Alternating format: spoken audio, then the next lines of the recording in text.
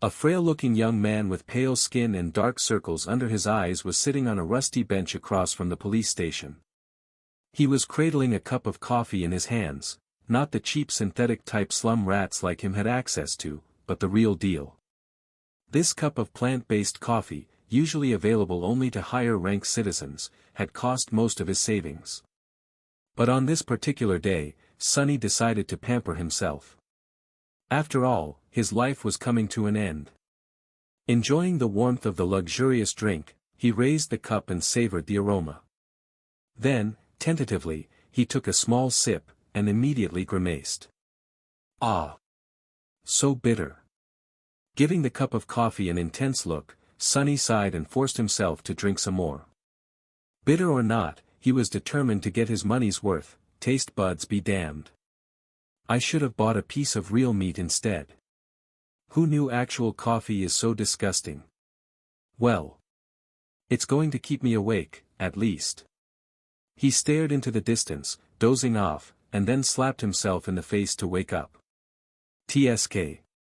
What a rip-off. Shaking his head and cursing, Sonny finished the coffee and stood up. Rich people living in this part of the city were rushing past the small park on their way to work, staring at him with strange expressions. Looking haggard in his cheap clothes and from the lack of sleep, unhealthily thin and pale, Sonny was indeed out of his place here. Also, everyone seemed so tall. Watching them with a bit of envy, he tossed the cup into a garbage bin. I guess that's what 3 full meals a day would do to you. The cup missed the bin by a wide margin and fell on the ground. Sonny rolled his eyes in exasperation, walked over and picked it up before carefully putting it in the trash. Then, with a slight grin, he crossed the street and entered the police station. Inside, a tired-looking officer gave him a quick glance and frowned with obvious distaste. Are you lost, boy? Sonny looked around with curiosity, noting reinforced armor plates on the walls and poorly hidden turret nests in the ceiling.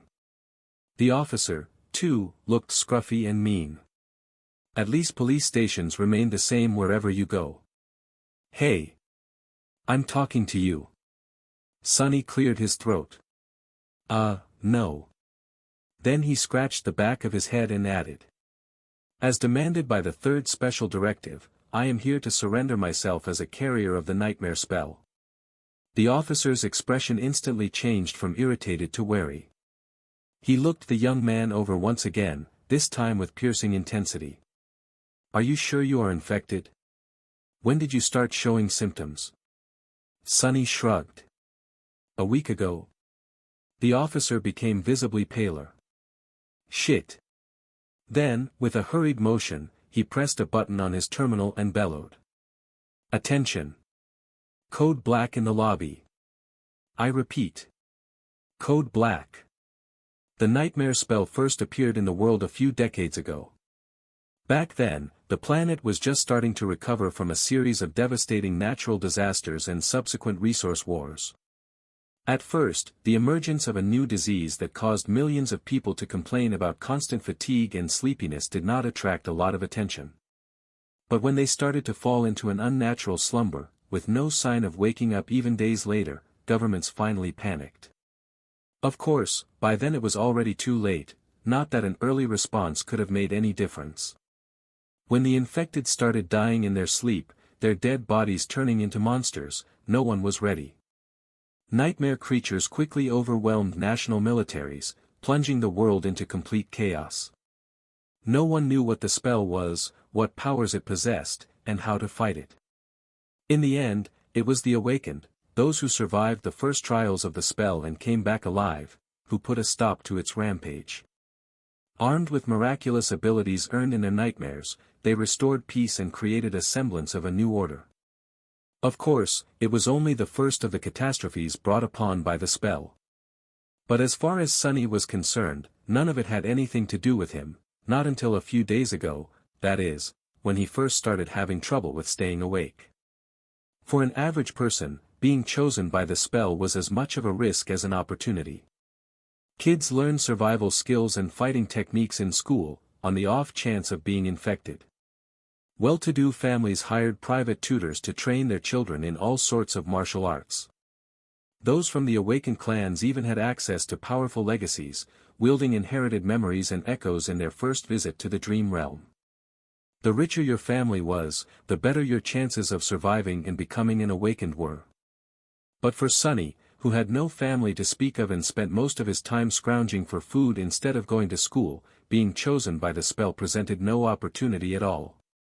To him, it was basically a death sentence. A few minutes later, Sonny was yawning while several policemen were busy putting him in restraints. Soon he was fastened into a bulky chair that looked like a weird mix between a hospital bed and a torture device. The room they were in was situated in the basement of the police station, with thick armored walls and a formidable-looking vault door. Other officers were standing near the walls, with automatic rifles in their hands and grim expressions on their faces. Sonny did not particularly care about them. The only thing he could think about was how much he wanted to sleep. Finally, the vault door opened, and a gray-haired policeman walked in. He had a seasoned face and stern eyes, looking like someone who had seen a lot of terrible things in his life. After checking the restraints, the policeman glanced quickly on his wristwatch and then turned to Sonny. "What's your name, kid?" Sonny blinked a few times, trying to concentrate, then shifted uncomfortably. "Sunless." The old policeman raised an eyebrow. "Sunless? That's a strange name." Sonny tried to shrug, but found himself unable to move. "What's so strange about it? At least I have a name. Back in the outskirts, not everyone even gets one." After another yawn, he added. "It's because I was born during a solar eclipse. My mom had a poetic soul, you see. That's why he got this weird-ass name, and his little sister was called Rain, back when she still lived with them, at least." Whether it was the result of poetic imagination or simple laziness, he did not know. The old policeman grunted. "Do you want me to contact your family?" Sonny simply shook his head. "There's no one. Don't bother." For a second, there was a dark look on the policeman's face. Then his expression turned serious. "All right, Sunless. How long can you stay awake?" Not long." The policeman sighed. "Then we don't have time for the full procedure. Try to resist for as long as you can and listen to me very carefully." "Okay." Not waiting for a response, he added. "How much do you know about the nightmare spell?" Sonny gave him a questioning look. "As much as anyone, I guess." "Who doesn't know about the spell? Not the fancy stuff you see in dramas and hear in the propaganda broadcasts. I mean, how much do you really know?" That was a hard question to answer. "Don't I just go into the dream realm, kill a few monsters to complete the first nightmare, receive magic powers and become an awakened?" The old policeman shook his head. "Listen carefully. Once you fall asleep, you will be transported inside your first nightmare. Nightmares are trials created by the spell. Once inside, you will meet monsters, sure, but you will also meet people. Remember, they are not real. They're just illusions conjured up to test you." "How do you know?" The policeman just stared at him. "I mean, no one understands what the spell is and how it works, right? So how do you know that they're not real? You might have to kill them, kid. So do yourself a favor and just think about them as illusions." "Oh." The old policeman waited for a second, then nodded and continued. "A lot of things about the first nightmare depend on luck. Generally, it shouldn't be overwhelmingly hard. The situation you're in, the tools you have at your disposal and the creatures you have to defeat should be within the range of your abilities, at least. After all, the spell sets up trials, not executions. You're a bit disadvantaged due to, well, your circumstances. But kids from the outskirts are tough. Don't give up on yourself just yet." Sonny was getting more and more sleepy. It was becoming hard to follow the conversation. "About those magic powers you mentioned, you will indeed receive them if you survive until the end of the nightmare. What those powers will be, exactly, depends on your natural affinity as well what you do during the trial. But some of it will be at your disposal right from the start. The voice of the old policeman sounded more and more distant. Sonny's eyelids were so heavy that he was struggling to keep his eyes open. Remember, the first thing you must do once inside the nightmare is to check your attributes and your aspect. If you get a combat-oriented aspect, something like a swordsman or an archer, things will be easier. If it is reinforced by a physical attribute, then that's even better. Combat aspects are the most common, so the probability of receiving one is high. The armored room was growing dimmer. If you're unlucky and your aspect has nothing to do with combat, don't despair. Sorcery and utility aspects are useful in their own ways, you'll just have to be smart about it. There are really no useless aspects. Well, almost. So just do anything in your power to survive. If you survive, you will be halfway to becoming an awakened. But if you die, you'll open a gate for a nightmare creature to appear in the real world. Which means that my colleagues and I will have to deal with it. So, please don't die, Sunless. Already half asleep, Sunny felt a bit touched by the policeman's words. Or, at least, try to not die right away. The nearest awakened won't be able to get here for a few hours, so we would really appreciate it if you don't make us fight that thing ourselves. What? With that last thought, Sunny finally slipped into a deep slumber. Everything became black. And then, in the darkness, a faintly familiar voice rang. Aspirant. Welcome to the nightmare spell. Prepare for your first trial. Sunny dreamt of a mountain. Jagged and lonesome, it dwarfed other peaks of the mountain chain, cutting the night sky with its sharp edges. A radiant moon bathed its slopes in the ghostly, pale light. On one of the slopes, the remnants of an old road stubbornly clung to the rocks. Here and there, weathered paved stones could be seen through the snow. To the right side of the road, a sheer cliff face rose as an impregnable wall. To the left, a silent black sea of nothingness indicated an endless fall. Strong winds crashed into the mountain over and over again, screaming in powerless rage. Suddenly, the moon fell over the horizon. The sun rose from the west, streaked across the sky and disappeared in the east. Snowflakes jumped from the ground and returned into the embrace of clouds. Sunny realized that he was seeing the flow of time in reverse. In an instant, hundreds of years flew by. The snow retreated, bearing the old road. Cold shivers ran down Sunny's back as he noticed human bones littering the ground.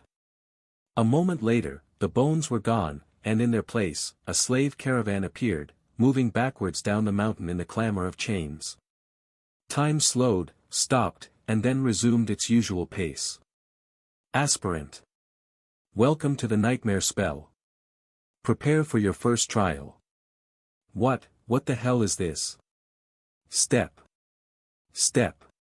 Another step. A dull ache was radiating through Sunny's bleeding feet as he was shivering from cold. His threadbare tunic was nearly useless against the biting wind.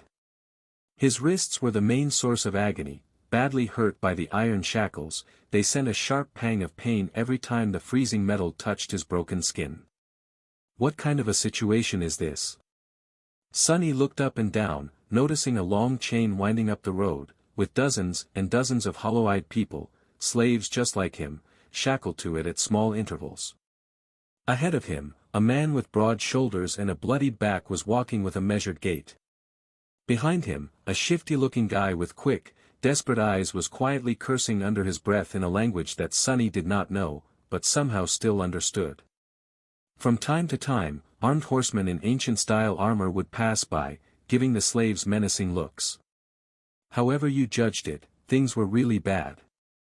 Sunny was more bewildered than panicked. True, these circumstances were not like what the first nightmares were supposed to be.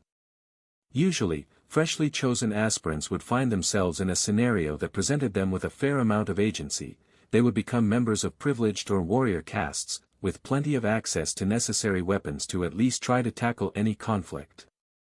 Starting out as a powerless slave, shackled and already half dead, was as far from being ideal as one could imagine.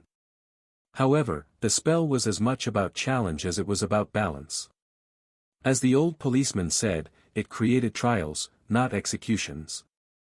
So Sonny was pretty sure that, to counter this abysmal start, it would reward him with something good. A powerful aspect, at least. Let's see, how do I do this? Remembering popular webtoons he read as a child, Sonny concentrated and thought about words like status, myself, and information. Indeed, as soon as he focused, shimmering runes appeared in the air in front of him. Once again, although he did not know this ancient alphabet, the meaning behind it was somehow clear. He quickly found the rune describing his aspect, and, finally, lost his composure. What? What the actual fuck? Name, sunless. True name, unknown. Rank, aspirant. Soul core, dormant. Memories, none. Echoes, none. Attributes, faded, mark of divinity, child of shadows. Aspect, temple slave. Aspect description, slave is a useless wretch with no skills or abilities worth a mention. A temple slave is just the same, except much rarer. Speechless, Sonny stared at the runes, trying to convince himself that he was maybe just seeing things. Surely, he couldn't be that unlucky, right? No useless aspects my ass. As soon as this thought appeared in his mind, he lost the rhythm of his steps and stumbled, pulling the chain down with his weight. Immediately, the shifty guy behind him screamed. Whore's bastard. Watch where you're going. Sonny hurriedly dismissed the runes, which were only visible to him, and tried to recover his balance. A moment later, he was once again walking steadily, however, not before inadvertently pulling on the chain one more time. You little shit. I'm going to kill you. The broad-shouldered man in front of Sonny chuckled without turning his head. Why bother? The weakling will be dead by sunrise anyway. The mountain will kill him. A few seconds later, he added. It'll kill you and me, too. Just a bit later. I really don't know what the Imperials are thinking, forcing us into this cold.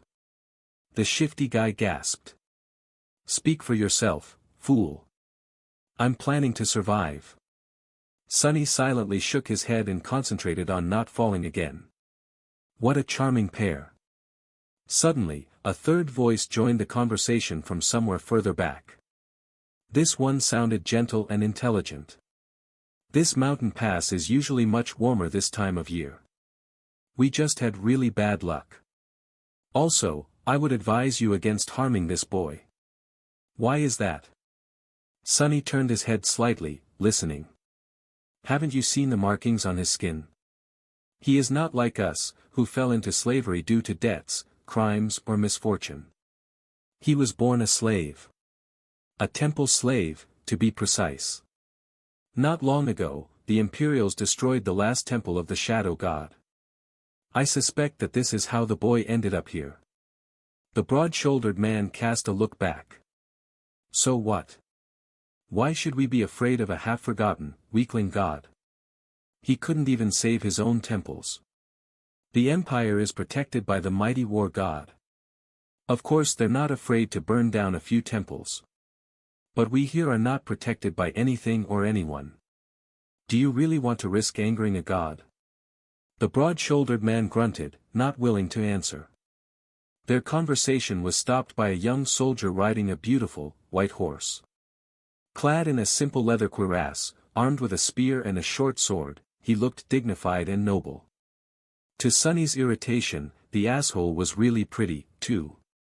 If this was a historical drama, the soldier would definitely be a male lead. What is going on here? There was no particular menace in his voice, even something resembling concern. When everyone hesitated, the gentle-voiced slave answered. It's nothing, sir. We are just all tired and cold. Especially our young friend over there. This journey is truly too hard for someone that young. The soldier looked at Sonny with pity. What are you looking at? You're not much older than me. Sonny thought. Of course, he didn't say anything out loud. The soldier sighed and took a flask from his belt before extending it to Sonny. Bear with it a little more, child. We will stop for the night soon. For now, here, drink some water. Child. Child. Due to his thin body and small stature, both caused by malnourishment, Sonny was often mistaken for someone younger. Usually, he didn't hesitate to use it to his advantage, but now, for some reason, being called a child really irked him. Still, he was really thirsty. He was just about to take the flask when a whip cracked in the air, and suddenly Sonny was in a world of pain. He stumbled, once again pulling on the chain and causing the shifty slave behind him to curse. Another soldier, this one older and angrier, stopped his horse a few steps back. The whip that sliced the back of Sonny's tunic open and drew blood belonged to him. Without even glancing at the slaves, the older soldier pierced his younger colleague with a disdainful glare. What do you think you're doing? The young soldier's face darkened. I was just giving this boy some water. He'll receive water with the rest of them once we camp. But. Shut your mouth. These slaves are not your friends. Understood? They're not even people. Treat them like people and they'll begin imagining things.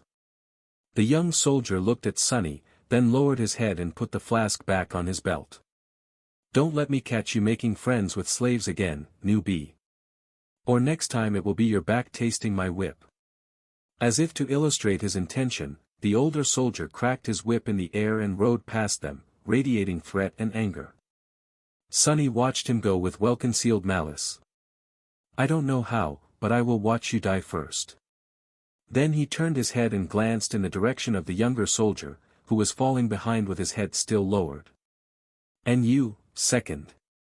For a few minutes after that, Sonny was in a dark mood. But then he pulled himself out of it and inhaled deeply, trying to enjoy the fresh air. Indeed, air like that was hard to come by in the real world. Micro-dust and other pollutants made it rough and unpleasant, not to mention the general stench of the outskirts. In the better parts of the city, sophisticated filtration systems worked diligently, however, filtrated air tasted sterile and stagnant. Only the very rich had access to truly pleasant breathing. And here he was, able to enjoy an unlimited amount of pristine, delicious air like a second-generation Chable. Truly, being chosen by the spell has its benefits.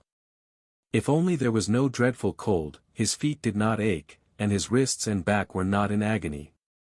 The slave caravan slowly dragged itself up the mountain, with more and more slaves stumbling and periodically falling to the ground. A couple of times, those who could not walk anymore were taken off the chain and unceremoniously tossed off the road, down into the abyss that loomed to the left of it. Sonny watched them fall with a bit of compassion. Poor fellows. Rest in peace, you pitiful souls. All in all, he was in good spirits. It was a bit strange to feel good amidst this disaster of a nightmare, but, thankfully, Sonny had time to prepare himself for this eventuality. When the symptoms of the spell first appeared, he did not handle it well. Dying before you even turned 17 was not something one could easily cope with. But, in the end, it only took Sonny several days to come to terms with it. After visiting his parents' makeshift resting place, well, actually, since he was too poor to afford even the cheapest slot in the remembrance facility, it was just 2 lines carved into an old tree, and adding a 3rd line for himself, Sonny suddenly became relaxed and carefree. After all, he didn't have to worry about earning money, finding food, protecting himself and planning for the future anymore. Once the worst that could happen had already happened, what else was there to fear?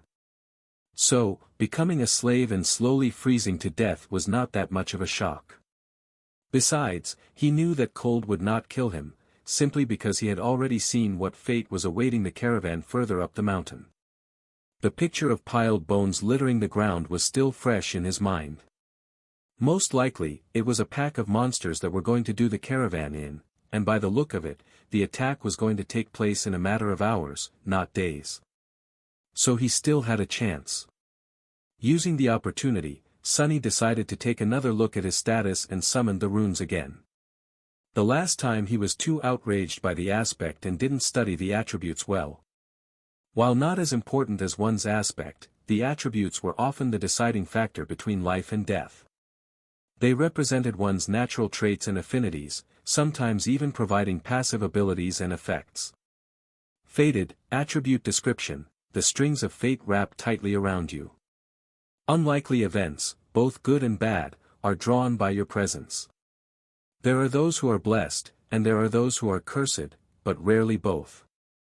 Mark of divinity, attribute description, you bear a faint scent of divinity, as though someone briefly touched by it once, a long time ago. Child of shadows, attribute description, shadows recognize you as one of their own. Interesting. Sunny quickly recognized the first attribute, fated, as the main culprit of his predicament. At first glance, it seemed to indicate that he was destined for a certain fate, to die miserably and vanish without a trace, for example. But after reading the description, he realized that being fated actually just meant that improbable things had a higher chance of occurring when he was around. I guess this is how I managed to receive one of the super rare useless aspects, and a weird variant of it, at that. If fated was his innate attribute, then the other two came from the temple slave aspect. Mark of divinity was more or less straightforward. It was supposed to allow passage into certain sacred places inside the dream realm and enhance several types of sorcery. Since there were no sacred places in sight and Sunny's aspect had nothing to do with sorcery, it was useless, too. Child of Shadows was a stranger one. He had never heard of it and had no idea what it was supposed to do, at least not until the sun hid behind the mountain and the sky began to darken. To his surprise, Sunny found himself able to see perfectly in the darkness, as though it was still as bright as day. This ability alone was nothing to scoff at, and it was quite possible that Shadows would reward him with some other, yet unknown, gifts. Finally something good. I wonder if. Stop the caravan. Prepare to camp. Following the head soldier's order, the slaves stopped and fell to the ground, shivering and exhausted. The small clearing where the road widened was somewhat protected from the wind by a protruding mass of rock, but it was still too cold to rest with ease. The soldiers got busy herding the slaves into a tight circle, forcing them to share warmth, and lighting up a large bonfire in the center of the camp, although not before tending to their horses. The heavy wagon carrying food, water and other cargo, to which the main chain was firmly affixed, was pushed forward to block the wind. While looking around, Sunny noticed the young soldier from before watching the mountain with a complicated look on his face. What a weirdo. Soon, the bonfire was blazing. The stronger slaves tried to find their way closer to the fire, while the weaker ones, like Sunny, were forced to sit at the outer end of the circle, with their backs freezing in the cold. Of course, any movement was encumbered by the fact that they were still shackled to the chain. That's why the familiar broad-shouldered slave ended up just where he started despite all of his efforts to get closer to the flame. Damn Imperials, he hissed, clearly irritated. The soldiers walked among the slaves, giving them water and food. Sunny, just like everybody else, received a few sips of icy water and a small piece of rock-hard, moldy bread. Despite its unappetizing look, he forced himself to eat the whole thing, just to be left as hungry as he was before. By the looks of it, he wasn't the only one. The shifty slave that had been walking behind him looked around in anguish. By all the gods, they used to feed me better even in the dungeons. He spat on the ground, desperate. And most of us innocent men in the dungeon were there waiting to visit the gallows, too. A few steps away from them, where the paved road ended and sharp rocks began, a scattering of bright red berries were growing from the snow. Sunny had noticed them before, clustering here and there along the road, and even noted how pretty those resilient things looked contrasted against the white. The shifty slave's eyes glistened as he tried to crawl towards the berries on all fours. I would advise against eating those, friend. It was the gentle-voiced slave again. Sunny turned around and finally saw him in the flesh for the first time. It was a tall man in his 40s, lean and strangely handsome, with a dignified look of a scholar. How a man such as him ended up a slave was a mystery. Yet there he was. You and your advice again. What? Why? The scholar smiled apologetically. These berries are called bloodbane. They grow in the places where human blood was spilled. That's why there's always a lot of them along the slave trade routes. So what? The older man sighed. Bloodbane is poisonous. A few berries might be enough to kill an adult man. Curses. The shifty slave flinched back and glared at the scholar. Sonny did not pay them a lot of attention. Because, while looking around, he finally recognized the site of the camp as the place where, in his vision at the start of the nightmare, the bones of the slaves were buried under the snow. And he was willing to bet that whatever it was that killed them all was going to happen soon. As if to answer his thoughts, a thundering noise rang from above. And in the next second, something massive came crashing from the sky. Turning in the direction of the thundering noise, many slaves rose their heads, only to see rocks and heavy shards of ice raining on them from above. They instantly panicked, lurching away in a cacophony of screams. Shadows happily danced on black stones as, entangled by the thick chain, those slaves fell to the ground and pulled others with them. Sonny was one of the few that remained upright, mostly because he was ready for something like this to happen. Calm and collected, he gazed at the night sky, his attribute-enhanced eyes piercing the darkness, and took one measured step back. In the next second, a piece of ice the size of a man's torso hit the ground right in front of him and exploded, showering everything around with sharp shards. Others weren't that quick. As ice and stones continued to rain, many were wounded, and a few even lost their lives. Agonizing wails filled the air. "On your feet, fools! Get to the wall!" The veteran soldier, the one who had whipped Sonny a few hours before, was shouting angrily, trying to get the slaves to move towards the relative safety of the mountain slope. However, before anyone could heed his command, something massive came crashing down, sending a tremor through the stones beneath their feet. It fell right between the caravan and the mountain wall, plunging everything into silence for a few seconds. At first, it looked like a lump of dirty snow, roughly round in shape and as tall as a mounted horseman. However, once the creature unfurled its long limbs and rose, it towered over the stone platform like a nightmarish omen of death. That thing must be at least 4 meters tall, Sonny thought, a bit stunned. The creature had 2 stumpy legs, an emaciated, hunched torso and disproportionately long, multi-jointed hands, 2 of them, each ending with a set of horrifying bone claws, and another 2, these ones shorter, ending with almost human-like fingers. The thing that at first glance looked like dirty snow turned out to be its fur, yellowish-gray and ragged, thick enough to stop arrows and swords. On its head, 5 milky, white eyes regarded the slaves with insect-like indifference. Beneath them, a terrible maw crowding with razor-sharp teeth was half open, as though in anticipation. Viscous drool was running down the creature's chin and dripping into the snow. What unnerved Sonny the most, though, were the strange shapes endlessly moving, worm-like, under the creature's skin. He could see them clearly because, unfortunately, he was one of those unlucky souls closest to the monstrosity, getting a nauseating first-row view. Well, that is just too much, he thought, stupefied. As soon as Sonny finished that thought, all hell broke loose. The creature moved, slashing its claws in his general direction. But Sonny was one step ahead. Without wasting a single moment, he jumped sideways, as far as the chain allowed, conveniently placing the broad-shouldered slave between himself and the monster. His quick reaction saved his life, as those sharp claws, each as long as a sword, sliced through the broad-shouldered man a fraction of a second later and sent streams of blood flying through the air.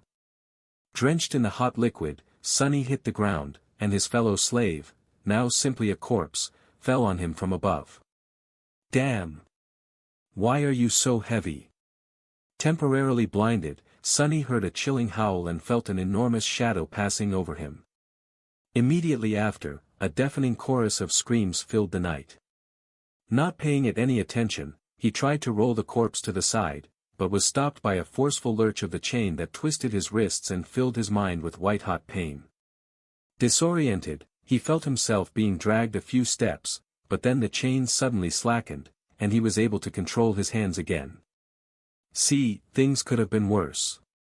Putting his palms against the dead man's chest, he pushed with all the strength he had. The heavy corpse stubbornly resisted all his attempts, but then finally fell sideways, setting Sonny free. However, he didn't get to celebrate this newly found freedom, as his blood suddenly turned to ice. Because at that moment, with his palms still pressed against the broad-shouldered slave's bleeding body, he clearly felt something wriggling under the dead man's skin. You just had to think about how things could get worse, right, you idiot, he thought, and then flinched back. Pushing the corpse with his legs, Sonny crawled as far away from it as he could, which was about 1.5 meters, thanks to the ever-present chain. He quickly glanced around, noticing a mass of dancing shadows and the silhouette of the monster rampaging amidst the screaming slaves on the opposite end of the stone platform. Then he concentrated on the dead body, which was starting to convulse with growing violence. On the opposite side of the corpse, the shifty slave was looking at it with slackened jaw and a horrified expression on his face. Sonny waved to get his attention. "What are you staring at? Move away from it." The shifty slave tried, but immediately fell down. The chain was twisted between the three of them, pinned down under by the broad-shouldered man's weight. Sonny clenched his teeth. Right under his eyes, the corpse was going through a nightmare-inducing metamorphose. Strange bone growths pierced its skin, extending like spikes. The muscles bulged and wriggled, as though trying to change shape. The fingernails were turning into sharp claws, the face cracked and split, bearing open a twisted mouth with one too many rows of bloodied, needle-like fangs. This is not right. Sonny twitched, feeling a strong urge to empty his stomach. The chain. The scholarly slave was just a few steps behind the shifty one, pointing at his shackles with a face as pale as a ghost. That remark was far from helpful, but given the circumstances, his shock was understandable. Being shackled was bad enough, but being shackled to such horror was truly unfair. But Sonny's conclusion that things weren't right did not come from self-pity. He just meant that this whole situation was literally not right. The spell, mysterious as it was, had its own set of rules. There were rules for what type of creatures could appear in any given nightmare, too. Nightmare creatures had their own hierarchy, from mindless beasts to monsters, followed by demons, devils, tyrants, terrors and, finally, mythical titans, also known as calamities. The first nightmare was almost always populated by beasts and monsters, rarely with a demon mixed in. And Sonny had never, ever heard about anything stronger than a single devil appearing in it. However, the creature had clearly just created a lesser version of itself, an ability that belonged exclusively to tyrants, the sovereigns of the nightmare spell, and those above them. What was this tyrant even doing in a first nightmare? How powerful was that damn, fated, attribute? But there was no time to ponder. Unfair or not, there was only one person now who could save Sonny, himself. The broad-shouldered man, what was left of him, slowly rose, his mouth producing strange clicking noises. Without giving him time to fully come to his senses, Sonny cursed and jumped forward, grabbing onto the length of the slackened chain. One arm of the monster, now fully equipped with 5 jagged claws, shot forward to meet him, but Sonny sidestepped it with one calculated movement. What saved his skin this time was not quick reaction, but simple presence of mind. Sonny might not have learned any fancy combat techniques, since his childhood was spent on the streets instead of a school. But the streets, too, were a kind of teacher. He had spent his whole life fighting for survival, quite often literally.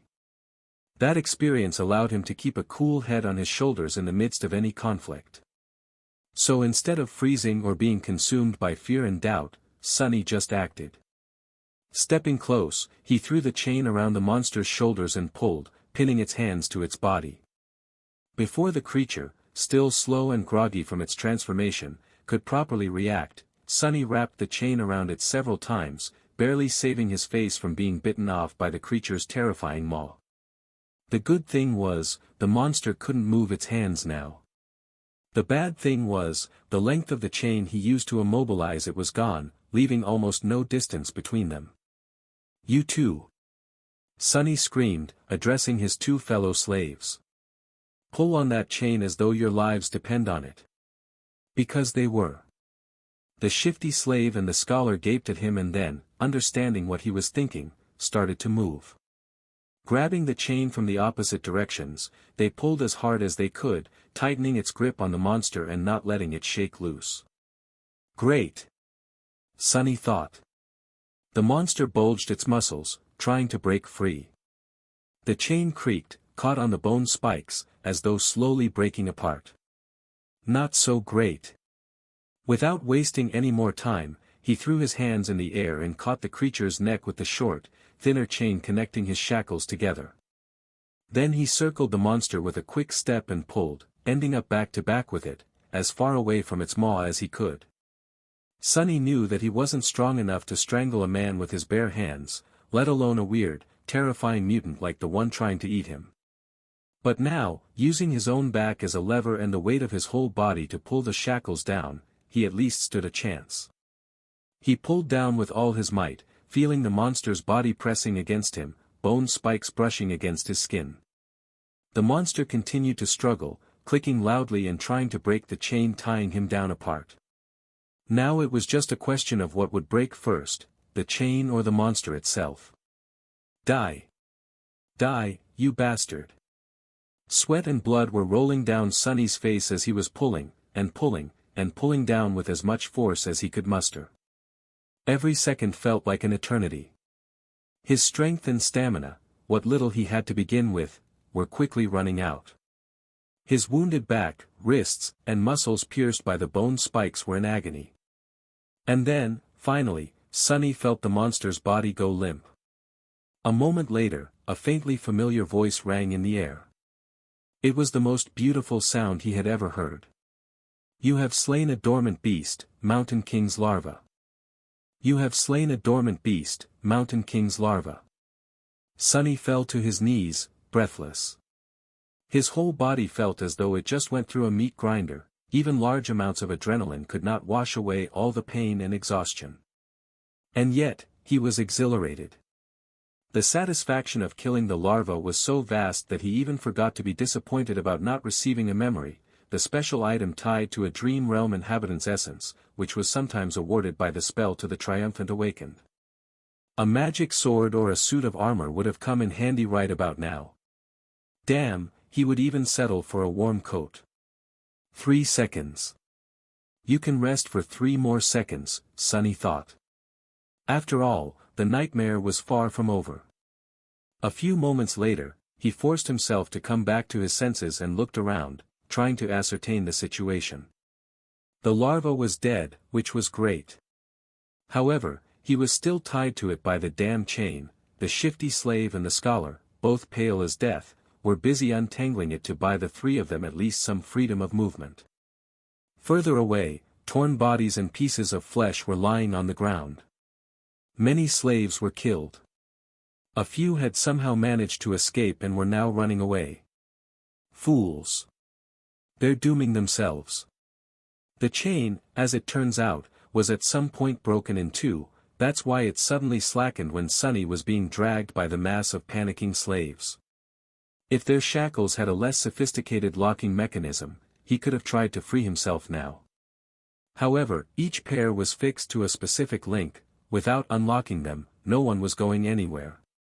The tyrant, Mountain King, presumably, was hidden from sight by the bright glow of the bonfire. However, Sonny could feel its movements due to the subtle tremor spreading through the stones, as well as the desperate screams of those slaves who were yet to perish. An angry bellow or 2 could also be heard, indicating that some of the soldiers were still alive, desperately trying to fight the monstrosity off. What pulled his attention the most, though, was the fact that several of the maimed bodies were starting to move. More larvae. His eyes widened. One after another, for more corpses slowly rose to their feet. Each beast looked as disgusting as the first one had, and not a bit less deadly. The nearest was mere meters away from Sonny. Damn it all, he thought. And then, weakly, I want to wake up. As strange clicking filled the air, one of the beasts turned its head toward the 3 slaves and gnashed its fangs. Shifty fell on his ass, whispering a prayer, while Scholar just froze in place.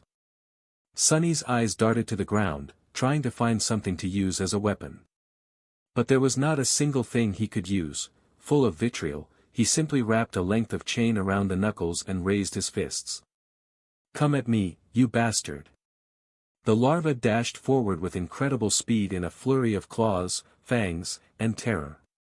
Sonny had less than a second to react, however. Before he could do anything, a nimble figure moved past him, and a sharp sword flashed in the air. The monster, beheaded with one strike, fell gracelessly onto the ground. Sonny blinked. What was that? Dumbfounded, he slowly turned his head and looked to his left. Standing there with a valorous expression was the handsome young soldier who had once offered him water. He looked calm and collected, if a little grim. There was not a speck of dirt or blood on his leather armor. He is awesome, Sonny thought before catching himself. Poser. I mean, he's a poser. With a short nod, the soldier moved forward to face the remaining 3 larvae. But after taking a few steps, he suddenly turned around and gave Sonny a long look. Then, with one swift motion, the young warrior took something from his belt and threw it to Sonny. Save yourself. With that, he was gone to fight the monsters. Sonny reflexively caught the item and watched the soldier go. Then he lowered his gaze and studied the thing clutched tightly in his hand. It was a short and narrow iron rod with a straight bend on its end. A key.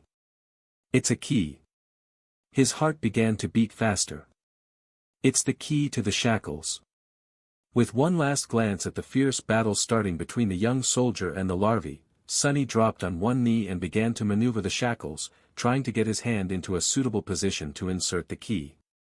It took him a few tries to understand how the unfamiliar lock worked, but then, finally, there was a satisfying click, and he was suddenly free. The cold wind caressed his bloodied wrists. Sonny rubbed them and smiled with a dark gleam in his eyes. Just you wait now. For a moment, visions of violence and revenge filled his head. Boy! Over here!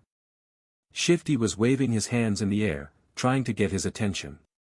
Sonny briefly considered just leaving him to die, but then decided against it. There was strength in numbers.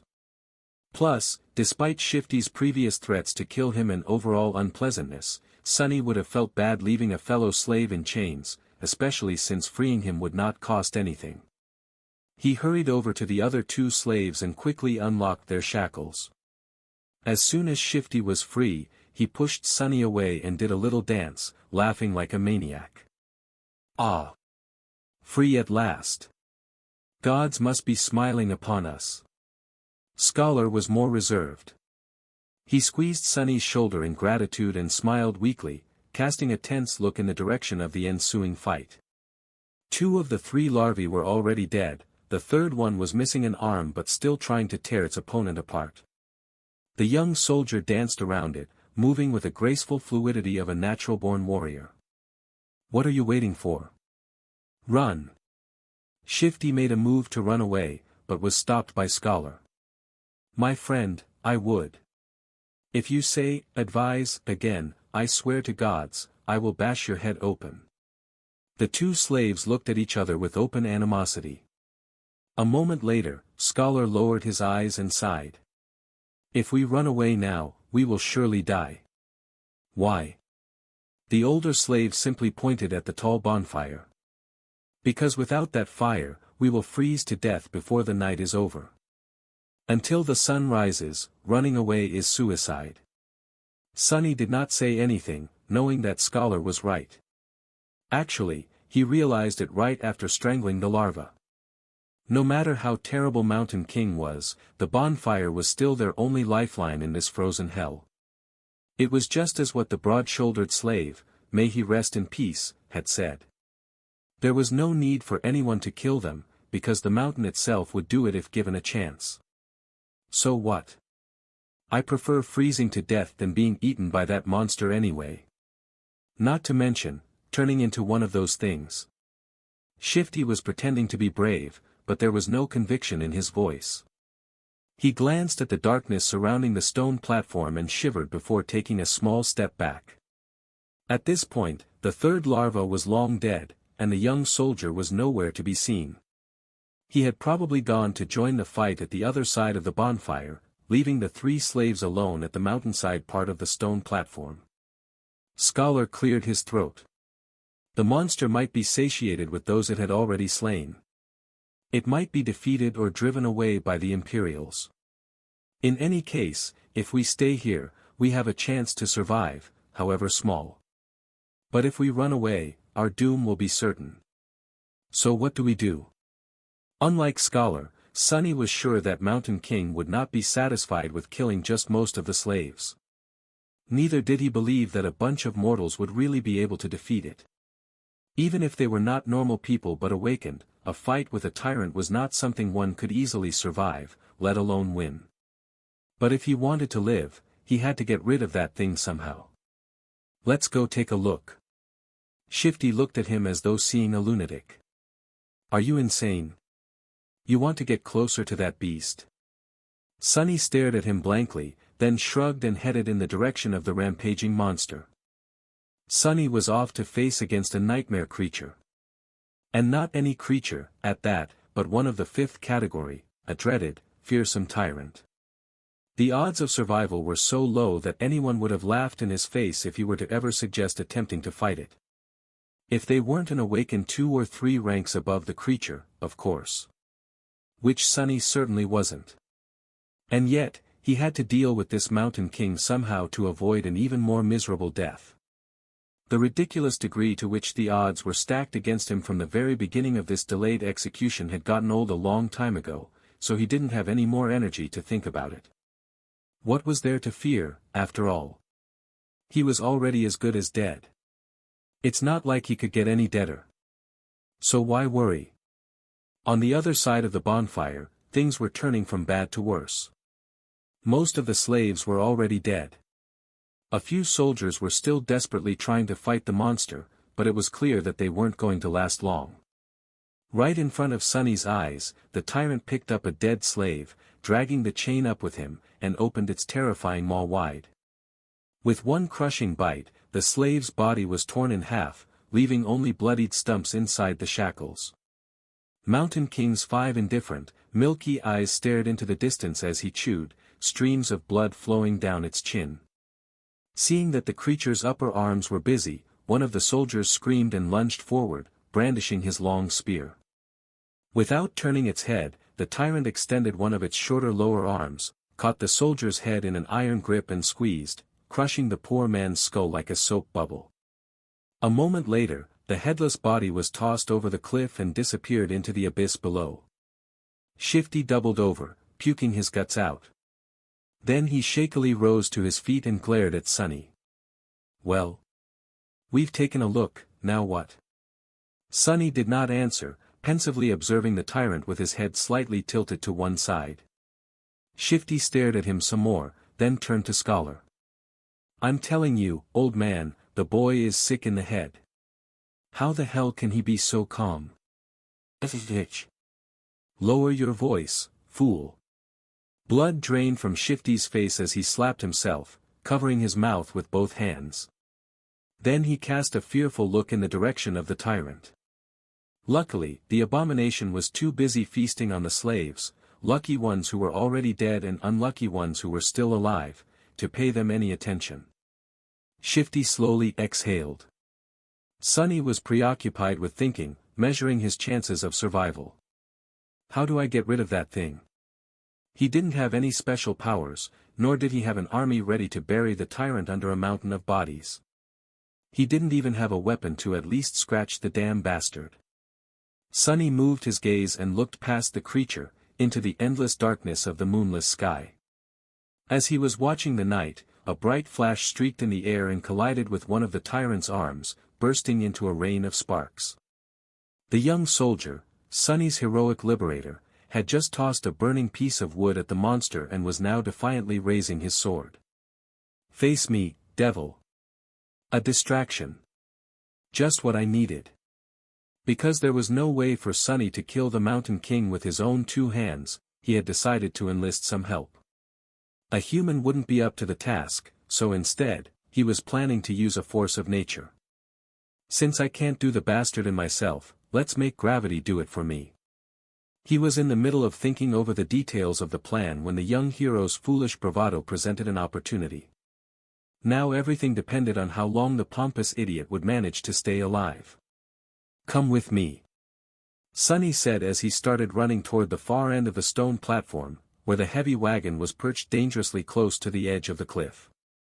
Shifty and Scholar shared a dubious look, but then followed, perhaps confusing his calmness with confidence, or maybe divine inspiration. After all, it was a widely known fact that crazy people were often favored by the gods. Behind them, Hero nimbly ducked under the tyrant's claws, slashing it with the sword. The sharp edge slid ineffectively across the dirty fur, not leaving even a scratch on the creature's flesh. In the next second, the tyrant moved with frightening speed, throwing all four of his hands in the direction of its new, irritating foe. But Sonny had no way of knowing. He was running with all his speed, getting closer and closer to the wagon. Once there, he hurriedly looked around, checking if there were any larvae close by, and moved to its rear wheels. The wagon was left at the upper end of the stone platform, where it narrowed and turned back into the road. It was turned sideways to block the wind, with its front facing the mountain wall and its back facing the cliff. There were two large wooden wedges placed under the rear wheels to prevent the wagon from rolling backward. Sonny turned to his companions and pointed at the wedges. "When I tell you, remove both of them. Then push. Understand?" "What? Why?" Shifty stared at him with a dumbfounded expression on his face. Scholar just looked at the wedges, and then at the tyrant. Hero, miraculously, was still alive. He was weaving between the creature's limbs, always just half a second away from being completely eviscerated. From time to time, his sword flashed in the air, but to no avail. Mountain King's fur was too thick, and his skin too tough to be harmed by mundane weapons. There was a hint of apprehension on the young warrior's face. All the other soldiers, as far as Sonny could see, were already dead. So he really needed that one to live a little bit longer. "Don't die yet," he thought. To Shifty, he simply said, "You'll see." The next moment, Sonny was running again, trying to follow the chain from the brace where it was affixed to the wagon. The thing he was searching for was hard to notice due to all the bodies, blood and viscera littering the stone platform, but for once, luck was on his side. A short amount of time later, he had found what he needed, the torn end of the chain. Finding the nearest set of shackles, complete with a horribly disfigured body of a slave locked in them, Sonny plopped down on his knees and started to fumble with the key. There was a muffled scream, and with a sideways glance, he noticed Hero flying through the air, finally caught by one of the tyrant's strikes. Incredibly, the young soldier managed to land on his feet, sliding several meters across the stones. All of his limbs were still in place, there were no terrible wounds on his body, either. Without skipping a bit, Hero rolled forward, picking up his sword from where it fell on the ground, and then rolled once more, this time sideways, narrowly avoiding a heavy stomp from the creature's foot. Rolling? Who the hell rolls around in this situation? Without any more time to waste, Sonny finally managed to unlock the shackles. Shaking the dead slave out of them, he then promptly locked them once again, this time around the chain itself, ending up with a makeshift slip knot and a loop. Now everything depended on his resolve, hand-to-eye coordination, and luck. Turning to Shifty and Scholar, who were still waiting by the wagon, he screamed. "Now!" Then, picking up a sizable length of chain, Sonny stood up and faced the tyrant. Hero spared him half a glance. His eyes lingered on the chain for a moment and then quickly followed it to the wagon. Then, without showing a hint of emotion, the young warrior doubled his efforts, drawing the creature's attention away from Sonny. So he's smart, too. What a scam. Clearing his head of all unnecessary thoughts, Sonny concentrated on the weight of the chain in his hands, the distance between him and the tyrant, and his target. Time seemed to slow down a bit. "Please, don't miss." Gathering all of his strength, Sunny spun and threw the chain in the air, as though a fisherman casting his net. The loop opened as it flew, closing in on the position of the fight between Hero and the tyrant. Sunny's plan was to place the loop on the ground close enough to them that, once one of the tyrant's feet landed in the trap, he could pull on the chain and tighten it around the monster's ankle. But his plan failed spectacularly. Which is to say, it was literally a spectacle. In the last moment, Mountain King suddenly flinched back, and instead of falling on the ground, the chain loop landed perfectly around its neck. A second later it tightened, acting as an iron noose. Sunny froze for a moment, not believing his eyes. And then clenched his fists, holding himself back from triumphantly shaking them in the air. Yes, he screamed inwardly. Moments later, the wagon would roll off the cliff, pulling the tyrant down with it. Sunny looked back to make sure, and instantly turned even paler than he usually was. Shifty and Scholar did manage to remove the wedges from under the wagon's wheels and were now desperately pushing it to the edge of the road. However, the wagon was rolling slowly, very slowly. Much slower than Sunny had anticipated. He turned to the tyrant, panicking.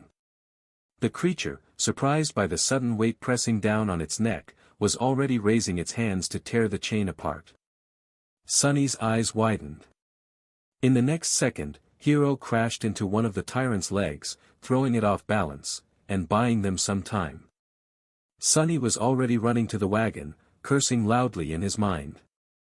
Reaching it, he threw himself onto the damp wood alongside Shifty and Scholar, pushing with all the strength left in his rather small, but terribly beaten and enormously exhausted body. Roll! Roll, you creaky piece of shit! The wagon sped up a little, but was still rather slow in reaching the cliff's edge. At the same time, the tyrant finally managed to get a hold of the chain tied around its neck, ready to free itself.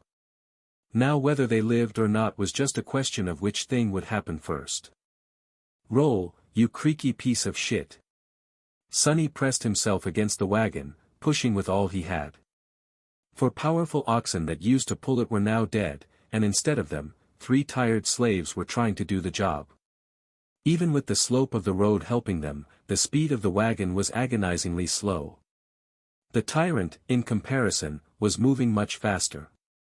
Pushing Hero back with a deadly swipe of his lower arms, he raised the other 2 to its neck and tried to grab the chain that was wrapped around it like a noose. However, this time Mountain King's fearsome physique turned into a disadvantage. Its long, terrifying bone claws were perfect for tearing flesh apart, but they weren't the best tool for precise manipulations. It took the tyrant some time to get a hold of the chain without slicing its own neck open. By then, the wagon was nearly at the edge of the cliff. Come on! Just a little bit more. What followed happened very quickly. The wagon's rear wheels finally slid from the road, hanging over the dark, seemingly bottomless pit beneath. The creature turned, staring expressionlessly at the 3 slaves with its 5 milky, dead eyes. The wagon careened, throwing Shifty and Scholar off their feet, and then froze, balanced precariously on its middle axis. Sunny was the only one left standing.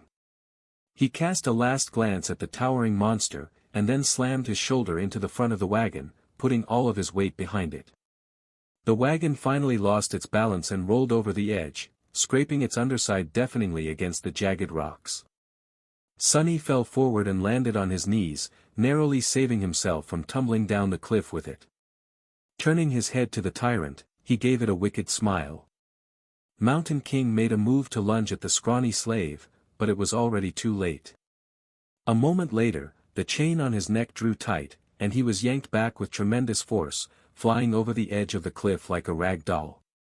The creature fell into the darkness silently, as though refusing to believe that it was defeated by a tiny human. Go and die, bastard. Sunny thought.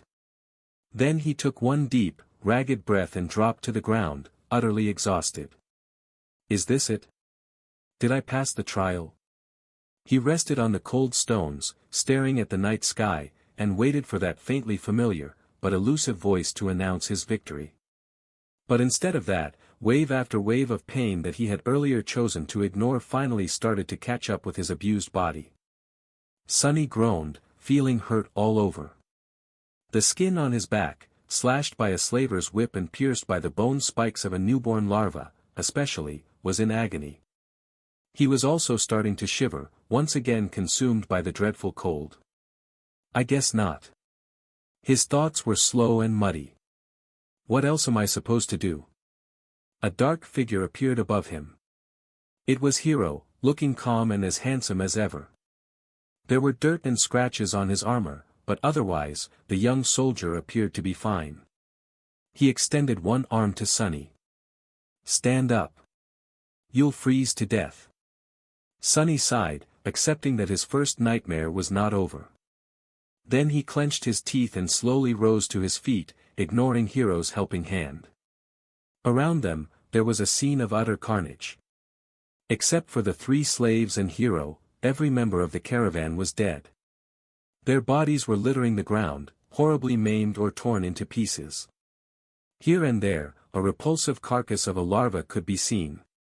Shadows cast by the bonfire were dancing happily across the stone platform, seemingly unperturbed by this morbid view. Sunny was also too tired to care. Shifty and Scholar were already up, looking at Hiro with weary apprehension. With or without shackles, they were still slaves, and he was still a slave driver. Noticing their tense gazes, the soldier sighed. Come closer to the fire, all of you. We need to warm ourselves and discuss what to do next. Without waiting for their response, Hiro turned around and walked away. After hesitating for a few moments, the slaves followed. A bit of time later, the 4 of them were seated around the bonfire, soaking up pleasant heat. Shifty and Scholar were close to each other, maintaining a safe distance from Hiro. Sunny sat apart from everyone, not because he had a specific reason to distrust one more than the others, but simply because he didn't like people in general. Growing up, Sunny was always a misfit. It's not that he had never tried to become close with someone, it's just that he seemed to lack the ability. Like there was an invisible wall between him and other people. If he had to put it in words, Sunny would say that he was born without a small, but important gear in his brain that everyone else seemed to possess.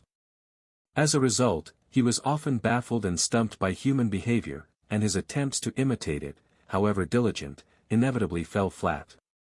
This strangeness made others uncomfortable. In short, he was a bit different, and if there was one thing people hated, it was those different from them.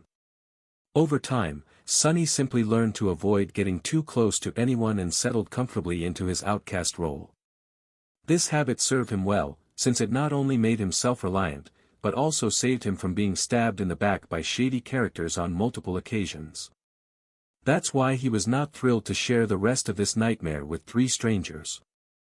Instead of trying to start a conversation, Sunny sat quietly by himself, lost in thoughts. After a few minutes, Hiro's voice finally broke the silence. Once the sun rises, we will gather whatever food and water we can find and go back down the mountain. Shifty gave him a defiant look. Why should we go back? To be put in chains again? The young soldier sighed. We can go our separate ways once we leave the mountains. But until then, I'm still responsible for your lives. We can't continue up the road since the way over the mountain pass is long and arduous. Without the supplies that were stored on the wagon, your chances of making it are not high. That's why going back is our best hope. Scholar opened his mouth, planning to say something, but then thought better of it and remained silent. Shifty cursed, seemingly convinced by Hiro's rational words. We can't go down. All 3 of them turned to Sunny, surprised to hear his voice. Shifty barked a laugh and glanced at the soldier. Don't listen to him, your lordship. This boy is, touched by the gods. He's crazy, is what I'm trying to say. Hiro frowned, looking at the slaves. The 2 of you are only alive thanks to this child's bravery. Aren't you ashamed to badmouth him so? Shifty shrugged, showing that he wasn't ashamed at all. The young soldier shook his head. I for one would like to hear his reasoning.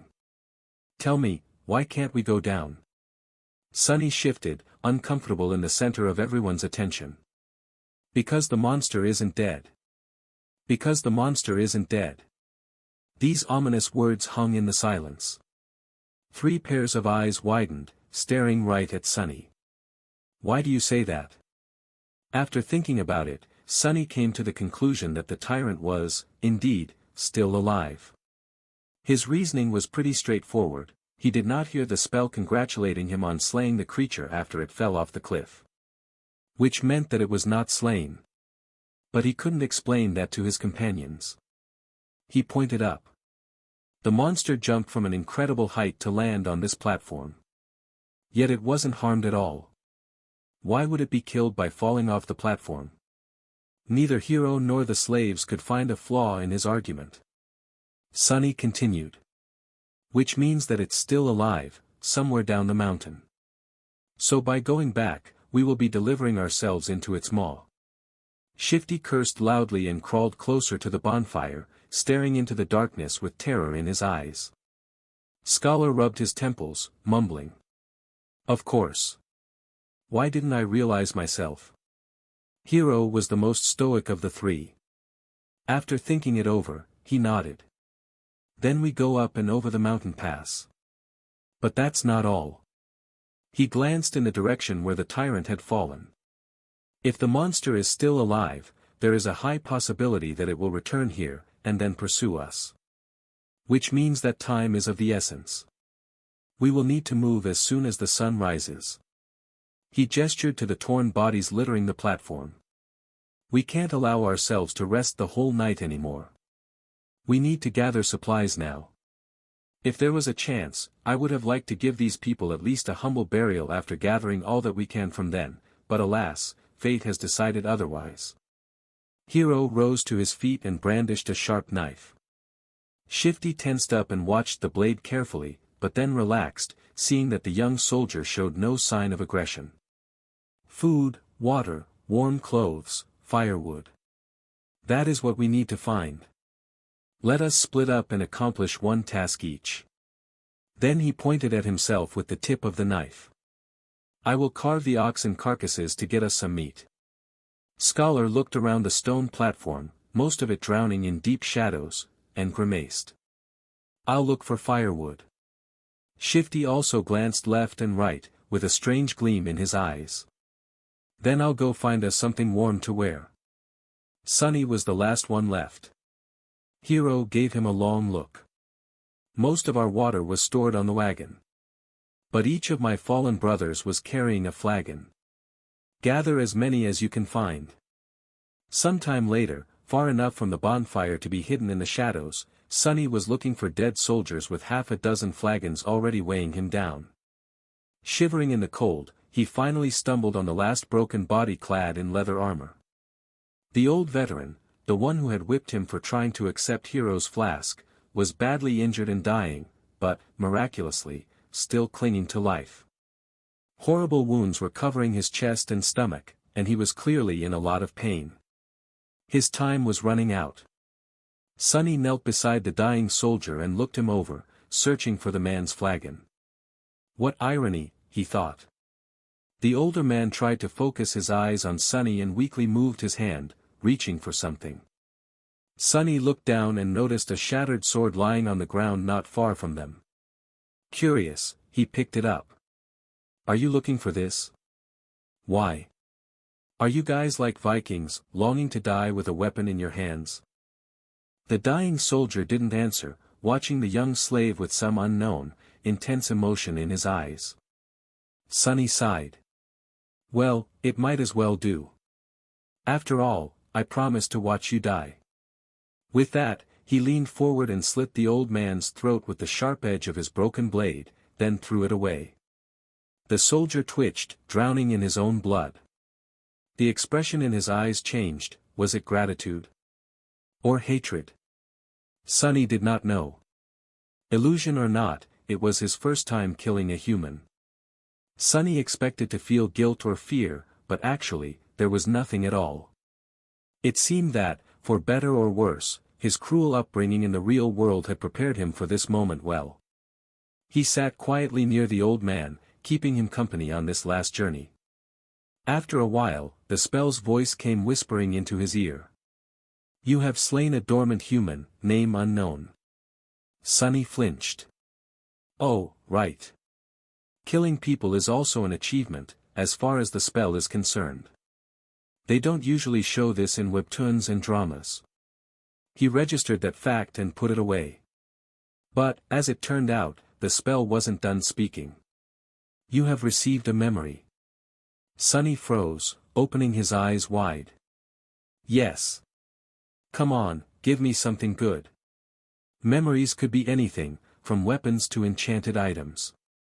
One received from a dormant rank enemy wouldn't be too powerful, but it was still a boon, weightless and undetectable, able to be summoned from nothingness with a simple thought. A memory was incredibly useful. What's more, unlike corporeal things, he would be able to bring it back with him to the real world. The advantage of having something like that back in the outskirts was hard to overestimate. A weapon.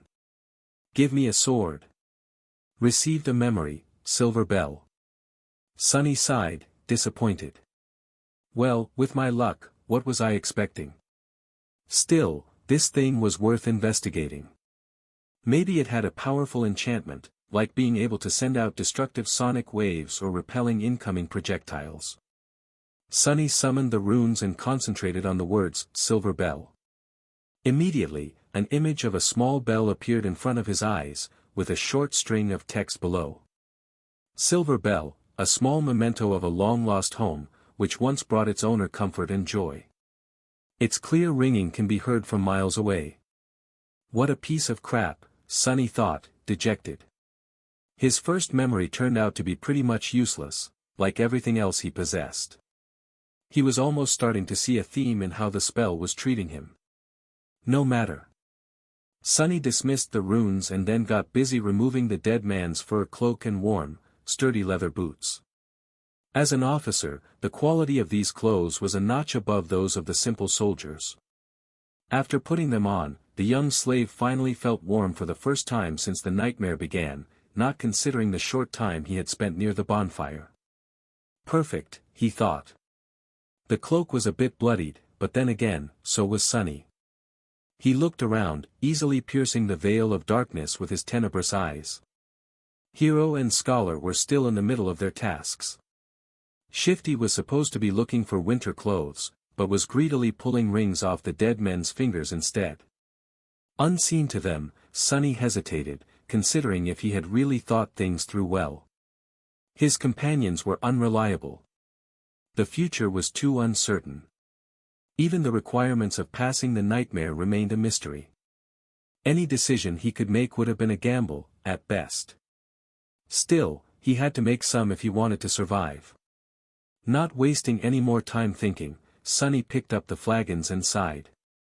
They spent the rest of the night seating with their backs against the bonfire, staring fearfully into the night. Despite the exhaustion, no one could sleep. The possibility of the tyrant coming back to finish the 4 survivors off was too frightening. Only Hero seemed to be fine, calmly sharpening his sword in the bright light of the dancing flames. The sound of the whetstone scraping against the blade was somehow comforting. At the break of dawn, when the sun had lazily begun to warm up the air, they loaded themselves with all the supplies they'd managed to gather and set out into the cold. Sunny looked back, taking in the sight of the stone platform for the last time. He had managed to get past the place where the slave caravan was supposed to perish. What was going to happen next? No one could tell. There was a problem. They were planning to follow the road up to the mountain pass and then over it, getting as far away from the scene of the massacre as they could before the night came. However, the road was no more. At some point during the last months, or maybe even just yesterday, a terrible rockfall occurred, obliterating whole segments of the narrow roadway and making its other parts untraversable. Sunny stood on the precipice of a vast chasm, looking down with no particular expression on his face. What do we do now? Scholar's voice was muffled by the collar of his scavenged fur cloak. His follower, Shifty, angrily looked around. His gaze stopped at Sunny, a suitable victim to vent his frustration. I'll tell you what we need to do. Get rid of some dead weight. He eyed Sunny's fine boots and turned to Hero. Listen, your lordship. The boy is too weak. He is slowing us down. Plus, he's weird. Doesn't he give you the creeps? The young soldier answered with a judgmental frown, but Shifty wasn't done. Look. Look how he's glaring at me. I swear to gods, ever since he joined the caravan, nothing had gone right. Maybe the old man was right, the boy is cursed by the shadow god. Sonny struggled to not roll his eyes. It was true that he was unlucky, however, the whole truth was opposite to what Shifty was trying to insinuate. It was not that he had attracted misfortune to the slave caravan, on the contrary, it was because the caravan was doomed to begin with that he had ended up here. Scholar cleared his throat. But I've never said that. Whatever. Shouldn't we get rid of him just in case? He can't go on for much longer anyway. Scholar gave Sonny a strange look. Perhaps Sonny was getting paranoid, but there seemed to be a bit of calculating coldness in the older slave's eyes. Finally, Scholar shook his head. Don't be too hasty, my friend. The boy might prove useful later on. But Hero finally spoke, putting an end to their quarrel. We're not going to leave anyone behind. As for how much longer he'll be able to endure, just worry about yourself. Shifty clenched his teeth, but then just waved a hand. Fine. So what do we do then? The four of them looked at the broken road, then down the slope of the mountain, and finally up, where a sheer cliff wall was broken apart by the falling rocks. After a bit of silence, Scholar finally spoke. Actually, in the old days, there used to be a path leading to the peak of the mountain. It was sometimes used by pilgrims. Later, the Empire had widened parts of the path and built a proper road on top of it, now leading to the mountain pass instead of the peak, of course. He looked up. The remnants of the original path should still be somewhere above us. If we reach it, we should be able to find our way back to the undamaged section of the road. Everyone followed his gaze, shifting uncomfortably at the prospect of climbing the treacherous slope. Except for Hero, of course, who remained as calm as a saint. Due to the rockfall, the slope wasn't an almost vertical wall anymore, but still, the incline was quite sharp. Shifty was the first one to speak. Climb that? Are you insane? Scholar helplessly shrugged. Do you have a better idea? No one did. After a bit of preparation, they began the ascent. Shifty and Scholar stubbornly carried the weapons they had picked up off the dead soldiers' bodies, but Sonny, with some regret, decided to leave his newfound short sword behind. He knew that this climb was going to test the limits of their endurance. The sword might not have seemed to be that heavy right now, but every extra gram of weight was bound to feel like a ton all too soon. As the weakest member of the group, he was already struggling to keep up, so there wasn't a lot of choice. Shedding a few kilograms of iron was the right thing to do. Walking up the mountain road with the weight of the supplies on his shoulders was already hard enough, but climbing up the mountain itself turned out to be pure torture. Just half an hour later, he felt like his muscles were going to melt, with his lungs on the verge of imploding. Clenching his teeth, Sonny continued to move forward and up. He had to constantly remind himself to watch his footing, too. On this unstable, icy slope, one misstep was enough to send a man tumbling down to his death. Just think about something pleasant, he thought. But what happy thoughts could he summon? Failing to come up with something else, Sonny began to imagine what reward he was going to receive at the end of this trial. The boon of the first nightmare was the most important thing given to an awakened by the spell. Sure, later trials could provide them with more abilities and vastly improve their power. But it was this first one that determined what role an awakened would be able to play, how great their potential would be, and what price they would have to pay, not to mention giving them the necessary tools to survive and grow in the dream realm. The main benefit of the first nightmare's boon was simple, yet possibly the most important. After completing their trial, aspirants were bestowed with the ability to perceive, and interact with, soul cores. Soul cores were the basis of one's rank and power. The stronger your core was, the greater your might would grow. The same went for nightmare creatures, with a deadly caveat that, unlike humans, they could possess multiple cores. A lowly beast had just one, but a tyrant like Mountain King had 5. Coincidentally, the only way to improve your soul core was to consume soul shards scavenged from the corpses of other Dream Realm inhabitants. That's why Awakened went out of their way to battle powerful nightmare creatures despite the risk of death. The second benefit was less straightforward, but nevertheless vital. After completing the first nightmare, aspirants were elevated to the rank of dreamers, colloquially known as sleepers, and gained access to the Dream Realm itself. They would enter it on the first winter solstice after passing the trial and remain there until an exit was found, thus becoming fully awakened. That time between finishing the first nightmare and entering the Dream Realm was very important, as it was the last chance to train and prepare yourself a person would receive. In Sunny's case, that time was only about a month, which was as bad as it gets. And then there was the final benefit, unique to every aspirant passing the trial, the first aspect ability. This was the magic power that elevated Awakened above mundane humans. Aspect abilities were diverse, unique, and powerful. Some could be categorized into types, like combat, sorcery and utility, but some were simply beyond imagination. Armed with the power of their abilities, Awakened had been able to save the world from the flood of nightmare creatures. However, that power came with a catch.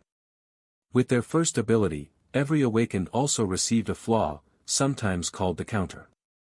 These flaws were as diverse as abilities, ranging from comparatively harmless to crippling, or, in some cases, even fatal. I wonder what type of ability a temple slave would get, Sunny thought, not too optimistic about his prospects. The choice of flaws, on the other hand, seems to be almost limitless. Let's hope my aspect will evolve at the end of this fiasco. Or, even better, change completely. If the aspirant performed especially well, there was a chance of his given aspect going through an early evolution. Aspects, just like soul cores, had ranks based on potential power and rarity. The lowest rank was called dormant, followed by awakened, ascended, transcendent, supreme, sacred and divine, although no one has ever seen the last one. With the amount of crap it had put me through, the spell, if it has any conscience, has to give me at least an awakened aspect. Right? Or maybe even an ascended one. Finally, there was a tiny possibility of receiving a true name, something like an honorary title bestowed by the spell to its favorite awakened. The name itself had no benefit, but every famous awakened seemed to have one. It was considered to be the highest mark of excellence. However, the number of people who had managed to get a true name during their first nightmare was so small that Sunny didn't even bother thinking about it. Who needs excellence? Give me power. He cursed, feeling that this attempt at wishful thinking had only made him more depressed and angry. Maybe I'm allergic to dreaming. An allergy like that would be truly ironic, considering that he was destined to spend half of his remaining life in the dream realm, if he even survives long enough to get there, that is. However, Sunny's mental escapade was not completely useless. Looking up from the slippery rocks under his feet, he noticed that the sun was already considerably lower. Come to think of it, the air also seemed to be much colder. At least it helped me pass the time, Sunny thought. The night was approaching. By the time they decided to stop, Sunny was on the verge of fainting. After hours and hours of traversing the rough mountain slope, his body was almost at its limit. However, to everyone's surprise, Shifty seemed to be doing even worse than him. The roguish slave's eyes were muddy and unfocused, aimlessly wandering around. His breath was ragged and shallow, as though something was exerting pressure on his lungs. He looked feverish and unwell. As soon as Hero found a suitable place for a camp, Shifty simply collapsed on the ground. The most unnerving part about all of this was the lack of angry cursing that they had already gotten used to. The slave lay silent and motionless, with only movements of his chest betraying that he was still alive. Several moments later, he uncorked his flagon with a shaky hand and greedily drank a few large gulps. "Conserve your water," Hero said, a hint of concern somehow finding its way into his usually stoic voice. Disregarding these words, Shifty drank more, emptying the flagon completely. Scholar didn't look much better than him. The arduous climb took a heavy toll on the older slave. Despite the unbearable cold, he was sweaty, with bloodshot eyes and a grim expression on his face. Being the weakest of the three, Sonny had somehow managed to endure the best. "Can't we just melt the snow once there's no more water?" Hero gave Scholar a complicated look. "There might come a time when we won't be able to make a fire, as to not attract unwanted attention." No one commented, knowing perfectly well whose attention they had to avoid. The memory of Mountain King's horror was still fresh in their minds. Luckily, today Hero had managed to find a natural alcove in the mountain wall, perched precariously behind a narrow ledge. The fire was well hidden by the rocks, allowing them to enjoy its warmth without the fear of being noticed. No one was in the mood to talk, so they just roasted slices of oxen meat above the flames and ate in silence. By the time the skies had turned completely black, Shifty and Scholar were already asleep, lost in the thrall of their own nightmares. Hero took out his sword and moved to the edge of the rock outcropping. "Try to rest, as well. I'll take the first watch." Sonny gave him a nod and lay down near the fire, dead tired. Falling asleep inside a dream was a new experience for him, but, unexpectedly, it turned out to be quite mundane.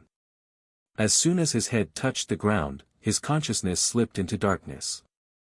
After what felt like only a second, someone had gently shaken him awake. Groggy and disoriented, Sonny blinked a few times, finally noticing Hero hovering above him.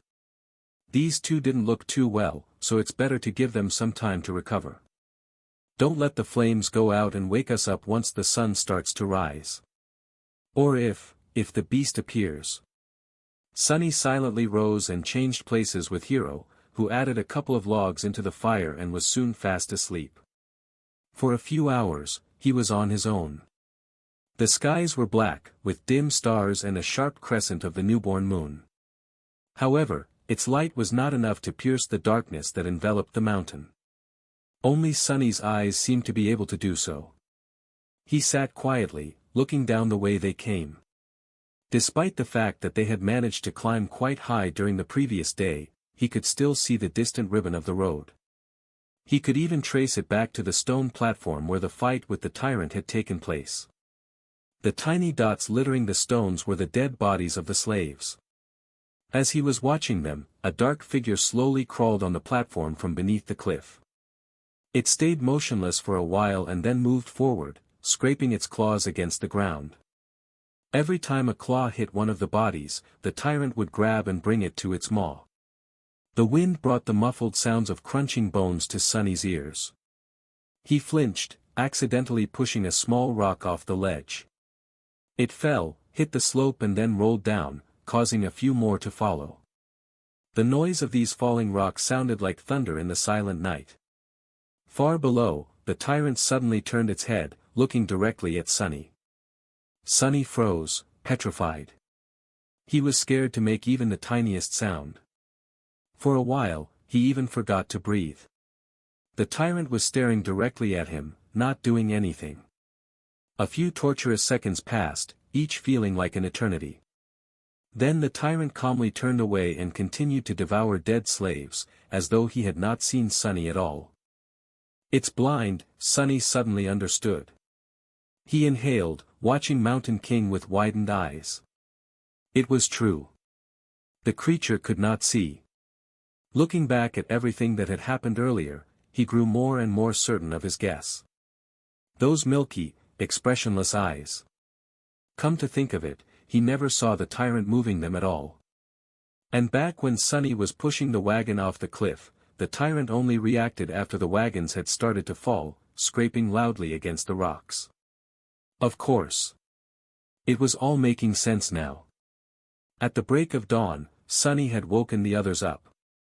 Hero had hoped that a full night's rest would do Shifty and Scholar some good, but his hopes were crushed. Somehow, the two slaves looked even worse than before. It was as though yesterday's climb had overstrained Scholar too much. However, Shifty's condition could not be explained by simple overexertion. He was deadly pale and shaky, with half-conscious eyes and a lost look on his face.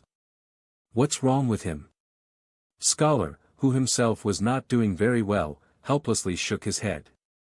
It might be the mountain sickness. It affects different people differently.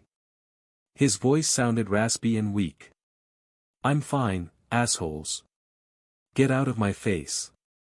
Shifty had trouble forming full sentences, but still insisted that he was all right.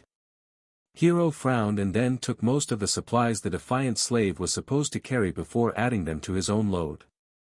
After hesitating a little, he gave some to Sunny, too. Did anything happen while we were asleep? Sunny stared at him for a few seconds. The monster ate the dead. The young soldier's frown deepened. How do you know? I heard it. Hero moved to the edge and looked down, trying to make out the distant stone platform. After a minute or so, he clenched his jaw, showing signs of uncertainty for the first time. Then we'll have to move faster. If the creature is finished with all the bodies, it will come for us next. We need to find that old path before nightfall. Frightened and dejected, they set out again and continued to climb. Sunny was slowly dying under the weight of the added load. Thankfully, Shifty and Scholar had already drunk most of the water, lightening it a little. This is hell, he thought. They climbed higher, and higher, and higher. The sun was climbing with them, slowly approaching the zenith. There was no talking, no laughs, only strained breathing. Each of the 4 survivors was concentrated on his own steps and footing. However, Shifty was falling farther and farther behind. His strength was abandoning him. And then, at some point, Sunny heard a desperate scream. Turning around, he only had time to see a panic-stricken face. Then Shifty fell backward, his foot slipping on an ice-covered rock. He hit the ground hard and rolled down, still trying to grab onto something. But it was too late. Frozen in place and powerless, they could only watch as his body tumbled down the slope, leaving bloody marks on the rocks. With each second, Shifty looked less like a man and more like a rag doll. A handful of moments later, he finally came to a halt, hitting the top of a large, protruding stone in a pile of broken flesh. Shifty was dead. The 3 of them stood motionless, looking down in uneasy silence. What happened to Shifty didn't come as a shock, but it was still a hard thing to digest. An ominous feeling settled in their hearts. Seeing the broken body of their companion, it was too easy to imagine one of them sharing the same fate. No one knew what to say. After a minute or so, Scholar finally sighed. It's a good thing that you took most of the supplies he had been carrying. A bit heartless, but not wrong, Sunny thought, giving the older slave a careful look. Scholar frowned, realizing that his mask of a kind-hearted gentleman had slipped for a second, and hurriedly added in a somber tone. May you rest in peace, my friend. Wow! What a performance! Actually, Sunny had not believed in his benevolent act for a second. Every kid from the outskirts knew that people who acted kind for no reason were the ones to be most wary of. They were either fools or monsters. Scholar didn't seem like a fool, so Sunny became cautious of him from the moment they met. He got this far by being a mistrustful cynic, and there was no reason to change now. We have to go. Hero said, casting one last look down. His voice was even, but Sunny could feel a well of emotion behind it. He just couldn't tell what that emotion was. Scholar sighed and turned away, too. Sunny stared at the bloodied rocks for a few more seconds. Why do I feel so guilty, he thought, bewildered by this unexpected reaction. He got what he deserved. A little unsettled, Sunny turned around and followed his 2 remaining companions. Just like that, they left Shifty behind and continued to climb. At this altitude, traversing the mountain was getting harder and harder. The wind was slamming into them with enough force to throw a person off balance if they were not careful, making every step seem like a gamble. The air was becoming too thin to breathe. Due to the lack of oxygen, Sunny was starting to feel dizzy and nauseated. It was as though they were all slowly suffocating. Altitude sickness was not something one could overcome with effort. It was subtle and overbearing at the same time, affecting the strong and the weak with no regard to their fitness and endurance. If his luck was bad, an elite athlete could succumb to it faster than a random passerby. It was just a question of your body's innate aptitude and adaptability. Lucky ones were able to get over it after experiencing mild symptoms. The others were sometimes crippled for days or weeks, suffering from all kinds of torturous side effects. Some even died. As though all that wasn't bad enough, it was getting colder, too. The warm clothes and fur weren't enough to keep the chill at bay anymore. Sonny felt simultaneously feverish and freezing, cursing every decision he had made in his life to end up here, on the endless icy slope. This mountain was not a place for humans. And yet they had to go on. A few hours passed. Despite everything, the three survivors continued to struggle forward, slowly moving higher and higher. Wherever that old path Scholar had talked about was, by now, it couldn't have been far. At least that's what Sonny was hoping for. But at some point, he started to doubt if the path even existed. Maybe the older slave lied. Maybe the path was long ago destroyed by ravages of time. Maybe they had already missed it without even noticing. Just as he was about to fall into despair, they finally found it. It was weathered and narrow, barely enough for two people to walk side by side. The path wasn't paved, but rather cut from the black rock by some unknown tool or magic, winding its way up the mountain like a tail of a sleeping dragon. Here and there, it was hidden beneath the snow. But most importantly, it was flat. Sonny had never been that happy to see something flat in his life. Without saying a word, Scholar dropped his rucksack and sat down. He was deathly pale, gasping for air like a fish out of water. Despite that, there was a slight grin on his face. "Told you." Hero gave him a nod and looked around. A few seconds later, he turned back to the triumphant slave. "Stand up. It's not time to rest yet."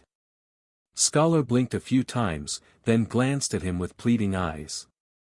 Just give me a few minutes." The young soldier was going to retort, but Sonny suddenly put a hand on his shoulder. Hero turned to face him. "What is it?" "It's gone." "What is gone?" Sonny gestured down, back the way they came. "Shifty's body. It's gone." Hero stared at him for a few moments, clearly failing to understand what Sonny was trying to say. "Oh, right. They don't know that Shifty's name is Shifty." "Ahem. Awkward."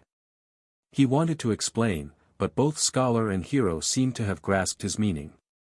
Simultaneously, they moved to the edge of the stone path and looked down, trying to spot the place where Shifty had met his end. Indeed, the splattering of blood could still be seen on the jagged rocks, but the corpse itself was nowhere to be found. Scholar flinched back and crawled as far away from the edge as he could. The young soldier also backed away, instinctively grabbing the handle of his sword. The three of them exchanged tense looks, clearly understanding the implication of Shifty's disappearance.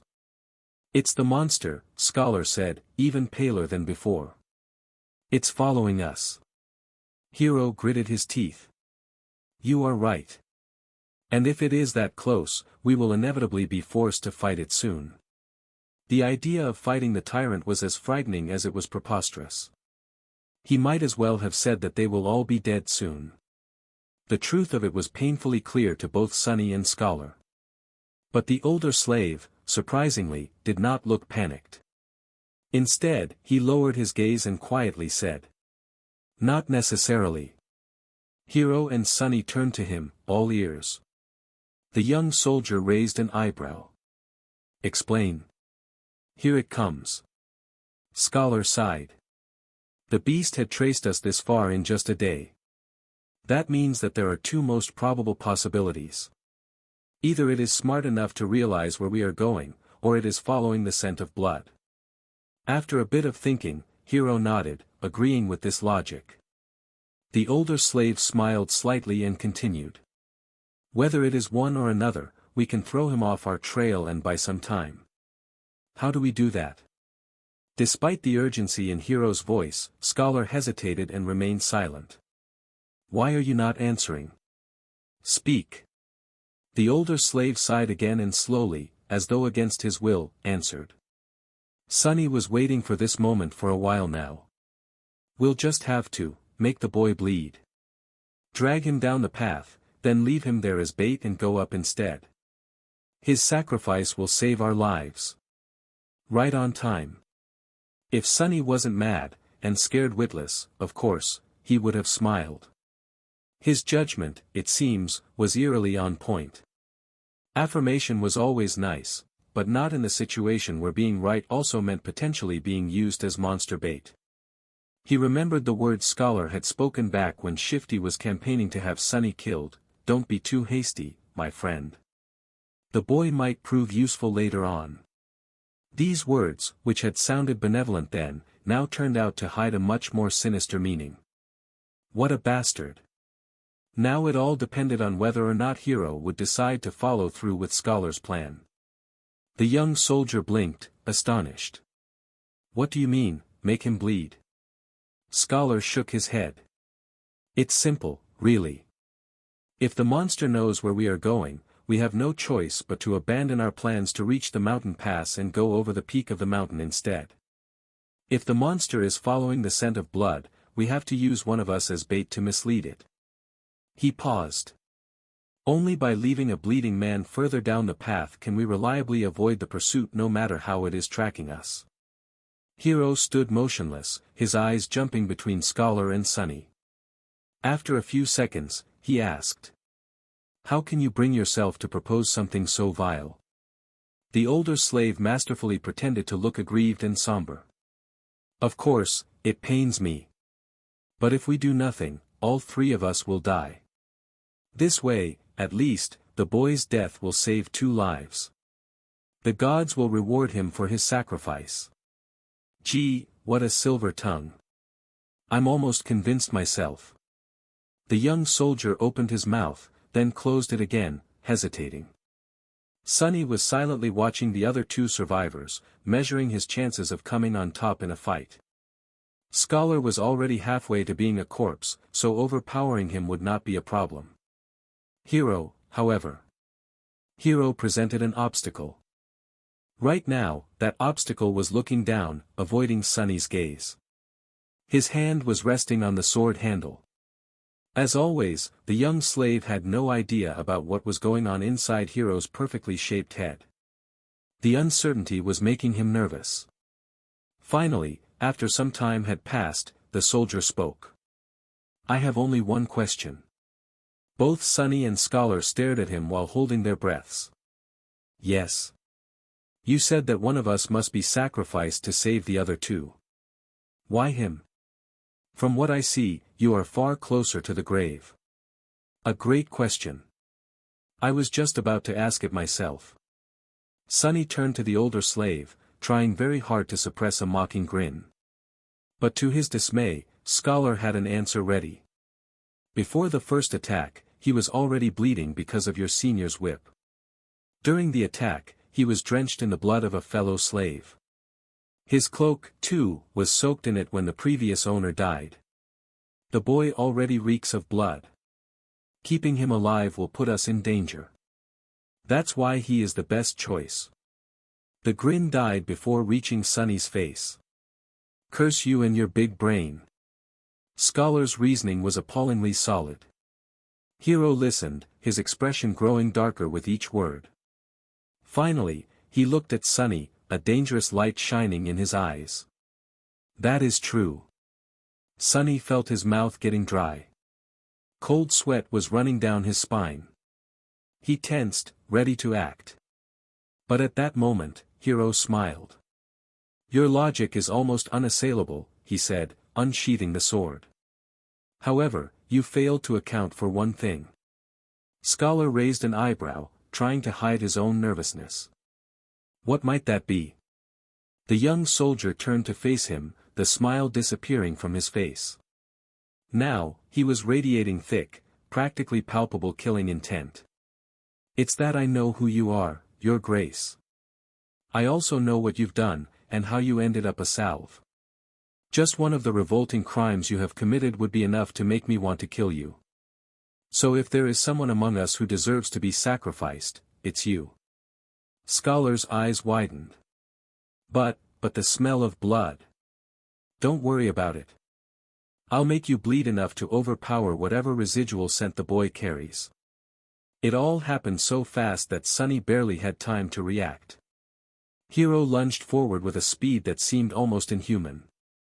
A moment later, Scholar was shrieking on the ground, his leg broken with one strike from the flat side of the young soldier's sword.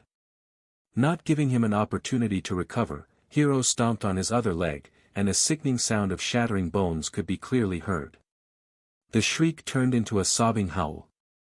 Just like that, Scholar was done for.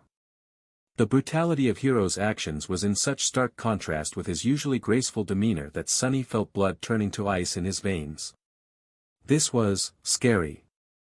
The soldier gave him a calm look and said in a placid tone, "Wait for me here." Then he grabbed the older slave and dragged him down the path, soon disappearing behind a rock outcropping. After a few minutes, terrible screams could be heard echoing through the wind. Sunny was left alone, trembling. Crap. This is too much. He still couldn't believe how sudden Scholar's demise came to be. And how ruthless it was. Some time later, Hero was back, acting as though nothing had happened. But it was exactly that normalcy that unnerved Sunny the most. After sorting through the contents of Scholar's rucksack and throwing most of the firewood out, the young soldier put it over his shoulder and nonchalantly turned to the young slave. "Let's go. We need to hurry." Not knowing what to say, Sunny gave him a nod and headed forward. Now there were only two of them left. It was sort of stupid, but Sunny suddenly felt lonesome. Walking on the stone path was much easier than scaling the mountain wall. He even had time for unnecessary thoughts. A strange feeling of melancholy descended on Sunny. Somehow, he began to feel that the end of this nightmare, whatever it might be, was not far off now. They walked in silence for some time before Hero spoke. "Don't feel guilty about what happened. It's not your fault. The decision was mine, and mine alone." The young soldier was a few steps ahead, so Sunny couldn't see his face. "Besides, if you knew this man's sins, actually, it's better that you don't. Just trust me when I say that killing him was an act of justice. I wonder which one of us feels guilty. These people, always trying to rationalize their actions, always desperate to maintain an illusion of righteousness even while doing most foul things." Sunny hated the hypocrisy. Not getting an answer, Hero chuckled. "You don't like to talk, do you? Well, fair enough. Silence is gold." They didn't speak again after that, each preoccupied with their own thoughts. The sun was setting, painting the world into a million shades of crimson. This high up, the air was clean and crisp, pierced by streams of scarlet light. Below them, a sea of maroon clouds was slowly rolling past the mountain. The stars and the moon had begun to reveal themselves in the vermilion sky. It was quite beautiful. However, Sunny could only think about how cold it was going to be once the sun fully disappears. Before that happened, Hero had found them a shelter. Not far from the path, hidden behind some tall rocks, was a narrow crevice that extended into the slope of the mountain. Happy to be safe from the piercing wind, they explored the crevice and ended up in a small, well-concealed cave. Sunny made a move to unbundle some firewood, but Hero stopped him with a shake of his head. "Today we will camp without making a fire. The beast is too close." Camping without the warm flames to keep them company was not going to be pleasant, but at least they weren't going to freeze to death inside the cave. In any case, the alternative was too frightening. Sunny sat down, putting his back against the cave's wall. Hero settled opposite of him, looking downcast and thoughtful. He was obviously in a strange mood. If nothing else, it was apparent from the fact that today, for the first time, the young soldier had failed to care for his sword after making camp. Soon, the sun was gone, and their small cave became completely dark. Sunny, of course, could still see perfectly well. Hero, on the other hand, was now completely blind. In the darkness, his handsome face looked noble and, for some reason, sorrowful. Sunny studied it, not willing to fall asleep. After a while, Hero suddenly spoke in a quiet voice. You know, it's strange.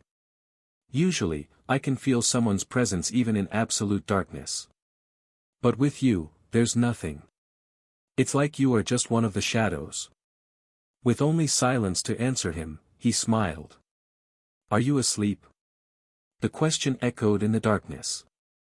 Sunny, who had never spoken with Hero unless there was an urgent need to, and even then only using a few words at best, felt like there was a strange intimacy between them now.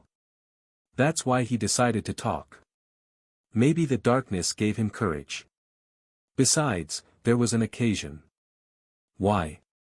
Are you waiting for me to fall asleep before you kill me? Or will you do it in the morning? The smile froze on Hero's face. He lowered his head, as though in shame.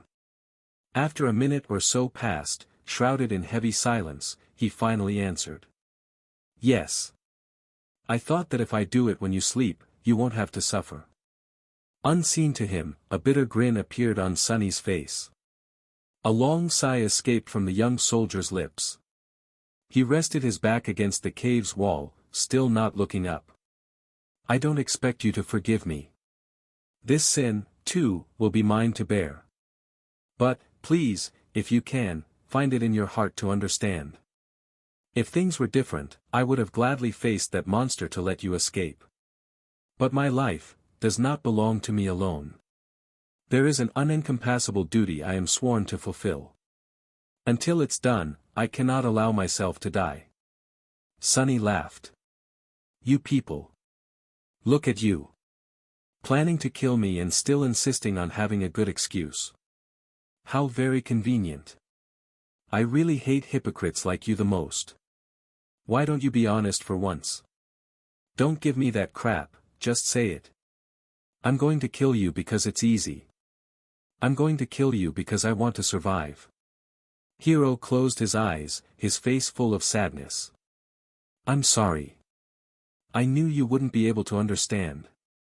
What's there to understand? Sunny leaned forward, anger coursing through his veins. Tell me. Why do I have to die? The young soldier finally looked up. Even though he couldn't see in the dark, he turned his face in the direction of Sunny's voice. That man was a villain, but he was also right. The scent of blood is too heavy on you. It will attract the beast.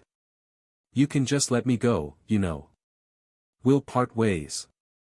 After that, whether or not the monster finds me won't be your problem. Hero shook his head. Dying in that creature's maw is too cruel a fate. It's better if I do it myself. You are my responsibility, after all. How noble of you. Sunny leaned back, dejected. After a short while, he quietly said.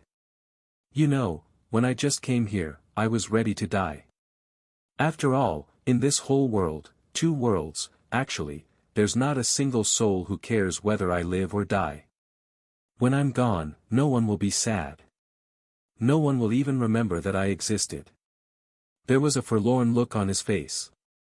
A moment later, however, it was gone, replaced by mirth. But then I changed my mind. Somewhere along the way, I decided to survive. I must survive, no matter what. Hero gave him a thoughtful look. To live a life worth remembering. Sunny grinned. A dark gleam appeared in his eyes. No. To spite you all. The young soldier was silent for a few moments, then nodded, accepting this answer. He rose to his feet. Don't worry. I'll make it quick. Aren't you overly confident? What makes you think you'll be able to kill me? Maybe I'll kill you instead. Hero shook his head. I doubt that. But in the next second, he staggered and fell on one knee. The young man's face turned deathly pale, and with a pained groan, he suddenly vomited blood. A satisfied smile appeared on Sunny's face. Finally. Hero was standing on his knees, the lower part of his face covered in blood. Astonished, he was staring at his hands, trying to understand what had happened to him. What magic is this? With wide eyes and a pale face, he turned to Sunny. Was that thief right? Did you put the curse of the shadow god on us? Sunny sighed. I wish that I had the ability to throw divine curses around, but no. To tell you the truth, I don't have any abilities at all. Then. How? The young slave shrugged. That's why I poisoned you all. Hero flinched, trying to comprehend his words. What? After the tyrant first attacked, you sent me to search for water. While gathering flagons from the dead soldiers, I squeezed blood-bane juice into each one, except my own, of course. Not enough to taste it, but enough to slowly kill anyone who would drink from them. The soldier gritted his teeth, struggling through pain. A sudden realization appeared on his face. So that's why, the other two were in such bad shape. Sunny nodded. Shifty drank the most, so his condition worsened the fastest. Scholar was also not long for this world, but you finished him off before the poison could.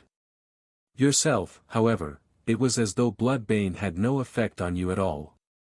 I was really starting to get worried. Hero's face darkened. I see. I understand. He thought about something, then looked at Sunny with surprise. But back then you didn't know, that we will turn on you. Sunny just laughed. Oh, please. It was obvious. Shifty was the kind of man who would kill for a pair of boots. Scholar was like a wolf in sheep's clothing. People are selfish and cruel in the best of situations. Was I supposed to believe that those two weren't going to do something terrible to me when faced with certain death? Hero spat more blood. Then, what about me? You. A disdainful expression appeared on Sunny's face. You are the worst of them. Why? Sunny looked at him and leaned forward. I might have not learned much in my short life, but I do know one thing, he said, all traces of humor gone from his voice. Now there was only cold, callous contempt. Sunny's face hardened as he spat. There is nothing more pathetic than a slave who begins to trust his slaver. Hearing these words, Hero lowered his head. I see. Then, suddenly, he laughed. You are a wicked little shit, aren't you? Sunny rolled his eyes. There's no need to be rude. But Hero wasn't listening to him. Good. This is good. My conscience will be clearer. The young slave sighed in irritation. What are you mumbling about? Just die already. Hero chuckled and suddenly pierced him with a stare. Somehow, he didn't look so sick anymore. You see, that plan would have worked if I was a normal human. But, alas, my soul core has awakened long ago. I've slain countless enemies and absorbed their power. Bloodbane poison, unpleasant as it might be, can never kill me. Crap. Sunny turned around and tried to run away, but it was already too late. Something hit him in the back, sending his body crashing into the rock wall. With a scream, he felt a sharp pain piercing his left side. Rolling out of the cave, Sunny clutched his chest, scrambled back onto his feet and ran, trying to escape the narrow crevice. He managed to reach the old path, finally being able to see the stars and the pale moon shining brightly in the night sky. But it was as far as he was able to get. Stop. As the cold voice sounded behind him, Sunny froze. If Hero really had an awakened soul core, he had no chances of getting away from him. In a fight, he had no chances at all. Turn around. The young slave obediently turned, holding his hands up. He looked at Hero, who was wiping the blood off his face with a displeased look in his eyes. The two of them stared at each other, shivering in the murderous cold. Was it worth it? No matter. Despite it all, I will be true to my promise. I'll make it quick. The soldier unsheathed his sword. Do you have any last words? Sunny did not answer. However, a small silver bell suddenly appeared in his hand. Hero frowned. Where were you hiding that thing? Sunny shook the bell. A beautiful, clear ringing sound flowed over the mountain, filling the night with an enchanting melody. What are you doing? Stop. The young slave dutifully stopped. What was? Right under Hero's bewildered eyes, the silver bell disappeared into thin air. He looked at Sunny, stumped and suspicious. Tell me. What did you just do? But Sunny didn't answer. In fact, he hadn't said a single word ever since escaping the cave. Right now, he wasn't even breathing. Hero, on the other hand, continued to speak. Tell me right now or you will regret it. He scowled. Why are you not saying anything? The shivering boy just stared at him, completely silent. No, he was staring into the darkness behind him. Hero's eyes widened. What? Sunny had no choice but to resort to one last, desperate gamble. He had no chance against the enemy in a direct confrontation, at least not without an advantage. Bloodbane poison was supposed to be his hidden card, but turned out to be nearly useless. Being able to see in the dark did not help that much, too. Somehow, Hero was able to perceive their surroundings even without any light. Whether he was using his sense of hearing or some magical ability, Sunny did not know, not that it mattered now that they had left the cave and were standing under the moonlit sky. Now he had only one advantage left. The fact that he knew that the tyrant was blind, and Hero did not. Acting on that knowledge, however, was easier said than done. But what else could he do? That's why he tried to stay as quiet as possible and rang the silver bell. If the description did not lie, its ringing could be heard from miles away. Surely, the tyrant was going to hear it, too.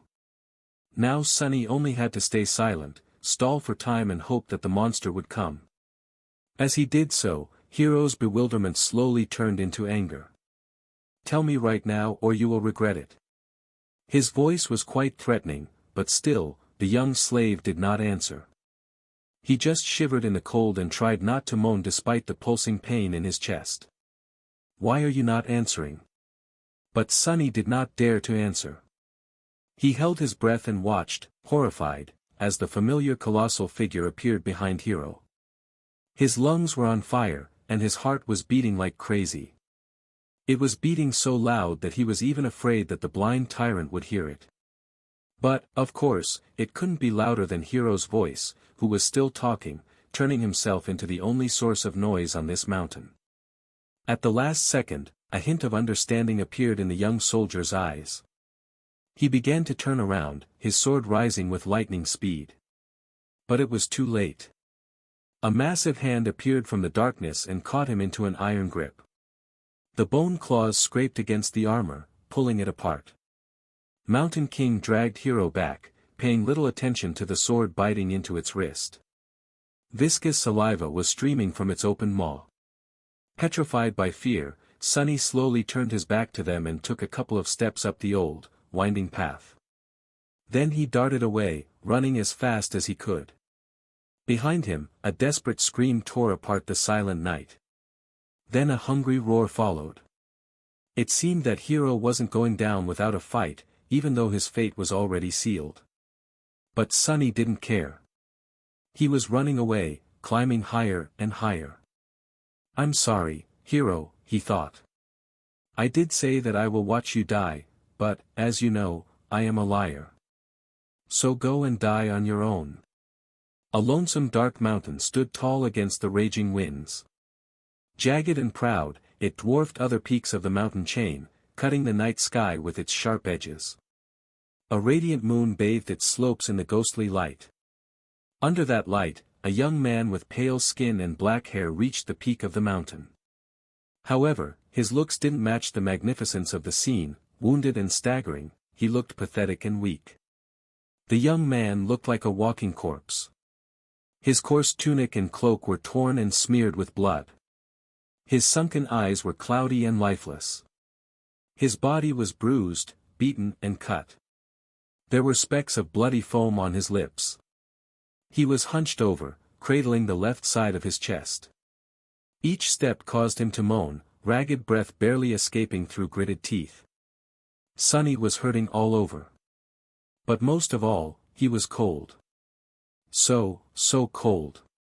He just wanted to lie down in the snow and fall asleep. But instead, he continued walking. Because he believed that the nightmare will be over once he reaches the peak. Step. Step. Another step. Finally, he had made it. At the highest point of the mountain, a vast expanse of flat rock was covered with snow. In the center of it, illuminated by moonlight, stood a magnificent temple. Its colossal columns and walls were cut from black marble, with exquisite reliefs decorating the Stygian pediment and broad frieze. Beautiful and awesome, it looked like a palace of a dark god. At least it did once. Now, the temple was in ruins, fractures and cracks marred the black stones, parts of the roof had collapsed, letting in ice and snow. Its tall gates were broken, as if smashed into pieces by a hand of a giant. Still, Sonny was satisfied. "Found you," he said in a hoarse voice. Gathering the last of his strength, the young slave slowly limped in the direction of the ruined temple. His thoughts were muddled and confused. "See this, hero?" he thought, forgetting for a second that Hero was already dead. "I've made it. You were strong and ruthless, and I was weak and timid. Yet now you are a corpse, and I am still alive. Isn't it funny?" He stumbled and groaned, feeling the edges of his broken ribs cutting deeper into his lungs. Blood was dripping from his mouth. Dead or not, Hero had gotten him good with that single strike. Actually, it's not. What do any of you even know about being ruthless? Poor fools. In the world where I come from, people had thousands of years to turn cruelty into an art. And as someone on the receiving end of all that cruelty, don't you think I would know more about being vicious than you ever could? He was getting closer to the temple. Truth be told, you never stood a chance. Wait. What was I thinking about? A moment later, he had already forgotten. There was only pain, the dark temple, and the overpowering desire to sleep. Don't fall for it. It's just hypothermia. If you fall asleep, you'll die. Finally, Sonny reached the steps of the Black Temple. He started to climb them, not noticing thousands of bones that were scattered around. These bones once belonged to humans and monsters both. All of them were killed by the invisible guardians still lingering around the temple. As Sonny was climbing the steps, one of the shapeless guardians approached him. It was ready to snuff out the spark of life that was burning weakly in the defiler's chest, but then stopped, sensing a faint, strangely familiar scent coming from his soul. The scent of divinity. Sorrowful and lonesome, the guardian moved aside, letting Sonny pass. Oblivious, he entered the temple. Sonny found himself in a grandiose hall. Cascades of moonlight were falling through the holes in the partially collapsed roof. Deep shadows were surrounding these circles of silver light, not daring to touch them. The floor was covered in snow and ice. At the far end of the hall, a large altar was cut from a single piece of black marble. It was the only thing inside the temple untouched by snow. Forgetting why he came here, Sonny headed for the altar. He just wanted to sleep. The altar was dry, clean, and as wide as a bed. Sonny climbed on it and lay down. It seemed like he was going to die. He was okay with it. Sonny tried to close his eyes, but was stopped by a sudden noise coming from the direction of the temple's entrance. He turned his head to look, not even a little bit curious. What he saw would have sent chills running down his spine if he wasn't so cold, tired, and indifferent. Mountain King was standing there, looking at him with its 5 blind eyes. He was still massive, terrifying and revolting. Worm-like shapes were still moving frantically under its skin. It was sniffing the air, salivating. Then it opened its maw and moved forward, slowly approaching the altar. What an ugly bastard, Sonny thought, and suddenly clutched his chest, convulsing in a fit of torturous coughing. Bloody foam flew from his mouth and fell on the altar. However, the black marble soon absorbed it. A second later, it was as pristine as it was before. The tyrant was just about to reach Sunny. It was already stretching its hands to grab him. I guess this is the end, he thought, resigned to his fate. But at the last second, suddenly, the voice of the spell resounded in the dark temple. You have offered yourself as a sacrifice to the gods. The gods are dead, and cannot hear you. Your soul bears the mark of divinity. You are a temple slave. Shadow God stirs in his eternal slumber. He sends a blessing from beyond the grave. Child of shadows, receive your blessing. Under Sunny's astonished eyes, the shadows crowding the great hall suddenly moved, as though coming alive. Tentacles of darkness surged forward, entangling Mountain King's arms and legs. The mighty tyrant struggled, trying to get free. But how could it resist the power of a god? The shadows dragged Mountain King back, pulling in different directions. The tyrant opened its maw, and a furious howl escaped it. The next second, its body ruptured, torn apart into pieces.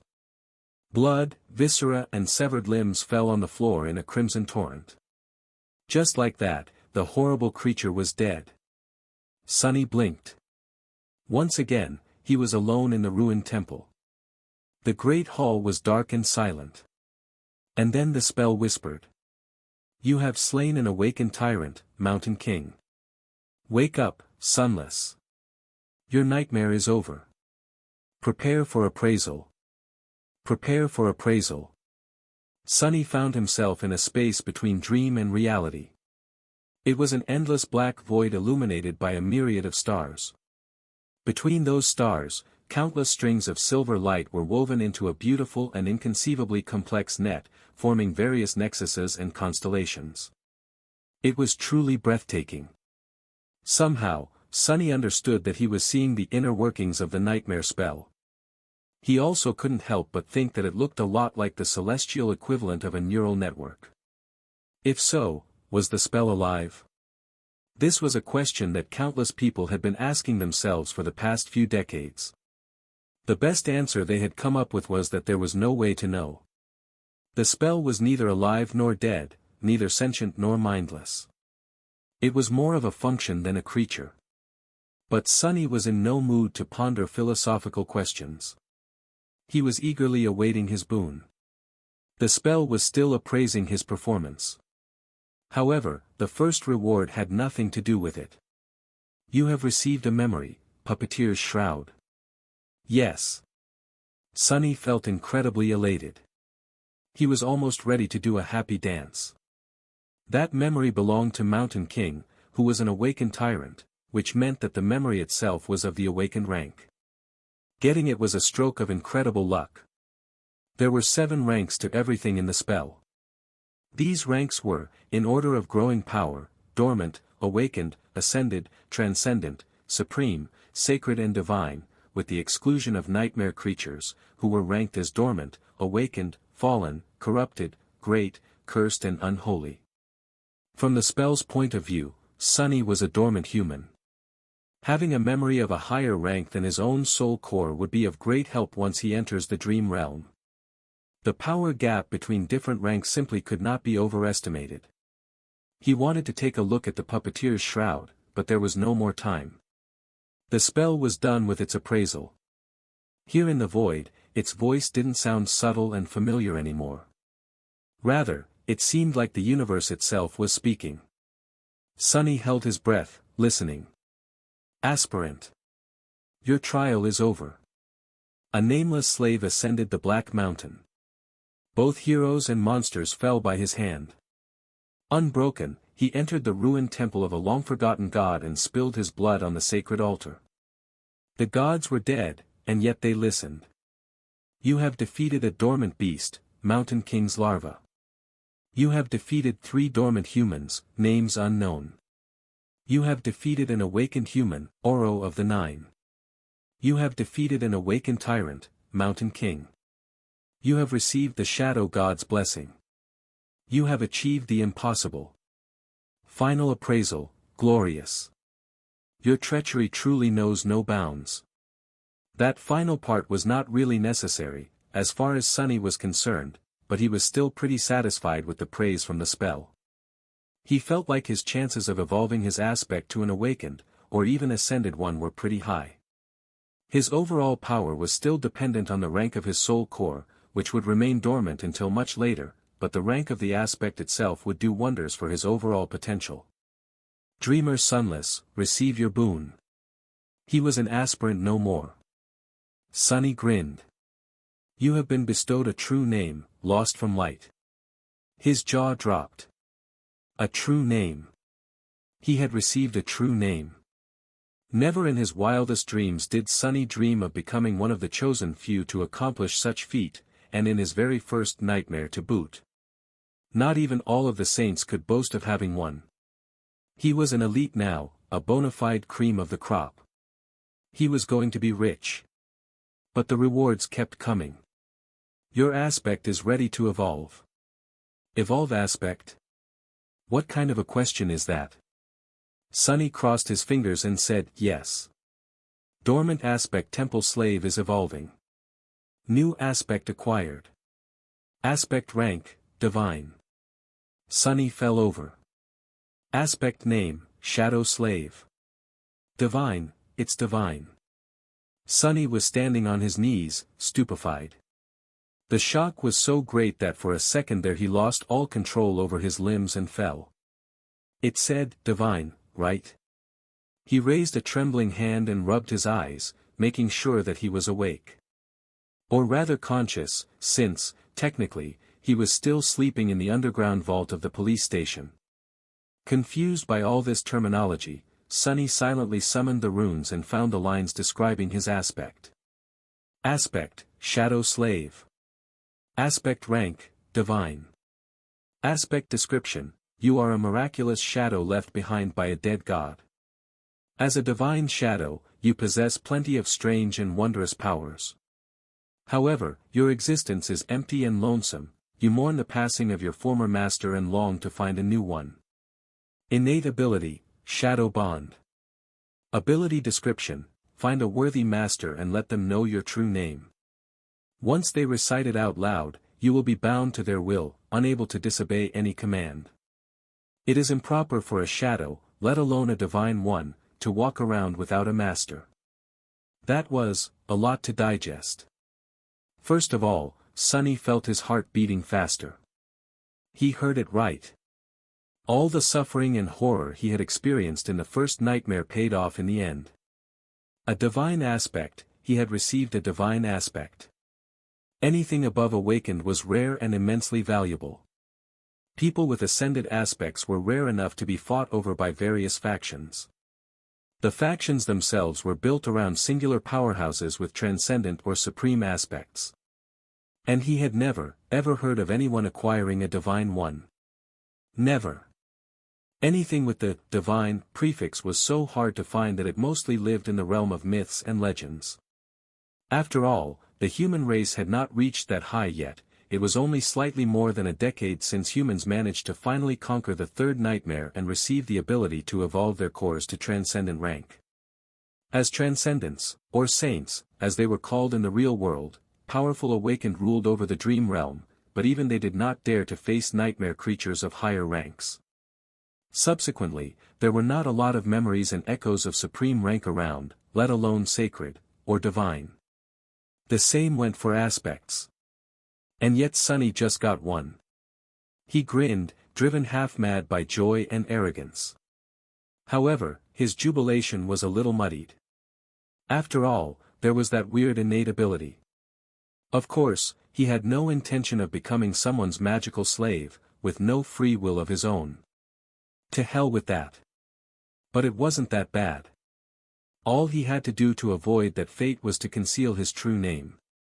No one except for him could see his status. That meant that Sunny just had to keep his mouth shut, and no one will know that he even had one. It meant giving up on all the benefits that someone who was bestowed a true name after the first nightmare was entitled to, but it all paled in comparison with a divine aspect. Not a problem, Sunny thought with a smirk. If the spell had the ability to laugh, it would surely do so after hearing his thoughts. However, it didn't. Instead, it began to speak again. The first seal is broken. Awakening dormant powers. Sunny felt something waking up inside of him. With a startled cry, he clutched his chest and stared into the darkness, trying to understand what was happening. The feeling was not painful or unpleasant, yet it was like nothing he had ever experienced. It was as though his soul was being shaken awake, infused with strange new energy. However, that energy did not come from some outside source. Rather, it was coming from within, as though it had always been there, sleeping. The energy filled every fiber of his being. Sunny felt his emotions becoming clearer and sharper. Then, his body began to change, too. He felt as though a miniature star was burning in the center of his chest, waves of heat were radiating from it, slowly reaching his stomach and shoulders, then his arms and legs, then his hands and feet. Under that heat, his bones, muscles, organs and blood vessels were being rebuilt and revitalized. Sunny felt like he was being reborn. He was becoming stronger, faster, healthier. It was euphoric. With each second, his transformation was becoming more profound. New confidence settled in Sunny's heart. He was not a weak, frail street kid anymore. He was not as vulnerable against anyone who would wish to bully him as he was in the past. With his powers awakened and his will tempered by the horrors of the first nightmare, he was now someone you would not want to cross. After some time had passed, the star burning in his chest finally cooled down. The heat was replaced with a soothing coldness. That coldness washed over Sunny's body, taking away all the aches and discomforts that had been accumulated there over the years. Then it moved up, reaching his brain and, finally, his eyes. His vision strangely doubled. He could still see the void populated by an endless pattern of stars. But he could also see something different. A silent, calm dark sea illuminated by a lonely black sun. From his previous knowledge, Sunny knew that this was his so-called Sea of Soul. But he also knew that it was supposed to look quite different. For starters, it was supposed to be much more lively. The star hanging above, the visual representation of his soul core, was supposed to be burning with bright light, filling the soul sea with a warm, blinding shining. However, Sunny's soul was dark and lightless. That's strange. He took a look at the black sun. At a closer examination, it actually turned out to be transparent. It's just that with no other major source of light around, the star had appeared to be as dark as its surroundings. Also, no one was supposed to be here except for him. It was his soul, after all. But Sunny had a nagging feeling that somewhere just beyond the periphery of his vision, hidden in the darkness, shapeless forms were constantly moving. No matter how he turned his head, he couldn't catch a clear glimpse of them. And yet the feeling would not go away. Not wishing to waste any more time on this right now, Sunny turned back to the black sun and finally spotted two spheres of light orbiting around it, as though caught in the soul core's gravity well. A subtle smile appeared on his face. These were his memories, Silver Bell and Jupiter's Shroud. Later, there would be dozens of such spheres here. If he was lucky, he would even acquire an echo or two. The spell's voice suddenly pulled him out of the sea of soul. Awakening aspect ability. This is it. The moment of truth, Sunny thought. Divine aspect or not, his immediate future still depended on the first aspect ability he would receive. His role in the dream realm would be based on its characteristics. If it was a combat ability, he would be most useful on the front lines of the bloody battles against the nightmare creatures. If it was tied to sorcery, he would likely become a powerful, but fragile ranged fighter. If it was something having to do with utility, he would be a vitally important part of the behind-the-scenes workings of the dream realm. Utility abilities were also extremely valued in the real world, where Awaken performed many tasks that kept it going. If he was lucky, he could even become a healer. Healers were very rare, and as such, sought after specialists. Aspect ability acquired. Aspect ability name, Shadow Control.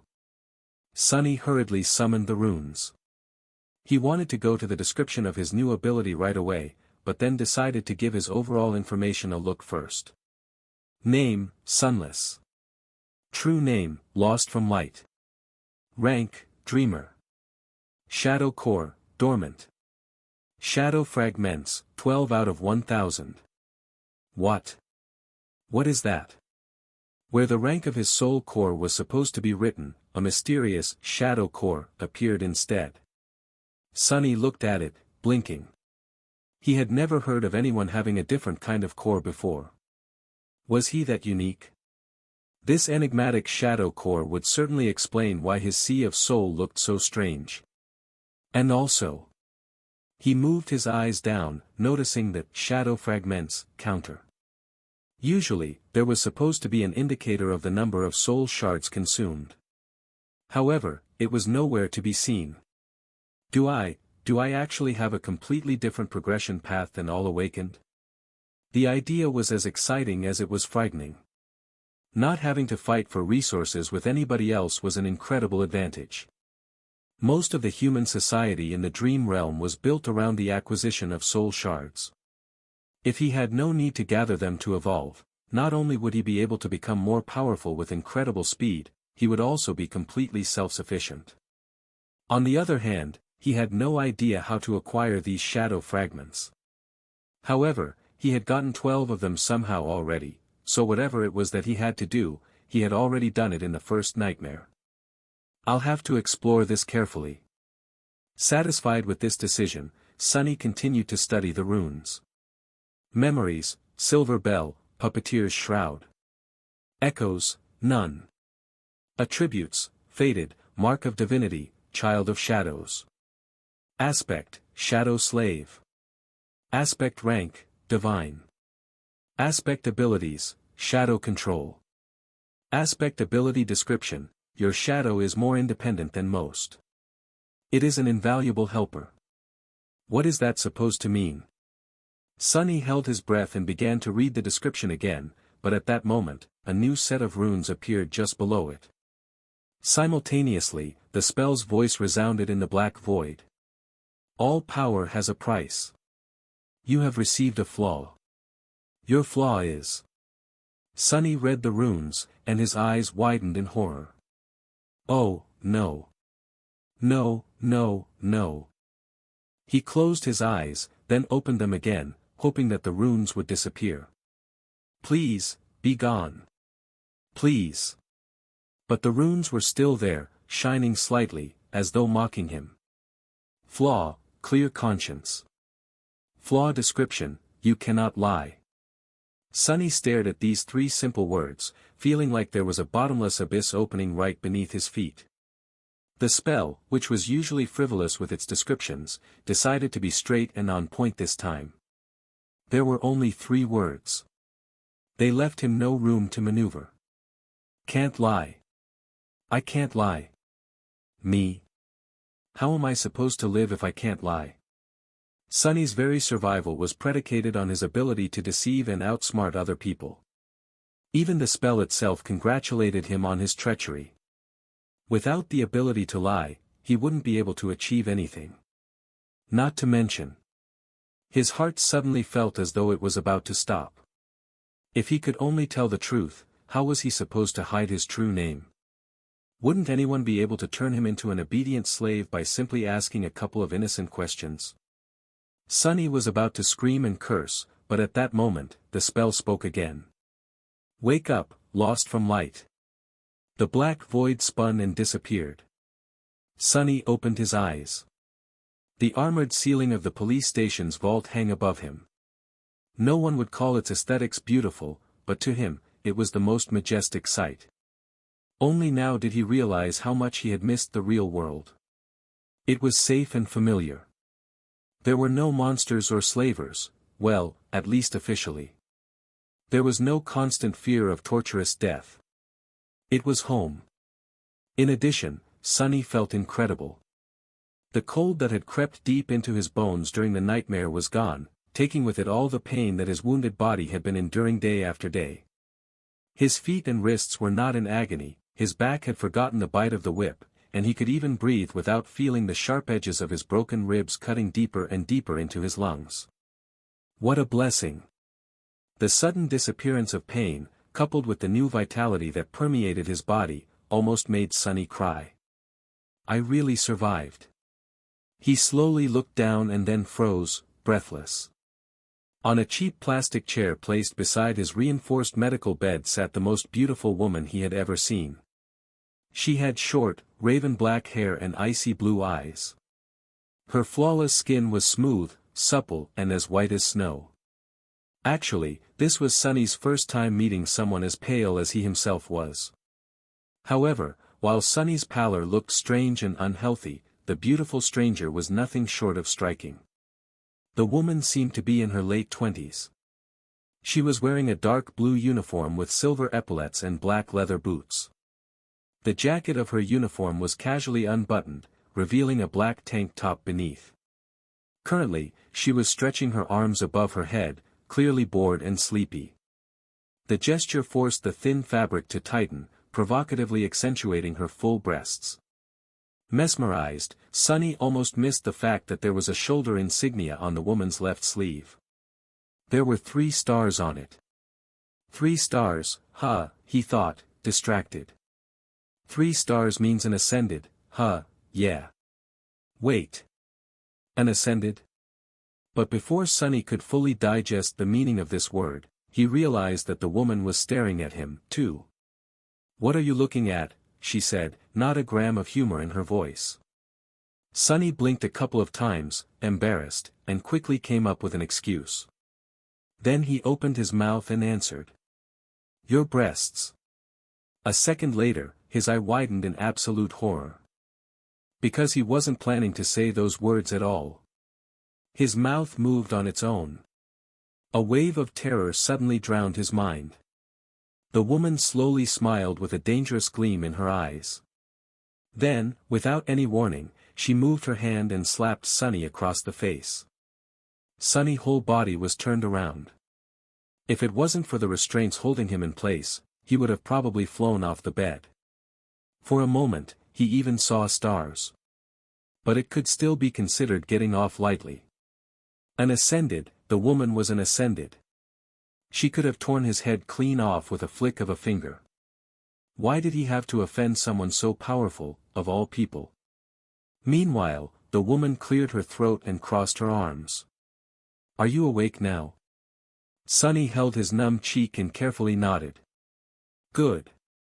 Let me give you a piece of advice, don't just say anything that comes to your mind. Especially to girls. It's not like you haven't seen a girl before, right? Say, thank you. I definitely will not. Sonny thought.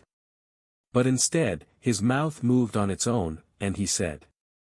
I've seen plenty, but no one as beautiful as you. Then he flinched back, his face as red as a lobster. The woman stared at him for a few seconds and then burst into laughter. I see you haven't met a lot of awakened then. By awakened standards, I'm below average. Sonny glanced at her with doubt. The woman shook her head. As your soul core develops, the body gets rid of all its imperfections. So it's hard to find an unattractive awakened, especially among the stronger ones. Live long enough, and you might just become a flower boy yourself. Then she gave him a thorough look and added. Well, maybe. In any case, since you're awake, welcome back to the land of the living. Congratulations on surviving your first nightmare, Sleeper Sunless. Sleeper Sunless. That was how people would address him now, at least in the short span of days until the winter solstice. After that, he would either return from the dream realm as an awakened or not return at all. It felt strange to have a title put before his name. In the past, Sonny was rarely even addressed by name. People mostly called him things like boy, punk, brat, or hey, you. But now he even had a title. Sleeper Sunless. Actually, the correct term was dreamer. But humans had their own set of words for those infected by the nightmare spell. Carriers who had just finished their first nightmare were called sleepers because of how they interacted with the spell. Basically, once his spirit enters the spell, his body was going to fall into slumber. That slumber would continue for days, weeks, or even months, however long it takes him to escape the dream realm. Hence the term, sleeper. Once he escapes and becomes an awakened, he would live his life normally during the day and return to the dream realm every time he falls asleep. The awakened were called the same by the spell and the humans. That word was also sometimes used as a general term for all carriers.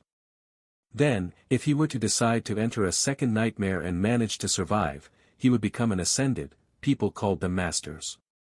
Masters could enter and exit the dream realm as they wished. Some even chose to never come back there at all. More than that, they traveled between the worlds physically, not just in spirit. And then, above the masters, there were saints, those who had conquered the third nightmare and earned the right to call themselves transcendent. They were as powerful as demigods, and even more rare. Not only could they travel between the real world and the dream realm, but they could also take others with them. But coming back to masters. The beautiful woman stood up and approached the reinforced medical bed. With practiced moves, she began to undo the restraint holding Sunny in place. I am Ascended Jet. You can call me Master Jet. These past 3 days, I was on watch duty due to your nightmare. Right, before I fell asleep, the policeman told me that an awakened would arrive in a few hours to monitor my condition. To kill the nightmare creature if I die and let it through. Sunny was unwilling to open his mouth, terrified that all sorts of truths would come spilling out. But there were things he simply had to know. Master Jet? I have a question. Go on. Why would a master be put on watch duty? Isn't it below your pay grade? Jet gave him a dark look. You're smarter than you seem. Recently, there was a lot of gates opening in this sector. Most of the local awakened are either wounded or occupied with the cleanup. Or dead. It's always like that close to the winter solstice. She opened the final restraint and took a step back. Plus, there's not a lot of awakened who, like me, directly work for the government. It's by far the least lucrative or glorious career one of us can choose. Would you abandon wealth and fame to work abysmal hours and risk your life, fueled only by altruism and sense of duty? Sunny wanted to say something flattering.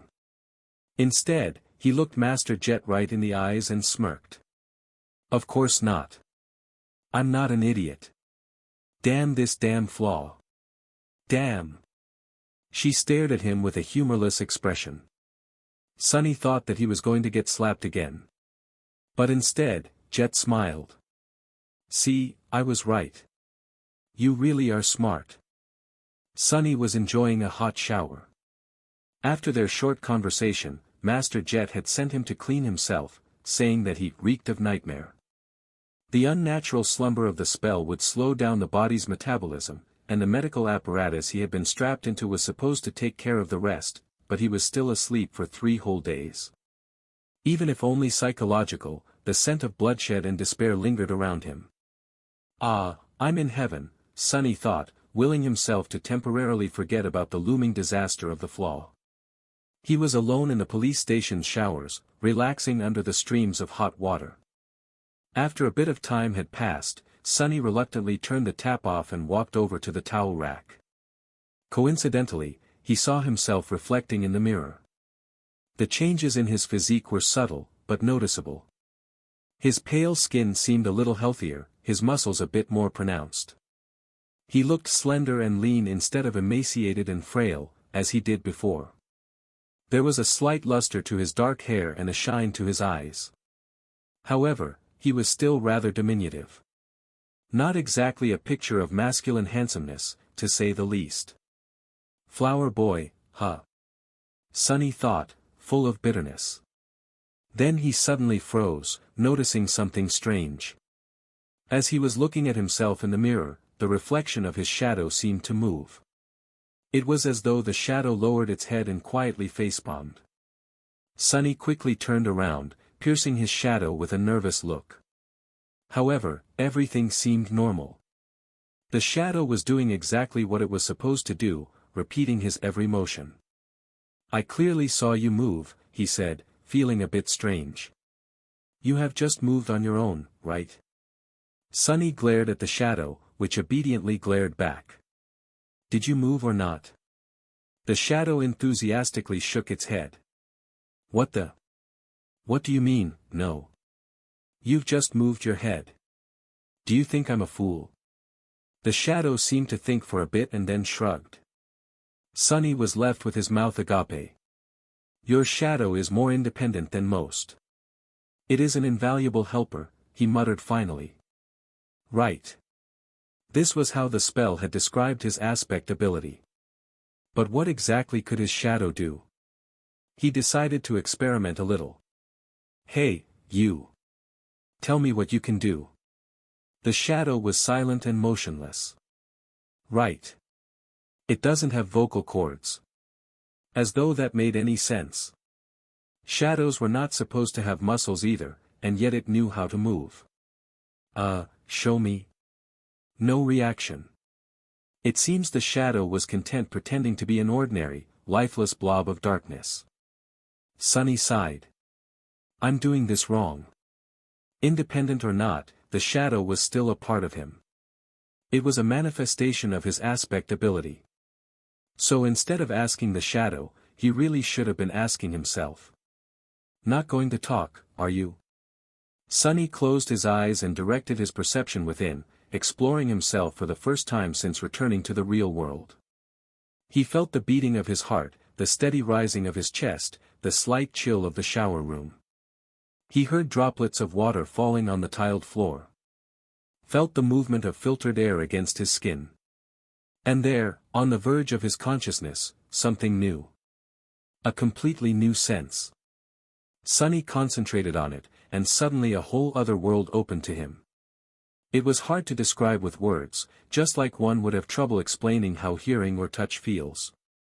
It was as though he could communicate with vast forms that crowded around him and receive an understanding of both their own shape and the surrounding space, guided by the different degrees of pressure they exerted on his mind and each other. That understanding came naturally and instantaneously, like an instinct. These forms were shadows. And among them, one, not the largest one, but the deepest, didn't feel like an external entity. It was like a part of his soul. Once Sunny grasped the feeling of it, he could sense the shadow just like he sensed his limbs. The only thing was that his limbs were made out of flesh, and the shadow was made from the absence of light. Sunny opened his eyes and looked at the shadow. Then, with a thought, he willed it to raise an arm. The shadow raised an arm. He willed it to sit, stand, turn around, kick. Then he willed it to change shape, turning into a circle, then a line, then a monster. And finally, back to his own silhouette. The shadow was mercurial and fluid, like water. The only constant was its size. Ha! How about that? The shadow pouted, then reluctantly raised its thumbs. But how are you useful? He willed the shadow to strike the towel rack. It obediently moved and delivered a powerful kick. Of course, since it was just a shadow, its leg passed over the towels harmlessly, not even causing them to sway a little. Is that all you can do? In his mind, the image of shadow tentacles tearing the mighty tyrant into little pieces cracked and shattered mercilessly. It seemed he would not be competing with Shadow God any time soon. How regretful. The shadow looked at him with disdain. Then it shrugged and stopped moving altogether, clearly offended. Sunny sighed and took a towel off the rack. All right. I will explore it later. A few minutes after that, he was wearing a clean police-issued tracksuit and heading for the cafeteria. Master Jet was waiting for him at one of the tables, with 2 trays full of steaming synthetic food in front of her. Help yourself. Sunny glanced at the cheap gruel, which was not so different from the stuff he used to consume in the outskirts, and sighed. Somehow, he had expected his first meal after becoming a sleeper to be more lavish. Still, it was food. He sat down and began to wolf down the gruel ravenously. He was very, very hungry. In the process, his thoughts began to wander. Sunny stole a glance at Jet and wondered. The spell told him to find a master, and the next thing he knew there was a woman calling herself master right in front of him. He tried to imagine being an obedient slave to someone like her. Weird thoughts started to appear in his mind. You know what, Sonny, he thought with dark irony. Knowing your luck, this would be a perfect moment for her to ask. What are you thinking about? Sonny choked on the gruel. He felt his mouth beginning to open, and put all of his will into staying silent. A second passed without him saying anything. Then a weird pressure appeared in his mind, which soon turned into blinding pain. He endured it for a couple more seconds before giving up. I was thinking that it would be a perfect moment for you to ask me about what I am thinking, he finally said. Jet gave him a weird look. All right. Are you almost finished with your food? Sonny nodded. Then I'll begin. As per protocol, I am obligated to inform you of a few things. It is mostly a formality. First of all, concerning your nightmare. She glanced at him and sighed. You are entitled to receive free psychological counseling. No matter what traumatic experience you have encountered, there is no shame in asking for help. Your mind is as important as your body, it's only right to keep it healthy. Are you interested? Sonny shook his head. Jet shrugged and continued. As you wish. You can also talk to me. Was it very hard? How could he answer? It was simultaneously much worse than I expected and exactly as bad as I expected. She nodded, satisfied with that explanation. That's a good attitude.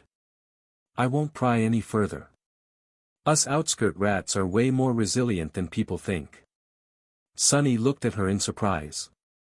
Master Jet, you grew up in the outskirts. She grinned. What? You can't tell because of my exquisite manners and polished exterior? He blinked a couple of times, surprised. I couldn't tell at all. After thinking for a while, he added. Are there a lot of people like us among the awakened? Jet's smile disappeared. No. There's not. In fact, they can be counted on one hand. As expected. Odds were really stacked against people like them. That made the 3 stars on Jet's insignia even more exceptional. One day, I'll be a master too. If she can do it, why can't I? So, what happens now? What else are you obligated to tell me? Sonny had no idea what he was supposed to do after leaving the police station. The winter solstice was just several weeks away. Jet leaned back and answered. That's basically it. There are some additional hoops to jump through, mostly having to do with your family, but, well. I've read your file, so I know it doesn't apply. The only thing left is to decide how you will be preparing for your first journey into the dream realm. She looked at her communicator and grimaced. I must say, your luck is exceptionally bad. There's not a lot of time at all. First of all, you are free to do what you want. No one is forcing you to make a certain decision. That is to say, you can choose to prepare on your own, or not prepare at all. Party until the lights go out. Sonny was not very well versed in partying. However, I would advise against that. As a sleeper, you are also entitled to enroll in the Awakened Academy. You'll be provided with food, lodging and a wide choice of preparatory classes. This late into the year, you won't be able to learn a lot. But it's better than nothing. She was silent for a few seconds, then added. More importantly, you will get acquainted with most of the people who will enter the dream realm with you. Some of them might become your companions for life. And some may end up trying to end that life once we're inside the spell, Sonny added, reading between the lines of what Master Jet had said. So, what do you say? Do you want me to take you to the academy? Sonny thought about it. Strangely, his flaw was silent, not forcing him to answer one way or the other. Is it because I haven't made up my mind yet? Finally, he looked down, at his empty tray, and made a decision. Free lodging and food, you say? Yeah. I want to go to the academy. Sonny was standing in front of the massive, seemingly indestructible red gates of the Awakened Academy. The academy was, in fact, a city within the city. It was built like a fortress, with a high wall made of hard alloy, deep moat and numerous large-caliber turrets which were placed in certain positions to create a deadly air suppression dome. No nightmare creature, not even colossal titans, were supposed to be able to break through its defenses. It was a legendary place. Actually, many of the most popular webtoons, youth dramas and novels took place right behind that wall. Adventures, rivalries and romantic entanglements of the young awakened heroes were the mainstream theme of modern entertainment. Never in his wildest dreams did Sunny imagine actually becoming one of these heroes. Of course, how things really were differed a lot from how it was portrayed in the media. More than that, he had only 4 weeks to spend here before venturing into the dream realm.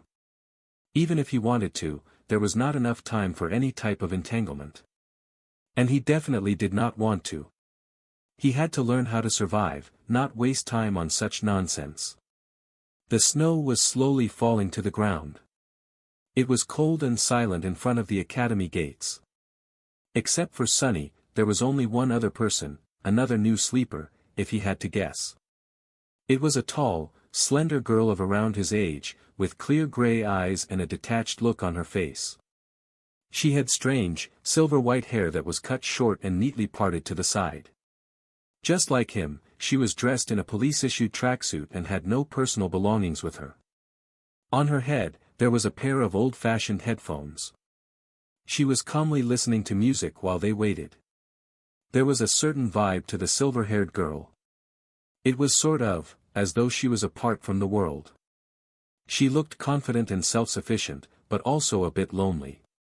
Sunny wasn't going to start a conversation. Who knew what kind of situation he would put himself in due to that damn flaw? It was better to keep to himself. He glanced at the girl and sighed. I wonder what flaw does she have? Finally, the gates began to open. The giant, ridiculously thick sheet of reinforced metal slowly descended, creating a long bridge. Sunny looked ahead with grim determination. Master Jet's parting words echoed in his mind.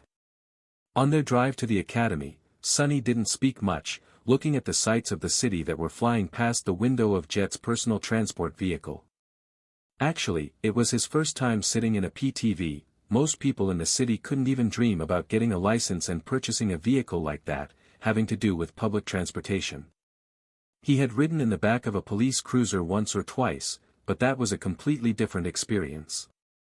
At some point, Master Jet looked at him and said, "Since we both come from the outskirts, I'll give you 3 pieces of advice. Whether you listen to me or not is your business."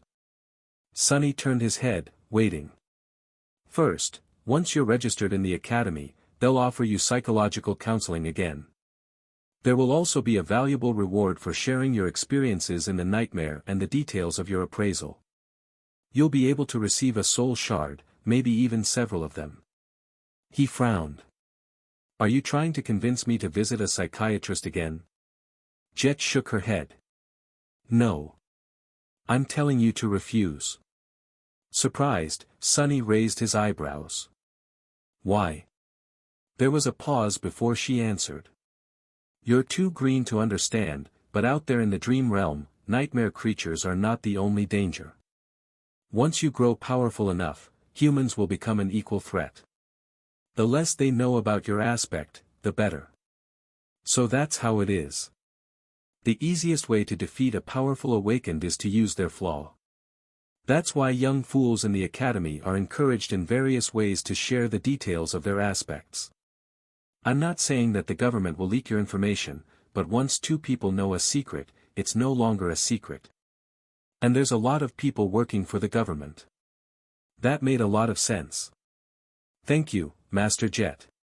She gave him a nod. Second, there will be a lot of courses to choose from. All types of combat training, deep dives into nightmare creature categories and vulnerabilities, basics of various types of sorcery, artifact study and so on. Sunny gulped. Actually, he was already agonizing about what weapon to train with. 4 weeks was not enough to master a weapon, but at least he would have a basic understanding of it. Disregard all of that. The only course you have time to attend is wilderness survival. He blinked. What? Jet glanced at him. It's different for city kids, who learn all sorts of useful things in school and from their tutors. But we don't have that advantage, do we? What was the biggest threat to your life during the nightmare? Sunny thought about it. On the surface, the most dangerous thing he faced was the tyrant, followed by Hero. Oro of the Nine. But actually, what almost killed him in the end was the cold. Jet smiled. Smart. You only know how to survive in the city. But the dream realm is mostly made of wilderness. Do you know how to make a fire? How to procure food? How to find safe shelter? No. Fighting monsters is important, but it'll be useless if you die of hunger or exposure to the elements. Trust me. I've learned it the hard way. Sunny nodded, angry at himself. It was so obvious, yet he never even thought about these seemingly simple things. He was blinded by his past habits and experience. Human brains were like that, once accustomed to a certain way of living, it was hard to see past the already familiar routines. It was lazy thinking at its worst. At that point, Master Jet had stopped the car and opened the door, getting out. Sunny followed her and was momentarily stunned, staring at the colossal metal gates in front of them. This was the famous Awakened Academy. After a few seconds, he shook off his amazement and turned to his senior. This is as far as I go, she said, looking cheerlessly at the walls of the academy. I've already notified them. Someone will come fetch you in a while. There was something dark in the depths of her icy blue eyes.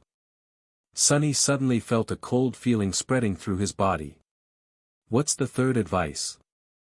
Master Jet glanced at him, then sighed. Remember, no one can survive in the dream realm alone. That's not an opinion, that's a fact.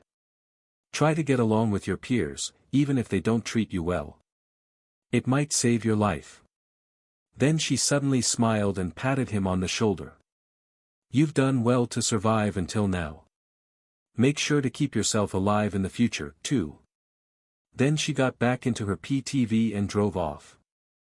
Just like that, she was gone. The end of the metal bridge hit the special grooves in the ground and stopped moving after a set of loud clicks. Sunny looked ahead, wondering what kind of life he was going to be living in the next 4 weeks. Keep your flaw and aspect secret, learn to survive in the wilderness, be nice to other sleepers. It didn't sound too hard.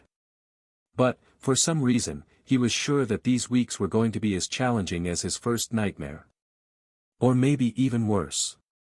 Seemingly free of such concerns, the silver-haired girl walked forward and stepped on the bridge. Sunny sighed and reluctantly followed. The sleeper part of the compound was relatively small and situated in the southern part of the academy, surrounded on all sides by training fields and parks. It was a low, modern building constructed with reinforced materials. Like the majority of buildings in the academy, most of it was hidden below the ground, leaving only a couple of floors above it. With its white, pristine alloy walls and wide windows, it must have looked beautiful in the summer, contrasted against all the greenery around. Inside, the building was spacious and well-lit. Sunny and the silver-haired girl were taken to a large hall where 100 or so of young men and women, sleepers of the same unfortunate timing as the two of them, were already waiting for the beginning of the induction ceremony. Most of them were nervous, tense and excited. Logistics of the academy were a constant headache for the administrators since the rate at which the spell infected people was always chaotic. There was no way to orderly structure for batches of sleepers to undergo any type of standardized education on a shared schedule. Some of them had a full year to prepare for the dream realm, some only months, some even mere days. That's why these induction ceremonies were held each month at the beginning of the year and then every week once the winter solstice began to loom near. Some of the sleepers in the hall had to wait days to be inducted, while Sunny had lucked out and was delivered to the academy just hours before the scheduled event. Once inside the hall, he understood two things. Firstly, everyone was well-dressed and in possession of a suitcase, a duffel bag, or at least a backpack carrying their personal belongings. They were obviously coming prepared, most likely from home, sent off by their families. So Sunny and the silver-haired girl, who came empty-handed and wearing simple police-issued clothes, were not a norm like he had assumed, but actually an eye-catching anomaly. Right. That makes sense. Secondly, Master Jet was not being overly humble when she called herself below average by Awakened standards. Even though these young people were just starting their paths as Awakened, their looks were dazzling. Everyone was handsome, beautiful, and radiated health. He swallowed. Still, I feel like none of them compare. She might not be as perfectly shaped, but I don't know, she has a presence. It's like shadows become deeper and the temperature drops by a couple of degrees when she's in a room. Was this the difference between a sleeper and a master? But all of these thoughts were just him trying to postpone the inevitable. Sunny already knew that he was in for a wild ride. Because he could not lie, and all of these excited youths, regardless of their clothes, gender and looks, wanted to do one thing.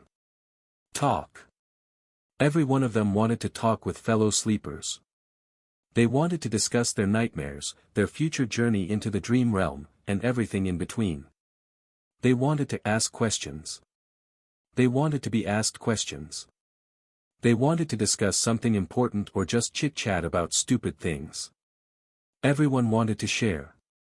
It's a nightmare. Sunny moaned, disturbed and fearful. I'm doomed. Then, with a bit of grim determination, he gritted his teeth and slowly exhaled. Just think about it as a continuation of your trial. You survived the Black Mountain, so you can survive this, too. He had faced heroes, villains, monsters and even gods. Was he going to be afraid of a bunch of teenagers? He might have underestimated how scary teenagers can be. In half an hour, pretty much everyone in the room hated his guts. After a short series of conversations, Sunny had acquired a reputation of an obnoxious, foul-mouthed pervert. This reputation was quickly solidified. He was slapped a few times and even punched once. He also discovered a couple of new things about his true self, namely, that deep down inside he was apparently rude, arrogant, and more than a little bit lustful. The conversations went something like this. Look at all these young people. How many do you think will return from the dream realm? How many will perish? What do you think our own chances of survival are? I don't know, but I'm pretty sure that a pompous fool like you will die first. Or, I even received an armor-type memory in my nightmare. It's an enchanted robe. Would you like to see? Actually, I would prefer to see you without a robe. Or, then those lowlifes began to rob the bodies. It was disgusting. They even took their shoes. What kind of degenerate would take a dead man's shoes? I once killed a man and took his boots. They were nice boots. What? You killed someone just for a pair of boots? Of course not. There were other reasons. I also took his cloak. Once again an outcast, Sunny was eventually left alone. People seemed to be avoiding him. Unperturbed, he found a quiet corner and stood there, glad that no one wanted to talk to him anymore. His face hurt, and there was blood dripping from his nose. Being ostracized from a group was nothing new, but it still stung. However, he was smiling. Because in the process of turning the whole batch of sleepers against himself, Sunny had discovered something vital. He learned how to control his flaw. Once asked a question, he could not keep quiet. He also couldn't lie. However, after a lot of experimentation, Sunny had found out that with a bit of practice, he could influence the exact way the truth eventually came out. It was like this: after receiving a question, his mind automatically produced a truthful answer. After that, the flaw would force him to say that answer aloud. Refusal to speak would result in the buildup of pressure, then piercing pain. The longer he kept quiet, the worse the pain would become. Eventually, he would have to surrender and reveal the truth. However, in these moments between receiving the question and surrendering to the pain, the actual wording of the answer could be changed. The more it strayed from the initial thought, the more resistance he would meet, once again in the form of pressure, then pain. It still had to be truthful, but it didn't have to be so stark. For example, if Master Jet were to catch him staring again and ask what he was looking at, instead of embarrassing himself, Sunny would have been able to endure a bit of pain and simply say, "You." That would still be the truth, however, the result would be entirely different. Hidden in the corner, Sunny grinned as he observed the sleepers. "This is good. This is great. This is something I can work with." After all, one didn't have to lie to deceive a person. Sometimes, truth was the best material for creating deceit. If used with a certain devious type of intelligence, truth could be as misleading as lies. For example, in one of his previous conversations, Sunny had confessed that he had once stolen boots from a dead man. The other guy was horrified and asked if he had really killed someone just for a pair of boots. The answer the flaw forced him to give was that there were other reasons and that he had also taken the man's cloak. The true reason for killing the veteran slaver was that he had whipped Sunny a few hours prior. Besides, he was already dying. The cloak had nothing to do with the killing itself. However, the wording of the answer created an impression that it did. Thus, two truthful statements, when put together, created an effect akin to a lie. This was just a simple example. With a lot of effort and intense thinking, Sunny could create other types of manipulative truths. It was going to be extremely difficult and risky, but it could be done. He just needed a bit of luck. It was time to put his theory to practice. Sunny didn't forget what his main goal was, to make sure that no one ever finds out his true name. To achieve that, he had to create an impression that he was the most pathetic, weak person in this whole building. Someone who would never receive a positive appraisal, let alone a divine aspect and a true name. However, since this would be a lie, he couldn't just go and say it. So how was he to convince everyone that he definitely did not have a powerful aspect and an impressive record with the spell? His eyes fell on a particular group of sleepers. There were 5 or 6 of them, gathered around a tall, confident young man. The young man had brown hair and a gentle, handsome face. His eyes were green, with a hint of friendly humor. His posture, figure and attentive gaze betrayed someone who went through extensive training. Everything about the young man screamed of nobility and strength. Just at that moment, one of his companions was saying with a tone of amazement. "Ascended? You have received an ascended aspect. What was your appraisal?" The young man smiled humbly. "Oh. It was excellent." Sunny stopped in front of the group, as though by accident. After hearing the young man's answer, he frowned and looked at him with disdain. Then, with a voice full of utter bewilderment, Sunny said.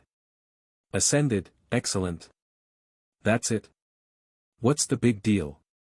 His words hung in silence.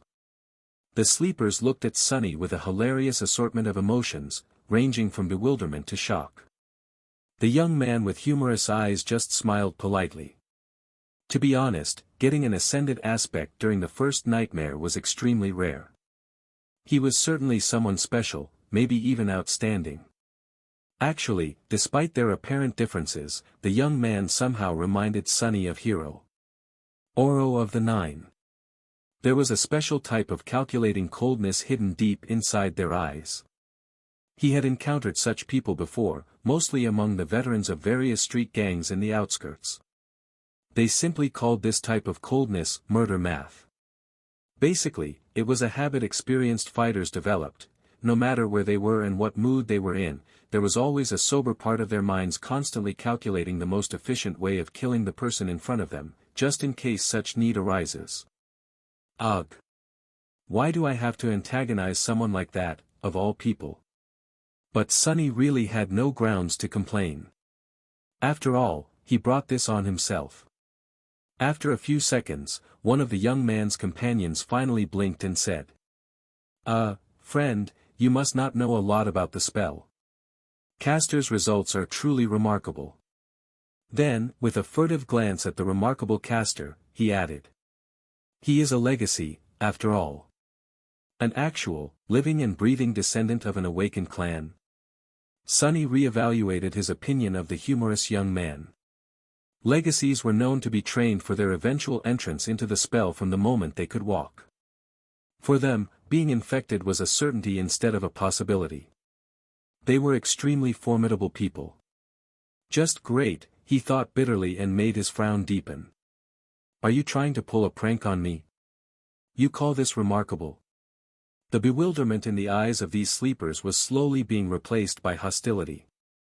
Listen, friend.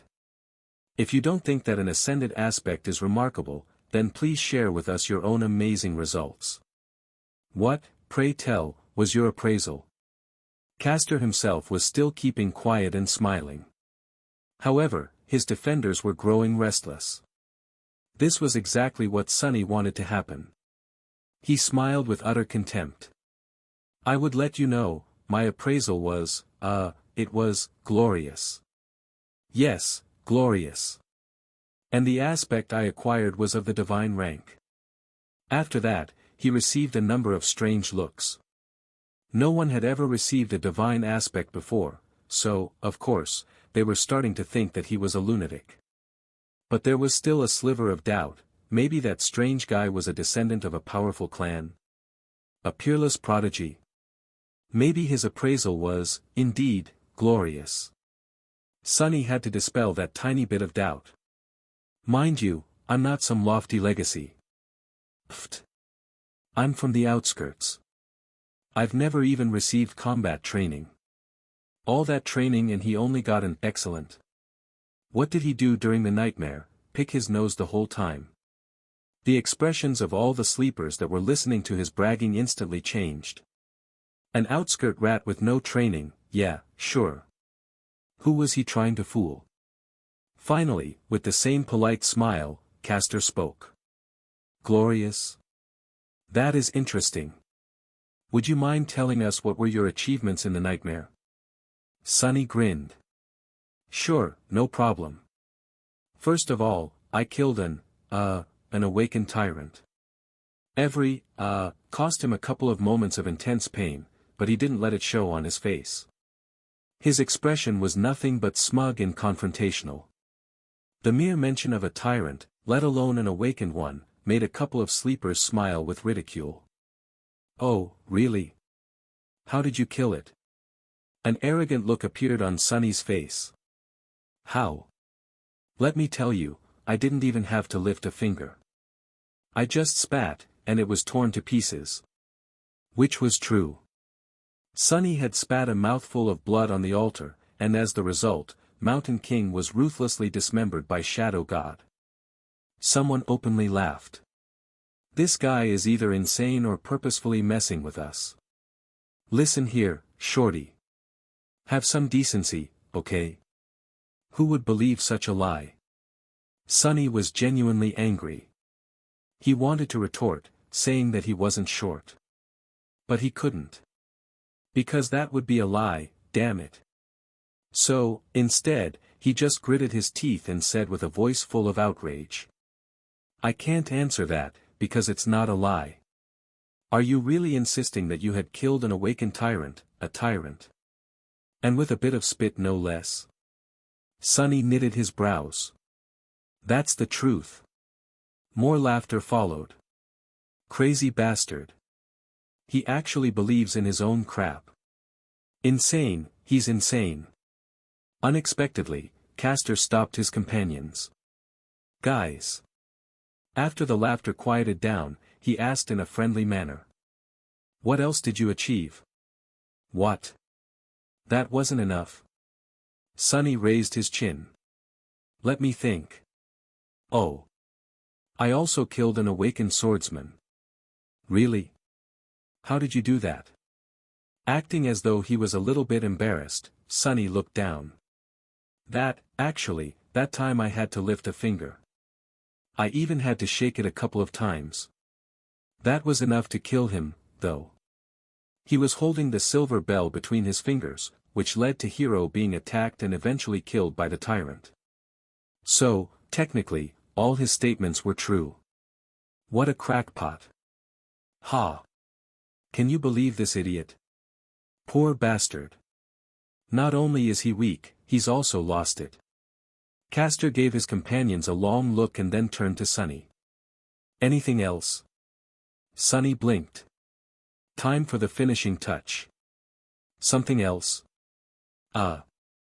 Well. Oh, right. I communicated with a bunch of gods, even though they were all dead. I made one of them wake up. He gave me a blessing. I was blessed by a god, do you all understand? The sleepers were silently shaking their heads or looking at him with pity. Castor sighed. I see. Well, in comparison to your achievements, mine do look rather average. Thank you for sharing with us. I hope you'll be as successful once we enter the dream realm. Sunny smiled with a look of smug superiority on his face. You better believe it. With that, he turned around and walked away. Ah. That's a job well done. He was pretty sure that after this performance, no one would ever believe that he actually had some kind of a powerful aspect or did anything worthy of notice during the nightmare. He only told them the truth, and yet managed to make everyone believe in the opposite of the truth. Such an incredible feeling. What did they think of him now? They thought that he was weak, grew up without any education in the outskirts, and had no training. More than that, he was apparently either insane or incredibly stupid. His temper was terrible. Truly pathetic and pitiful fellow. Now, whenever he was asked about his aspect, he could just honestly say that it was of the divine rank, and be laughed at. People would rather believe that the spell had ceased to exist than that he was someone noteworthy. He could even scream about his accomplishments from the roof, and no one would believe him. Subsequently, no one would ever suspect that he had a true name. Just you wait, fools. One day I'll be the one laughing. As Sunny was walking away, he heard one of the sleepers talking to Castor. Why didn't you put that lunatic in his place? He has belittled you. After a short pause, Castor answered. His voice sounded low and mellow. Poor kid must have lost his mind in the nightmare. It often happens. He'll most likely die soon, so being kind is the least I can do. The corner of Sunny's mouth twitched. What a nice guy. He knew that Castor's words were based on a false assumption, but, for some reason, still felt a cold chill running up his spine. Satisfied with his performance, Sunny walked back to the deserted corner of the hall. He felt people looking at him with mockery, contempt and pity. No one seemed to be willing to stay close to him. It was just as well, he didn't want to be bothered anyway. Still, weren't their reactions a bit exaggerated? It's not like he was carrying an infectious disease. Well, except for the spell. But it wasn't really a disease, which everyone here should have known already. Finally, he extricated himself from the crowd and reached the corner. For some reason, sleepers were unwilling to approach it. Currently, there was only one girl sitting quietly on the bench. Sunny gave her a look. The quiet girl was delicate, demure and very pretty. Her clothes were tidy and neat. They weren't very expensive, but still rather tasteful. With her pale blonde hair, big blue eyes and exquisite face, she looked like a beautiful porcelain doll. She was subtly breathtaking. However, there was something wrong with her. Sunny frowned, trying to understand what exactly about the girl made him uncomfortable. After a while, he realized that her empty, expressionless stare was reminding him of Mountain King. Startled, Sunny understood that the girl was blind. It took him a couple of seconds to compose himself. What a shame. A bit disheartened, he carefully sat on the opposite end of the bench. The girl wouldn't have survived the first nightmare if she had been blind prior to entering the spell. Which meant that she lost her sight as the result of the appraisal. It was her flaw. Suddenly, Sunny felt very apprehensive. A cold sensation spread through his chest. And I thought my flaw was bad. No matter what aspect ability the blind girl had received in exchange for her sight, it was effectively a death sentence. A blind person had no chances of surviving in the dream realm, at least not with a dormant core. In some sense, the girl was already dead. She was effectively a walking corpse. Feeling extremely disturbed, Sunny turned away and studied the crowd of sleepers. Now he understood why people were trying to avoid this corner. The girl was surrounded by an invisible, but almost palpable aura of death. Sleepers usually weren't very superstitious, but anyone would feel uncomfortable in her company. Armed with this knowledge, Sunny suddenly saw a pattern in how the young people in the hall were grouped. Instinctively, they all tried to stand close to those of their own circumstance. At the far end of the hall, closest to the stage, were one or two small groups. People in these groups were distinct from the rest of sleepers. They were all confident, calm and had an air of readiness. These were the legacies. They were trained for the spell since birth and had the highest chances of survival. Castor especially stood out from the rest. Next to them was a larger number of expensively dressed young people. They were lively and excited, and only a little nervous. They were the scions of rich and high-ranking citizens. Their training was pretty good since such families had ample funds to hire private tutors, even awakened ones. Their chances of survival weren't bad. Then there was the largest part of the crowd, which consisted of kids from middle-class families. They might not have had the privilege of training under awakened tutors, but their education wasn't bad. The government spent a lot of effort to put all the necessary knowledge and skills into the school curriculum, preparing potential sleepers in advance. Some of them might have received additional training in private. To survive, these sleepers would need to put in a valiant effort, and also have a bit of luck. But it wasn't improbable. Consequently, they were tense and nervous. And lastly, there was Sunny and the blind girl. The corpses. From the point of view of other sleepers in the hall, their chances of survival were close to zero. How charming. This was how the young sleepers had subconsciously divided themselves. The only exception from this rule was the silver-haired girl, who stood alone and apart from everyone, seemingly indifferent to tension and nervousness that permeated the air. She was leaning against a wall with her eyes closed, still listening to music. But regardless of their group and level of training, everyone was already tired of waiting. When will the damn induction ceremony start? Sunny thought, irritated. As though answering his thoughts, a tall man in a dark blue uniform appeared on the stage.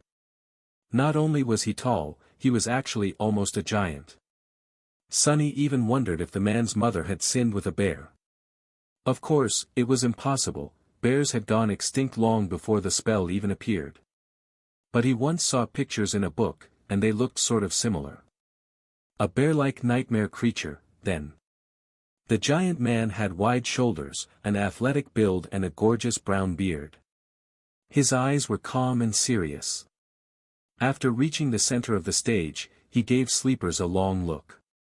When his gaze reached the deserted corner, Sunny suddenly felt nervous. I sure hope he doesn't have a telepathic ability. Otherwise, he might separate me from a limb or two on behalf of his mother. The man didn't pay Sunny a lot of attention and returned his gaze to the front rows of the crowd. Finally, he said in a deep, reverberating voice. I am Awakened Rock. Sleepers, welcome to the Academy. Everyone listened without making a sound. In less than a month, you will be summoned to the dream realm. Some of you might think that you are well prepared. You're wrong. The spell is merciless and cunning. The moment awakened begin to think too much of themselves, they die. I've seen countless sleepers like you lose their lives. I've also seen experienced masters lose theirs. Even saints are not assured to survive. Thanks for the encouragement, Sunny thought sarcastically. In the following 4 weeks, we will do everything in our power to increase your chances of survival. You will receive training from the best instructors in the world. However, don't be misled by their fame. In the end, whether you return from the dream realm alive depends only on one person, you. The responsibility to survive is yours, and yours alone. Except for the legacies, sleepers were looking at each other with growing fear in their eyes. Awakened Rock continued. You are not children anymore. It's a shame, because you ought to be. But the spell has decided otherwise. You have been to the first nightmare, so you already know what it's like. Your parents, your teachers, and your friends can't help you anymore. Haven't had any of those in a long time.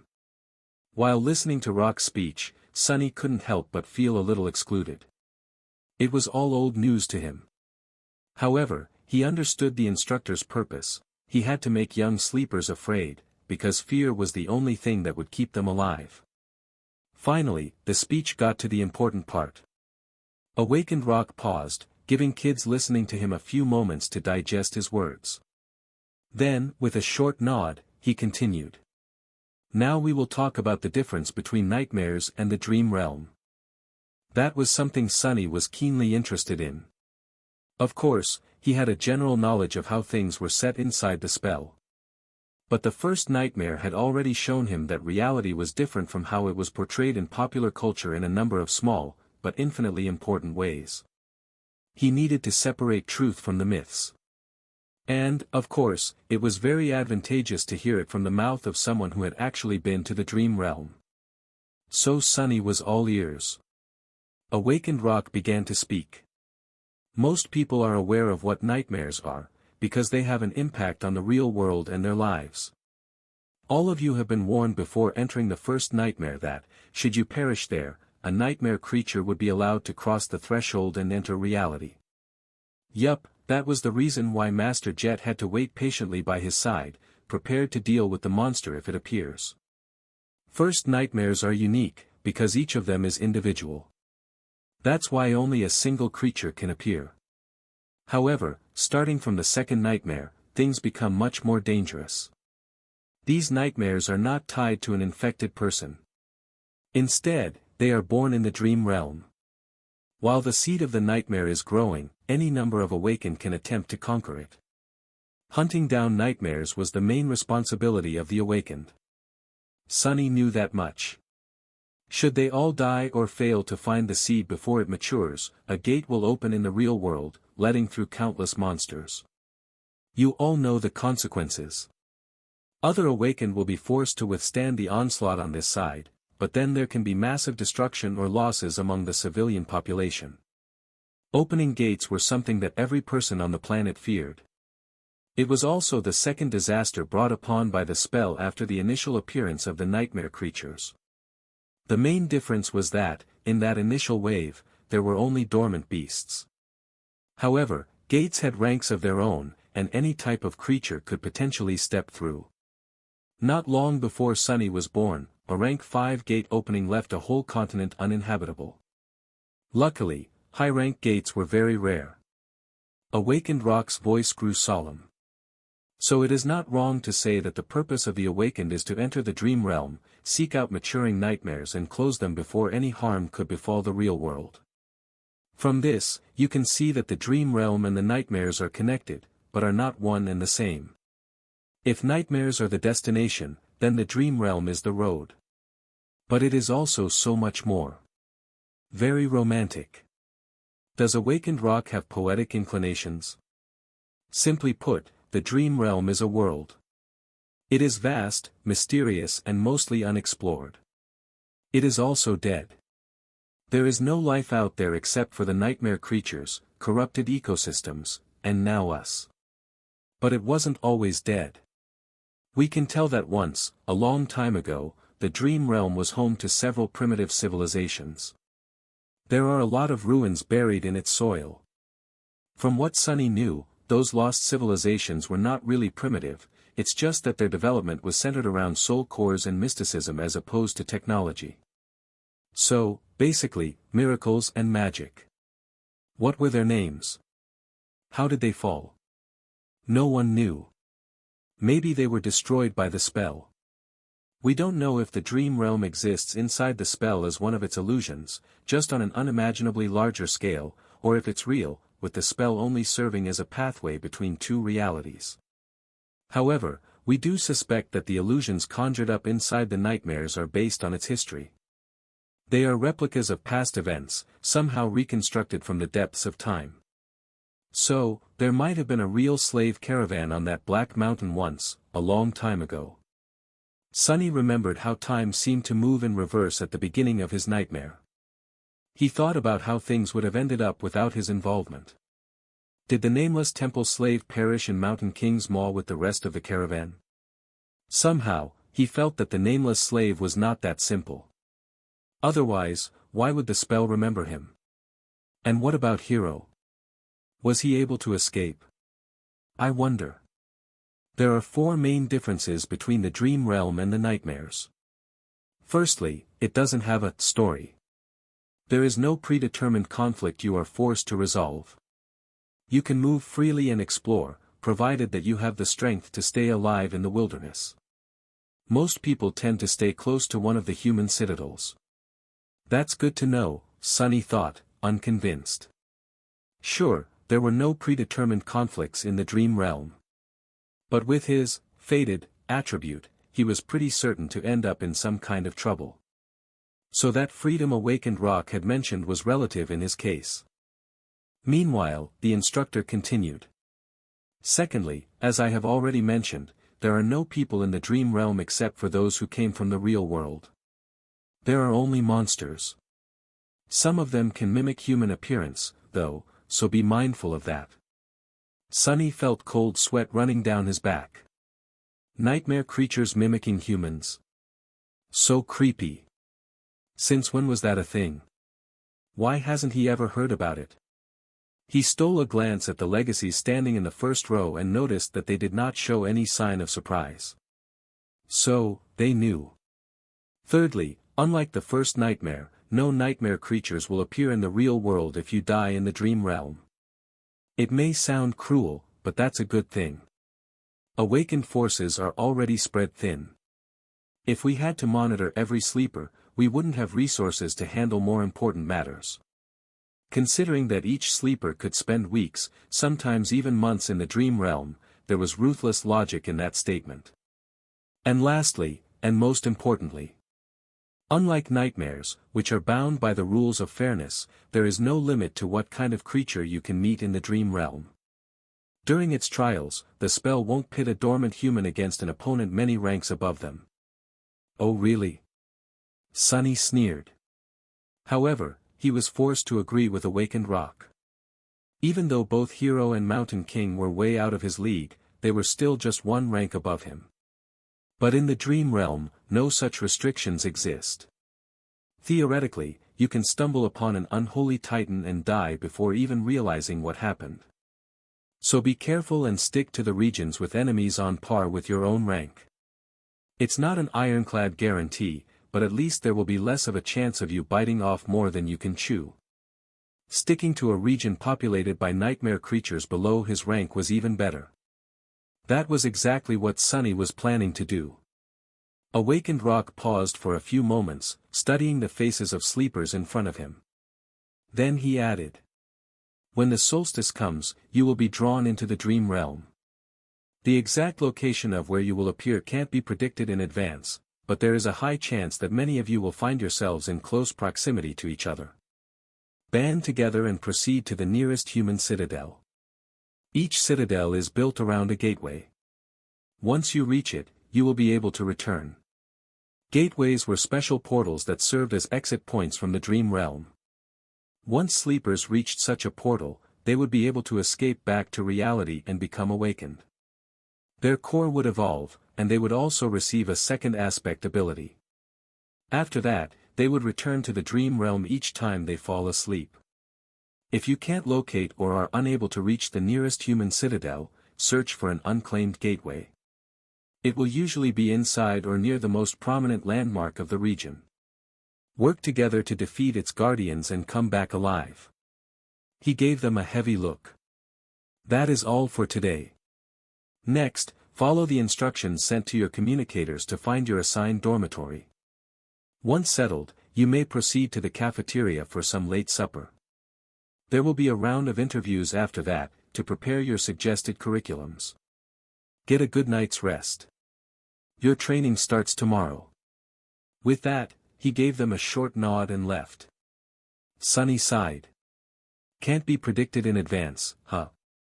With his luck, he would either drop right in the middle of a prosperous human citadel and immediately roll into a gateway, or appear in some region of the dream realm so remote and deadly that no one had ever heard about it or returned from it alive.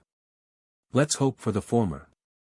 Since he couldn't do anything about it, Sonny wasn't very worried. There was something much more important on his mind: what, exactly, do they serve here for supper? Everything having to do with sleepers was situated in the same building. Sonny followed the instructions sent to his communicator and quickly found the dormitories, which were situated on one of the lowest levels. To his surprise, he actually got a whole room to himself.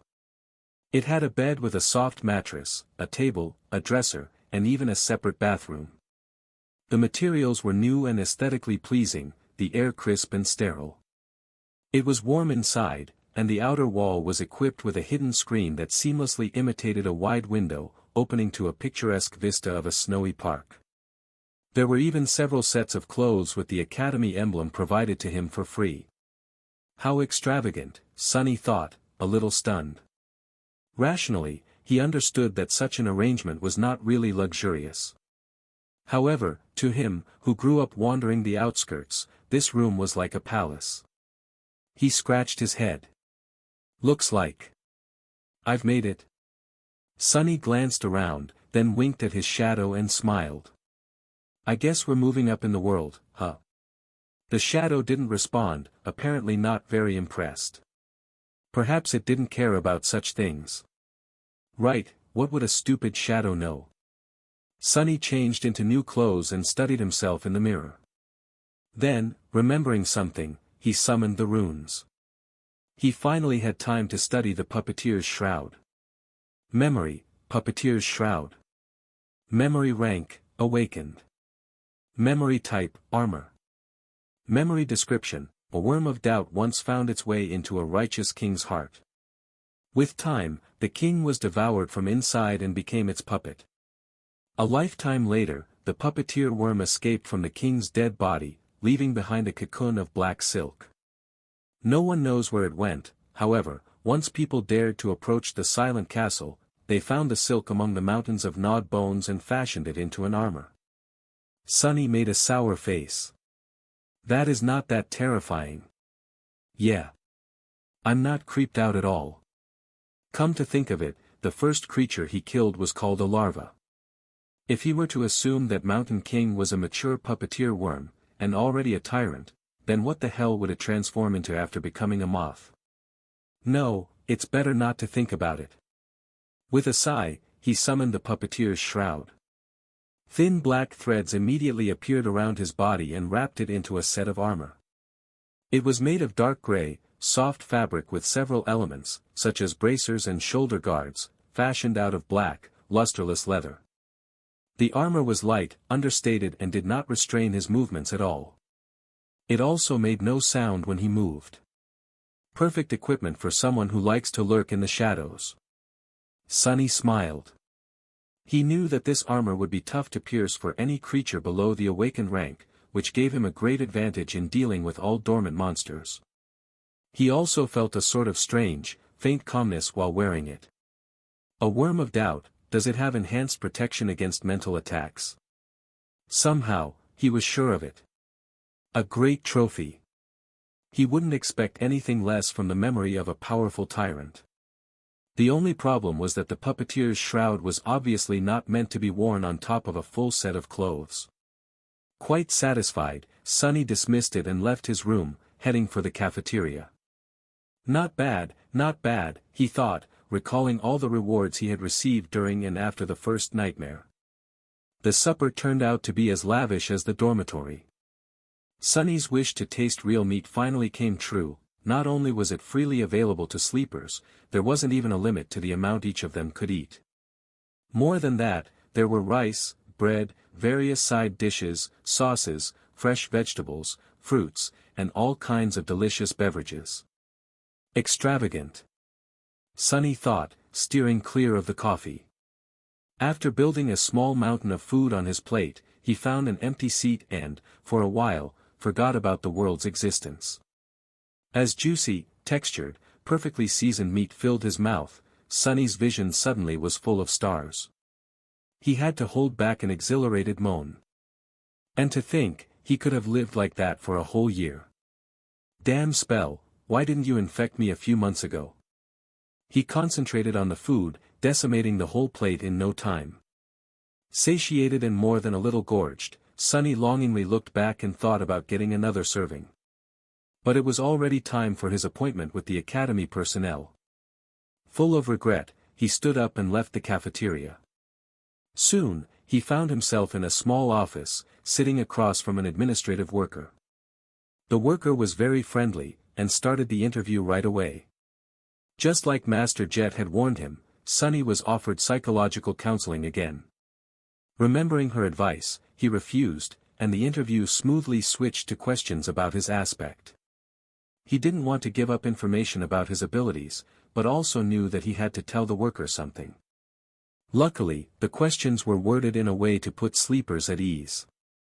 As such, most of them started with nice and polite preambles like, "Would you like to tell me," or, "If you're willing to share," which gave Sonny an opportunity to give neutral answers. "Would you mind telling me about the type of aspect ability you received, as in combat, sorcery, utility?" He did mind, but had to be careful. I'm not sure. I haven't had time to understand it well." "That's all right. Are you able to directly deal damage with your ability?" "I guess not. Earlier, I wasn't even able to harm a towel." Things went on like that. In the end, Sonny shared just enough information to create an impression that his aspect was weak, harmless and most likely having something to do with utility. After that, he returned to his room, undressed, and went to sleep. Sonny thought that falling asleep for the first time after the nightmare would be weird, but in fact, it was surprisingly easy. Lying on a soft mattress, with his skin against clean bed sheets and a fluffy pillow under his head, he slept like a baby.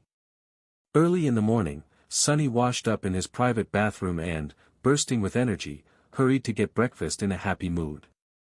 The cafeteria was a bit crowded. After filling his plate with all kinds of delicious stuff, he quickly realized that the only place he could sit was near the blind girl from yesterday. Her table was empty, since no one wanted to be close to her. Sonny grimaced. It seemed that the two of them were doomed to be outcasts together for the remaining 4 weeks. He also felt uncomfortable in the company of someone who was practically a dead person, but there wasn't much of a choice. Losing his good mood, he sat at the blind girl's table and gave a precursory nod to the social worker who was helping her get around. After that, he tried to pretend that they didn't exist and concentrated on his food. However, before he could finish, a sudden commotion drew his attention. "What's going on?" He looked up and noticed that a lot of sleepers were gathered around a large screen hanging on the wall of the cafeteria, their faces filled with excitement and awe. On the screen, a list of names was displayed, ranking the new batch of sleepers from weakest to strongest, most likely deduced from the results of the interviews. Not particularly interested, he quickly found his own name near the bottom of the list. The only sleeper who the academy judged to be less likely to succeed than him was the blind girl. Turns out, her name was Kasia. But the commotion was a bit too loud to be just the result of the ranking. Curious, he moved his gaze up. The sleepers were restless. How can this be? I'm not seeing things, right? What kind of a monster is she? Castor was placed in second place.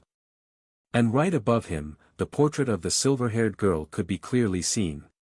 To the right of it, 2 simple lines of text were displayed. Name, Nephis. True name, Changing Star. So, the silver-haired girl, Nephis, also received a true name in her first nightmare. To get his own, Sonny had to deal with Hero and Mountain King while possessing a completely useless aspect, an impossible feat that seemed to have pleased the spell very much. I wonder how she had gotten hers. Sleepers in the cafeteria were struck dumb by the revelation of this achievement. They were staring at the screen with astonishment, fear and admiration. Listening to their excited whispers, Sonny felt a childish desire to scream, "Me too. I have one too." But, of course, he kept quiet. Looking around, he noticed Castor's gaze fixed on the screen. There was a strange, somber expression on the humorous young man's face. But the weird thing about it was that, as far as Sunny could tell, Castor wasn't looking at the line of text containing the true name. Instead, he was staring at the line of text that read, Nephis, as though the girl's actual name held more meaning to him than the one given by the spell. Interesting. Do they know each other? Why would a lofty legacy know someone who came to the academy in a police-issued tracksuit? And speaking of Nephis, where was she? Sunny glanced around the cafeteria and quickly noticed the silver-haired girl, who was sitting quietly in a corner with a cup of coffee in her hands. She wasn't paying a lot of attention to the commotion, seemingly immersed in her thoughts. Her gray eyes were serious and distant. A sleeper with a true name? That's impossible. It's technically possible. Smile of Heaven received her true name in the first nightmare, I think. But yeah, I'm doubtful. Maybe she lied in the interview. Are you stupid? If it was that easy to deceive the administrators, the crazy pervert from yesterday would have been in the first place instead. Sunny's face twitched. Crazy pervert, huh? Well, why don't we just ask her?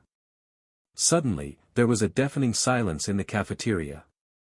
Following the suggestion, sleepers stopped talking and turned around, staring at Nephis. However, no one seemed to have the courage to approach her first. Finally sensing something, she raised her eyes and looked at them with surprise. What? Even the blind girl, Kasia, turned in the direction of her voice. After a couple of moments, Castor suddenly walked over and made a small bow. Lady Nephis. I am Castor from the Hanley clan. I see that your trial went well. Lady. Why is he addressing her that way? And he had to introduce himself, so, they don't know each other. Interesting. Nephis seemed to be a little bit perplexed by the question. After thinking for a while, she smiled brightly and shrugged. It is what it is. Castor awkwardly returned the smile. I see. I am very glad that you returned unharmed. Not that I doubted your abilities. Nephis nodded. Thank you. After that, she returned to her coffee, indicating that the conversation was over or simply oblivious to everyone's attention. Sunny sighed. How mysterious. There were a lot of thoughts on his mind. However, none of them could distract him from the most important thing, breakfast. A few seconds later, he had forgotten all about the awkward dynamic between Castor and Nephis and was happily shoveling down his food. The wilderness survival classroom was spacious, tastefully decorated, and completely empty. Sunny even thought that he was mistaken, but then spotted a gloomy instructor sitting behind a wide wooden desk. Noticing him, the instructor perked up. Come in, young man. He was a lively old man with messy gray hair, absent-minded eyes, and a pair of bushy eyebrows that seemed to jump around on their own. I'm Awakened Julius. You can call me Teacher Julius. Sit down, sit down. What's your name? Sunny obediently sat down. It's Sunless. Julius raised his eyebrows. Ah. What an ominous name. But that is good, very good. After all, we have to deal with a lot of ominous things. Sunny carefully looked around. I'm sorry, teacher. Did I come too early? No, you're right on time. Are other students late? The instructor grunted with incredible contempt. No one else is coming. Those brutes are only interested in swinging their fists and swords around. Very few are smart like you and know the true value of knowledge. Oh. So it was that unpopular. Sunny inwardly sighed, hoping that he won't regret the decision to abandon combat training in favor of this course. Say, young man, why did you choose wilderness survival, of all things? There was no point in hiding the true reason. Not that Sunny would have been able to anyway. The Awakened that monitored me during the first nightmare, Master Jet, had advised me to study it above all things. A very wise advice. That master truly knows what's important. Wait. Did you say Jet? His eyes widened. Soul Reaper Jet? That murderous savage? HM. Who would have thought that a barbarian like her would know the value of intricate knowledge? Soul Reaper. Sunny's curiosity was piqued. Teacher, do you know Master Jet? Julius carefully looked behind his back before answering. Who doesn't know the Soul Reaper? She might not be the most powerful awakened out there, but she is certainly one of the most feared. That's because her aspect abilities disregard flesh and target soul cores directly. Which means that no amount of armor, damage resistance and physical protection can stop them. He leaned forward. The only good thing is that she's young and not likely to become a saint anytime soon, or even ever. Yes, luckily, there's a very low probability that she'll ever advance. Sunny blinked. Why? Julius looked at him as though trying to comprehend how someone could be so ignorant. Because of her problematic personality, of course. Who would want to help a psychopathic killer become a saint? You need a team of outstanding companions and a lot of support to attempt conquering the third nightmare. Soul Reaper Jet isn't, wait. Suddenly, Julius frowned and leaned back. Why am I gossiping with you? You're too young to know such things. More than that, it's not in my character to badmouth others behind their backs. I would beg to differ, Sunny thought sarcastically, but didn't say anything out loud. He already got a lot of juicy information out of Teacher Julius. Maybe choosing wilderness survival was the right choice after all. Let's get back to your curriculum. What other courses are you taking? Sunny sighed. None. For the next 4 weeks, I'll be fully concentrated on wilderness survival.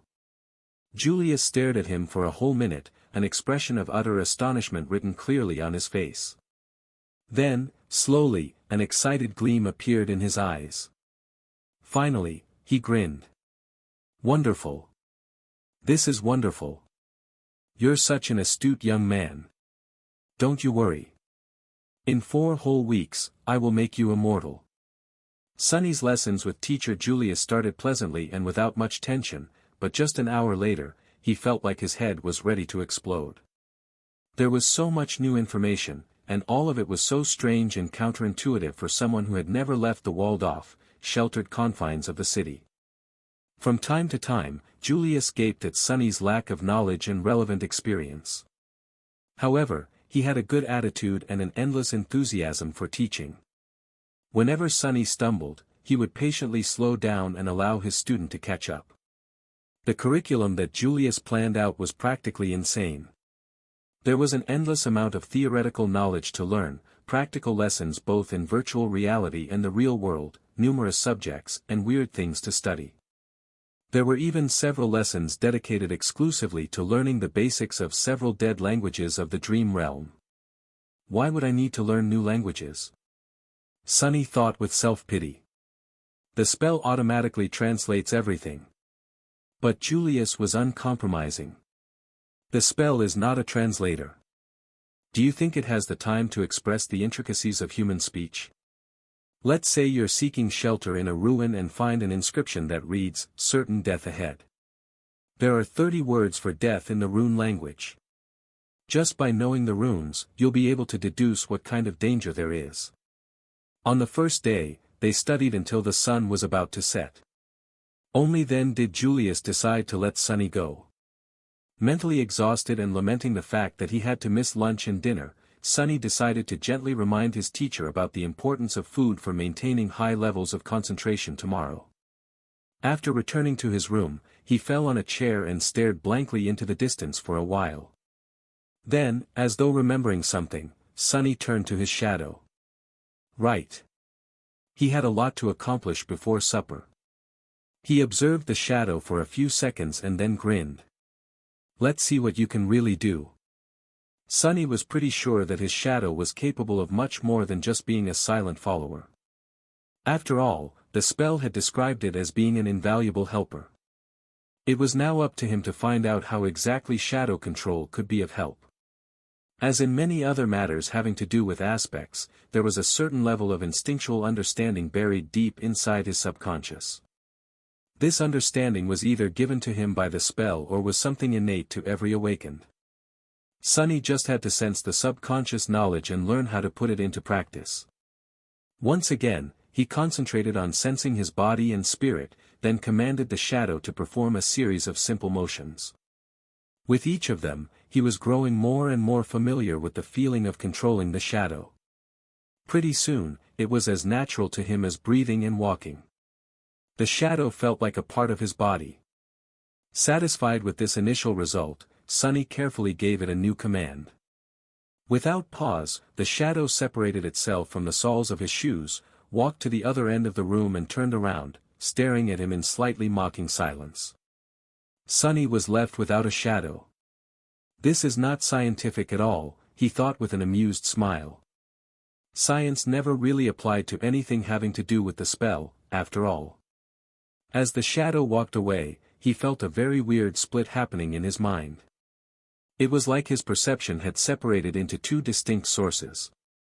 One was his body, the other, his shadow. With a bit of trying, he managed to focus on the second source. Instantly, his vision blurred. "Whoa!" Sonny blurted, surprised. "Whoa!" the shadow heard from the other end of the room. Sonny blinked. In his mind, there now existed two pictures. One was of his room's door, with an indifferent shadow standing in front of it. The other was of a pale young man sitting on a chair, wide-eyed and bewildered. "That's me." He raised an arm and waved it in the air. Simultaneously, the pale young man raised and waved his. "I can perceive the world through my shadow." He sat for a while, thinking. An ability like that opened up a lot of possibilities. With his child of shadows attribute allowing him to see and move stealthily in the darkness and shadow control, allowing him to send out a sneaky shadow as a scout, he was pretty much a perfect spy. A spy was someone who gathered information without exposing themselves to a lot of risk. A role like that suited Sonny's taste very much. Of course, spies were also able to strike from the shadows with deadly precision. Armed with information, they were masterful ambushers. With the prior knowledge of the opponent's weaknesses, their attacks were surgical and lethal. But any direct confrontation would mean putting himself in danger, so Sonny wasn't very keen on becoming an assassin. After all, his aspect still lacked the means of directly enhancing his combat performance. "Shall we test it?" He looked at the shadow and gave it a command. With an exaggerated sigh, the shadow bent down and nimbly slid under the door. Instantly, he could see both the room and the hallway outside. Sonny closed his eyes to focus on the picture projected from the shadow.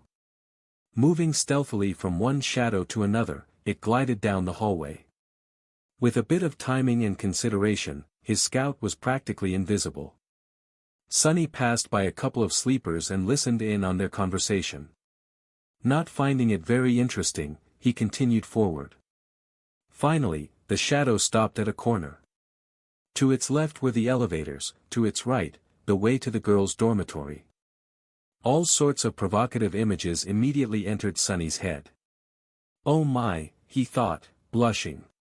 Yes, with this ability, it was also very easy to fall into utter depravity. But no. He couldn't do it. Not because of some high moral principles. It's just that, with his reputation of a pervert, the chances of being asked if he had done something unbecoming were pretty high. So he needed the ability to honestly answer no. So. I probably shouldn't. Right? Right? Of course you're right. Don't even think about it. Back in his room, Sonny sighed with a lot of regret. Then he directed his scout to hide in the shadow of a passing sleeper and followed him to the elevators. Some time later, Sonny's shadow was hiding in a corner of a large dojo. He was observing his fellow sleepers who, under the guidance of Instructor Rock, were going through the motions of the introductory combat class. Today was mainly dedicated to testing their general competency and abilities. After that, the sleepers were going to be separated into groups based on their level, such as novice, advanced or expert, as well as their weapon of choice. Some would be assigned a personal tutor or paired together. Currently, sleepers were taking turns delivering their strongest punches to a wide plate attached to a special measuring machine. After each strike, the machine would display a number corresponding to the sleeper's physical strength. In theory, a machine like that was not hard to build. However, considering that many of sleepers had combat-oriented aspects that enhanced their might in a variety of ways, it was actually a marvel of engineering and durability. Their technique and training also affected the final result. Most people were getting numbers ranging from 10 to 14. It was considered a good result, something that only the most athletic people could reach. However, a lot of sleepers, obviously those with enhancing aspects, were able to achieve a score of 15 or even 16. I would probably get 10 or 11, Sonny thought, feeling a little bored. Then he suddenly perked up, noticing that it was turn for Nephice, the highest-rated sleeper of their batch, to strike the plate. The slender girl approached the machine and, without much preparation, delivered a sudden, crushing blow.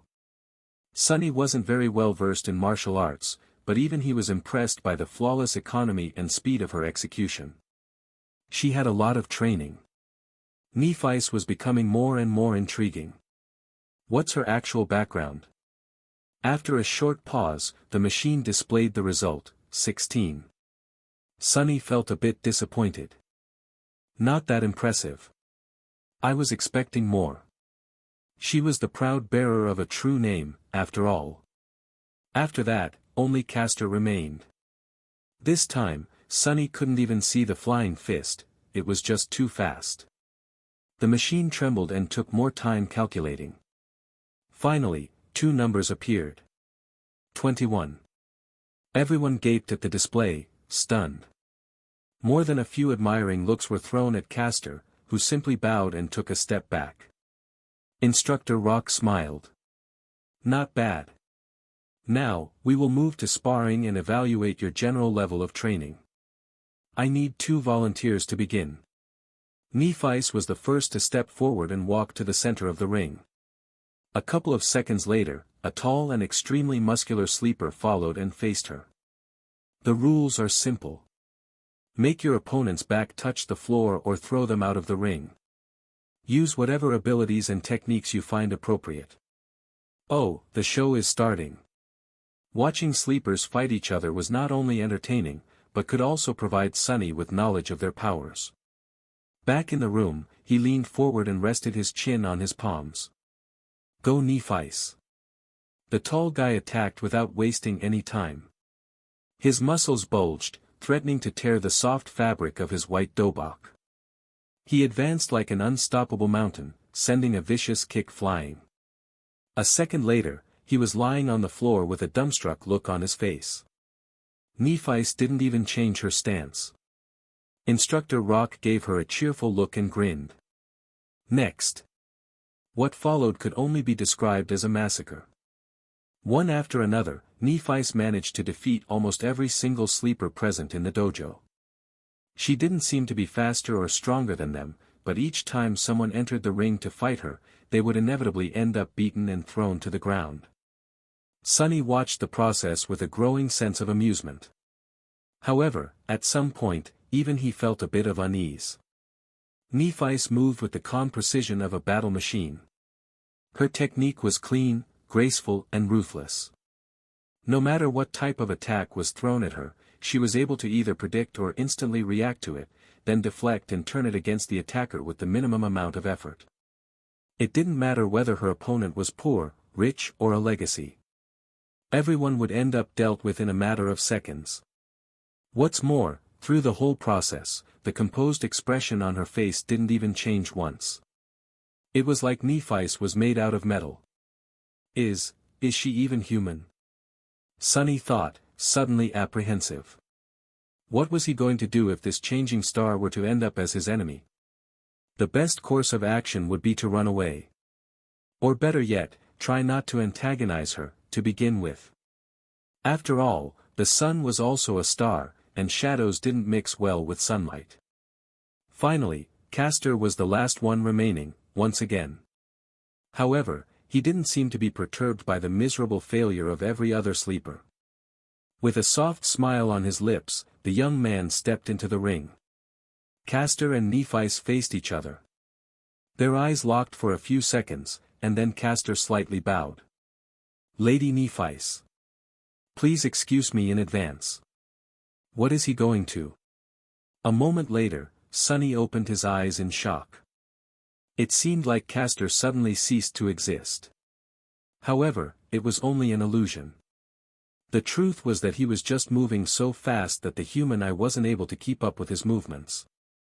If it wasn't for the special properties of shadow sight, Sonny wouldn't have been able to perceive anything either. Even then, he only noticed a hazy blur streaking through the air. In a fraction of a second, Castor covered the distance between him and Nephis and delivered a devastating blow. However, despite his astonishing speed, she somehow managed to react in time, slightly turning her body to deflect the strike. But it still wasn't enough. Although Nephis had managed to avoid being hit squarely in her center of gravity, Castor's fist ended up connecting with her shoulder, sending the girl into a spin. Not wasting any time, Castor disappeared again. His plan was very simple. While Nephis was still under the impression that the enemy was in front of her, he was going to use his unnatural swiftness to circle around and attack from the back. The young man appeared behind the oblivious girl, ready to finish the fight with one decisive strike. Just as he planned, she seemed to be preparing to attack in the direction he had been seeing just a split second ago. Gratified, Castor shifted his weight, putting it all into his fist. However, at the last moment, Nephis suddenly changed her stance and threw her elbow back with frightening force. Castor's eye widened. It was all a feint. And now that he had committed to a strike, there was no simple way to stop. No matter how fast he was still subject to the laws of inertia. The elbow was approaching his face with a profound feeling of inevitability. And yet, Castor still managed to avoid it, even if it was just by a hair's breadth. His speed advantage was just too big. He then proceeded to trip and push Nephis, sending her flying to the ground. However, just before she was about to hit the mats, the young man carefully grabbed the collar of her dobok and gently pulled, slowing down the fall and allowing Nephis to land on the floor without any impact. Lying on her back, the girl blinked a couple of times and looked up at him. The whole altercation lasted no more than 2 seconds. Back in his room, Sonny opened his eyes in shock. So that's an ascended aspect. That's cheating.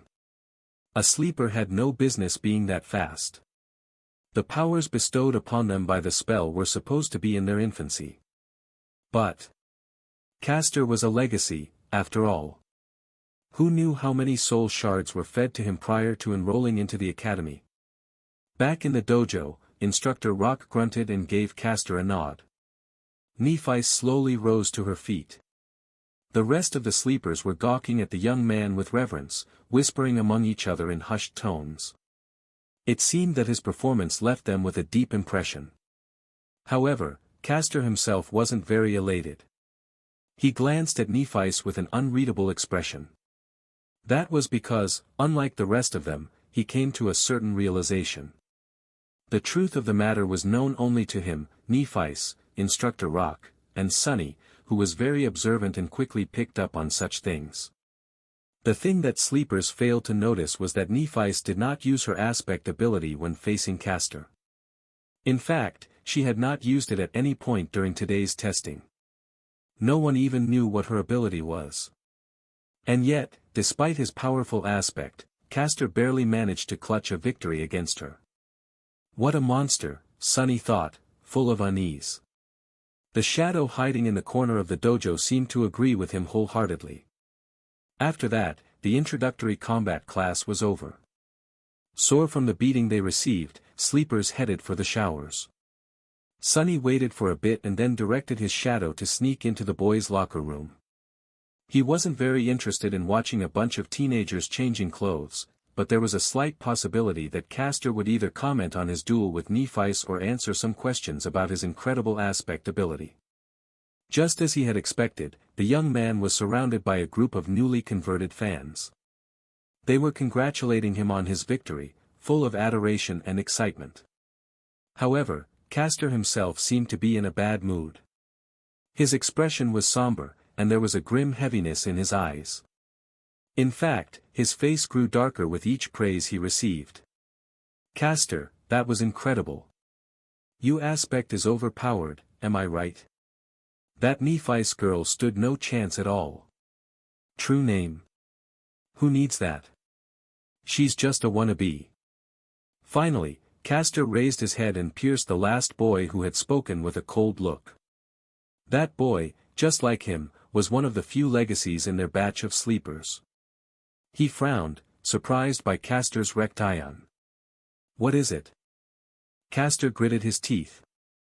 "I might have expected such behavior from them, but you should know better." The other legacy raised an eyebrow. "Why? Is there something special about that peasant girl?" Castor's eyes widened. Peasant girl? Do you really not know who she is?" "No." Sonny thought impatiently. "So just get to it and say it out loud." Luckily, the arrogant sleeper had the same sentiment. Castor opened his mouth several times, as though not sure what to say. Finally, he shook his head and answered. "She is Nephis of the Immortal Flame clan." As soon as he said that, the arrogant legacy became deathly pale. Not paying him any attention, Castor continued. "I trust that I don't need to tell you about her grandfather. Her parents were Smile of Heaven and Broken Sword." In his room, Sonny almost fell from the chair. Even he knew who Immortal Flame and Broken Sword were. The former was the first human to conquer the second nightmare and become a master.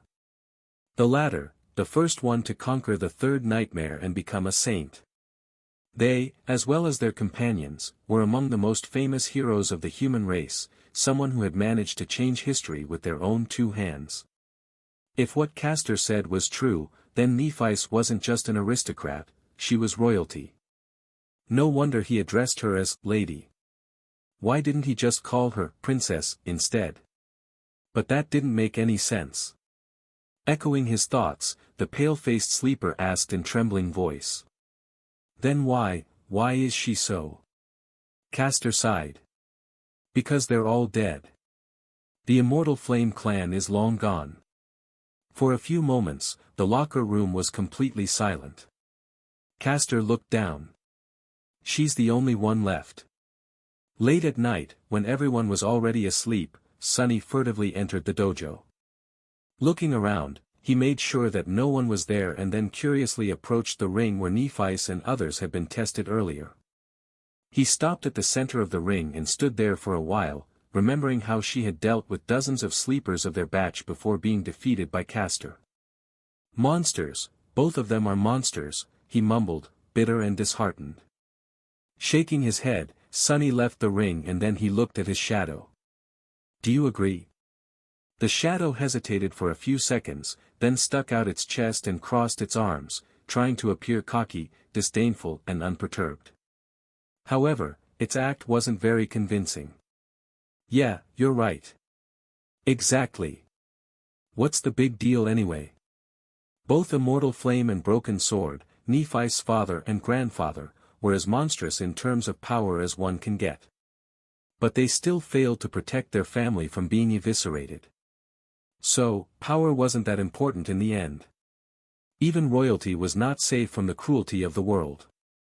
Sonny sighed and proceeded to the measuring machine. Making a fist, he swung it and delivered his best punch. The machine hummed for a few seconds and then displayed a single number. 9. "Oh, come on. I deserve a 10, at least." Feeling very indignant, he struck the plate again, almost hurting his fingers. However, the result was the same. Damn it. Sonny paced for a bit, trying to control his anger. It seems he was destined to be a weakling. After all, the force of the strike depended on mass and acceleration. Acceleration could be improved with technique and exercise, but mass was something he had little control of. He was already done growing, and his height was not going to drastically increase in the future. No matter how hard Sunny trained, he was always going to be a lightweight. How is this fair? Suddenly filled with resentment, he punched the plate again, putting all of his frustration into this one strike. At that moment, a strange instinct suddenly awakened in Sunny's mind. Following the command of this instinct, his shadow flowed up and wrapped itself around his hand, sticking to it like a black glove. In the next moment, the punch connected. The machine trembled from the force of the strike. Sunny's yelped in pain and took a step back, cradling his bruised fist. After a while, the result was displayed. However, it wasn't a 9 anymore. It wasn't even a 10. It was 18. He looked at the displayed number for a long time, expressionless. Then, a wide grin slowly appeared on Sunny's face. I see. So that why? Of course. He clenched his fist again, looking down at the black, shadowy glove. Ah, what an invaluable helper indeed. Now we're talking. Days flew by. Sunny only had 4 weeks to prepare himself for the journey into the dream realm, so there wasn't even a minute to spare. He was relentless, pushing his body and mind to the limits in an attempt to absorb as much knowledge and skills as possible in that short amount of time. In the day, he studied with teacher Julius, slowly learning how to survive and take care of himself in the absence of civilization. Their lessons ranged from comparatively simple, like various ways to produce fire, to much more obscure and esoteric, like celestial navigation. What was so hard about celestial navigation? Well, as it turned out, the dream realm was not consistent in terms of star geography. Different regions had different stars and constellations, as well as a different number of moons. While the sun seemed to be the same, its behavior was highly unpredictable. Still, with sufficient knowledge, one could find ways to study the skies and subsequently navigate themselves. Most of these lessons were, supposedly, already included in the various school curriculums and known to the majority of sleepers. However, learning something from a textbook and learning the same thing from an actual awakened were two completely different matters. Teacher Julius had a habit of going much more in-depth when explaining his subject. Thanks to this time-consuming habit of his, Sunny not only learned about the what, but also often gained glimpses into the why. This nascent understanding of the underlying principles of the dream realm environments gave him the ability to face any situation with at least some measure of readiness. Even the lessons in dead languages, which Sunny had initially judged to be useless, turned out to be much more interesting than he could ever imagine. This was, in large part, because it concerned the spell itself. After all, the spell communicated with humans in one of those dead languages. By knowing the language, he was able to understand its various remarks and descriptions better. The simplest example of this was Nephi's and her true name, Changing Star. While technically correct, this translation failed to properly convey the exact meaning. By understanding the grammatical structure of the rune language, it was easy to extrapolate and see that the more correct translation would have been, Star of Change. More than that, there were different runes for change, each with its own connotation. Depending on what exact rune was used to relay the meaning of the name, it could also mean ruinous star or star of misfortune. A small change in wording and connotation could mean a world of difference in real life. Sunny, who had never seriously studied before, found the process of acquiring vast amounts of theoretical knowledge strange, numbing, and exhausting. However, in a sense, it was also exhilarating. After all, knowledge was something that only the privileged had access to. It was also this authority over knowledge that kept them in the position of power, creating a vicious circle of inequality. The poor had no opportunity to study, and without the advantage of good education, they had no way to stop being poor. The weirdest part about all of this was that Sunny was now one of those privileged people. More than that, he was at the pinnacle of social hierarchy. Not only had he gained access to an unlimited amount of knowledge, but even his basic needs like food and shelter were also taken care of by the government, allowing him to fully focus on the single goal of developing himself as an awakened. This sudden transformation would have sent him into a whirlpool of philosophical reflection if he had any time to spare. But he didn't, because teacher Julius also insisted on holding practical lessons every other day. Even if some of them had to be done in virtual reality simulations, he insisted on using the full immersion stations with enhanced physical feedback. As a result, Sonny was bone-tired and utterly exhausted. The good thing was that with such amount of exercise, coupled with his newly reforged body, Sonny had never been in better shape. Even without combat training, he could feel his strength, stamina and agility improving by leaps and bounds. Basically, the peculiar rebirth he had experienced after completing the first nightmare had enhanced the innate potential of his body, bringing it to the peak of the human condition. However, it was up to him to realize that potential with sweat, effort and a lot of hard work. Practical application of wilderness survival techniques provided him with the opportunity to do so. And as though this wasn't enough, Sonny secretly collected information about other sleepers and practiced shadow control every night. His shadow was independent enough to be sent on scouting missions without his direct control. It would sneak here and there, listening in on the conversations and observing different classes where sleepers had to demonstrate their aspect abilities. Then, after Sonny had finished his supper and returned to his room, it would come back and share everything it had heard and seen during the day. The only problem with this arrangement was that the shadow, despite its outward snarkiness, turned out to be rather naive. It didn't quite understand how the human world worked, and as such, often failed to distinguish between useful information and meaningless chatter.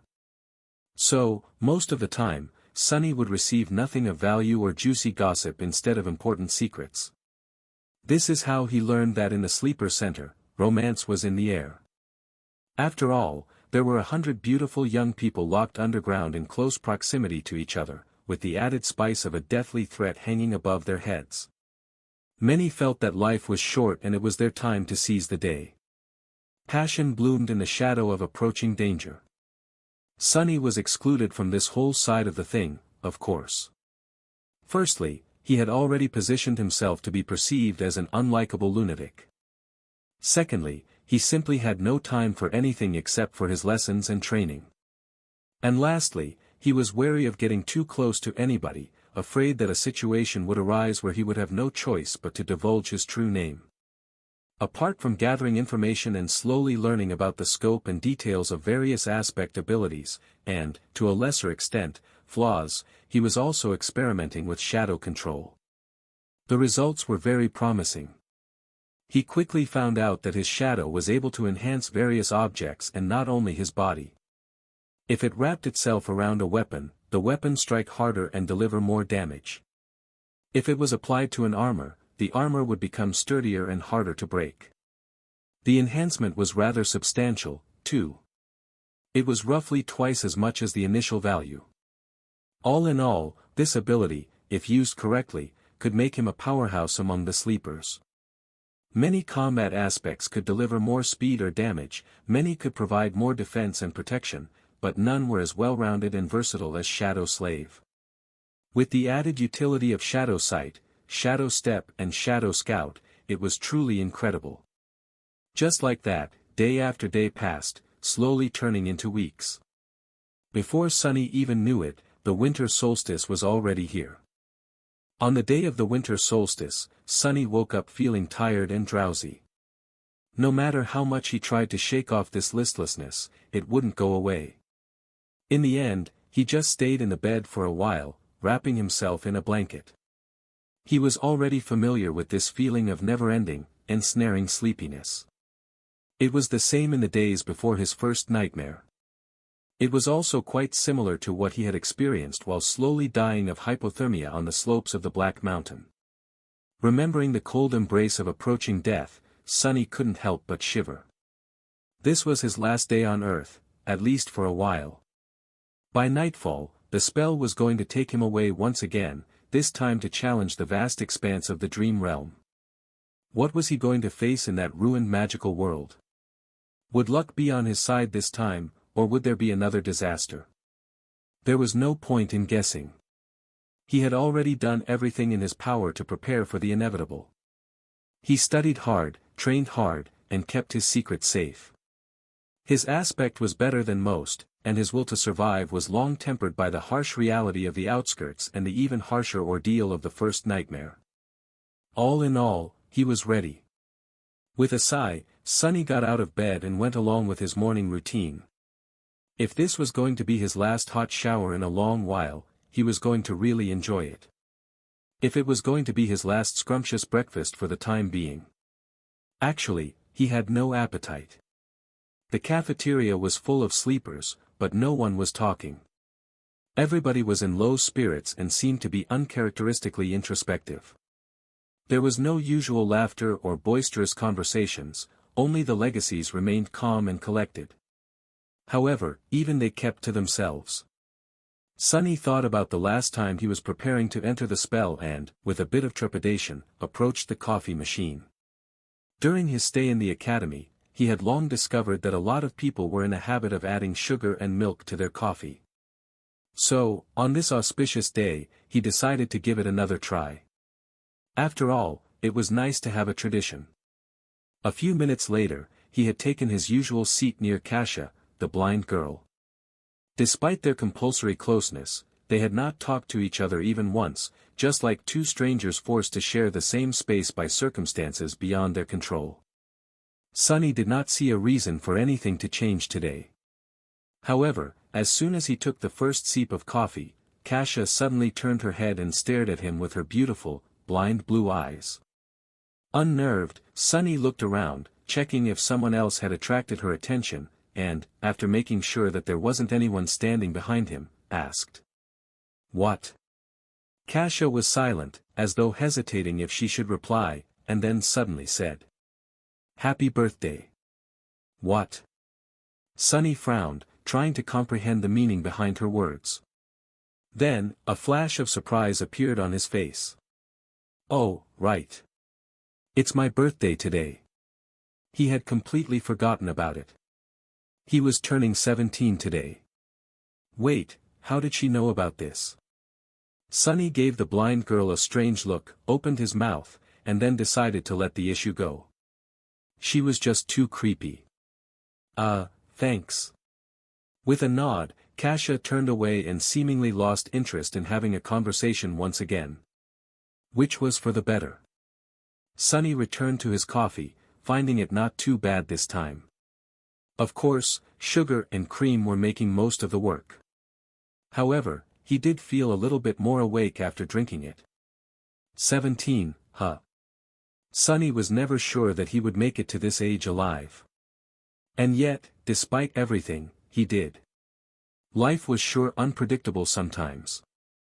If anyone would have told him a year ago that he was going to celebrate his 17th birthday by drinking real coffee with real milk and sugar, he would have laughed in their face. But now it was a reality. Unwillingly, Sonny remembered all the people who used to celebrate his birthdays with him, a long time ago. Before his mood turned sour, he decisively dispelled these thoughts and forced himself to smile. This is not bad. Let's do it again next year, when I'm already an awakened. Cheering himself up like that, he finished his coffee and left the cafeteria. There were no classes today, but he still visited the wilderness survival classroom and said his goodbyes to teacher Julius. The old man got pretty emotional when sending him off. He gave Sonny one last tip, a dozen or so times in a row, and even promised to apply for a research assistant position to be opened after the young man had become a full awakened. Sonny left thanking him for his time and patience. After that, there wasn't much to do. When the sun was close to setting, Instructor Rock gathered them in the foyer of the sleeper center and led them outside. In the snowy parks that surrounded the white building, other awakened were leading their own batches of sleepers to the same destination. It was the Academy's medical center. The center looked more like a shrine than a hospital. Its interior contained both highly advanced technology as well as some of the best healers among the awakened. For the duration of their first journey into the dream realm, the bodies of sleepers would be kept safe in specially designed pods and sustained by the magical powers of those healers if anything unfortunate were to happen on the other side of the spell. Of course, whether or not they would wake up in the end wholly depended on the sleepers themselves. To Sonny's surprise, after entering the medical center, Instructor Rock did not take them directly to the wing containing sleeper pods. Instead, he led them to a comparatively deserted floor and then opened the doors to a spacious gallery that was brightly illuminated by the beautiful crimson rays of the setting sun. There, they saw rows and rows of wheelchairs. In each wheelchair, there was a person with a blank, strangely peaceful expression on their face. All these people were completely silent, motionless, and still. They did not show any reaction to the appearance of guests. They all seemed to be empty. In the eerie silence, Sonny felt his hair standing up and a creeping terror sipping deep into his heart. Instructor Rock looked at the empty people with solemn eyes. "There is a reason I brought you all here. Look well and remember. Some of you may know who these people are, for those of you who don't, they are called Hollow." He gritted his teeth. Each one of them was once either a sleeper or an awakened. Some of them were weak, some of them were strong. Some were even incredibly powerful. All of them have perished in the dream realm. Their souls are gone, Sonny realized, horrified. If you're lucky, once your spirit is destroyed, your body dies with it. But if not, you'll become just like them. Hollow. Instructor Rock glanced in the direction where Castor and Nephi stood, and then added. "So don't die out there." Half an hour later, sleepers had been led to their personal rooms and were preparing to enter the pods. In one of the rooms, the blind girl, Kasia, was helplessly trying to orient herself in the unfamiliar space, touching the walls and strange pieces of machinery with her hands. Tears were streaming down her beautiful, doll-like face. In the other room, proud Legacy Castor was staring listlessly at the floor. His lips were moving, repeating one strange phrase over and over again. He was trembling. Somewhere else, Changing Star Nephis, the last daughter of the immortal Flame clan, was looking down at her hands. Underneath her skin, soft white radiance was slowly growing brighter and brighter. Her face was contorted in a grimace of harrowing agony. And finally, there was a room where Shadow Slave Sunless, lost from light, turned away from the sleeping pod and glanced down at his shadow. "Well? Are you ready?" The shadow shrugged and didn't answer. Sonny sighed. "Yeah, me too." With that, he stepped forward and climbed into the pod. In the vast echoing darkness, he heard. "Welcome to the dream realm, Sunless." Sonny was expecting to first look at the place where his arrival to the dream realm was going to take place from above, just like it had happened at the beginning of the first nightmare. Back then, time had magically moved in reverse, giving him an opportunity to see hints of what he was going to face. Instead, immediately after hearing the greetings of the spell, Sonny found himself blind and drowning. As he instinctively tried to open his mouth to scream, salty water rushed inside, making him choke and twitch. More than that, he couldn't see anything. No, it's not that he couldn't see, it's just there was no source of light around. Usually, darkness wasn't a problem for Sonny, but, for some reason, his sight wasn't working anymore. Maybe the seawater he was submerged in was blocking it.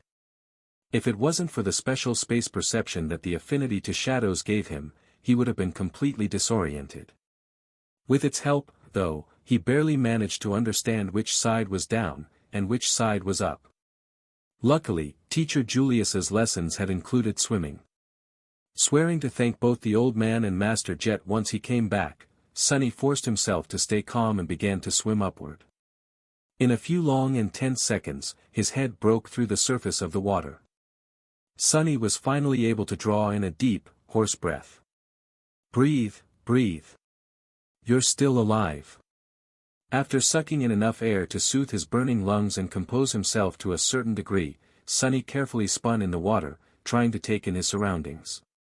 What met him was an endless, jet-black expanse of undulating waves. Above them was an empty black sky. There was no moon, no stars, just a dark vastness of repressive nothingness. Sonny blinked a few times, cold dread taking hold of his heart. This is a sea. An ocean? Was I dropped in the middle of an ocean? No, it couldn't be. There had to be solid ground somewhere nearby. As he was gripped by a momentary panic, a remote sound suddenly drew his attention. Sunny turned around and saw a triangular dorsal fin moving in his direction. Luckily, it was still hundreds and hundreds of meters away. Wait, if it's so far away, then how come I can see it so clearly? Despite being submerged in water, Sunny still felt like there was suddenly cold sweat all over his body.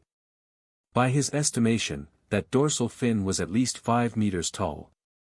It was rapidly approaching, growing visibly larger with each second. Damn you, spell! With eyes full of horror, Sunny spun again, desperately trying to find something, anything, to save him. And there, a short distance away, he finally noticed a black mass protruding slightly above the water. Not wasting even a second on thinking, he started to swing his arms and legs, swimming in the direction of the black mass with a considerable speed. However, no matter how fast he swam, the giant shadow of the unknown creature was closing the distance between them much faster. A small part of Sunny's mind managed to preserve its rationality even when faced with this boundless, primal fear. Not allowing himself to slip entirely into panic, Sunny tried to think, and then silently commanded his own shadow to wrap itself around his body. Instantly, his speed increased twofold. Just seconds before the unknown colossus got to him, Sunny reached the black mass, stretched out his hands, and pulled himself out of the water. He rolled away from the edge, scratching his skin on the uneven rocks, and jumped in fright when the whole surface underneath him shuddered, as though something massive had collided with it. As Sunny backed out, terrifying jaws appeared from the water, with rows and rows of giant teeth, each one as long as he was tall. He opened his eyes wide, understanding that the rock he had climbed on was not tall enough to save him from the monster. Why is it even trying to eat me? I'm too small to be considered a filling snack for something this enormous. However, before the monster had a chance to attack, a colossal tentacle suddenly broke through the water and rose into the air like some strange, black tower. Before too long, it fell down, entangling the owner of the giant maw and pulling it back under the water. Sunny lost the feeling in his legs and plopped on the ground, his mouth opened. His whole body was shaking. A few seconds later, the dark sea was calm again, as though nothing has happened. The indifferent waves continued to move silently under the lightless sky. So, it wasn't trying to eat me, he realized, frozen. It was trying to run away. A few minutes later, Sunny was pretty sure that nothing was going to devour him, at least not immediately. With that certainty, he was finally in a state of mind to stop trembling and explore his surroundings a little. The black mass he climbed onto turned out to be a single stone platform of around 12 meters in diameter. Its surface was mostly flat, covered with grooves, and somewhat dry. Due to the regular shape of its edges, it seemed more like something man-made than a natural formation.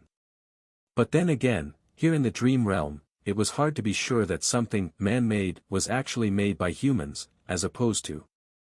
Better not to think about it. The platform wasn't connected to anything, existing as a tiny island in the sea of darkness. There wasn't anything else above the water for as far as Sunny was able to see. After discovering that fact, he also realized something else. It was that he was wet, cold, and completely naked. In his defense, the clothing situation was the last thing one would think about when trying to save themselves from abyssal monsters. Also, it's not like someone was here to witness his stark paleness and private bits. Still, it was sort of cold. Sunny summoned the puppeteer's shroud and watched as dark gray garments covered his body. It even came with a pair of high, soft-soled leather boots. Clad in gray fabric and lusterless leather, he suddenly felt much safer. Not to mention, warm. After that, Sunny sat down in the middle of the platform, as far away from water as he could, and tried to remember the unique characteristic of every explored region of the dream realm he could think of. Unfortunately, none of them matched this starless, dark void. Of course not, he thought with a bit of resentment. Even if some unlucky humans had ever come here, I doubt that they were able to return to the real world alive. Not with those things hiding underwater. Not yet desperate enough to leave the platform and try to swim away in search of land, Sunny decided to wait and see. Maybe something was going to change as time went by. With a soft sigh, he habitually looked for his shadow. However, due to the total darkness that surrounded him, it couldn't really be seen. He just barely felt its presence. This must be a paradise for you, right? All this gloom and not a star in sight. The shadow, of course, did not answer. Anyway, good job earlier. With a nod, Sunny lay down, using his hands as a pillow. Not thinking about much, he stared into the black sky and waited. The sound of the undulating waves was, actually, quite relaxing. After a while, he closed his eyes and listened. Minutes merged together, growing into hours. Suddenly, Sunny caught a slight change in the sound of the sea. It was as though something was shifting. He opened his eyes and noticed that one corner of the sky was slowly turning gray. Soon, a glimpse of a pale sun could be seen rising above the horizon. A new day had come to the starless void. And with it, the dark sea suddenly surged.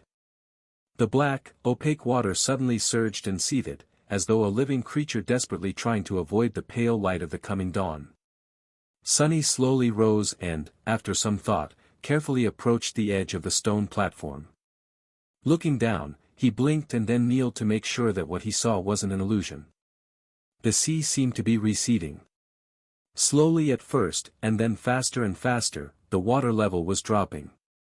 The circular stone formation he had been taking shelter on used to barely protrude out of the waves, but now there were meters and meters of wet rock between him and the restless surface of the sea.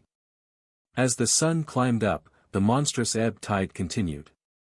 Soon, Sunny found himself standing on the edge of a tall cliff, with 100-meter drop separating him from the churning waters. Beneath him, the rock formation broadened and changed shape. However, from his vantage point, it was hard to determine what that shape was, exactly. At that time, the dark surface of the water began to be punctured here and there by sharp crimson blades. As it dropped even further, it was as though a crimson forest was slowly rising from the black depths. The trees were made of something resembling coral, growing chaotically into each other and stretching toward the sky. They were colossal in size, with irregular protrusions entwining and merging together, looking monumental and eerie in the black and red reality of the sunlit void. The labyrinth formed by this strange reef stretched as far as Sunny could see, broken here and there by protruding cliffs, sudden chasms, and distant natural features. Half an hour later, utterly shocked, Sunny stared down and realized that the sea was completely gone. If not for the black seaweed left hanging on wet rocks and scarlet pillars of coral, he would even doubt if it was ever there.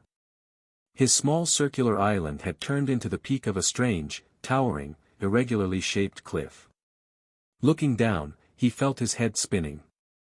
By then, the night had already fully retreated, letting morning finally take its place.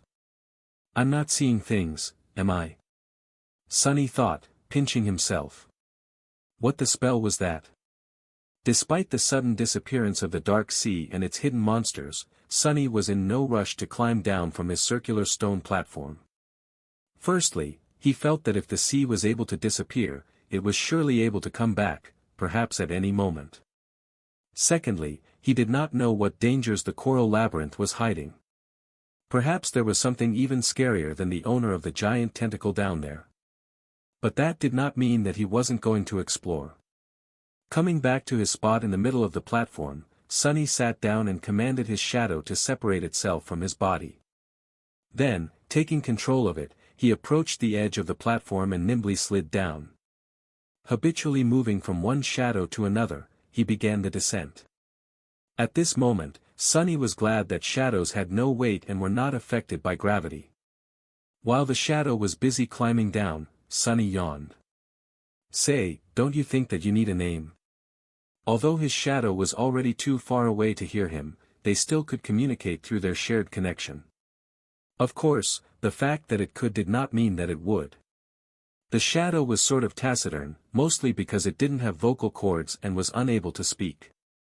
Plus, its temper wasn't that great. How about? Shameless? No. What about shady? Also no. What about something simpler, like what? Well, do you have suggestions then?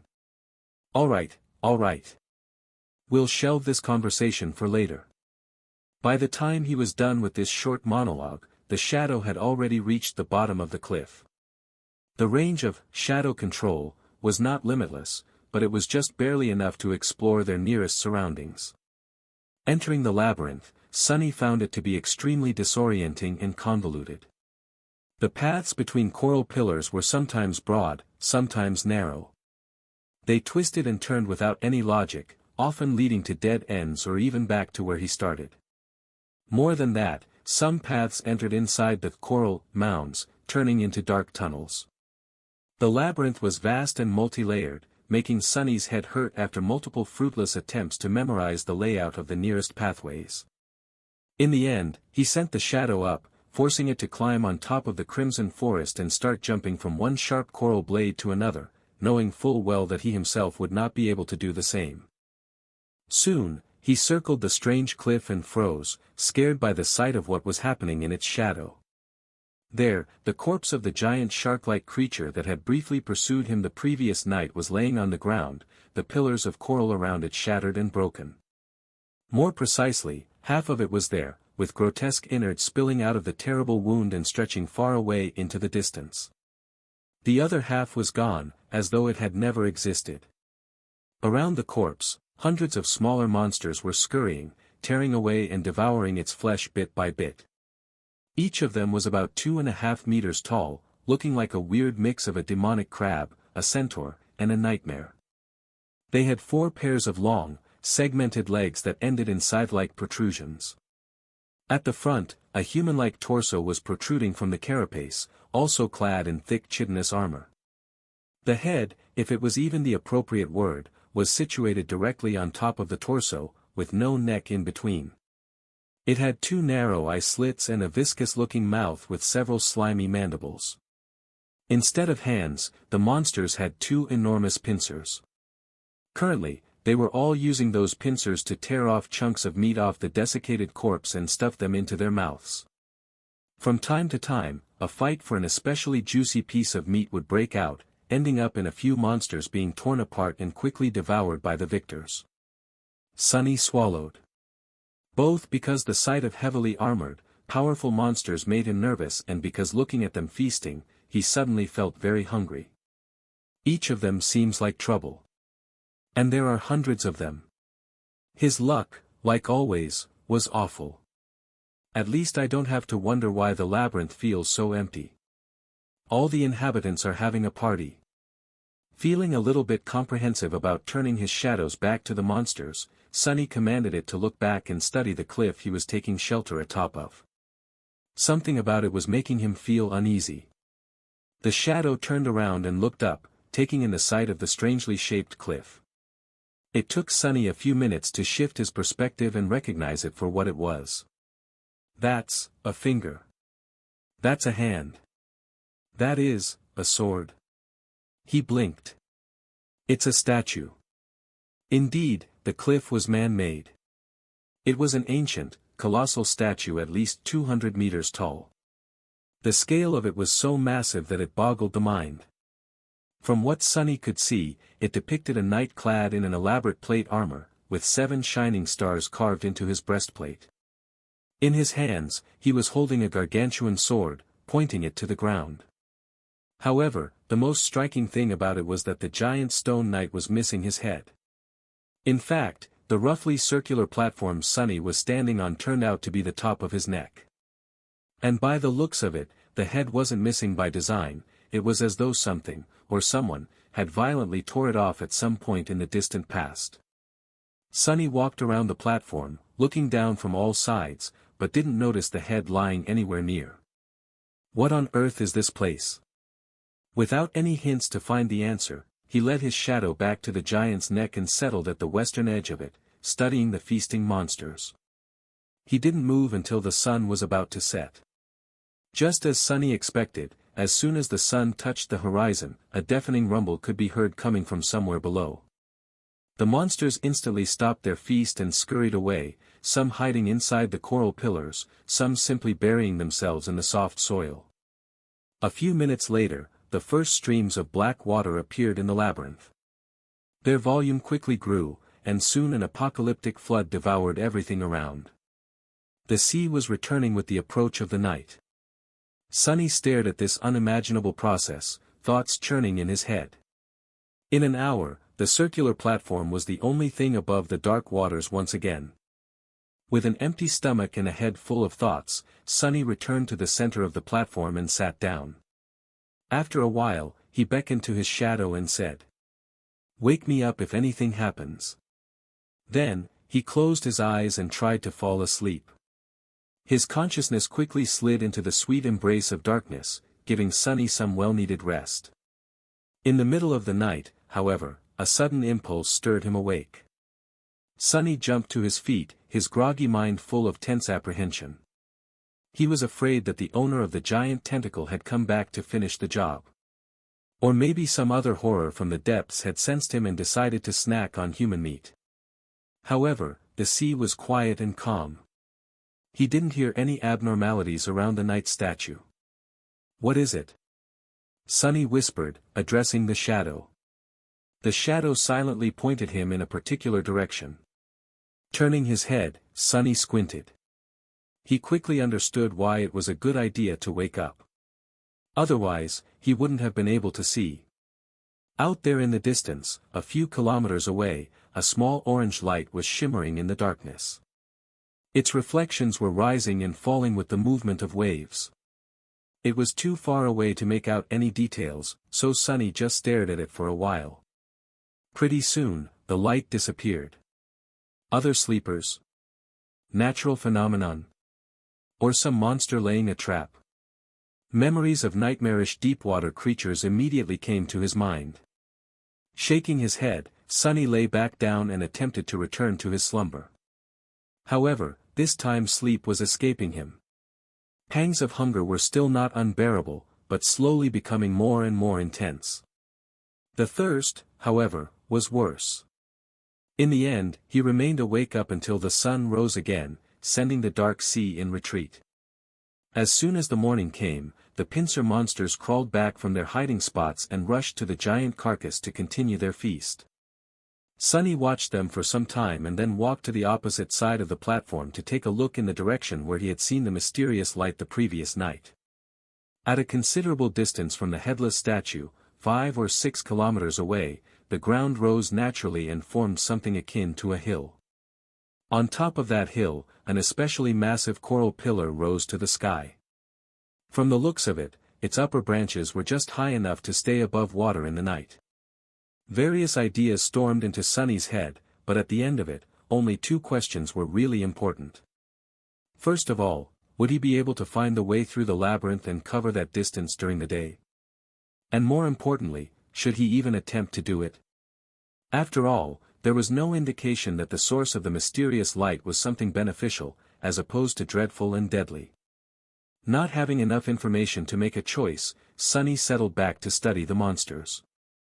He did, however, send the shadow to investigate as far into the labyrinth as the range of shadow control allowed, hoping to chart at least the beginning of the path that could potentially lead him to that hill. Logically speaking, he was as safe atop the headless statue as he probably could be in this strange place. The only problem was, he was going to die soon because of thirst or hunger. Both problems were solvable if he were to venture down. He could desalinate the seawater in a number of ways taught to him by teacher Julius, with materials that were present pretty much everywhere in the dream realm. He could also prepare traps and hunt a pincer monster to eat. With their massive size, just one of them would be enough to feed him for weeks. He could easily see such a routine, hunting by day, returning to the statue at the approach of the night. It was probably his safest choice. However, this way of doing things lacked one vital element, the potential for improvement. It was well suited for keeping Sunny alive, but had no way of giving him hope.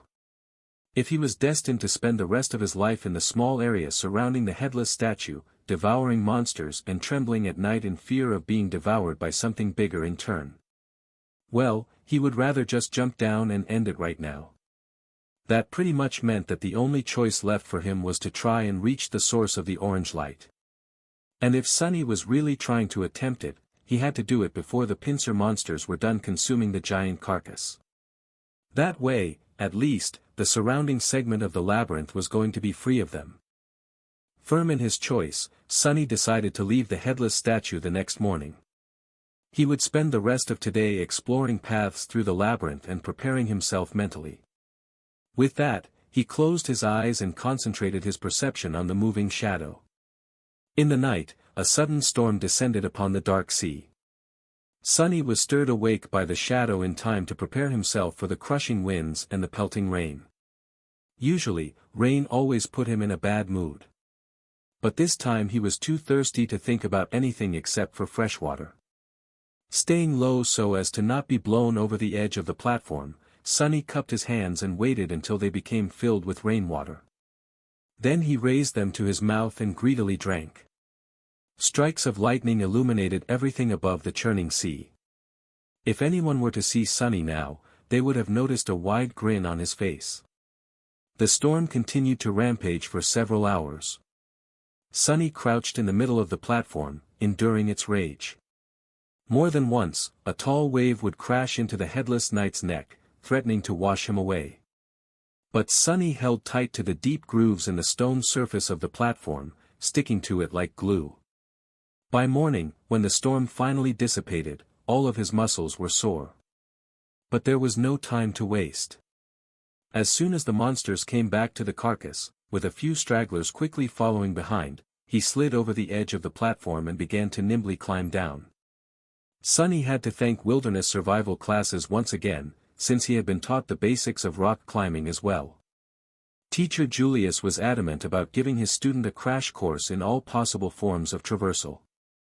Additionally, Sunny had already scouted the optimal way down and memorized the best holds and indentions to grab onto with the help of his shadow. Soon, his feet finally touched the ground.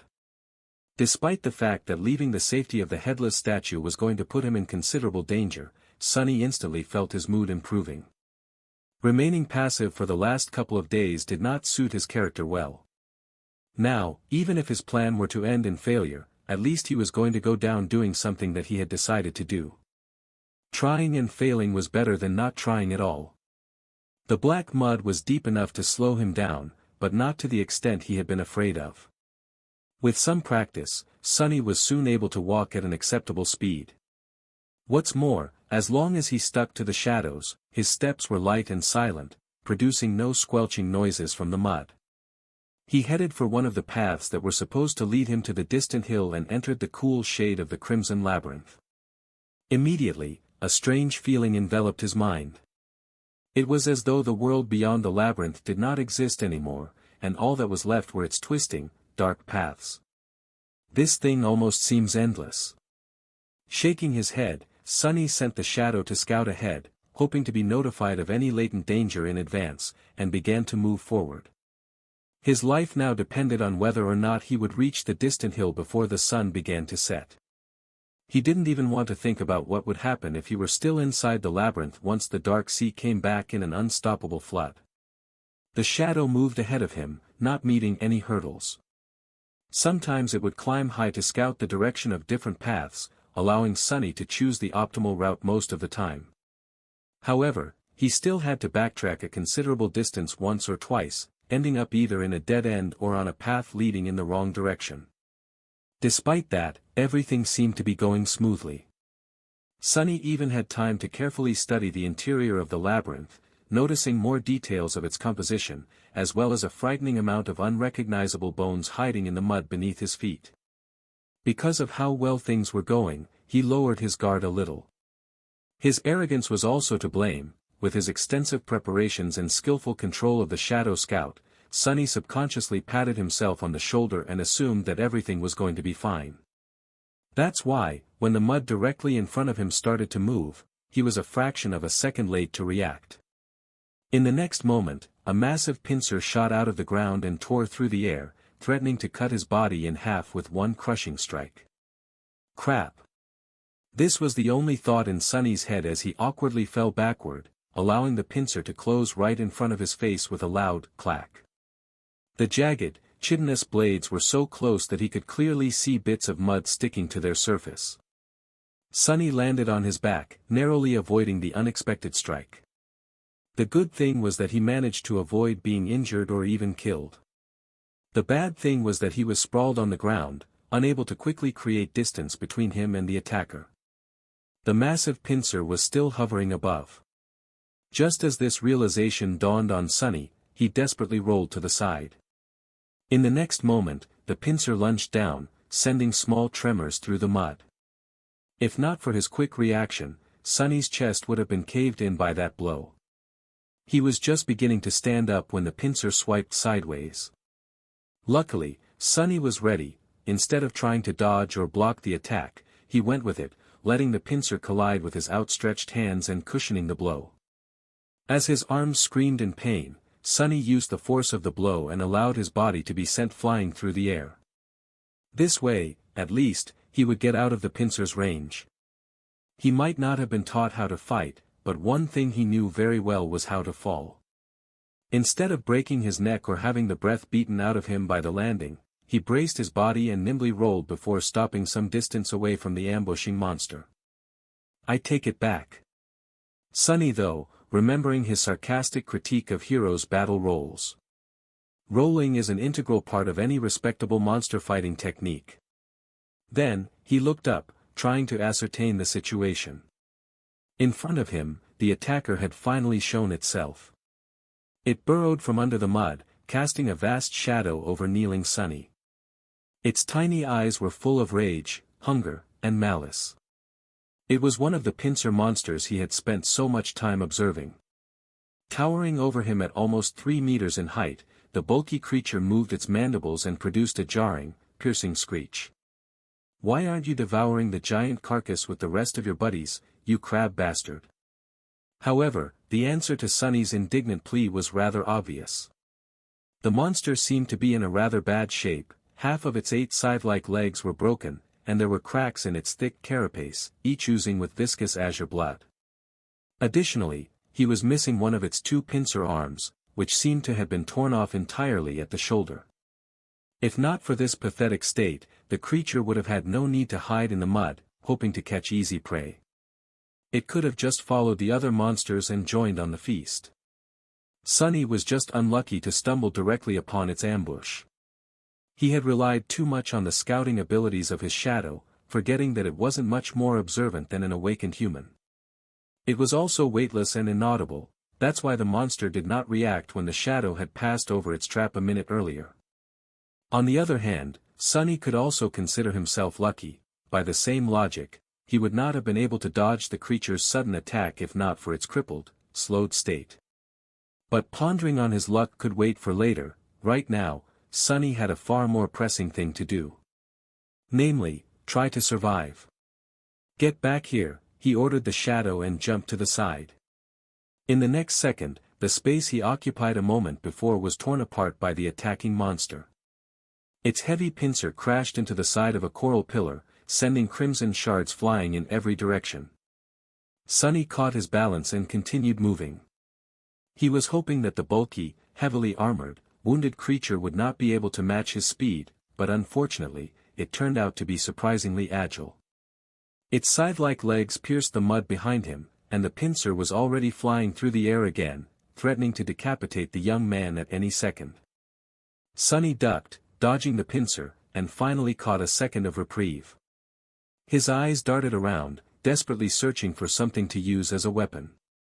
Almost instantly, he noticed a long, smooth, sharp bone left behind by some unknown creature sticking from the mud.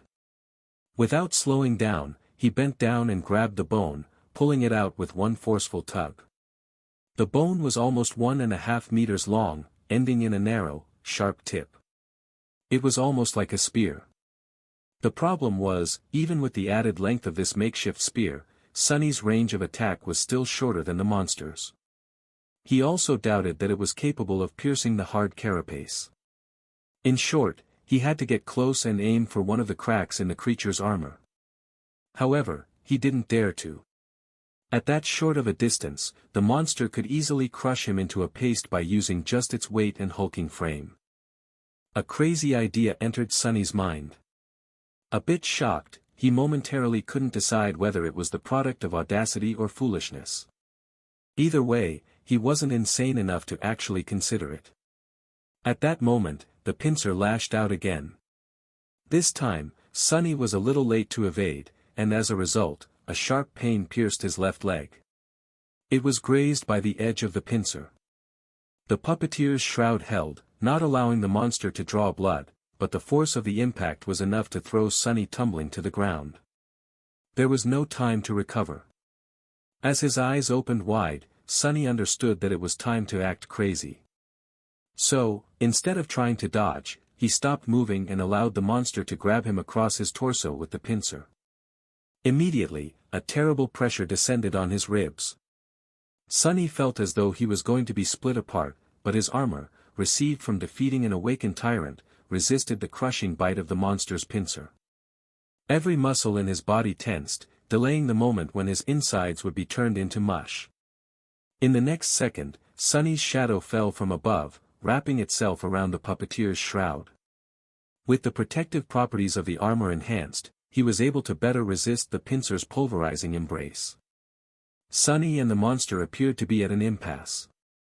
The young man couldn't free himself from the monster's grip, while the monster could not kill the prey by cutting it in halves with its pincer. They stared at each other. Then, an insane fire ignited in the creature's eyes. It clicked its mandibles and raised Sonny in the air, bringing him closer to its mouth, obviously intent on biting his head off. "Why is everyone trying to eat me?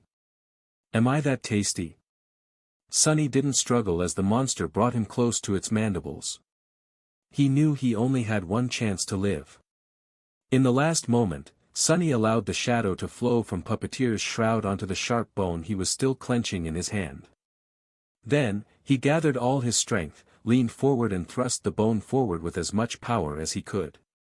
Guided by his hand, the dark bone spear shot forward and pierced through the creature's tiny eye, sinking in deep. The other eye of the monster narrowed. Gritting his teeth from the unbearable pain in his ribs, Sonny twisted the bone, trying to do as much damage to the creature's brain as possible. For a couple of seconds, nothing happened. Then, he felt the pressure on his body diminishing. The pincer opened, letting Sonny fall down. As he hit the mood, the hulking monster crashed to the ground, too. The bone spear was still sticking from its head, bathed in the streams of azure liquid. Sonny moaned and drew in a raspy, painful breath. "You have slain an awakened beast, carapace scavenger. You have received a memory, azure blade. Your shadow grows stronger." Sonny was sprawled in the mud, trying to catch his breath. The subtle voice of the spell echoed in his ears. "Your shadow grows stronger." Immediately, he felt a slight change. His body grew a little bit stronger, his vision a little sharper, his skin a little smoother. The change was minimal, but apparent. What was that? He had a guess, and it was easy to confirm. Sonny summoned the runes. Shadow fragments, 14 out of 1,000.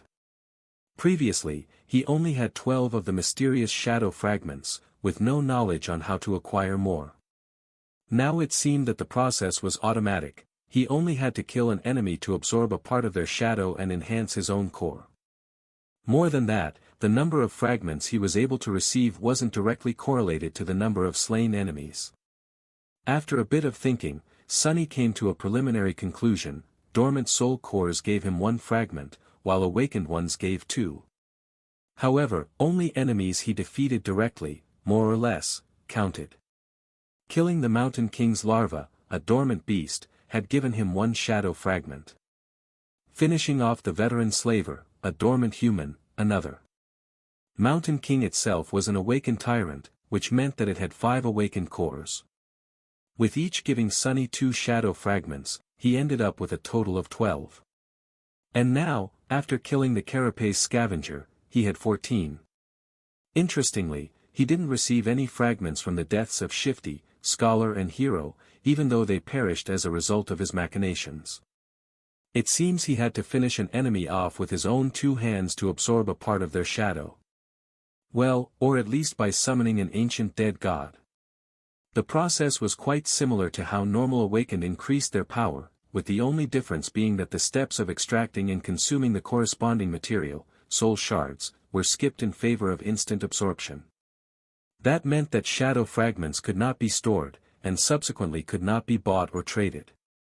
He won't have an opportunity to receive them as a reward for completing missions, providing services, or selling various spoils. If Sunny wanted to grow stronger, his only option was to fight and kill. No peaceful life for me, I guess. Previously, Sunny thought that he at least had the choice to choose a relatively safe path.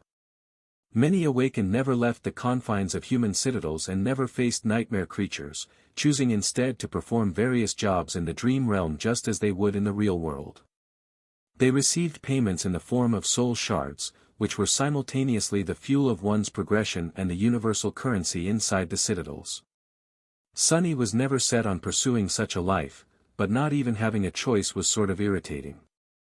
Luckily, there was a bright side, too.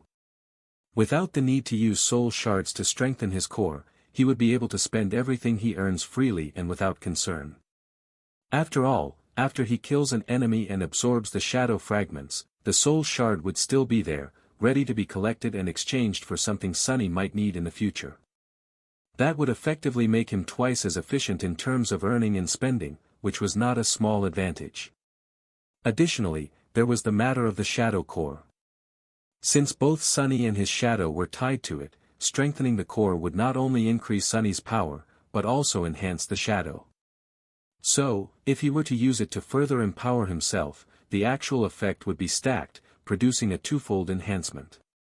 So, for each shadow fragment he collected, Sunny would actually be able to rip twice as much benefit as an awakened would from a soul shard.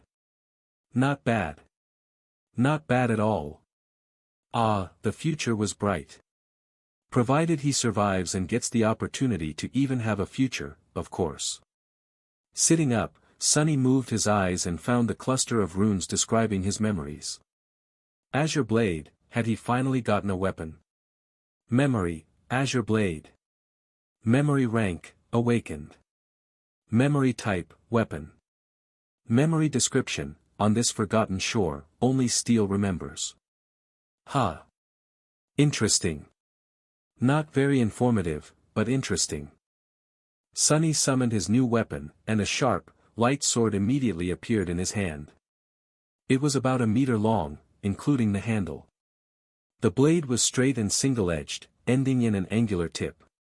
It was forged out of azure steel, with a beautiful layered pattern. Deep inside the steel, white sparks could be seen. The crossguard was minimalistic and simple, offering almost no protection to the wielder's hands. If Sunny knew his way around cold weapons, he would have called it a Tang Dao. However, he had no idea about such things. All he could gather was that the blade was single-edged, which meant that it was probably meant for slashing and cutting as opposed to piercing, and that the handle was long enough to accommodate two hands. Also, the sword was pretty. He summoned the shadow and made it wrap itself around the azure blade. Immediately, the steel became bluish-black, with a scattering of white sparks. It looked like a starlit night sky. Sunny stood up and waved the sword a couple of times, getting accustomed to its weight. The sharp edge whistled as it cut the air. Well, now I finally look like a real awakened. After that, he cast a gaze at the corpse of the carapace scavenger and grimaced. This part was not going to be pleasant. After some time, he managed to break open the cracked carapace and cut away a few strips of tender, pink meat. He also did not forget to extract the radiant crystal from the beast's chest, the soul shard. Without much hope, he tried to absorb the shard, remembering how it was supposed to be done. Just as he expected, nothing happened. They're really of no direct use to me.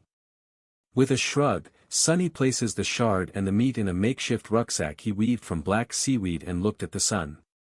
The day was still young. He still had a good chance of making it to the distant hill before the sea came back.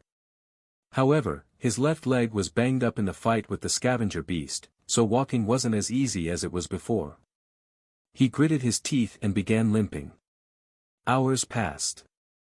Due to his bruises and increased vigilance, Sonny's progress slowed down considerably. He was sweating and grinding his teeth, feeling pain with each step. What's worse, the further he reached into the labyrinth, the more confusing and entangled the paths became. Even with the shadow's help, he constantly had to backtrack and struggle to move in the right direction. Crap, crap, crap. If nothing changed, Sonny would not reach his goal. Which meant that he'll be crushed to death by the returning sea. Not allowing himself to think about dying, Sonny tried to walk faster. However, he couldn't be too hasty, making a wrong turn would have taken precious minutes away from him, so he had to choose the way carefully. Additionally, missing to notice another ambush could end his life directly. Curses. Just when he was beginning to feel desperate, his shadow suddenly saw something that momentarily sent Sonny into a stupor.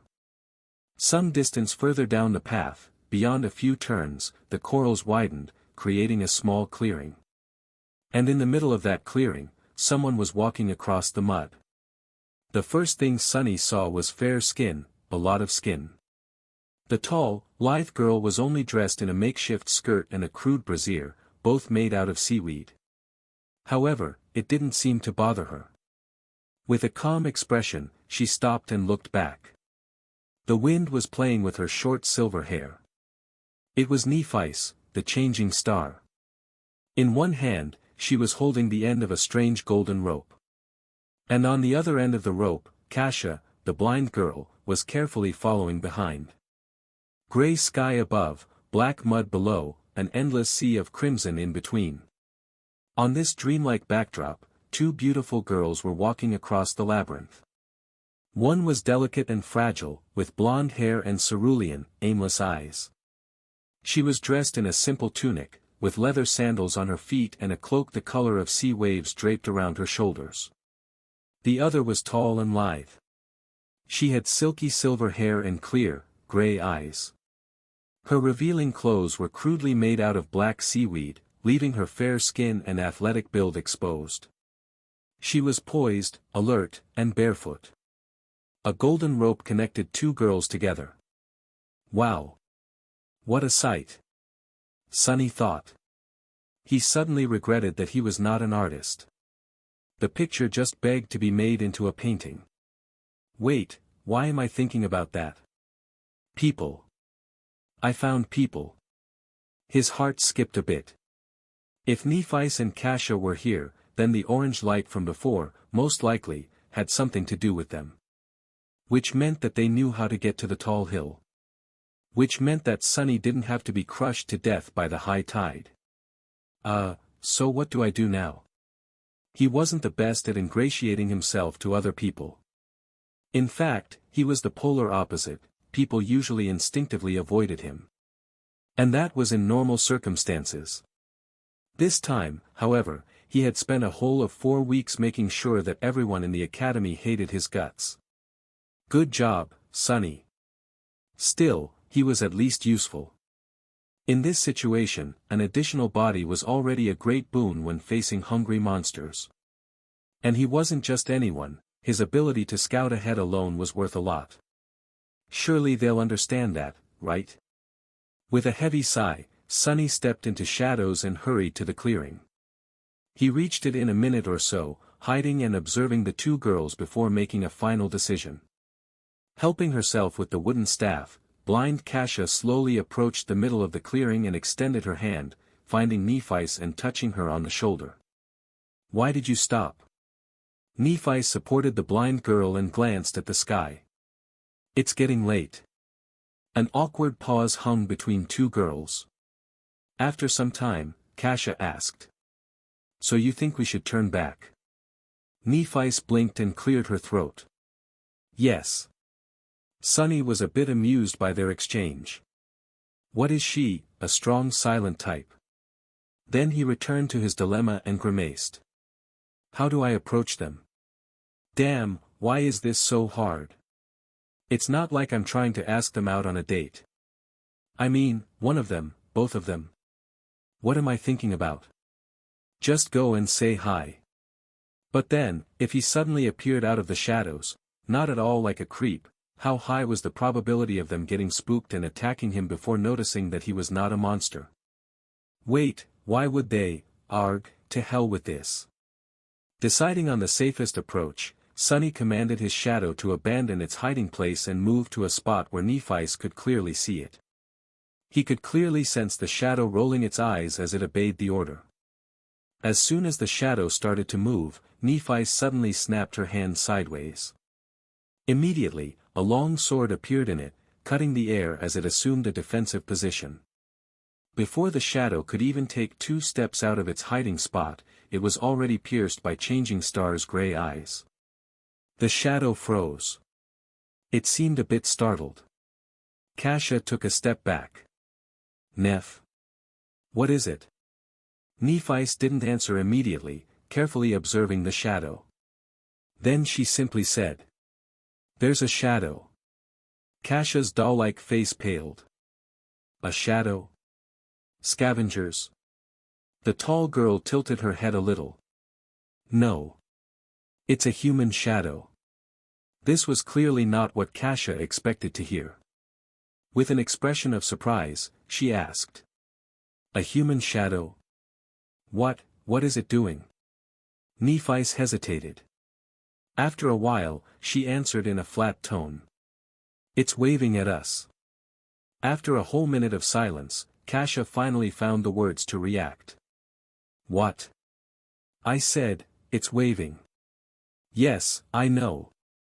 I mean, why is it doing that? Nephis opened her mouth, then closed it again.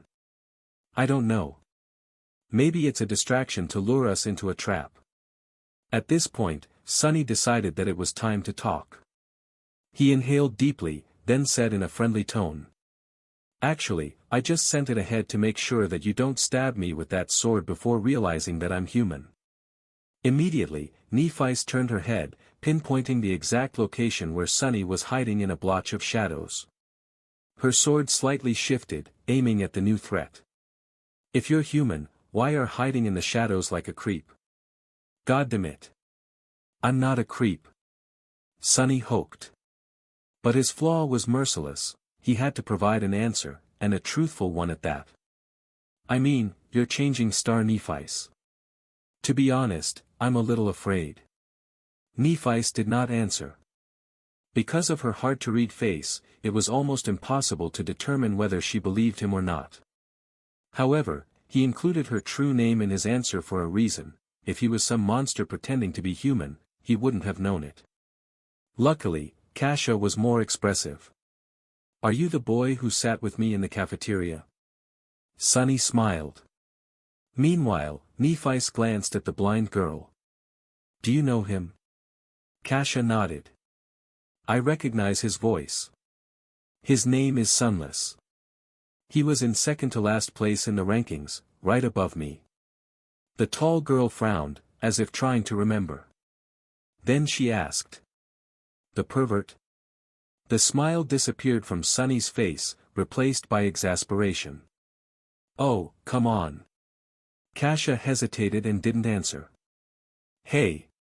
I'm not really a pervert, you know. I just, said a few things. To a few girls.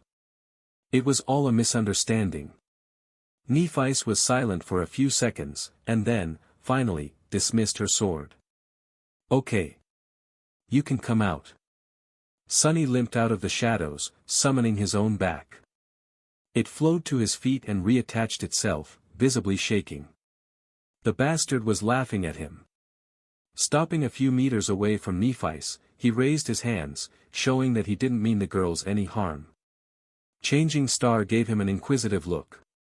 What happened to you? She was referring to his limp, bruises, and overall banged-up look. Sonny sighed. Carapace scavenger. Nephis raised an eyebrow. You managed to get away alive. You bet I did. Sonny subconsciously straightened his back.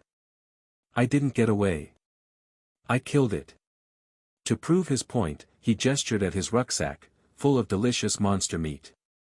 Nephi's looked him over again, re-evaluating her opinion of him. Now, there were hints of approval in her eyes. Carapace scavengers were only beasts, but they were still awakened. With the addition of their mighty physique and natural armor, defeating one was not an easy feat for any sleeper, who all had a dormant core. Let alone someone from the very bottom of the ranking list. Come to think of it, it was even a bit too outstanding. Sonny lowered his eyes. It was already wounded. Nephi shrugged.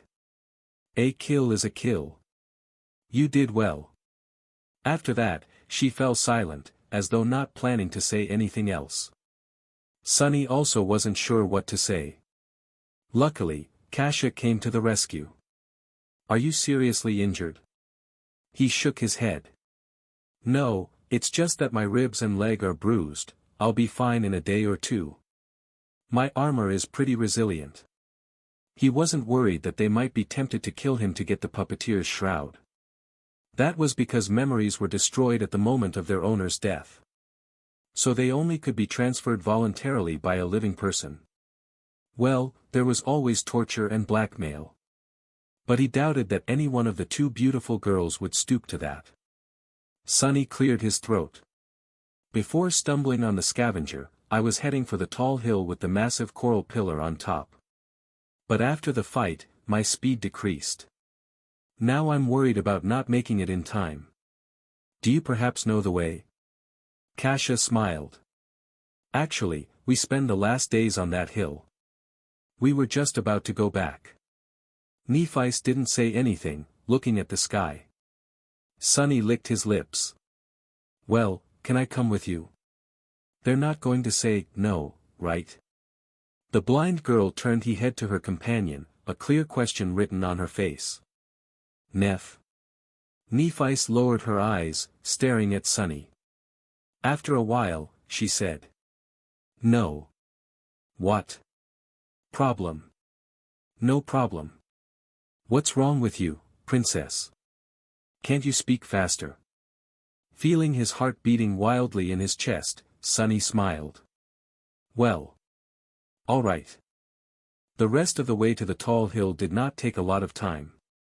With Nephi leading the way, taking all the right turns at all the right places, there was no need to explore the labyrinth and backtrack after encountering a dead end. Additionally, there were no scavengers around. In fact, they could have moved ever quicker if not for Kasha, who walked slowly even with the help of her staff. Guided by the golden rope, she carefully explored the ground ahead before taking each step. The uneven paths of the Crimson Forest were not an ideal surface for a blind person to walk on.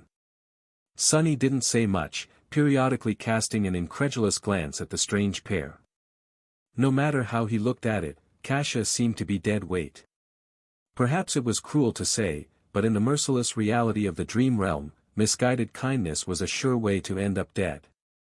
Before meeting and observing the girls, he still had hoped that Kasha's terrible flaw hid an unexpected and powerful aspect. But from what he saw, it wasn't the case. If she couldn't even walk properly, what kind of power was there to hide? Nothing could outweigh the ruthless fact that the blind girl couldn't protect herself, and thus would only drag her companions down. One had to be a fool or not fond of living to allow that to happen.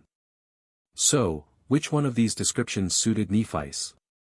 Somehow, he felt that neither did. The sunset was not far off when they reached the hill. After climbing it and approaching the massive growth of coral, Nephi dismissed the golden rope and immediately summoned it again. This way, it was untied and appeared in her hands in a neat bundle. Ah! So it's a memory. Sonny wondered what qualities the magical rope had. Soon, his curiosity was satisfied. Right in front of his surprised eyes, the length of the rope suddenly began to increase. Soon, it was thrice as long as it was before. Nephi calmly tied both ends of the rope into loops and then threw one of them into the air, accurately coiling it around a prominent protrusion near the top of the coral pillar.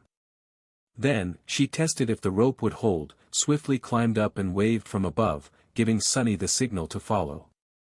After hesitating for a second, Sonny approached the rope and grabbed it. He couldn't help thinking that this would be the perfect opportunity to cut his head off. With him helpless while climbing and Nephi standing on the top of the pillar, yeah. The vivid picture appeared in his mind. Stop being paranoid. Sonny thought, trying to calm himself down. It's not that he was sure of changing Star's impeccable moral qualities. Instead, he was certain of one thing: if Nephi really wanted to kill him, she wouldn't have needed to wait for an opportunity. She could have just cut him into ribbons whenever. Simultaneously scared and reassured by this though, Sonny nimbly climbed up and joined Nephi at the top of the coral mound. He then turned around and watched curiously, wondering how Kasha was going to get to them. The blind girl dismissed the wooden staff and approached the rope. Then she caught it in a hand, traced it down to the loop at the end, and placed her foot inside. As soon as she was done, Nephi grabbed the rope and started pulling, lifting Kasha little by little until she had reached the top. She only had to grab Nephi's hand and make a step to join them. Ha! Efficient. The coral mound was much larger than the circular stone platform of the giant knight's neck. In fact, it was almost like a small island. At the highest point of the island, hidden behind some coral blades, the girls had made a little camp. There were piles of seaweed to sleep on, strips of scavenger meat drying under the sun, and a fire pit. Sonny pointed to the makeshift fire pit. Was it you 2 nights ago? I've seen an orange light in the distance. Kasha's face darkened. Yes, this was the first time we made a fire. But it turned out to be a really bad mistake. Nephi sighed. Sonny raised an eyebrow, surprised. Why? The blind girl touched her hair and turned her head to Nephi's. At night, any light will attract monsters. We were attacked by scavengers first. And then. She paled and didn't finish. But she didn't have to, the memory of the colossal tentacle was still fresh in Sonny's mind. It seemed that he was lucky to meet these two when he had. If not, he was certainly going to make a fire tonight to roast some scavenger meat. Ah. I see. Nephi looked at the sky and cleared her throat. It should be fine now. We still have time before the sun sets. After that, she got busy making the fire. Kasha simply sat on a pile of seaweed and waited. Not knowing what to do, Sonny lowered himself to the ground and let his tired, bruised body rest. After a while, he said, I have fresh meat in my rucksack. Do you have water? Kasha smiled. Yes. After that, she extended an arm to him. A second later, a beautiful bottle made of patterned blue glass appeared in her hand. That's a memory I have. It's always full. Sonny took the glass bottle and looked at it with envy. An endless supply of water, huh? Sure beats my super loud bell. Thank you. He brought the bottle to his lips and greedily drank the cool, delicious water. Indeed, no matter how much he drank, the amount of water inside did not seem to decrease. Is it really endless? Kasha touched her hair again. Not really. If you turn it upside down and let the water flow, it will stop in half an hour or so. But then it will be full again pretty soon. At that time, Nephi was already done making the fire. Without looking up, she took Sonny's rucksack and opened it. Immediately, the soul shard rolled out. The tall girl looked at it, then at Sonny. Then she put the shard back in and pulled out the meat. Sonny became tense, preparing a misleading answer. But Nephi did not ask. So, he pretended like nothing had happened and continued his conversation with Kasha. It's still a great memory. Getting drinkable water is not an easy task. Kasha nodded and smiled, pleased by his words. Soon, the rich smell of roasting meat permeated the air. At the same time, the sun was beginning to approach the horizon. A loud rumble came from somewhere beneath, and first traces of the black water began to appear between crimson walls of the labyrinth.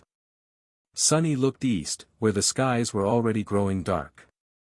Then he uncomfortably shifted. Do scavengers come all the way up here? Nephi's turned the meat and nodded. Yes. But, only at night. In the day, most of them seem to disappear. Sunny grinned, having an idea of why there weren't a lot of monsters in the labyrinth in the day. That's because they all gather near the place I had been spending my time recently. You should have seen it, the tall cliff to the west of here. Well, it's actually a statue. Kasia opened her eyes wide. A statue? But for you to survive, it should be. Yes, it's a giant statue of a knight, at least 200 meters tall. He is missing his head, so I hit on top of the neck. Anyway, the day we were sent here, two sea creatures fought each other near that statue. When the water receded, I saw an enormous carcass lying there, with hundreds of scavengers slowly tearing it apart. Nephis nodded. That would explain the lack of nightmare creature in the day. How long? Sunny blinked. How long what? Changing Star stared at him for a few seconds, making everyone feel uncomfortable. How long, until they are done devouring the carcass? Oh. 1 day more, 2 at most. Nephis turned away, took the meat away from the fire, and then quickly extinguished it. There's definitely something wrong with that girl. The three of them ate in the dimming light of the twilight.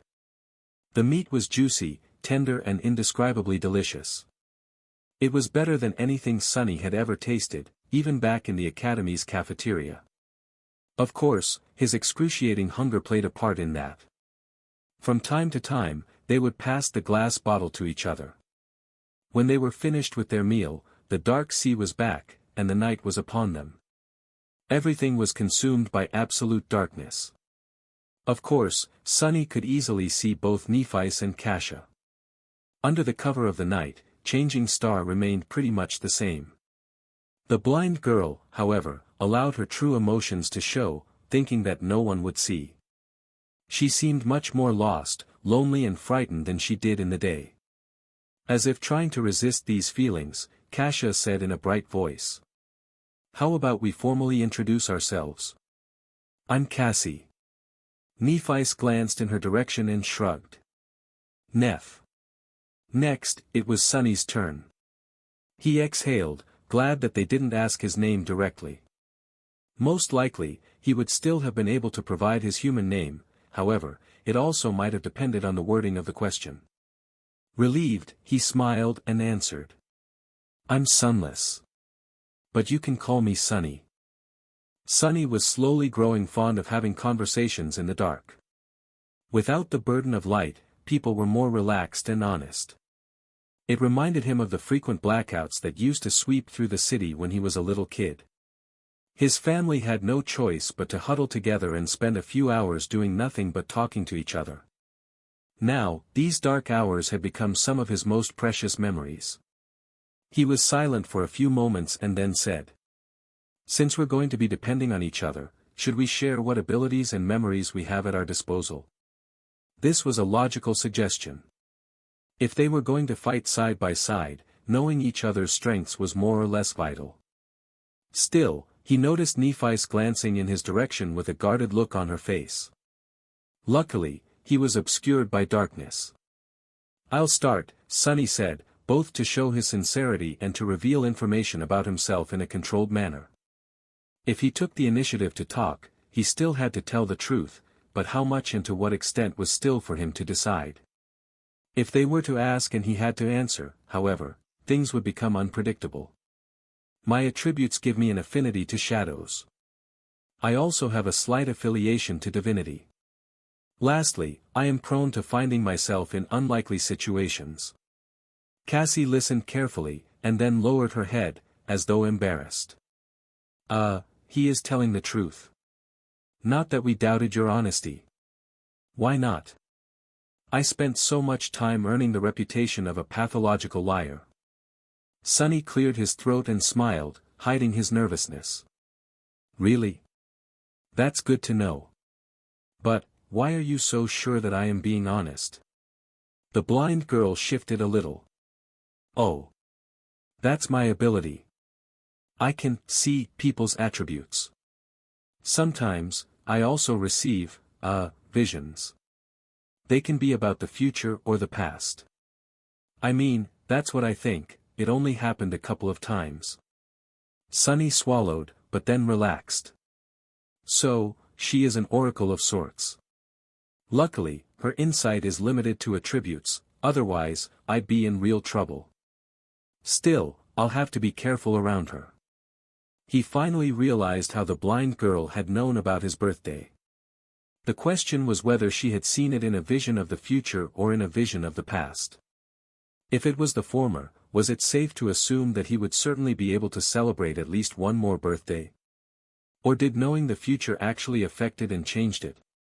For example, after learning that he was definitely going to survive, Sunny might have naturally relaxed and lowered his guard. Then, he would die as the result of it. It surely seemed possible, right?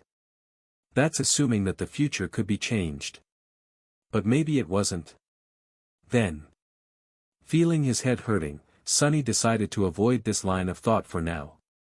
Instead, he hid his inner turmoil and said in a friendly tone. That's a good ability. Speaking of abilities, you have already seen mine. My shadow can move independently and explore. It can't affect the material world, but we share sight and hearing. That way, I can spot danger before encountering it. The shadow is fast and stealthy, it can go anywhere and is almost impossible to notice. Oh, I can also see in the dark. He smiled, expecting the girls to understand and appreciate the utility of his shadow scout. Their reaction, however, was a bit strange. Nephi slowly turned her head in his direction, while Cassie became a bit pale and raised her hands to cover her chest. What? Nephi frowned and said in a flat tone. Have you ever used your ability in the academy? Sunny blinked. What a strange question. In the academy? Sure, of course. Why? Oh, right, they think that I'm a pervert. Crap. Before the girls could say anything, he hurriedly raised his hand and blurted. But I have never used it to do anything improper. You have to believe me. Fortunately, it was the honest truth. However, both Nephi and Cassie looked skeptical. Sunny gritted his teeth. I had more important things to do than whatever you're thinking about. I spent almost every waking hour learning how to survive. Nephi raised an eyebrow. I haven't seen you in class, even once. Sunny chuckled. Of course, you didn't. While you were busy wiping the floor with other sleepers, I was studying wilderness survival. It was Changing Star's turn to blink. Wilderness, what? There is such a course. Cassie seemed equally puzzled. Yes, there is. It might seem like an afterthought for most people, but for an outskirts kid like me, who never went to a fancy school or saw a private tutor, learning how to survive in the wilderness is the difference between life and death. Without it, I would have drowned the moment we were sent to the dream realm. On a rare occasion, Nephi looked completely bewildered. She rubbed her wrists and stared thoughtfully in his direction. I see. I didn't know. Sunny grimaced and struggled to keep the venom from sipping into his voice. When he finally spoke, his tone was light and amiable. That's okay. It's natural for someone of your status not to know. When he mentioned her status, a strange smile appeared on the Changing Star's face. But in the end, she didn't reply. Sunny continued. Anyway, that's my ability. As for memories, I have 3. One is an armor, one is a sword, and the last one is a really loud bell. Now it was their turn to share. After a short pause, Nephi spoke. My attributes give me an affinity to light and fire, as well as a strong affiliation to divinity. I have 2 memories, a rope. While she was speaking, Sunny was looking at Cassie, trying to read her expression. From what he saw, Nephi was telling the truth, but also, not the whole truth. And judging by how hard the blind girl was trying to hide her true feelings, the secret hiding among Changing Star's attributes was not at all trivial. Interesting. And a sword. The rope is very sturdy and can change its length. The sword is very sharp and can protect its wielder against soul's attacks, to a certain extent. My ability can be used to heal. Sunny didn't miss the wording of the last part. Can be used to heal. Does this mean that its main purpose was something else? He was pretty sure that Nephi's would not reveal all of her cards, just like him. However, healing abilities were extremely rare. Having one that could heal, but was not limited to healing, that would be simply unheard of. But then again, she was Changing Star, one of the few people in history to receive a true name in the first nightmare. If Sunny were to consider his own aspect ability, nothing seemed impossible. I wonder what's her aspect rank is. Outwardly, he pretended to be excited. You're a healer. That's great. Having a healer among us is incredible luck. Cassie nodded and smiled. Neff is also an amazing fighter. You should have seen her dealing with those scavengers. Well, I also did not actually see it. But it sounded very scary. Sunny didn't need anyone to tell him how formidable of a warrior Nephi was. He had seen it with his own two eyes. Sort of. Actually, they were his shadow's eyes. Well, whatever it had instead of eyes. Meanwhile, Cassie sighed. It's my turn. My attributes are nothing special. I guess I have an affinity to revelations and fate. My ability is like I told you before. It's not very useful. About my memories, I have 3, the bottle, the wooden staff and this armor. You already know about the bottle. The staff can create wind. The armor is actually of the awakened rank, Neff gave it to me when we met. It has a very powerful protective charm. So, she's not only carrying Cassie on her back, she even gave away her only clothes. An awakened rank armor, at that. What is Nephi's thinking about? The blind girl turned away and added after a while. I used to be a pretty decent fencer, before. Now I can't really fight. The last 2 sentences were obviously related to her flaw. Sunny and Nephi, however, both chose to keep their secret. Despite the fact that knowing your companion's flaw was also important for cooperation and having each other's backs, sharing something like that demanded a very high level of trust. Right now, there was no trust between them. And even if there was, Sunny did not plan to ever share his flaw with anyone. Nephi, too, seemed to have a lot of secrets. After a while, he said. Good. That's good. I think we have enough tools to survive, provided we use them right. I guess it's time to sleep. In the darkness, Nephi tilted her head, listening to his words with a distant look. All right. I'll take watch first. Sunny decided to be helpful and said. Actually, my shadow doesn't sleep. It can wake us up if something happens. Changing Star slowly smiled. I'll take watch first. Feeling a bit of coldness in her voice, Sunny sighed and shrugged. Suit yourself. What are you going to watch, huh? You can't even see anything. Whatever. Just don't blame me when something giant swallows us in the middle of the night. Then he suddenly shuddered. Wait, that was not a death flag, right?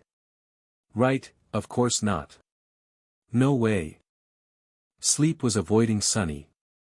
For a while, he sat silently in the darkness, listening to the calming rumbling of the waves. In this rare moment of respite, memories of the past few days came flooding into his mind. However, he was too tired to seriously think about anything. He was warm, full, and relatively safe. For now, that was more than enough. Soon, the rhythm of Kash's breathing changed, indicating that she fell asleep. Nephi was guarding the camp, motionless and, as always, a bit distant. With her silver hair and fair skin, she looked like an alabaster statue. Sunny sighed. He struggled for a bit, and then said quietly. Hey. Can I ask you a question? Nephi glanced at him and shrugged. The lack of an audible response clearly indicated that she remembered about his ability to see in the dark. Sure. Would it be too personal? Sunny hesitated. I thought you legacies come into the spell with a whole inherited arsenal of memories. I mean, that's supposed to be your main advantage. How come you only had 3? Nephi was silent for a few moments. Actually, I only had 2. The rope came from Cassie. He raised an eyebrow. Oh. I see. Realizing that her answer wasn't really an answer, Nephi thought for a while and added. We lost most of our memories when my father passed away. The ones that remained were sold one by one over the years, to keep the family afloat. This sword and armor came from my first nightmare. So that's how it was. Sunny realized that the fall of the Immortal Flame clan might have been more thorough than he had thought. Still, something about it didn't make sense. Surely, with your clan's reputation and standing, there were other ways to make money. Without any strong reaction, Nephi simply said. There were other reasons. Then, she unexpectedly turned her head in his direction. Can I ask you a question in return? Sunny swallowed. Yeah, go ahead. Nephi tilted her head. How did you know that I'm a legacy? What? That's it? Simple. I heard Castor mention it. He was scolding other sleepers to make them treat you with respect. She gave him a nod and turned away. What thoughts were hidden behind her calm gray eyes, Sunny did not know. Some time had passed before he gathered enough courage to ask the question that he really wanted to ask. Before doing it, though, he made sure that Cassie was sound asleep and lowered his voice. Can I ask another question? Without getting a negative response, he continued. Why are you burdening yourself with her? A corner of Changing Star's mouth curled up slightly. Why? Wouldn't you? Sunny gritted his teeth, feeling the flaw pushing the truthful answer out of his mouth. No. To be honest, he wanted to believe to the last moment that the answer would be yes. But one of the things he had lost after the nightmare was the ability to lie to himself. Truth was merciless. It's not that Sunny did not pity the blind girl or didn't want to help her. It's just that he knew with certainty that it was simply not something he could do. He was barely able to save himself, let alone carry a helpless person across the dream realm. If he tried, they would just die together. Still, he couldn't help but be a little disappointed in himself. Nephi, however, did not seem to judge him. She showed no reaction at all. After a few moments, she simply said. Because I want to. Because, she wants to. That was not the response Sunny expected to hear. He was pretty sure that she would either lecture him about virtue and compassion or disclose some obscure way to make Cassie's seemingly weak ability incredibly useful. However, she did neither. Nephi expected him to believe that she was putting her life in danger, to the point of sacrificing an awakened armor-type memory, because that was something she simply wanted to do. Ridiculous. At first, he dismissed her response as a non-answer. But the more he thought about it, the more disturbed he felt. Because, maybe, it was actually the truth. Due to the circumstances of his life, Sunny had never really done things because he wanted to. Most of the time, he was doing them because he needed to. It was never a question of want, it was always a question of must. For him, this was a basic rule of life. But was it really? Or was it just a matter of perspective? Nephi had certain advantages in her upbringing, but they weren't as ample as he had imagined. She had no wealth and no arsenal of relics to empower her. However, she did have a mentality that was different from Sunny's.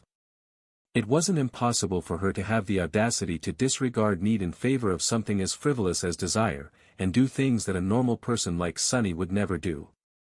Like helping a blind girl simply because that was what Nephi wanted to do. Perhaps, that mentality was the greatest advantage of all. Perhaps, that was the real barrier that separated legacies from the rest of them. That was a lot to think about. However, Before Sunny could gather his thoughts, Nephi suddenly spoke again. My turn. Does she mean it's her turn to ask a question? Indeed, that was what she meant. Changing Star once again turned to Sunny and, after a long pause, suddenly asked. Do you know the legend of Odysseus? What, who? What sort of a weird question is that? Bewildered, Sunny shook his head. Then, remembering that she couldn't see him, he said. No. Nephi sighed and turned away. A few moments later, she softly said. Odysseus was a hero in an ancient war. In the legends, some humans back then had powers akin to the awakened. Achilles with an aspect of indestructible body, Diomedes that was so ferocious even the god of war was wary of him, Ajax who was as strong as a giant. Odysseus was not the strongest, and not the bravest. However, he was the most cunning. Sunny blinked, staring at the silver-haired girl. What? Where did this come from? Why is she suddenly so eloquent? Meanwhile, Nephi continued. In the end, Odysseus's cunning ended the war, and he prepared to sail home. However, the gods cursed him to endlessly wander the seas, never to return. Over the years, he survived one horror after another and lost all of his companions. Then, shipwrecked, he found himself on an island where the beautiful fairy, Calypso, lived. Changing Star's ethereal, strangely wistful voice resounded in the darkness, creating an enthralling atmosphere. Sunny couldn't help but listen with the utmost attention. Calypso fell in love with Odysseus and invited him to her palace. For many years, they lived together in harmony. The island was like a paradise, filled with all kinds of wonders, delicacies and delights. As long as loving Calypso was by his side, Odysseus was even immortal. But, the longer he stayed, the more time he spent sitting on the shore, looking at the sea with bleak eyes. Nephi smiled. In the end, Odysseus built a makeshift boat and abandoned the island, leaving all its delights, the beautiful fairy, and even his immortality behind. So, my question is, why did he leave? Sunny blinked. What? What kind of a mind game was that? He even considered that Nephi was mocking him, but it didn't seem to be the case. It looked like she was sincerely interested in the answer.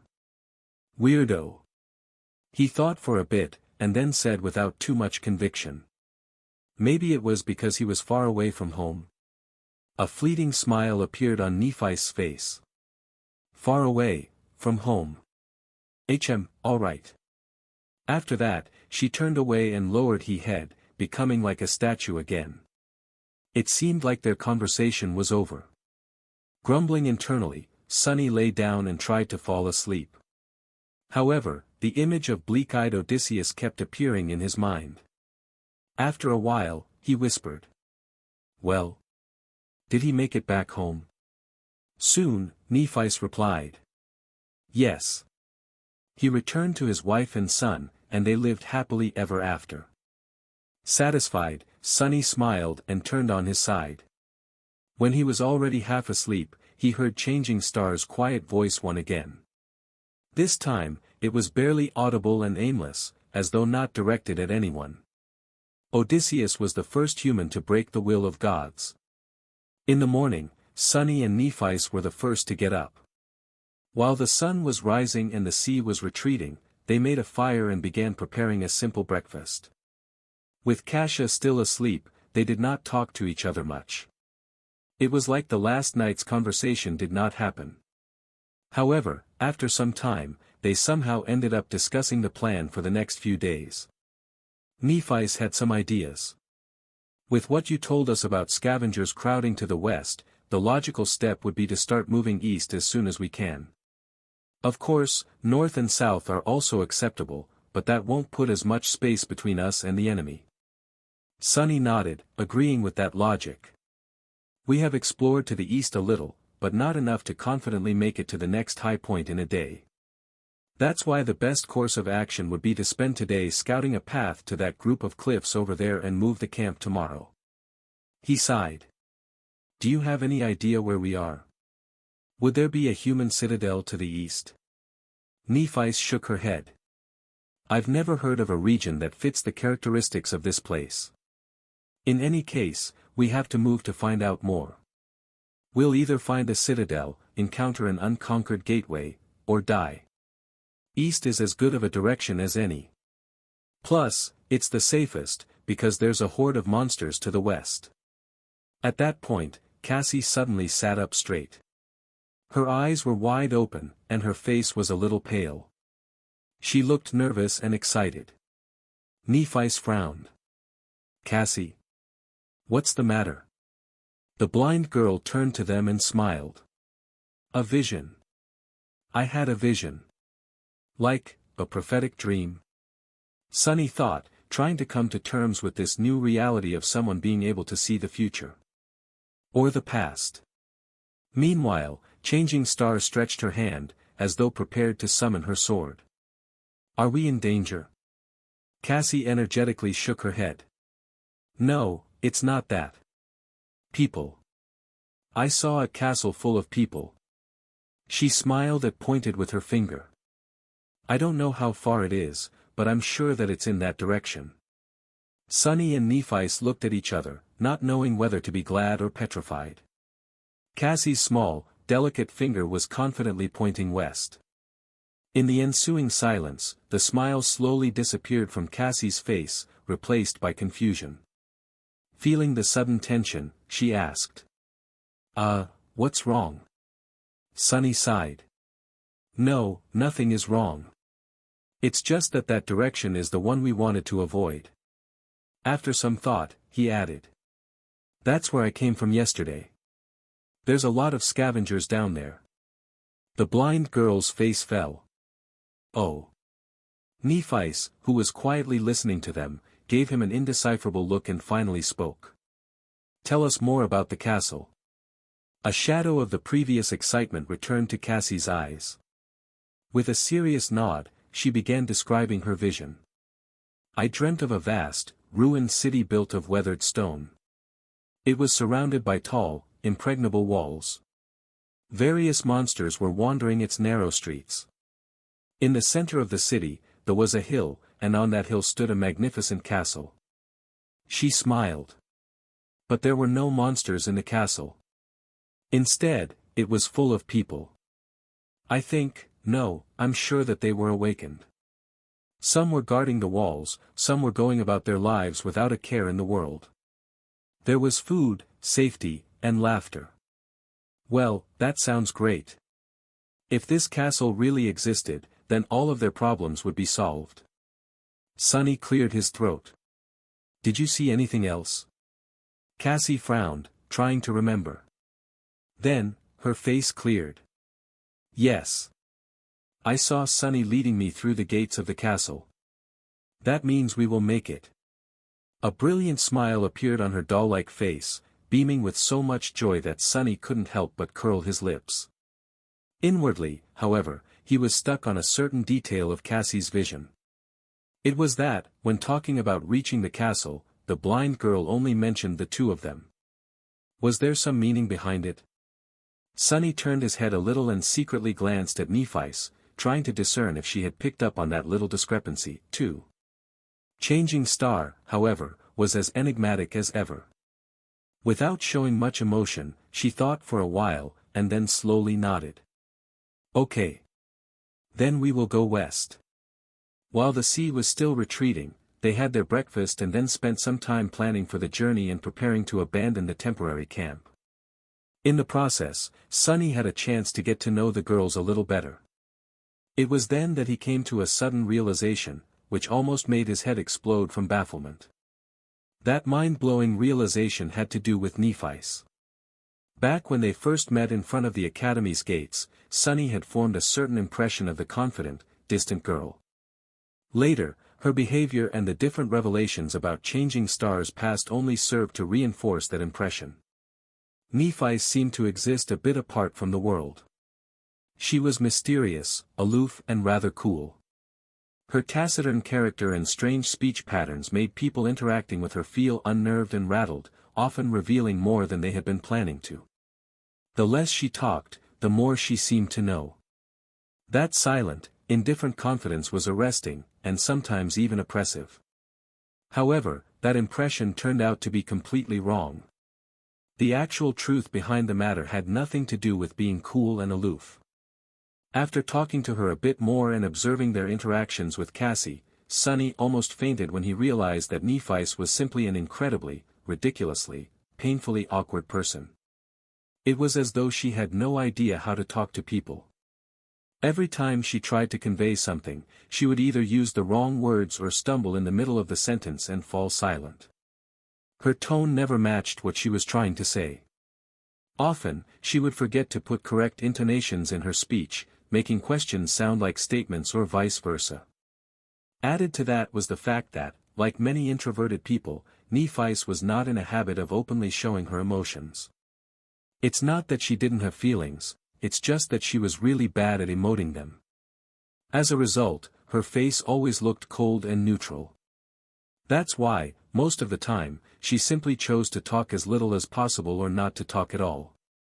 All of that added up together, then multiplied by her general weirdness, was ultimately responsible for creating the false image of a mysterious, unapproachable ice princess. When in fact, she was just shy and completely inept in communicating with people. After coming to that realization, Sonny tried with all his might but still failed to stop himself from staring at Nephi with wide eyes. He just barely managed to not let his jaw hang open. What the hell? That's not in line with how a protagonist should be. In his mind, Nephi had definitely been the type of person to be the main character of any event. At the center stage, there were always confident, strong people like her and Castor. People like himself and Cassie, on the other hand, were relegated to exist far away in the background. Now, however. No, that line of thought was also wrong. The fact that Changing Star had problems with expressing herself and lacked social skills did not mean that she was not strong. In fact, it might have meant the opposite. She still achieved everything that she had achieved, but with the added layer of adversity. She was still dangerous. At that moment, Nephi finally noticed that Sonny was staring at her. She looked at him and, after a long pause, asked in an emotionless tone. "What?" He blinked, extricating himself from this sudden flood of thoughts, and cleared his throat. Nothing. I was just going to ask when are we setting off." Nephi appeared to be thinking. After a while, she turned away and said. "Soon. You really can't manage more than one word, can you?" Utterly bewildered, Sonny hid his emotions and smiled. "Ah. All right then." In the gray light of morning, they abandoned the tall hill and ventured west, retracing their steps from yesterday. Knowing the path, the small party made quick progress. Nephi was walking in front, her sword arm ready to strike at any moment. A bit behind her was Sonny. This time, the responsibility of holding the golden rope and guiding Cassie along was entrusted to him. Of course, the actual person, creature. Leading them was his shadow. It scouted ahead, carefully observing the labyrinth for signs of danger. The labyrinth was just as it was before, confusing and seemingly endless. Crimson blades of coral protruded from the black mud, creating a vast, tangled forest. However, today something about it felt different. It wasn't long before the shadow stumbled onto a mass of hulking, hungry scavengers. "Halt!" Sonny whispered, observing the group of scavengers through his shadow. As soon as the word left his lips, Nephi immediately summoned her sword. After studying the surroundings for a second, she turned her head and glanced at him with a question in her eyes. Kasha, meanwhile, froze in place and hesitantly raised her staff. Sonny counted the monsters, 1, 2, 3, 5. Curses! The hulking beasts seemed like the losers of the pack, similar to the one he had killed. However, their wounds were not as pronounced and terrible. Each of them was much more of a threat than the mangled one from before, and there were half a dozen of them at least.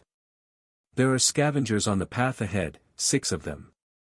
They're slowly moving in our direction." Nephi's cast a gaze forward. There was a calculating look on her face. They're done with the carcass? Sonny thought for a moment and then shook his head. No, I don't think so. But maybe there's not enough meat for everyone anymore, so some stragglers had no choice but to leave with an empty stomach. Nephi nodded and gestured to a nearby branching path. We'll circle around them. The three sleepers hastily moved forward and changed paths, giving a wide berth to the group of monsters. Tense and grim, they continued walking, trying to stay on course and not get lost in the labyrinth. However, in the next hour, they had to turn in a random direction again and again, avoiding other scavengers. The distance between them and the giant statue was not shortening at all. At some point, they were catching their breath near one of the numerous dead ends of the Crimson Labyrinth. They had no choice but to wait, since a large number of creatures was moving past their hiding spot, separated from them by a long length of a twisting coral passage. Sonny sighed and shook his head. We can't go on like that. At this rate, we'll never make it to safety before sunset. Cassie was the first one to react. Maybe we should turn back. That was a reasonable suggestion. However, Sonny felt reluctant to agree. Nephi shared his thoughts. With a blank expression, she said. It will only get harder tomorrow. She was right. By tomorrow, there would be even more scavengers flooding the labyrinth. Then what should we do? Changing Star tilted her head, thinking. After a while, she turned to Sonny. Fight. Fight? Fight against dozens of those monstrosities. Was she crazy? Sonny tried to hide his derision as he spoke. I know that you are skilled with the sword, but have you forgotten that each of those things is a whole rank above us? We won't survive in a fight against many. Nephi nodded. We avoid large groups. Cut down smaller ones. After a moment, she added. If there's one or two of them, there's a chance. Sonny wanted to retort, but couldn't find a good reason. In the end, he gave up. Fine. Nephi stared at him for a while. Then, she suddenly asked. Have you studied the corpse of the scavenger you had killed? What was that supposed to mean? A bit surprised, Sonny shook his head. No. He was too busy being in pain and trying to make it to safety before the sea returned. And why would he study a corpse? Wait. I think Teacher Julius mentioned something. After a short pause, Nephi spoke. Scavengers have 3 weak points on their bodies. The first one is obvious, it's their joints. Anything that has to be flexible can't be too rigid. So, there's gaps in the armor above the joints. By targeting the joints, you can diminish their mobility and attack capacity. Oh, so, by studying a dead monster, one could better understand their strengths and vulnerabilities. This idea was so obvious that Sonny admonished himself for not realizing sooner. Meanwhile, Nephi continued. The second one is the same. It's where their torso connects to the carapace. If you manage to accurately hit that spot, you can heavily injure a scavenger and deal serious damage to its body. However, unless you succeed in severing its spine, the wound won't be fatal. It'll still be able to fight for a while. Sonny couldn't help but notice that Changing Star's awkwardness seemed to disappear whenever she talked about things that she felt confident about, like ancient heroes. Or killing things. Curious. The last weak point is on their back, approximately at the level where the eyes are. There's a slightly concave, discolored cavity in their armor.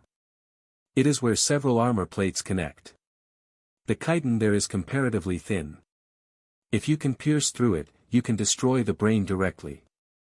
That will be a killing blow. That is good to know. However, that weak point was too high to be hit by a human. After all, scavengers were more than 2 meters tall. As though reading his thoughts, Nephi added. That weak point is very hard to target. Circling around a scavenger is almost impossible due to their size, speed, and the attack range of their pincers. She looked at him and calmly said. If we stumble on a single scavenger, I'll be the bait. My task will be to make it turn around and then restrain it, exposing the third weak point. Your task will be to kill it. Sunny gulped. What if there's two of them? As usual, Nephi paused before answering. Don't die. It wasn't long before they were left with no choice but to attempt a fight against a scavenger. Behind them, there was a long stretch of the labyrinth with no suitable branching paths for them to turn onto. Ahead of them, there was a small clearing with only one other passage leading out of it. Not far into that passage, a massive scavenger was moving slowly in their direction. Sunny quickly described the situation and waited for Changing Star's feedback. Without much delay, she gave him a nod. We fight in the clearing.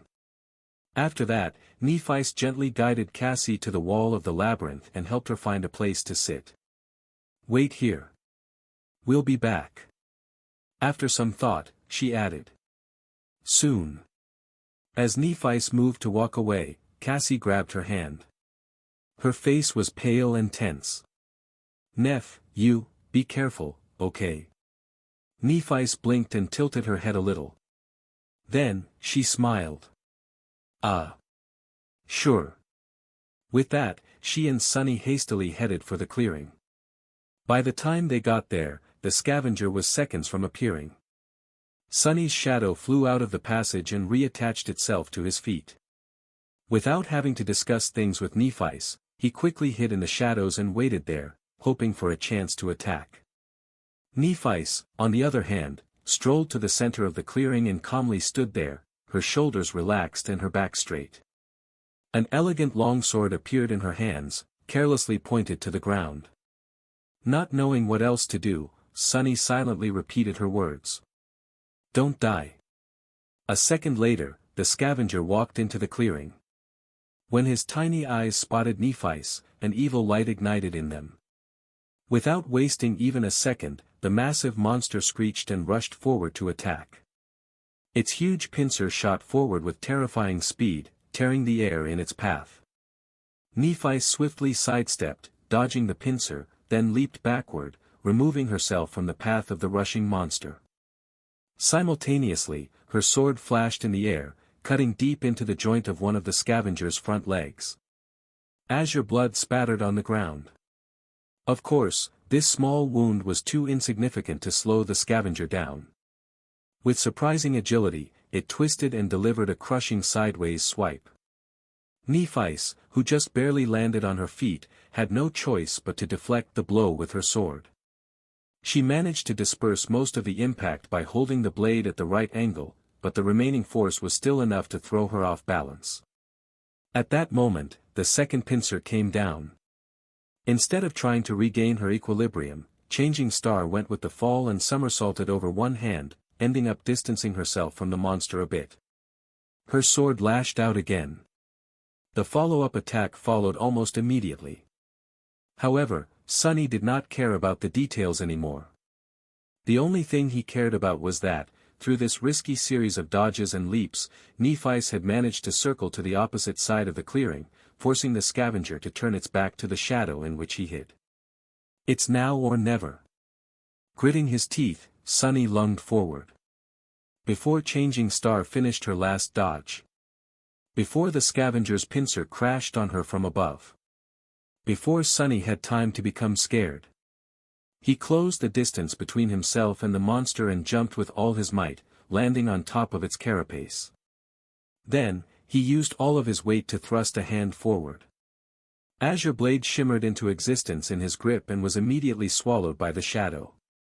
A breath later, the dark blade hit precisely into the concave, discolorated cavity in the scavenger's armor. With a crack, the chitin broke, allowing the tip of the sword to sink deep into the scavenger's body. The monster shuddered, and then heavily fell to the ground. Sunny was thrown from its carapace, landing in the mud with a roll. That easy. It was already over. As though to answer him, the spell's voice resounded in the air. You have slain an awakened beast, carapace scavenger. Your shadow grows stronger. Sunny was sprawled in the mud, looking at the sky. He didn't even have to catch his breath since the whole fight took less than 10 seconds from start to finish. No one was dead, wounded or even bruised, well, with the exception of the scavenger. It was completely out of his expectations. He glanced at the monster's corpse to make sure that it was actually dead, then summoned the runes and took a look at the number of shadow fragments in his possession. Shadow fragments, 16 out of 1,000. It was actually true. The mighty awakened beast perished just like that. And, although Nephi's did most of the work, he was the one to deal the killing blow. Why can't it always be so easy? Sunny got back on his feet and dismissed the azure blade.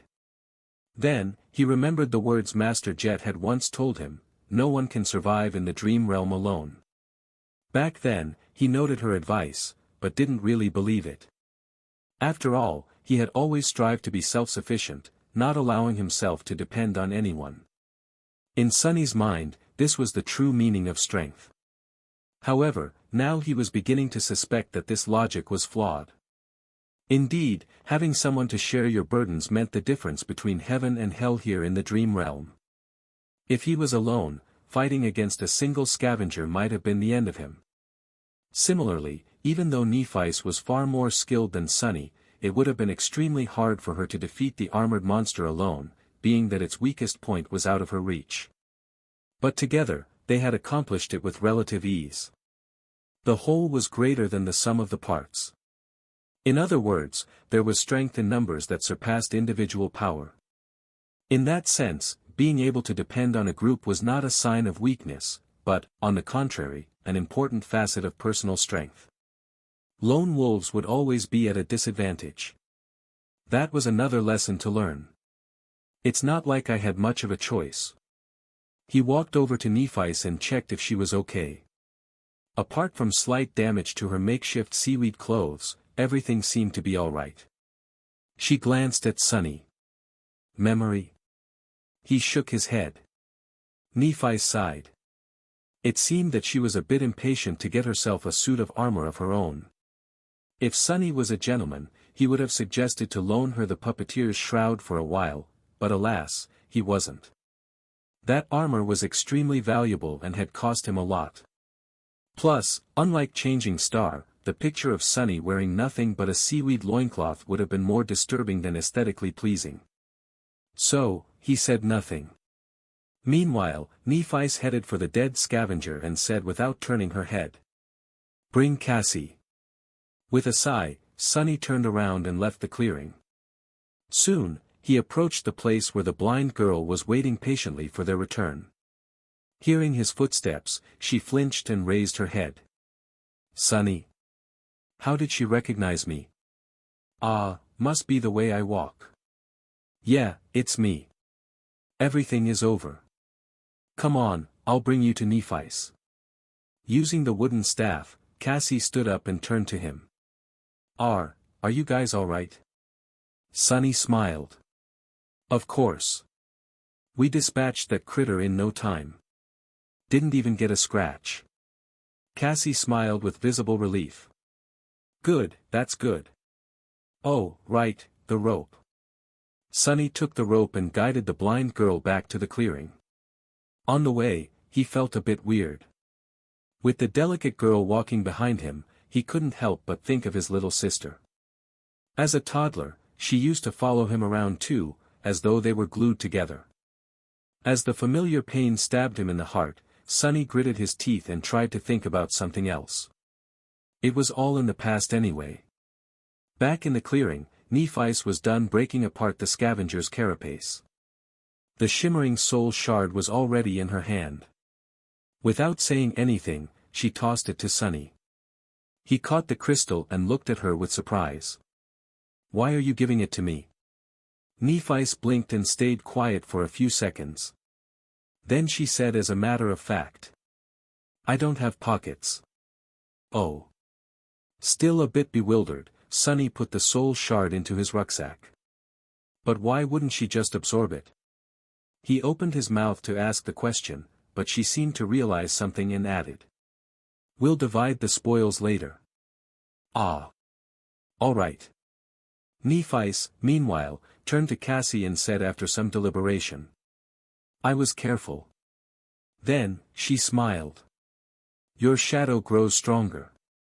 Sunny was feeling somewhere in between of being ecstatic and peeved. Throughout the day, they managed to kill 3 more scavengers, each time with not much risk to anyone except for Nephi's. The process was largely the same. After discovering the monster, he would hide in the shadows, while Nephi's would act as bait. Then, when the time was right, Sunny would stealthily approach and finish the fight with a precise strike of the azure blade. He was wondering if that was what being in the main hero's party felt like. To anyone else, maybe with the exception of Castor, dancing around a deadly awakened beast would have been a tall task, most likely ending with the dancer's death. Nephi's, however, had managed to do it over and over again seemingly without too much strain. What's more, her performance was based solely on skill, with no aspect ability involved. In that regard, even Castor couldn't have done better. She was swift, calm and precise. Every move she made was calculated and perfectly timed. She seemed to innately understand the flow and logic of combat, which gave her the ability to roughly predict what actions the mindless beasts would perform in the next seconds. Then it was just the question of physical prowess to evade and even manipulate them to a certain degree. Sunny had always known that skill and experience were more important than raw power, but by watching Nephi's, he vividly understood just how vast the difference between them was. Even though his divine aspect allowed Sunny to exert more strength and speed than Changing Star, in an actual fight, he would never stand a chance. Of course, he was also an important part of every encounter. His role as the finisher was not trivial, and not just anybody would have been able to accomplish 4 kills with 4 strikes. Even though Sunny was not taught any elaborate techniques, he was still a somewhat experienced fighter. He had good physical coordination, combat intuition, and, most importantly, a cool-headed mentality. Not to mention the fact that they were only able to ambush the scavengers so effectively due to his shadow scouting them out in advance. All in all, it was an almost equal cooperation. Still, watching Nephi's fight was nothing short of sobering. Trying not to get too dejected, Sunny summoned the runes. Shadow fragments, 22 out of 1,000. 8 fragments today. Pretty excellent. Currently, they were waiting on the edge of the labyrinth path leading directly to the giant statue of the Headless Knight. There was a group of scavengers between them and the statue, moving past without any haste. The sunset was near, but they still had time. Slowly, minutes flowed by. At some point, Nephi's gave the command to move. Helping Cassie along, Sunny followed Changing Star and quickly traversed the open space between the labyrinth and the statue. Now, they only had to get on top of it. However, it wasn't that easy. Scaling the 200-meter-tall monument would have been hard in normal circumstances, but now, they also had to somehow pull Cassie up. Leaving her behind until they were at the top would not have been safe. In the end, Nephi's and Sunny took turns pulling the rope every 20 meters or so. Cassie would hold onto the rocks and wait until they climbed higher, and then the process would repeat. It was slow and torturous, and by the end, Sunny's muscles were sore and almost on fire. But they managed to get to safety before the dark waters washed them away. As the night began to descend, the 3 sleepers sat in the center of the circular stone platform and rested. As they did not bring any materials to make a fire and it was already too late, there was no way to cook food. They ended up chewing on the strips of dried meat, passing the bottle of limitless water around. After some time, Nephi's gave Sunny a sign to take out the spoils of today's journey. He took out the 4 shimmering soul shards and put them on the ground. Without any discussion, Changing Star moved 2 crystals in his direction and took 2 for herself. Then, she gave one of hers to Kasha. Sunny watched it in silence. By the time Nephi's and Cassie had absorbed their soul shards, he still didn't make a move to take his. After a while, he took another crystal out of the rucksack and moved all 3 to Nephi's. The silver-haired girl looked at him with surprise. "Don't you want to grow stronger?" Sunny grinned. "Of course, I do. But these won't do me much good right now. It's no secret that you are the main fighting force of our group. He sighed. The stronger you are, the better our chances of survival will get. Plus, it's not a gift. It's a trade. Nephi's raised an eyebrow. A trade? What do you want? Sunny deliberated for a few seconds before answering. It's rather simple. I will give you these soul shards, and all other soul shards I earn on the way to that castle. Then, he looked her in the eyes and said. In return, you will teach me how to fight. Nephis looked at him and contemplated. This time, she remained silent longer than usual. Sunny felt a bit nervous under her gaze, knowing that he was being evaluated.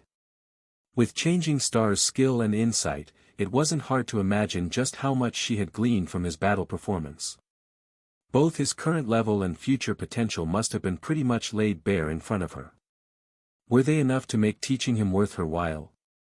After some time, she took the soul shards and nodded. Okay. Sunny smiled, congratulating himself on a successful deal.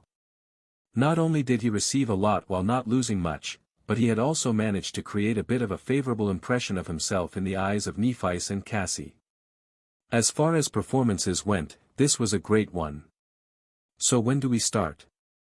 Nephis shrugged. Now. Now. Sunny glanced at the sun, which was already almost gone. Were they going to train in complete darkness? It wasn't really an obstacle for him. Changing Star, however. We will start with some words. That will be enough for today. After hesitating a little, she added. Cassie, you listen too. Sunny and Kasha turned to Nephis, listening to her like two obedient students. Despite the fact that their age was more or less similar, both knew that, in terms of martial prowess, their companion had authority that was as beyond theirs as a dragon's might was beyond that of a worm. Nephis thought for a while and then said. Mastery of combat can be divided into two aspects. One is body, and the other one is mind. Training the body is not easy, but it is rather simple. All you need is repetition and experience. In a fight, things happen too fast to consider every detail in the moment. That's why your technique must exist in your muscles and bones, so much so that it almost becomes an instinct. She paused. You can achieve initial results through repetition. Then, it must be cemented through experience. The more battle experience you have, the deeper a technique will be assimilated into your body. There is no other way. 1,000 hours of training won't be as impactful as one real fight. Only those who survive countless battles can be truly in command of the body. That simultaneously made a lot of sense and no sense at all. On the one hand, the principle of improving through practice was quite logical. On the other hand, Changing Star's statement made it seem like all those lofty legacies with their years of training were nothing but harmless children. After all, no matter how good their tutors were, they had no real battle experience. But then again, she did wipe the floor with every one of them, excluding Castor, with no apparent difficulty. So maybe her statement was true. That, however, posed a question of its own. Just what kind of life had Nephis led to possess rich battle experience at the tender age of 18? Should I stop calling her princess? Meanwhile, Nephis continued. Training the mind, however, is not simple at all. That is because, once you reach a certain level of skill, the mind is where the true combat takes place. The outcome is often decided before your body begins to move. And to master the mind, the first step is to understand the essence of combat. However, very few people truly do. She looked at them and asked. What do you think that essence is? Sunny hesitated. The essence of combat? What might it be? If it was some other legacy, he would have been tempted to say something stupid like honor, valor, or duty. But he already knew that Nephis did not fit into the image of a noble aristocrat he had in his mind. She wasn't someone who followed empty words. After a minute or so, Cassie finally answered. Victory. And almost at the same time, Sunny said. Survival. Changing Star shook her head. No. Then she rubbed her neck and pierced them with a cold, fierce gaze. The essence of combat is murder. Cassie flinched and opened her eyes wide. Sunny frowned a little. Nephice, however, did not seem to care. In the same calm tone, she continued. At the core of it, there is only this: you are trying to kill your opponent, and they are trying to kill you. In the end, one of you will be killed, and the other one will be the killer. Everything else is just noise. Her words sank deep into Sunny's heart and reverberated there, causing something inside of him to resonate and awaken. Style doesn't matter. Weapons don't matter. Reason and intent do not matter. The only thing that matters is to be the last one standing. In this way, anything you do in combat must be viewed as only serving one of two purposes, either to kill your enemy or to prevent the enemy from killing you. Nephice lowered her eyes. If you can understand that, you will have enough clarity to master the mind. After that, Sunny couldn't fall asleep for a long while. He lay on the cold stone, looking into the darkness and thinking about what Nephice had taught them. Repetition, experience, clarity. These were the three keys to becoming a fearsome warrior. All three were important, but the last one was the most vexing. Was it really how Changing Star had said? Was there nothing at the core of being a warrior than a cold will to kill? Intuitively, he felt that it was indeed so. This ruthless truth was, in a sense, an amalgamation of all his life experiences. After all, for someone like him, life was nothing but a constant battle for survival. Someone always won, and someone always lost. The former got to live for a few more days, the latter, no one cared what happened to them. Of course, life was life, and combat was combat. To most people, they weren't one and the same. But what about the awakened? The sole purpose of their existence was to fight against the nightmare creatures. Very few could escape that fate. After coming to the academy, Sunny allowed himself to think that he had escaped the fate of always having to struggle at the edge of survival. But now, it seemed like he had just exchanged one battle for another. This was an uncomfortable thought. However, if he looked at it from a different perspective, did it actually mean that he always had a crucial advantage?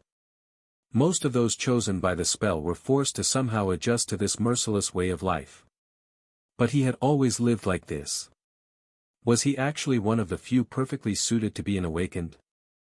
With this thought, Sunny fell asleep. In the early morning, he was awakened by a piercing scream. Sunny was on his feet even before fully waking up. Somehow, Azure Blade was already in his hand. His shadow was hovering beside him, ready to either wrap itself around the sword in case he needed to attack or around his body, in case it was already too late for that. He tried to understand what was going on. Nephice was nearby, her long sword raised in a defensive stance. Cassie. Where's Cassie? Fearing what he might see, giant tentacles reaching for them from the darkness, he looked around. The eastern horizon was just beginning to show the first hints of dawn, adding a tiny shade of gray to the blackness of the world. In that blackness, there were no signs of danger. Finally, he saw Cassie. The blind girl was stumbling at the edge of the platform with a horrified expression on her face.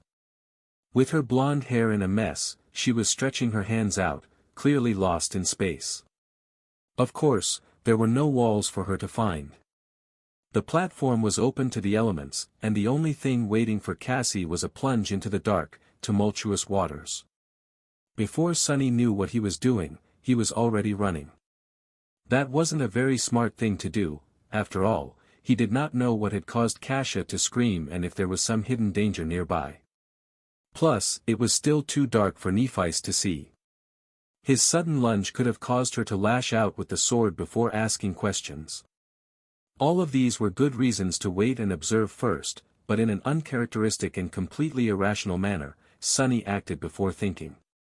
He caught Cassie moments before she took a step off the platform and, holding her tightly in his arms, dragged the blind girl back. "I got her!" Sunny yelled, letting Changing Star know that there was no need to stab him with a sword. And then, in a quiet voice, he said to Cassie, "I got you. It's all right. Everything is fine. Calm down." He felt the girl's body trembling and looked around again, trying to understand what had scared her so much. But there was nothing. Nephi's was listening to the sea for the same reason. After a few seconds, she asked, "Do you see anything?" Sunny helplessly shook his head. "No." He helped Cassie sit down in the center of the platform. While Nephi stood guard above them, he looked the blind girl over to make sure that there were no wounds on her body. Everything seemed to be fine. "She's not hurt anywhere." Changing Star looked down. Although her face remained indifferent, he could tell that she was a bit flustered. After a second or two, she asked in something that might have been her version of a calming tone. It sounded pretty much exactly the same as usual. "Cassie? What happened?" Magically, that did seem to calm the blind girl down a little. At least enough for her to speak in a quivering voice. Cassie extended one hand and pointed down. "The head. I saw, oh gods." Sunny frowned and looked at Nephi. Did she see a vision? The past? The tall girl was silent for a moment. "I don't know. It never happened before." Both of them turned to Cassie, not sure what to do. Since there was no apparent danger around, they took turns trying to calm the horrified girl down. However, after that one sentence, she fell quiet and refused to speak again. Nothing seemed to help. After a while, Nephi sighed. "Let's leave her be, for now. Maybe she needs time." Sunny was about to retort, but, truth be told, he didn't have any ideas either. In the end, he just nodded. "Okay. I'll keep an eye on her." Changing Star, however, had other ideas. As the sun was rising and the surging sea was receding, Nephi chose to give Cassie some space and led Sunny to the edge of the platform. However, she made sure to always have the blind girl in the periphery of her vision. Kasia sat hugging her knees. Her eyes were closed, but small tremors that periodically ran through her body betrayed that she was awake. Sunny's eye twitched. "Are you sure it's okay to leave her like this?" Nephi gave him a complicated look. "Yes." Then, after some thought, she added, "Cassie is strong." Sunny wasn't sure how to answer. If Changing Star considered someone to be strong, then they most likely were. However, strong was the last word that came to his mind when he thought about the delicate, beautiful, blind girl. Wasn't she someone who constantly needed their help? But then again, there were different kinds of strength. Kasia was still alive and sane despite her debilitating flaw. How many people could have done the same? "If you say so." Then, Nephi made him summon the azure blade. After studying it for a while, she nodded and took her longsword out of the air. Despite its size, it was an elegant weapon. The narrow, double-edged blade was much longer than that of the azure blade, with an incredibly sharp, symmetrical tip. The whole blade, as well as the simple cross-shaped guard and the pommel, seemed to be made out of silver and reflected the pale morning light. The handle was tightly wrapped in black leather. Putting the two swords side by side, Nephi spoke. "Your sword can be used with one hand, but its true potential can only be revealed when held in both. It is created primarily for cutting and severing, hence the higher center of gravity. However, it can thrust as well." Then she gestured to hers. "My sword is a bit more versatile. It is created for both cutting and thrusting, and it has a double edge. However, the principle of wielding these two swords is the same." She took the sword in both hands, placing one near the guard and another near the pommel. Then, she performed a downward slash. They are both leverage-based weapons. When held with two hands, one hand pushes, she pushed the sword down with the hand near the guard, while the other hand pulls. The hand near the pommel simultaneously pulled the handle up, giving the blade a tremendous boost in speed. This is how you generate force and perform powerful strikes. Now, your turn. Sunny looked at his sword and gripped it with both hands, mimicking Nephi's pose. Then, he raised it and slashed down, making sure to enhance the force of the strike with his lower hand. Changing Star observed him. You need to understand that a strike doesn't come from the hands. It comes from your whole body. Power comes from your feet, your hips, your core, your shoulders, and is only then transmitted to your hands. Like this. She demonstrated the downward slash again. This time, Sunny paid attention to the overall stance and movements of every part of Changing Star's body, as opposed to only the sword. He wasn't a novice to fighting. Instinctively, he already knew how to deliver a proper punch, even if, before, there wasn't a lot of strength in his body. The principles of striking with a sword were largely the same, so Sunny quickly understood the overall concept. He performed the simple downward slash a few more times. After each time, Nephis gave him pointers and corrected his mistakes. Some time later, she was finally satisfied with his form. Good. Sunny smiled, proud of his achievements. Nephis looked at him thoughtfully and nodded. Now, do it 1,000 more times. The smile froze on Sunny's face.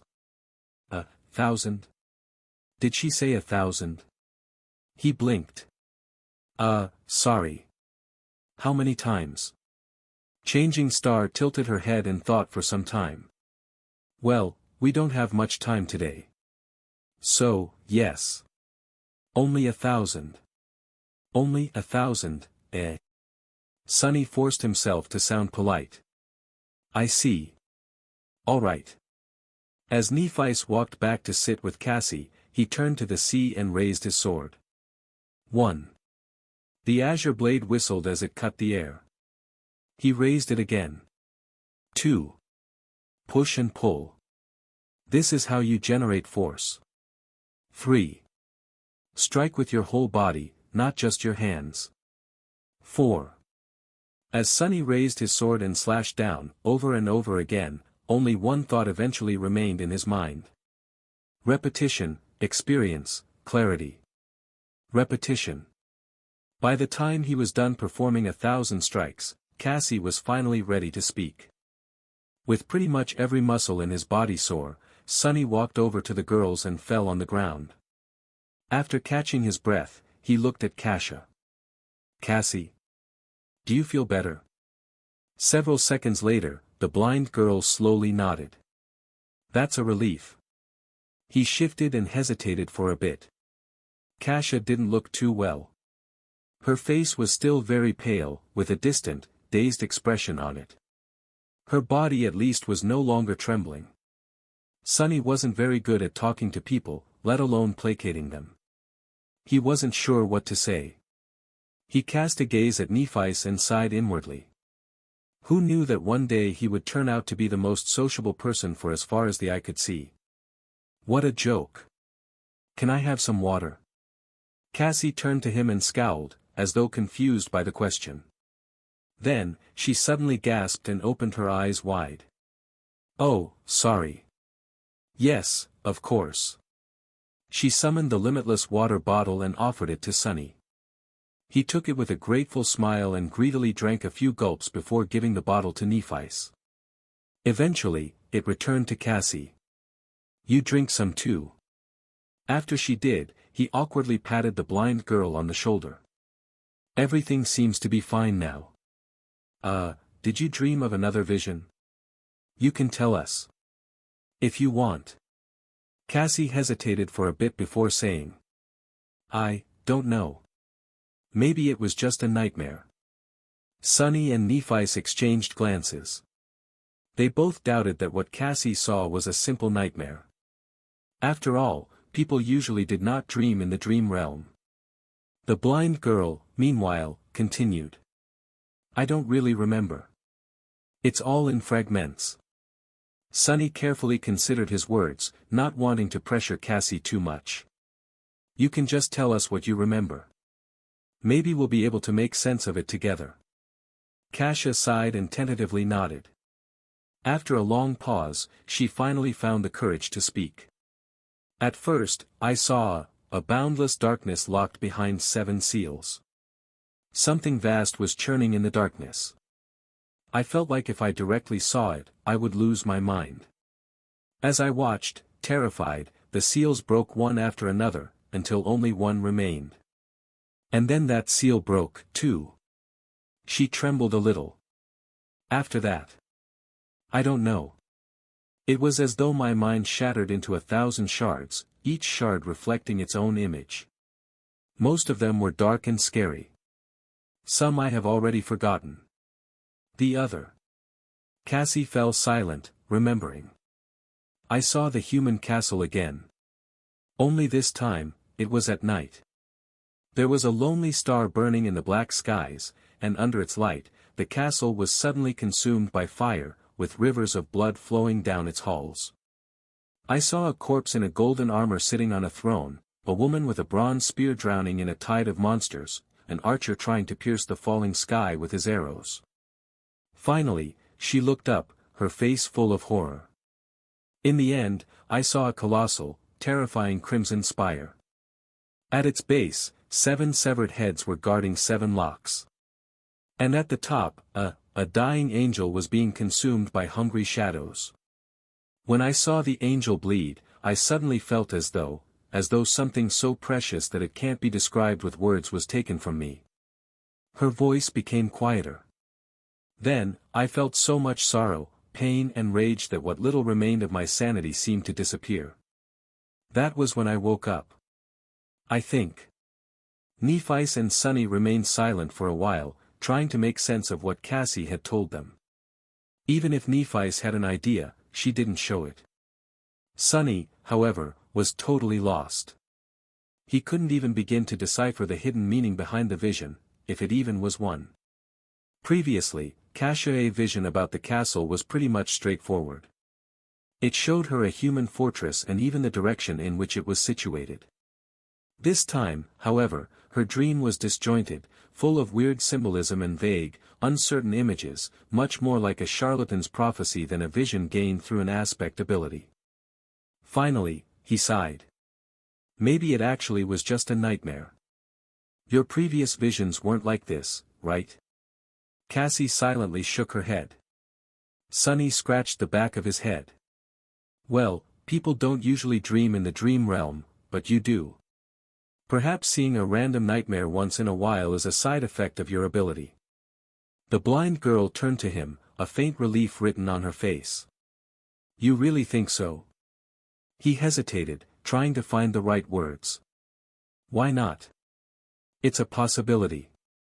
Inwardly, however, he felt uneasy.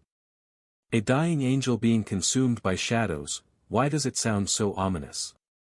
I should try and stay away from angels in the future. Gee, what has become of my life? A sentence like that doesn't even sound insane anymore.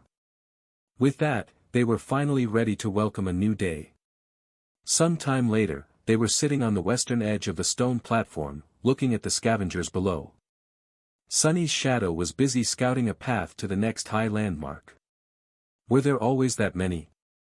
Sunny glanced at Nephice and shook his head. No, there were much more. They seem to be almost done with the carcass. I doubt it will last until nightfall. Which meant that, by tomorrow, all these beasts would be roaming the labyrinth, making it hard for the 3 sleepers to make any progress. It would be best to leave today and put some distance between themselves and the horde before the scavengers were done with their feast. However, without scouting a path in advance, there was a chance of not making it to safety in time. Both options were risky.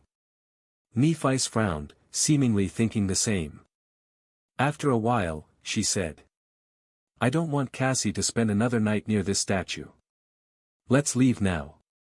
Sunny thought for a while, then opened his mouth to offer his own opinion. However, a sudden commotion below prevented him from speaking. Down at the bottom of the disappearing sea, amidst mounds of broken coral, the carcass of the giant shark-like monster, the remaining half of it, to be precise, was almost stripped of meat. And between its white bones, something was shimmering in the mud. Two extremely large, luminescent crystals. Sunny's eyes widened. Are those? Yes. Shards of two transcendent soul cores. Transcendent, two of them. Suddenly, he was simultaneously filled with greed and fear. Greed because of how rare and precious transcendent soul shards were, fear because the giant shark turned to be a corrupted devil, at least. One corrupted devil, if not stopped by a saint or a large number of awakened, could potentially destroy an entire city. Sunny belatedly realized that he was much closer to death on that first night than he had previously thought. Should we wait and listen? He stared at Nephi's and then obediently listened to the distant, barely audible clamor of the scavengers. After a while, he noticed some disharmony in it. Nephi suddenly tensed up. There. She pointed in the direction of the labyrinth. After concentrating on it, Sunny was finally able to notice two massive shadows stepping out of a particularly wide passage. A second later, the creatures casting those shadows appeared in sight. Sunny gulped. Damn. The monsters looked like the scavengers, but not quite. To start with, they were much larger, towering above the surroundings at more than 3 meters of height. Their carapace seemed to be thicker. It was colored in deep black and scarlet, like an ancient armor drenched in blood. Here and there, vicious-looking spikes were growing out of the carapace, making their every move much more dangerous. Additionally, instead of heavy pincers, their upper arms ended with long, curved, terrifying bone scythes. Sunny felt cold sweat running down his spine. What the hell are those things? Nephis tilted her head. Monsters, I guess. Nightmare creatures with one soul core were called beasts. They were dangerous and strong, but mindless. If they were able to develop or were created with a second core, they became monsters. Monsters were much more devastating and possessed some rudimentary, warped form of intelligence. They were the next step in a nightmare beast's evolution. And these two seemed to be bigger, deadlier versions of carapace scavengers. Sunny and Nephis watched as the two monsters approached the carcass.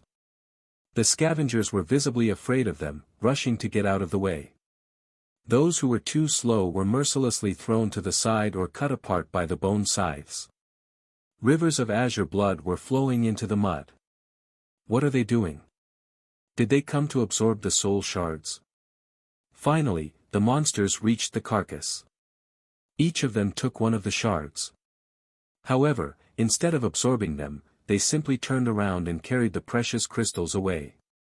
The scavengers made way, following the shards with their little, hungry eyes. Sunny blinked and looked at Nephis. Do we still leave now? Changing Star frowned and hesitated.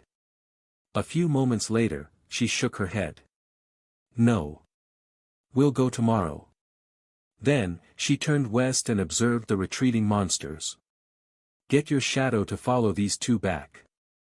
Because of the shadow fragments Sunny had absorbed in the last few days, the range of shadow control has increased a little.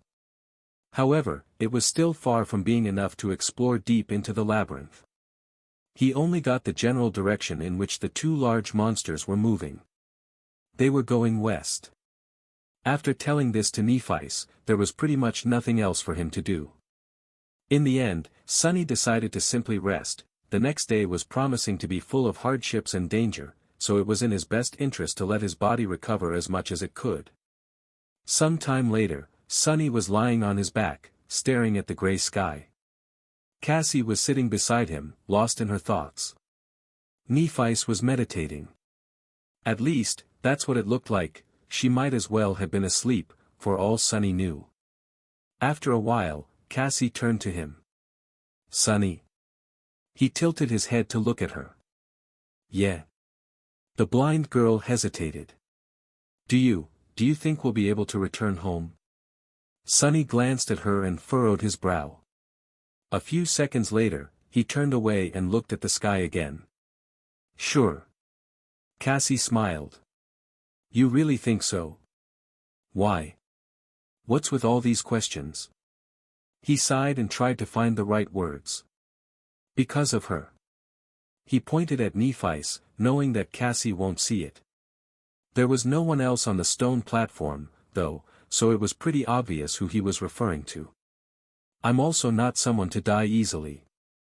In fact, I'm willing to bet that you couldn't have found a better duo of sleepers to escort you across the dream realm. If anyone can survive this, it's us. So, yeah. I think that our chances of making it back are pretty high. Cassie suddenly giggled. Aren't you a little too full of yourself? You were in the second to last place. Sunny shrugged. That's only because someone smart told me to keep a low profile. Otherwise, I would have ranked higher. Then, with a grin, he added. Much higher. Third to last, at least. The blind girl couldn't help but laugh. The melodic sound of her laughter made Sunny feel much better. He had not heard anything like that ever since coming to the dream realm. It was nice to see that people were still able to preserve a bit of mirth even in this hellish place. Come to think of it, this was the first time he heard Cassie laugh at all. Back in the academy, she was always dull and bleak. After this sudden outburst, Kasia's expression slowly turned wistful. A few seconds later, she asked. What do you miss the most about home? Sunny tried to think of something, but failed. He wasn't sure that he even had a home in the real world. The tiny room he had been renting previously was nothing but a temporary shelter from the rain. As for the real world as a whole, his life there wasn't that pleasant either. Finally, he said. I don't particularly miss anything. Cassie was very surprised. Really? Don't you miss your family? Sunny smiled. I don't have a family. Well. I guess I have a sister somewhere. But we haven't seen each other in many years. Oh. The blind girl fell silent. Several seconds later, she said quietly. I miss my family the most. There was longing and sadness in her voice. Sunny didn't know what to say, so he stayed silent. Mom and Dad must be really worried about me right now. No, actually, they wouldn't be worried. They would be heartbroken. They must think that I'm as well as dead already. Sunny glanced at her and sighed. You seem to care about them a lot. Cassie turned to him in confusion. Of course. Isn't it normal? Sunny stared at the gray sky. The wind smelled of rain. After a while, he said. I wouldn't know. In the evening, Nephi's made Sunny perform the 1,000 strikes again. After that, they ate the last strips of dried scavenger meat and took turns sleeping, so that one of them could always keep an eye on Cassie. Thankfully, nothing happened during the night. When the morning came and the dark sea retreated, they prepared to leave the giant statue. Nephi's was the first one to climb down. Before that, she had a few words to say. Today will be different from before. There will be much more scavengers roaming in the labyrinth. We might not be able to create an ambush or avoid fighting several of them at once. She looked at Sunny. If anything happens, your job is to bring Cassie away. We can retreat by using passages that are too narrow for the scavengers. If we get separated, proceed to the high point by yourselves. Don't wait for me. Do you understand? With a somber expression, he gave her a nod. Nephi's returned it. Good. Time is of the essence, so let's go. With that, she began the descent. After Nephi's reached a point 20 or so meters below them, she found purchase and waited. Using the golden rope, Sunny lowered Cassie down. Just like while climbing up, they took turns helping the blind girl. Luckily, climbing down the statue was much easier. Soon, they reached the ground. Entering the labyrinth, the trio moved forward with haste. The shadow was ahead of them, scouting for monsters and optimal paths. Despite that, their progress was slow and chaotic. They had to constantly change direction to avoid groups of scavengers, often ending up in dead ends or moving further away from their destination. Sunny, who played the role of the scout and navigator, felt his brain slowly starting to boil. At some point, however, they inevitably ended up in a situation where a fight was unavoidable. There was a large group of scavengers at their heels, and a pair of them blocking the path ahead. Neither of the two groups had noticed the sleepers yet, however, since there were no other passages to turn into, it was only a matter of time. Nephi considered their options for a few seconds. There was a scowl on her face. Finally, she said. If there's only two, we can take them. Sonny looked at her with uncertainty in his eyes. But there's no time to set up an ambush.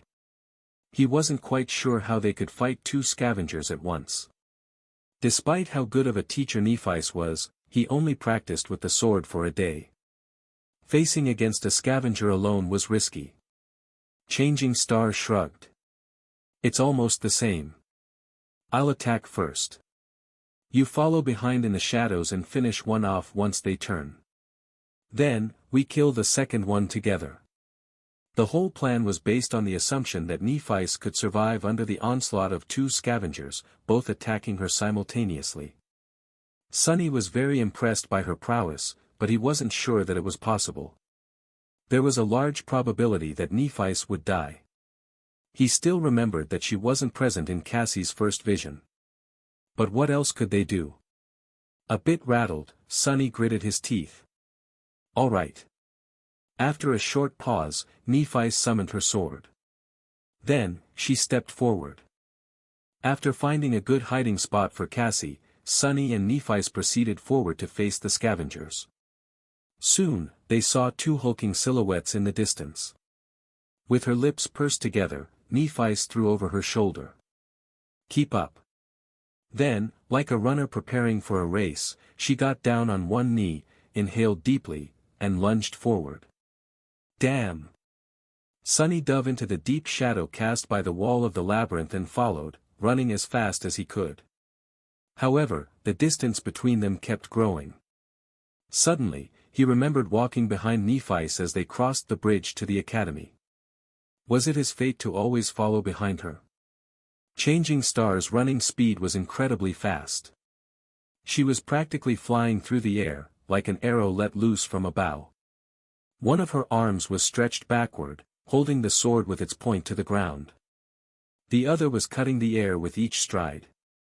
It took the two scavengers a couple of seconds to realize what was happening after noticing her. By that time, she was almost upon them. With madness burning in their eyes and viscous saliva dripping from their mandibles, the monsters screeched and charged forward. Nephi did not slow down, as though planning to ram them with her body. Sonny's heart skipped a bit. For terrifying pincers shot through the air.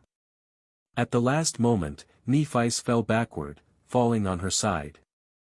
The inertia carried her forward as she slid through the mud, passing between the scavengers. Then, she twisted her body and stopped herself by plunging the sword into the ground. A bit slower, and she would have been impaled by one of the scavenger's legs. Crazy. She's crazy. By the time Changing Star got back to her feet, one of the scavengers had already turned around. However, Sonny couldn't see what was going on as his sight was blocked by the bulky carapace creatures. He only heard the sound of chitin striking against steel. There was no time to worry about that anyway, since he had his own problems to solve. Due to the insane maneuver that Nephi had pulled off, the second scavenger lagged a little behind the first one. It was just about to turn around when Sonny finally got close enough to launch an attack. Silently cursing, he ran up a narrow protrusion on the coral wall and jumped, aiming to pierce the weak point at the scavenger's back from above. His shadow was already wrapped around the azure blade. But at the last moment, the scavenger suddenly moved, slightly turning its torso to the right. The blade missed the concave spot where the armor plates connected and instead hit one of them square in the center, sliding helplessly across adamantine chitin. Crap. Instead of killing the beast with one decisive blow, Sonny ended up dealing no damage at all. What's worse, he landed right on top of the scavenger, practically hugging it from behind. In the next moment, the scavenger shook its carapace, throwing the irritating human off. Sunny flew sideways and crashed into the labyrinth wall, feeling breath being knocked out of him. Suffocating and disoriented, he fell gracelessly into the mud. Not good. By some instinct, Sunny rolled to the side. Something tore past him and hit the wall, sending pieces of crimson coral flying through the air. Then, he was lifted into the air and thrown backward. But by that time, however, he had already come to his senses. Twisting his body, Sunny managed to land on his feet and take a few steps back without falling. In the next second, his sword was in front of him, held in both hands just like Nephi's had taught him. The scavenger was already charging at him with a menacing fire burning in its eyes. Repetition. Experience. The shadow flowed from the azure blade to his hand, then spread to his arm, shoulder, and then finally covered his whole body. Sunny instantly felt stronger, faster, more resilient. But was it enough? No. To survive, he would definitely also need some luck. One pincer flew at him from the right, the other from the left. There was no time to retreat or dodge sideways. So, instead, Sunny did something that made every instinct in his body scream in protest. He jumped forward, closing the distance to the charging monster. The pincers clashed together with a loud crack behind his back. Instinct or not, it was the only logical step. After all, the attack range of his sword was much shorter than that of the scavenger. He could only fight back by getting close. Before the beast had time to react, Sunny did what he had recently done thousands of times. His muscles moved even before his mind gave the command. With one fluid motion, he raised the sword over his head and slashed downward, pushing with one hand while pulling with the other. His whole body moved in concert to deliver a powerful blow. The azure blade whistled as it cut the air. Then, it hit the joint of one of the scavenger's front legs and cleaved right through it, severing the limb entirely. Blue blood sprayed everywhere. Sunny had less than a second to be amazed. I actually did it. But there was no time to be distracted. Due to the loss of its front leg, the scavenger lost balance for a moment, careening forward and down. However, he had 7 other legs. This wasn't going to last long. Coincidentally, though, at this exact moment, his other front leg slid in the mud, bringing the monster even further down. Sunny did not waste this chance. Taking a step forward, he thrust the azure blade up, pushing it into the scavenger's mouth. A severed mandible fell to the ground as the monster impaled itself on the sword with its own weight. The massive body of the nightmare creature convulsed before falling still. It was dead. Sunny slowly exhaled, only now feeling the pain in his chest and at the back of his head. He carefully touched it and grimaced. His hand came back wet with blood. At least I'm alive. You have slain an awakened beast, Carapace Scavenger. Your shadow grows stronger. You have. With no time to listen to the spell, Sunny tugged on the sword to dislodge it from the monster's head and hurried to help Nephi's. However, it was too late. The other scavenger was lying in the mud, clearly dead. His limbs were still twitching, indicating that the fatal blow was delivered just moments ago. It seemed like Nephi's had managed to sever its spine by piercing the weak spot at the base of the beast's torso with her longsword. He couldn't see the silver-haired girl behind the bulky carcass. As Sunny approached it, he heard the sound of rugged, strained breathing. Then a shaky voice came from behind the scavenger. Don't come any closer. In the deathly silence of the battle's aftermath, Changing Star's voice sounded strange and subdued.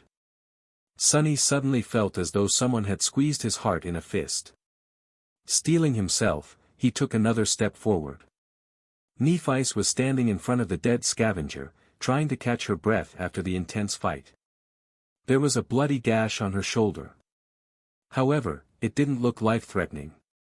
Sunny's attention, though, was instantly drawn to something else. It seemed that at some point during the fight, the tall girl's makeshift seaweed top came apart, leaving her naked above the waist. She was covering her chest with one arm. Behind the arm, squished, the supple fullness of her Sunny flinched as though someone had stung him and hurriedly turned around. His face was burning. Without thinking about it, he even made his shadow look away. An awkward silence followed. After some time, Sunny forced himself to speak. Are you all right? Nephi was slow to answer. Yes. Good. Good. I'll go fetch Cassie then. All right. Feeling as though an army of monsters was chasing him, he walked forward on stiff legs and then quickened his step, barely holding himself from running. Her fault. It's her fault. She should have communicated things clearer. Trying to get the vivid image out of his head, Sunny hurried to the place where Cassie was waiting for them. By the time they returned, Nephi had already fixed her top and was wearing it as though nothing had happened. However, Sunny couldn't help but feel that the look she gave him was somewhat weird. Forget it. After checking the wound on his head, Changing Star said. It's just a bleeder, nothing serious. Tell me if you feel dizzy and nauseous or have a strong headache, though. Since Sunny had none of these symptoms, he kept quiet. Nephi looked down at his clothes and sighed. Memory? He opened his mouth to say no, but then fell silent. Come to think of it, when he killed the scavenger, the spell did say something else after informing him about the absorbed shadow fragments. At the time, he was too busy to pay it any attention. Let me check.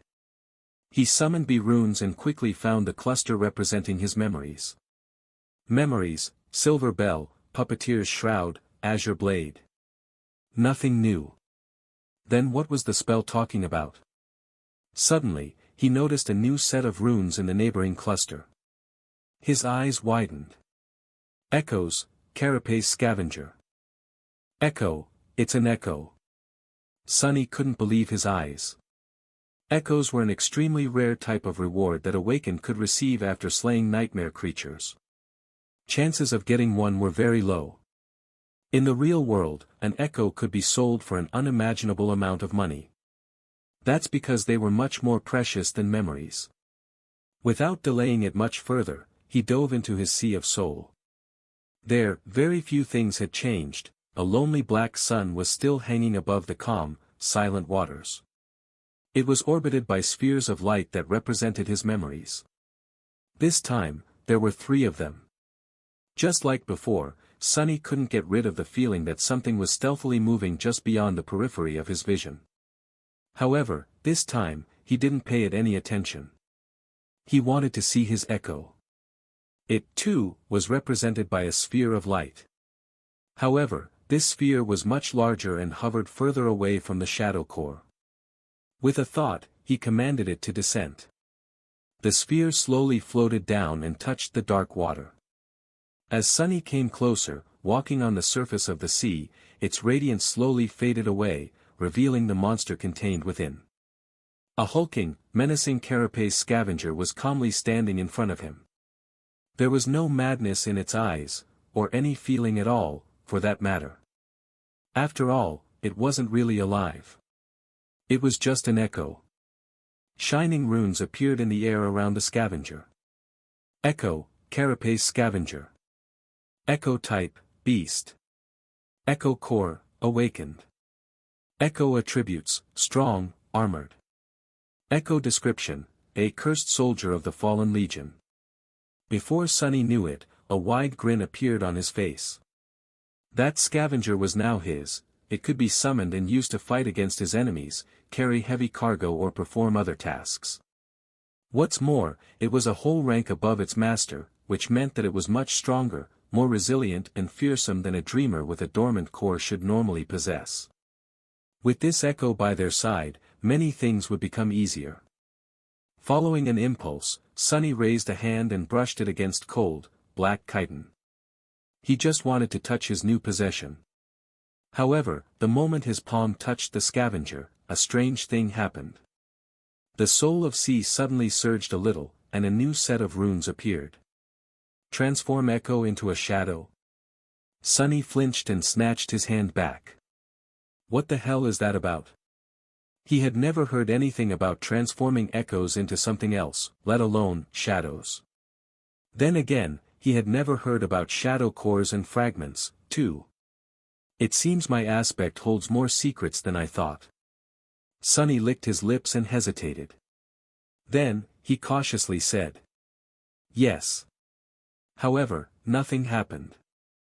A moment later, the runes changed. Not enough shadow fragments to perform a transformation. Shadow fragments required, 24 out of 100. He frowned, disappointed. I see. So there is another use for the fragments. They can either enhance my own core or do something weird to echoes. How do I know which use is more beneficial without knowing what a transformation actually does? An echo was plenty useful by itself. Sonny felt that it would be wiser to concentrate on strengthening himself, at least for now. I'll experiment with it later. With that, he left the Sea of Soul. Since he had spaced out for quite a bit, Nephi's was looking at him with a silent question in her eyes. Sonny grinned. I got an echo. Her pupils slightly widened. Cassie, on the other hand, was more expressive. An echo? You actually got an echo? Yes. Since the larger group of monsters was now minutes away from catching up with them, Sonny didn't waste any time and summoned the scavenger. The hulking beast immediately appeared in front of him, seemingly sewn together from tiny sparks of light. Soon, its black chitin became fully corporeal.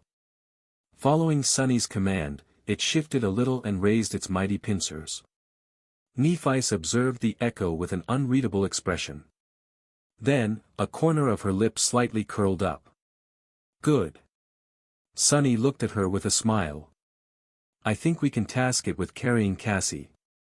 Outside of battle, it will help us the most. The blind girl's mouth fell open.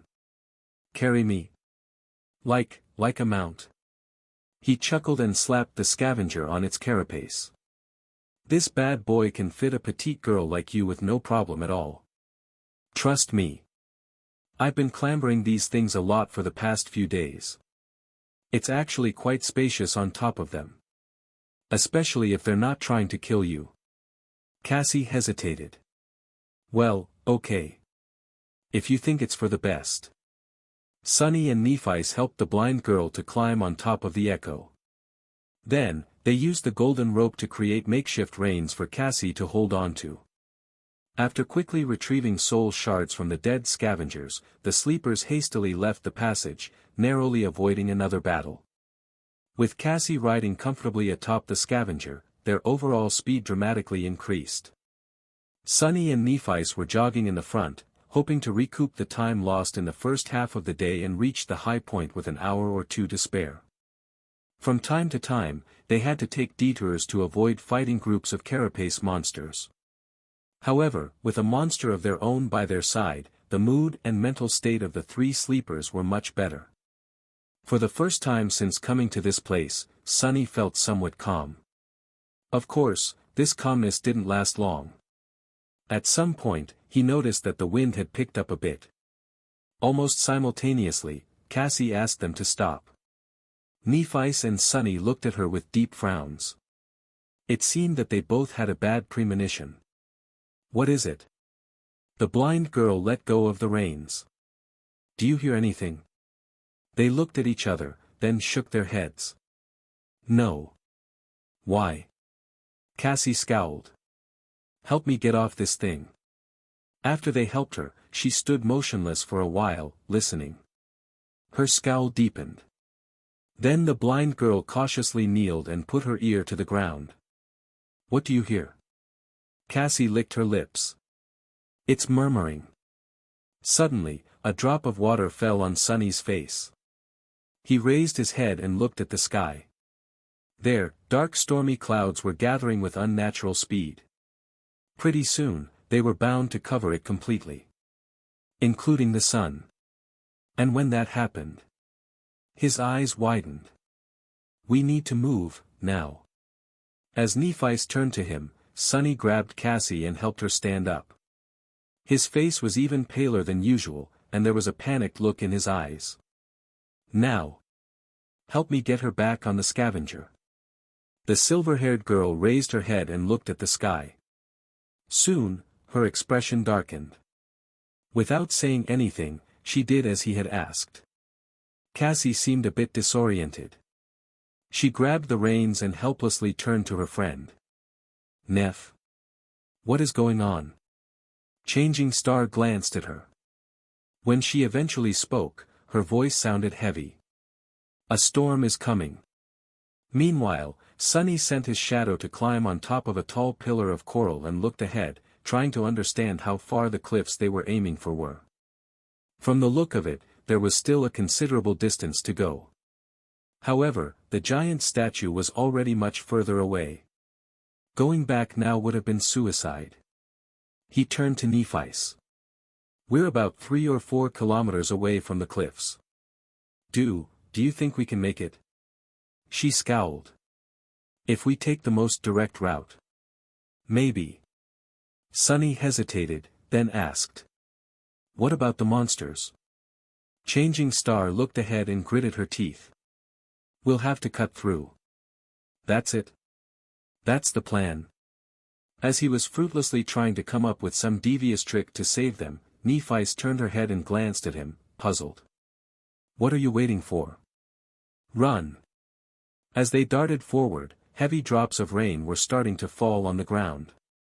Strong winds were howling between the coral blades, sending bits of mud and seaweed flying. With storm clouds gathering in the sky, sunlight dimmed, and a cold twilight descended upon the labyrinth. Sunny was running with all his might, as though his life depended on it, because it actually did. He was leading their small group, choosing the straightest path toward the cliffs with the help of his shadow. Nephis was a step behind him. The scavenger carrying Cassie was stomping through the mud with its 8 legs in the back. Without the need to avoid monsters and death breathing down their necks, they moved with amazing speed. Side passages and crimson walls were flashing past them in a blur. There was no need to hold back and conserve strength for the long run. If they were late to reach the cliffs by a minute, their lives would be over. They had to give it their all. Sunny was ready to fight a series of bloody skirmishes all along the way, but, to his surprise, the inhabitants of the labyrinth did not give them much trouble. The scavengers seemed to be as panicked as they were. The bulky beasts were busy trying to hide inside the coral mounds or burrowing underground. On the rare occasions when one of them showed aggression, a quick slash of the sword or a threatening clack of a pincer was enough to make the monster change its mind. However, no matter how fast they were moving, the storm was faster. The rain quickly turned into a pelting downpour, each drop becoming a torrent. The winds grew in strength, striking against their bodies with enough force to make them stumble. The light dimmed even further, reducing visibility to almost zero. Finally, a blinding bolt of lightning tore through the darkness, followed almost immediately by a deafening thunderclap. In the next moment, the ground under Sunny's feet trembled, causing him to lose balance and fall. He rolled in the mud and tried to stand up, but slipped and fell again. Someone's arm grabbed him by the shoulder and helped him rise. In the darkness of the storm, Sunny saw Changing Star's face. She opened her mouth and shouted. Don't stop. Run. He almost couldn't hear her behind the roaring wind and rain. By the time Sunny began to move, the dark, salty water was already as high as his shins. He gritted his teeth. The sea was coming back. He couldn't determine where the water was coming from, but with each minute, it was rising higher. Soon, it was up to his knee, then up to his waist, making running almost impossible. The speed of the group slowed down considerably. It was then, in a sudden flash of lightning, when they saw a dark mass of stone ahead. They had made it to the cliffs. Almost at the same time, a terrible rumbling sound came from the depths of the labyrinth. Turning back, Sunny saw a colossal, crushing torrent of black water rushing through the crimson forest. Some distance away, a tardy scavenger was caught by it and thrown against the coral walls. The unbreakable carapace of the mighty creature cracked and burst open like a rotten egg. Curses! He turned to Nephis. Time is up. Start climbing. She caught him by the arm. Dismiss your echo. Sonny didn't know whether the scavenger could scale the cliff. In any case, Cassie wouldn't have been able to hold on if it did. He helped the blind girl get down and then sent the monster back to the Sea of Soul. Nephice lowered herself to let Cassie climb on her back, then tied them together with the golden rope. Not wasting any time, she gritted her teeth and stepped forward to grab onto the wet rocks of the cliff wall. They began the ascent, rushing to get as high as possible before the black torrent hit. Some time later, Sonny screamed. Brace! In the next moment, a wall of dark water hit the rocks mere meters beneath their feet. As Sonny held for dear life, the whole cliff shuddered. A few boulders fell from somewhere high above, missing his head only by chance. Somehow, all three of them were still alive. However, things were far from being over. The black water was still rising, now with frightening speed, threatening to swallow them at any second. They had to keep climbing, and they had to be faster than the surging sea. Sonny cursed as he searched for the next hold to grab onto. To survive, he had to scale the face of the cliff with crazy speed. However, hastily climbing wet rocks was a recipe for disaster. One slip of a hand, and he would plunge down to be crushed against the cliffs, drown, or be eaten by some giant monster. The torrential rain and hurricane wind made everything even worse. And yet, there was no choice. He frantically kept climbing, tearing his skin on sharp rocks. Every muscle in his body was in agony. If not for the shadow wrapped tightly around his body, Sonny would have been long dead. But even with its help, the surging dark water was getting closer and closer. Damn it! Damn it all! No matter how hard Sonny tried, he couldn't win back any distance. Soon, the water was at his feet. The sea slowly swallowed his legs, then his torso. He kept climbing, now fighting against the weight of the water and the force of the tide that was trying to tear him away from the cliff. But it was useless in the end. When the water covered his shoulders, he felt his fingers slipping from the wet rocks. Sonny tried to hold on, but the current was too strong. He was pushed away like a weightless toy, losing any purchase. No. In the last second, a golden rope fell into the water beside him. Shaken, Sonny grabbed onto it and held with all his strength. The rope drew tight and lifted him out of the water. His feet touched the cliff wall again. Not wasting any time, he resumed climbing with the help of the rope. Finally, a strong hand grabbed him from above and dragged his body over the edge of the cliff. Sonny fell to the ground, struggling to breathe. After some time, he looked at Nephice, who was lying in a similar position to his right, equally as drained. She was still clutching the golden rope in her hand. Cassie was sitting a few steps away from them. He wanted to laugh, but had no strength for it. They survived. For a few minutes, Sonny simply lay on the ground, letting the rain hit his face. From time to time, a bolt of lightning arced through the skies, drowning everything in blinding light. Other than that, it was almost completely dark. If not for his attribute, he would have had trouble discerning the shapes of Nephice and Cassie, who were resting nearby. After some time, however, a feeling of uneasiness entered his mind. Something was off. Sonny scowled, trying to understand where that feeling was coming from. Finally, he realized that it was his shadow. It was trying to draw his attention to something. Please, let me rest. I just want to rest. He was too tired to do anything. Both his body and mind were exhausted. However, the shadow was very persistent. It remained adamant. In the end, Sonny moaned and rolled over on his stomach, then slowly stood up. Nephice turned her head and looked at him. What is it? He grimaced. I don't know yet. Something feels wrong. Cassie shivered and got closer to Neph.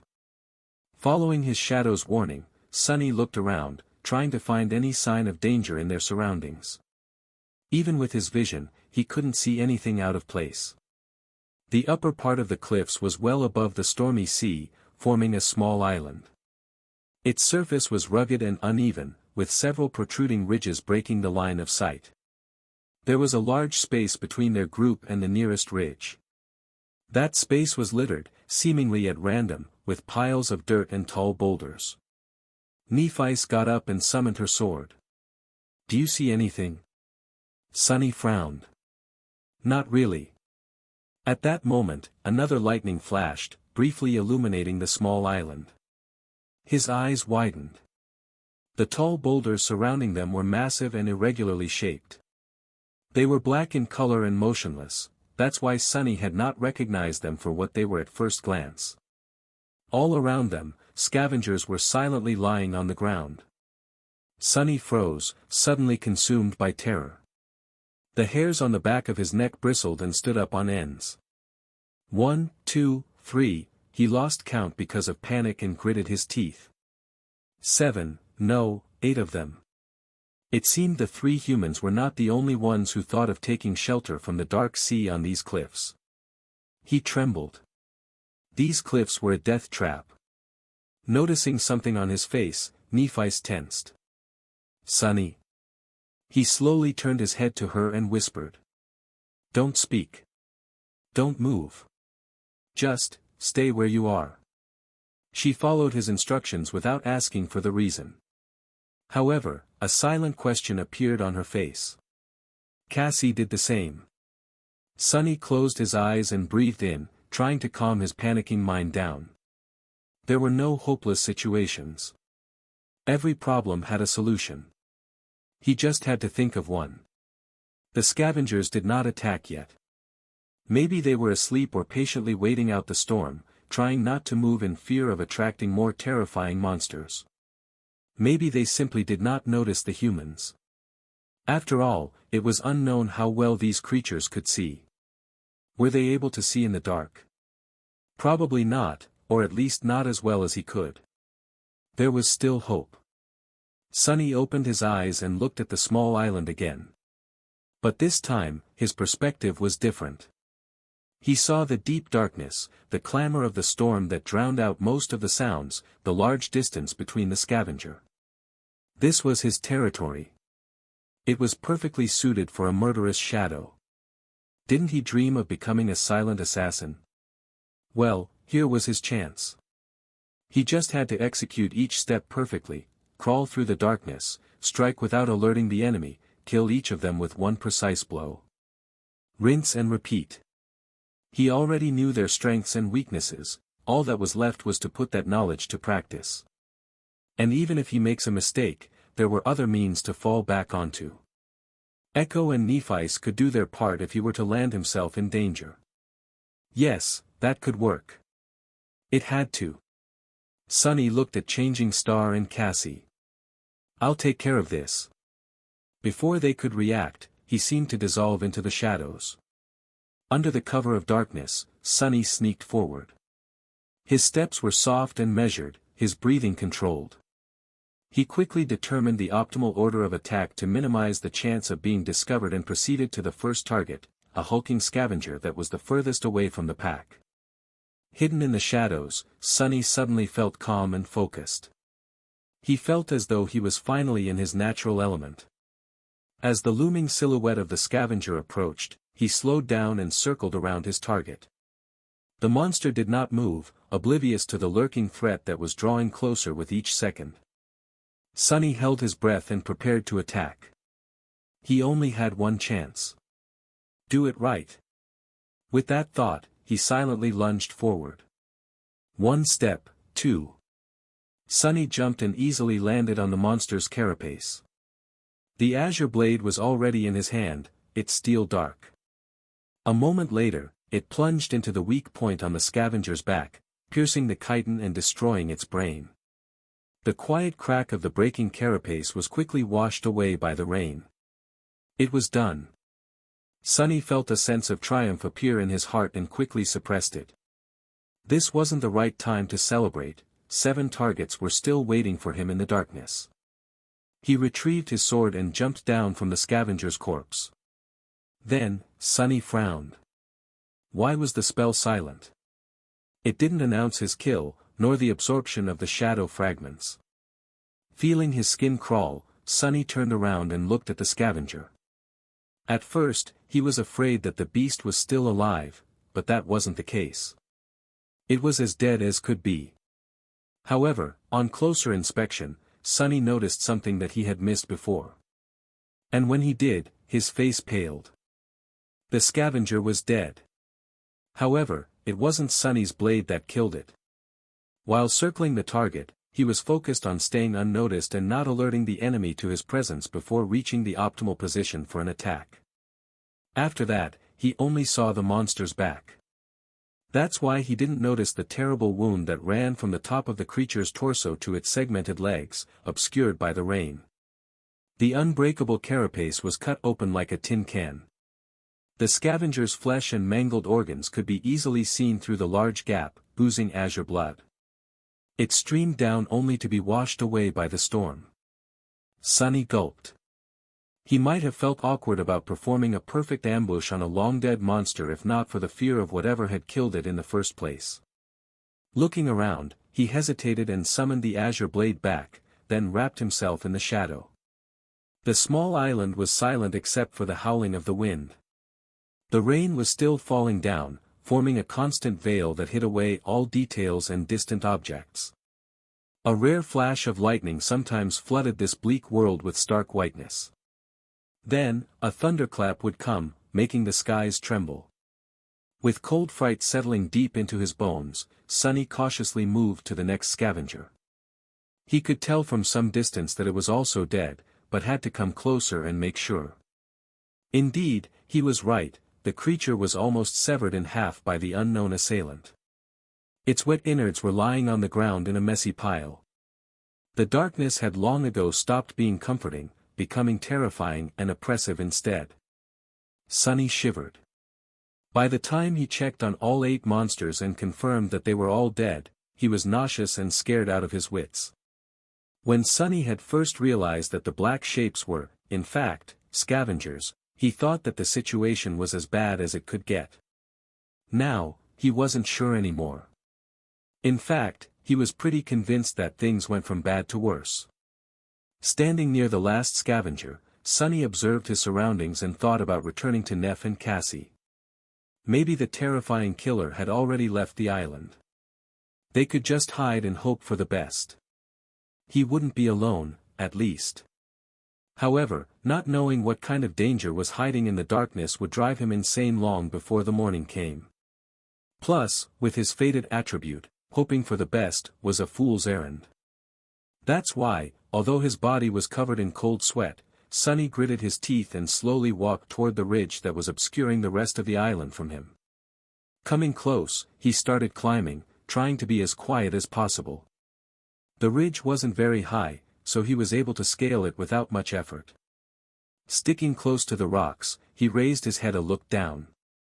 Then, he immediately wanted to let go and fall to the ground. Right beneath him, just a few meters away, a dark silhouette was outlined against the rocks. It was much larger than the scavengers, with jagged spikes growing out of its thick carapace. Its chitin was black and crimson, like an ancient armor splattered with fresh blood. Instead of pincers, 2 terrifying bone scythes were protruding from the joints of its arms. Each one was long and sharp enough to split a scavenger in 2. Sonny froze, afraid to move. He even stopped breathing. So that's the killer. It was one of those monsters that they had seen retrieving the transcendent soul shards from the giant shark's carcass, or another of their kind. He remembered how the 2 creatures had cut through the horde of scavengers, killing or throwing aside any beast that got in their way. Slaughtering just 7 of them would not pose a problem for something that deadly. Not to mention getting rid of 3 sleepers. Careful not to make a sound, Sonny slowly lowered himself down. His whole body was trembling. Moving his arms and legs with utmost precision, he began climbing down from the ridge, praying not to be heard, sensed, or noticed in some other way. Luckily, the monster remained oblivious to his presence. Reaching the ground, Sonny took a few steps back, still facing the ridge. He had to force himself to turn around. Feeling as though his back was being pierced by invisible needles, the young man stealthily moved in the direction where he had left his companions. A couple of minutes later, he returned to Nephi and Cassie. The girls were tense and nervous, waiting for his return in the darkness. Before coming out of the shadows, Sunny let them know that he was approaching. "It's me." Nephi moved, lowering her sword a little. Her face was a little grim. "What is the situation?" she said, careful to keep her voice low. Sunny slowly exhaled, finally feeling a bit safer. For the first time, he was genuinely happy not to be alone in this cursed place. "There are 8 scavengers around us. But they're all dead. The killer is one of those big monsters we saw, the thing with the crimson pattern on its carapace and scythes instead of pincers. It's hiding from the storm beneath a stone ridge not far from here." A bolt of lightning flashed, illuminating everything around. In its aftermath, it looked as though 2 white sparks ignited in Changing Star's eyes. Soon, the reflection was gone, leaving them gray and inscrutable again. She tilted her head and whispered, as though talking to herself. "An awakened monster." Sunny licked his lips. "Yeah. So, what should we do?" Nephi thought for a while, leaning on her sword. Then, she looked at him and said, "Kill it." Sunny stared at her, lost for words. Finally, he collected himself and said the first thing that came to his mind. "Are you nuts?" The idea of fighting that thing was pretty ridiculous, if not completely insane. Realizing that his words might have sounded a bit rude, he cleared his throat and added, "I mean, have you thought this through? How are we supposed to kill that monstrosity?" Nephi slowly inhaled. "It's not a question of thinking things through. We simply have no choice." She glanced at Cassie, who was listening to them with a pale face, and explained. "We can't leave the cliffs before morning, and neither can the monster. However, once the sun rises, it will easily see us and attack. Then, our only advantage, the element of surprise, will be gone. If we have to fight it anyway, it's better to be the ones initiating the fight." Changing Star looked around and added. "It's not completely dark yet. Although barely, I can still see. Once the night comes, this won't be the case. So we will have to attack it first, and do it soon." Sunny shook his head. "This still doesn't explain how we are going to kill it. That thing just dispatched 8 scavengers like it was nothing. We are not its opponents. We don't even know its weaknesses." Nephi frowned. After a short pause, she said, "It's just an awakened monster." Sunny couldn't help but stare at her in disbelief. "What do you mean, just an awakened monster? Have you forgotten that all 3 of us are only sleepers? Dormant humans are not supposed to be able to deal with awakened beasts, let alone monsters. The fact that we can reliably kill scavengers is already abnormal." She looked back at him, undisturbed, and simply answered. "But we are abnormal." Sunny stood there with his mouth open, not knowing what to say. Nephi sighed. "You and I both are not exactly ordinary sleepers. Aren't we? Don't try and deny it. Someone ordinary simply would not have survived in this place." He frowned, not happy about her line of thought. Meanwhile, Changing Star continued. "You, me, plus the awakened beast you have as an echo, plus the advantage of a surprise attack. I'm not saying that it will be easy. We might die. But there's a good chance that we won't." She looked down, at the silvery blade of her sword, and added after a couple of seconds. "In any case. As I have already said, we don't have a choice." Sunny gritted his teeth, trying to find a logical retort. However, her reasoning seemed unassailable. He just had a really bad feeling about fighting that monster. In the ensued silence, Cassie, who had been quiet all this time, suddenly spoke. "You are forgetting about the main advantage we have over that thing." Both of them looked at her, surprised. The blind girl turned to face them and slightly lifted her head. We are intelligent, and the monster is not. Her words echoed in the darkness. Sunny sighed. It seemed that a fight with the bone scythe monster was inevitable. Some time later, he was standing in the darkness, looking at the terrifying creature in front of him. His expression was grim and somber. Tightly gripping the azure blade, Sunny slowly inhaled. The ominous feeling he had before was still there, now stronger than ever. I don't like this. With this thought, he exhaled and raised his hand. Monsters did possess some rudimentary intelligence, however, they could not compare to humans. At their core, they were still predators who acted mostly on instinct. Their cunning was beastly in nature and was not that hard to overcome. That gave the three sleepers a chance to leverage their advantage. After finalizing the plan, they made some preparations. While Changing Star was getting ready, Sunny had retrieved the soul shards from the 8 dead scavengers. After delivering them to the silver-haired girl, he watched as she brought them to her chest and crushed them in her fist one after another, absorbing the essence of each shard into her soul core. After a few minutes, when the changes caused by the absorption were over, Nephice opened her eyes and slowly inhaled. To a sleeper, consuming the shards of 8 awakened beasts was equivalent to slaying 16 dormant creatures. While not tremendous, it was still a significant boost in physical ability. Her body had become stronger, faster, enhanced in every way. They were going to need every bit of that strength to survive. Because of how attuned Nephice was to her physicality, getting accustomed to her new limits did not take long. Very soon, she looked at him and asked. Are you ready? Sunnyside glanced at his shadow, hoping to get some moral support. The shadow pretended to not notice and ignored him. Disloyal bastard. As ready as I'll ever be. Nephice nodded and turned to Cassie. There was nothing really to say. They had already discussed everything there was to discuss, and empty words could not make the blind girl worry any less. Come to think of it, Sunny wouldn't have wanted to trade places with her, even though out of the 3 of them she was the only one who didn't have to risk her life in combat. Facing the enemy, no matter how terrifying, was better than waiting powerlessly for the outcome, knowing that there's nothing you can do to change it. From that point of view, he was actually the lucky one. Cassie tried to put on a brave face. She turned to Nephice and forced a smile. Go and kill that thing. Maybe you'll finally get something decent to wear and stop making me feel so guilty. A corner of Changing Star's lip curled up. Okay. After that, she turned to Sunny and returned to her usual serious self.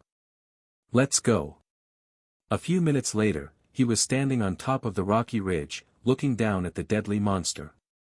The shadow was wrapped around his body, enhancing Sunny's physical abilities. Their plan was pretty solid and had a high chance of working. However, he still couldn't get rid of the ominous feeling that this was not going to end well. I don't like this. With a sigh, Sunny raised his hand and summoned the silver bell. Then, he lightly shook it, causing the clear melodic ringing to resound amidst the storm. Immediately, the monster below moved, turning its massive torso around and looking for the source of the sudden noise. As he saw Sunny, a mad crimson flame ignited in its eyes. However, Sunny did not see any of this, because he was already facing the other way. As soon as the bell rang, he turned around and jumped down from the ridge without a second of hesitation. The ridge wasn't very tall, but there was still a considerable distance to the ground. Sunny hit the rocks hard and rolled, trying to disperse the force of the impact. As soon as he got back to his feet, he ran, trying to get as far away as possible. A moment later, the ridge exploded behind his back. The monster simply crashed into it with its hulking body, breaking through the layers of rocks as though they were paper. Simultaneously, there was a flash of lightning and a thunderclap, drowning the loud rumble of the falling debris. The creature locked onto retreating Sunny and lunged forward, trying to pierce his body with one of its scythes. Shards of rock were flowing like a torrent from its spiked carapace. Luckily, Sunny was already far enough. Without slowing down, he lowered his body, ran for several more meters, and then turned around. The picture of the monster, who was more than 3 meters tall, rushing at him like a speeding train was enough to make any person falter. However, Sunny stood his ground, raising the azure blade above his head. After all, he was the bait. Half a dozen meters away from him, the monster finally reached their trap. Almost unnoticeable in the darkness and the pouring rain, the golden rope was strung between two massive boulders at the height of the creature's leg joints. Earlier, Sunny had lowered his body to run beneath it. Overwhelmed by bloodlust, the monster did not notice the tautly drawn rope and ran into it at full speed. If it was a normal rope, it would, without a doubt, immediately snap. However, the golden rope was a memory, and being incredibly sturdy was one of its attributes. The rocks it was tied to, unfortunately, were quite mundane. They shattered almost immediately. But the damage was already done.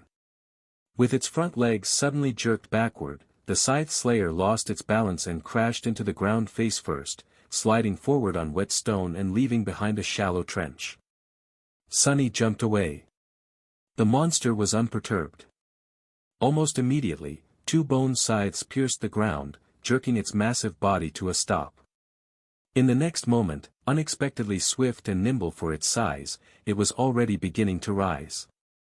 If it was allowed to stand up, their fates would be sealed. Fortunately, Sunny's echo was faster. The moment the monster fell, it stopped pretending to be one of the dead scavengers, got up and dashed forward. Just as their enemy was about to rise, it jumped on its carapace from behind, pinning the creature down with its weight, and locked its pincers on the creature's arms just beneath the point where the bone scythes began. Despite the fact that the echo was wounded by the spikes growing from the monster's carapace, it succeeded in immobilizing it, at least for a second. A second was enough. As though out of nowhere, Nephice, who was lying in ambush, appeared in front of the monster. Darting between its terrifying scythes, she leaned forward and delivered a devastating thrust with her longsword, putting her whole weight behind it. They didn't know if the awakened monster had the same weak spot on its back as its lesser relatives, the scavengers, had. However, there was no reason to assume that there was no gap between its carapace and torso armor. It was a mechanical issue. Anything that had to be flexible could not be too rigid. The tip of Changing Star's sword plunged into the narrow gap. Then, the sword disappeared into the monster's body, penetrating so deep that its hilt ended up brushing against the chitin. Hell yes! Sunny thought, triumphant. However, in the next second, his expression dimmed. Because the creature didn't even seem to notice the wound that was supposed to be if not fatal, then at least heavily debilitating. Straining its body a little, it suddenly twisted, throwing the echo off its carapace, and rose to its feet. The bone scythe scraped against the rock as it pulled them out from the ground. Defenseless, Nephice was right in front of it, her sword still stuck in the monster's flesh. Oh no! Sunny was too far away to do anything, circling around the massive creature to attack it from behind. The echo was on the ground, still reeling from being thrown off the enemy's back. It didn't seem like it could help either. For the moment, Changing Star was on her own. The scythes pierced the air, aiming for her flesh. At the last moment, however, a pair of pincers locked one of them into an iron grip. That gave Nephice another fraction of a second to react. Letting go of the sword, she dove under the creature's body, hiding in the blind spot of the remaining scythe's attack range. As far as hiding places went, this one wasn't optimal, since all the monster had to do to crush her into a bloody pulp was to lie down. However, in that moment, Nephice had no other choice. This is bad, this bad. By then, Sunny was already behind the creature. Hoping to buy Neff some time, he brandished the azure blade and slashed down. The sword connected with the joint of one of the monster's rear legs, drawing azure blood. However, unlike how it was in the battle against a scavenger, he failed to completely sever the limb. It was too tough and thick. In the next moment, the leg disappeared from Sunny's field of vision. Crap. As that thought appeared in his mind, Sunny raised his head and looked at the monster. Somehow, it had already turned around and was now facing him, two crimson flames burning with bloodlust in its eyes. Before Sonny could properly react, the sharp tip of a bone scythe hit him in the chest with the force of a siege ram. The only thing he managed to do was to transfer the shadow from his body to the puppeteer's shroud. Because of this lightning-fast decision, the armor held. He wasn't pierced through the heart and impaled on the scythe. However, it was a small consolation. The force of the blow was still enough to make his ribcage cave in and send his body flying through the air like a rag doll. Somehow, Sonny found himself lying on the ground. His body felt weird, and he couldn't breathe. Something bitter was flowing from his mouth, making him choke. It was blood. He was drowning in his own blood. Weakly, Sonny tried to move, but his limbs wouldn't listen to him. Only the shadow listened, enveloping his body and delaying the inevitable a little. "I'm hurt." With his thoughts moving slower and slower, as though submerged in a dense fog, he looked up, hoping to see the stars. Instead, he saw two burning crimson eyes approaching him from the darkness. In that moment, hovering on the edge of nothingness, Sonny realized that he was about to die. He had to struggle against the fog that permeated his mind, slowing down his thoughts and dampening all emotions. All except for fear. Despite the fact that his body was broken and his mind was paralyzed, some stubborn part of Sonny was still refusing to give up. He wasn't ready to die. At least not without giving his all to survive. He was revolted at the thought of giving the world the satisfaction of the win. That would be so infuriating. Hadn't he told Hero that he was going to survive no matter what, to spite them all? That's right. He might be a shameless liar, but a promise was still a promise. But, how was he even supposed to survive? No matter how he looked at it, the situation seemed to be hopeless. As the Scythe Slayer approached, its eyes shining menacingly with bloodthirsty crimson light, Sonny tried to pierce through the fog that enveloped his mind. However, his attempts were aimless and weak. It was hard to find purchase in the fog. He needed an anchor. Suddenly, a simple thought caught his attention. It was something that he had repeated 1,000 times, burning it into his mind.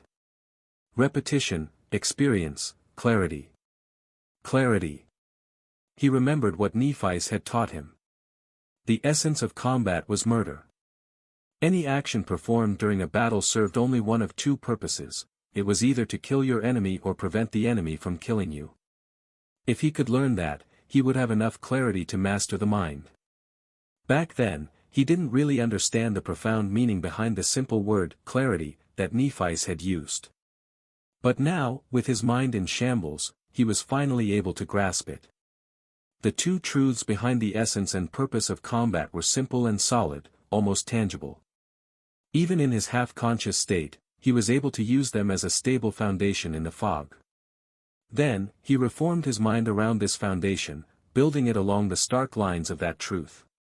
Suddenly, he was able to think again.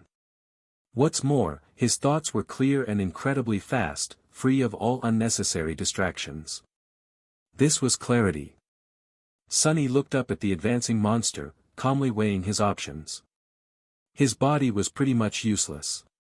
He couldn't move his limbs at all. The shadow still followed his commands, but it was busy doing an important job, keeping him from dying immediately. Even with its help, he wouldn't be able to last long. But this was a useless thought. He couldn't do anything about it, so there was no sense in wasting time considering it further. With his body immobilized, memories couldn't be used. That left only the echo. The carapace scavenger was going to have to be his only tool to either kill the enemy or prevent the enemy from killing him. The monster was quickly approaching Sonny. Its mandibles moved, viscous saliva flowing down from them in a torrent of transparent mucus. In a flash of lightning, he was able to see and instantly register every spike, every scratch, every abrasion on the creature's carapace. The handle of Changing Star's sword was still protruding from its body, washed in azure blood. What an ugly bastard. Sonny was being hypocritical. Truth be told, with its black carapace painted with crimson patterns and a mighty body specially designed for mayhem and slaughter, the Scythe Slayer looked striking and incredibly menacing. It was almost majestic, in a terrifying, murderous kind of way. Unable to move, he had to look helplessly as the monster closed the distance between them and loomed over Sunny's broken, bleeding body. Its scythes rose into the air, ready to strike down. Looking right into the monster's burning eyes, Sunny thought. "Go to hell, you overgrown bug." The scythes shot toward his body. In the last moment, something massive and furious rammed into the monster from the side, throwing it away. It was Sunny's carapace scavenger. Not bothering with its own safety anymore, the echo entwined itself with the enemy in a chaotic mess of limbs as they rolled on the ground. Despite the fact that it was smaller and weaker, its crazy assault and complete disregard for its own life were enough to give the bigger monster some pause. The echo lashed out with its pincers, ramming them against the creature's carapace in a crazy whirlwind of blows. For a moment, the howling of the wind was drowned out by the clamor of chitin striking against chitin. The Slayer's carapace mostly held, but a couple of cracks did appear on its black surface. However, it was still superior to the scavenger in every way. Even with one of its scythes pinned awkwardly under its body, the monster was more than able to repel the sudden attack.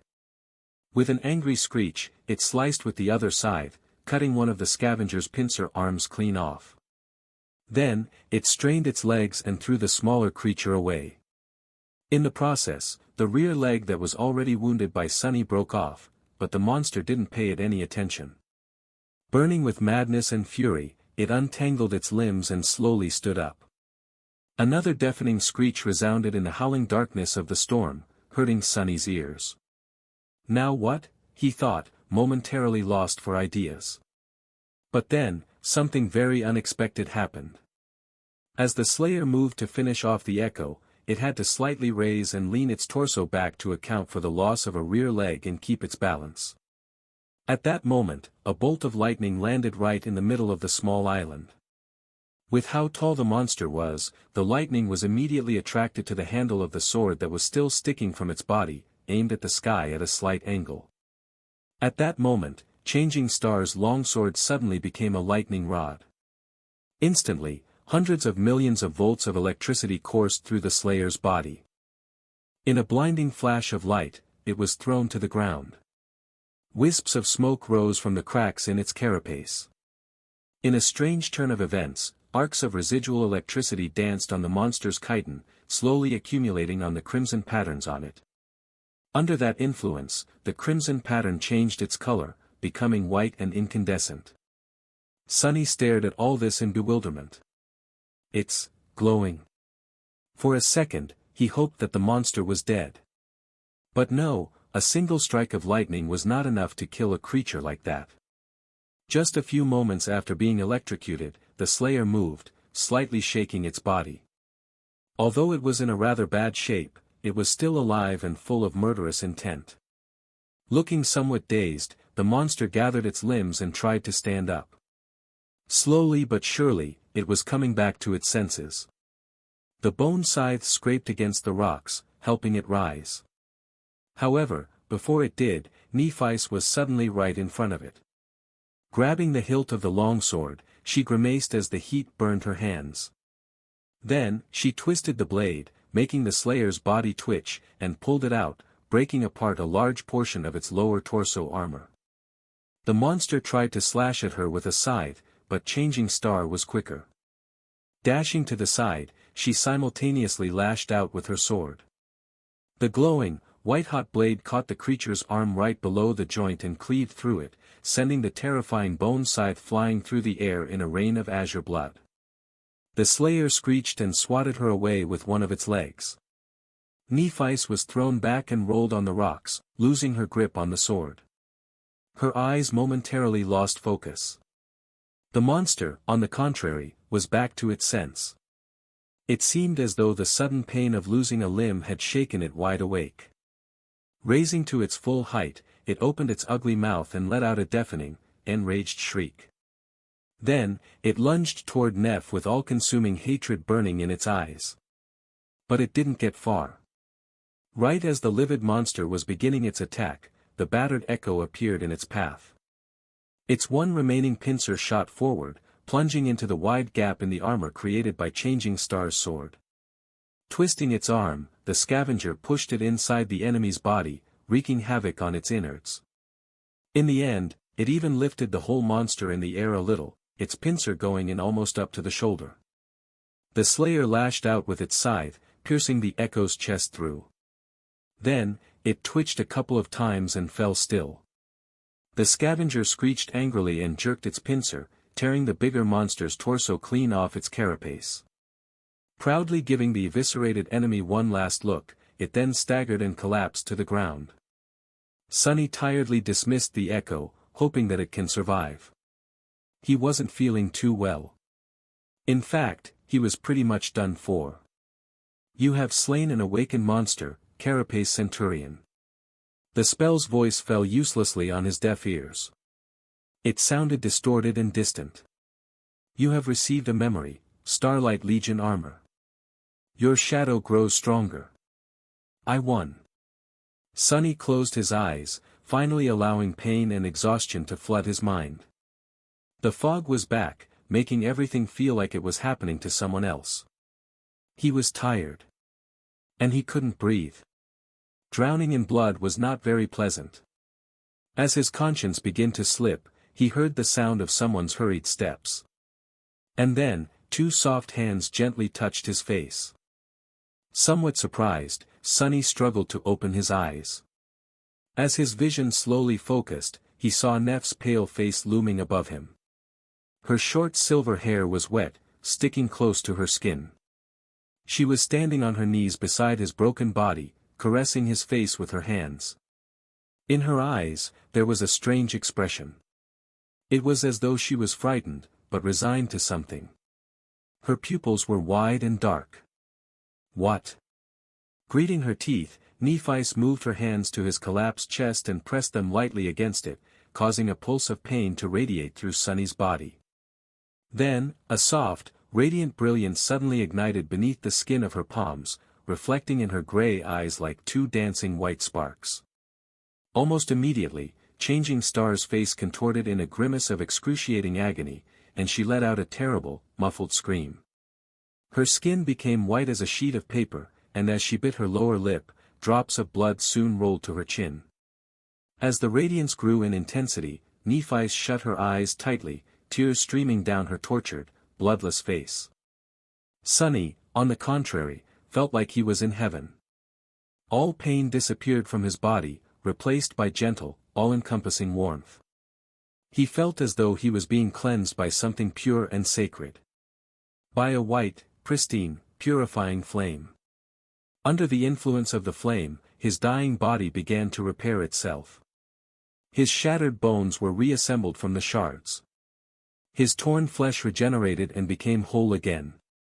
His collapsed lungs and damaged heart were brought back to life and rejuvenated, instantly turning strong and healthy.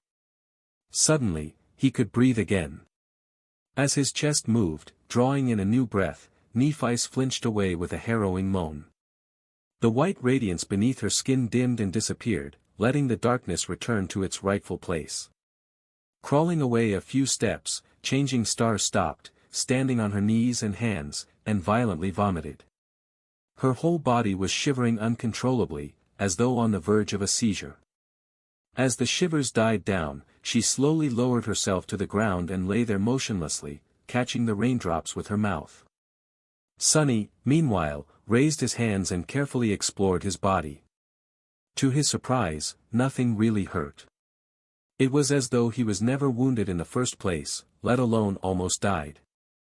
With the help of Nephice and her mysterious aspect ability, he was completely healed. It was a miracle. By the time the storm was over, it was already deep into the night. Sunny, Nephice and Cassie huddled together for warmth and slept as though they were dead, too tired to make someone keep watch. If anything were to happen, the shadow would probably alarm them in advance. If not, so be it. They were just too exhausted to care. Luckily, the rest of the night went without incidents. In the morning, no one was in a hurry to make any plans or suggest leaving the cliffs. They just gathered some meat from the dead Carapace Centurion and the scavengers, collected the 2 soul shards and moved to the opposite side of the small island, afraid that the remains would attract some creature's attention. As it turned out, they were right. Not long after the group left the place of the battle, a dark spot appeared in the sky. Soon, it became larger and approached the cliffs, landing near the corpse of the centurion in a whirlwind. Sunny had never seen anything like it. The creature was massive in size, easily weighing twice as much as the carapace monster. Its body was white as a corpse and muscular, like that of a lion. It had 2 mighty paws in the back and 6 in the front, protruding messily out of its wide chest. Each ended with long, sharp talons. The neck of the flying monstrosity was covered in long black feathers, as well as its enormous wings. Its head resembled that of a raven, with large round eyes and a terrifying black beak. While they hid behind rocks, the creature feasted on the dead centurion, easily breaking its carapace apart with its talons and beak. Then, satisfied, it grabbed a few scavenger carcasses with its paws and rose back into the air, creating a small hurricane with each flap of its black wings. The creature left the cliffs and flew back the way it came. It was moving west. Following the black dot as it disappeared into the distance, Sunny sighed. Neph. What do you think that thing is? Nephice was also looking at the sky. After a few seconds, she lowered her gaze. I have no idea. Sunny simply nodded and went about his business. He still had to perform his 1,000 strikes. After making a fire, they roasted the centurion's meat and had a delicious, hefty breakfast. Then, stuffed, the 3 of them lied down and lazily rested. After fighting against 2 scavengers at once, running away and barely surviving the sudden flood, climbing tall cliffs in the middle of a storm and battling an awakened monster, all done in a single day, they deserved some time off. Plus, Sunny needed to sort himself out. Truth be told, he was feeling a bit strange. The reason for this was not his traumatic near-death experience, although it had a lot to do with it. The thing was that, after the unexpected epiphany he had while trying to fight against the deathly mind fog, Sunny felt as though he had been changed. Because the clarity he gained never went away. It was still here, at the center of his being. He felt as though his very way of thinking and perceiving the world was now completely different. It was stark, streamlined and dauntless. Sunny felt that he had become calmer. He was now able to think much faster and act without hesitation. Many things that previously seemed obscure and frightening suddenly became predictable, and thus surmountable. It was as though he had discovered an underlying order to the world that wasn't there before. That inner understanding gave him an advantage that was hard to explain with words. In a sense, this change was even more profound than the transformation of his body at the end of the first nightmare. He felt that he had made a big leap in his combat ability and overall power, even though it wasn't tied to the number of consumed shadow fragments or unlocked aspect abilities. Looking at the sky, Sunny wondered if this was how Nephice always felt. Probably. Mastery of the body, mastery of the mind. Right? He was still far away from being a master. But it felt as though he was on the right track. Some time later, Sunny approached the western edge of the cliffs. Nephice was sitting there, her feet dangling over the edge. She was looking west, lost in her thoughts. He sat down beside the silver-haired girl and followed her gaze, trying to guess what she was thinking about. Just like always, he failed.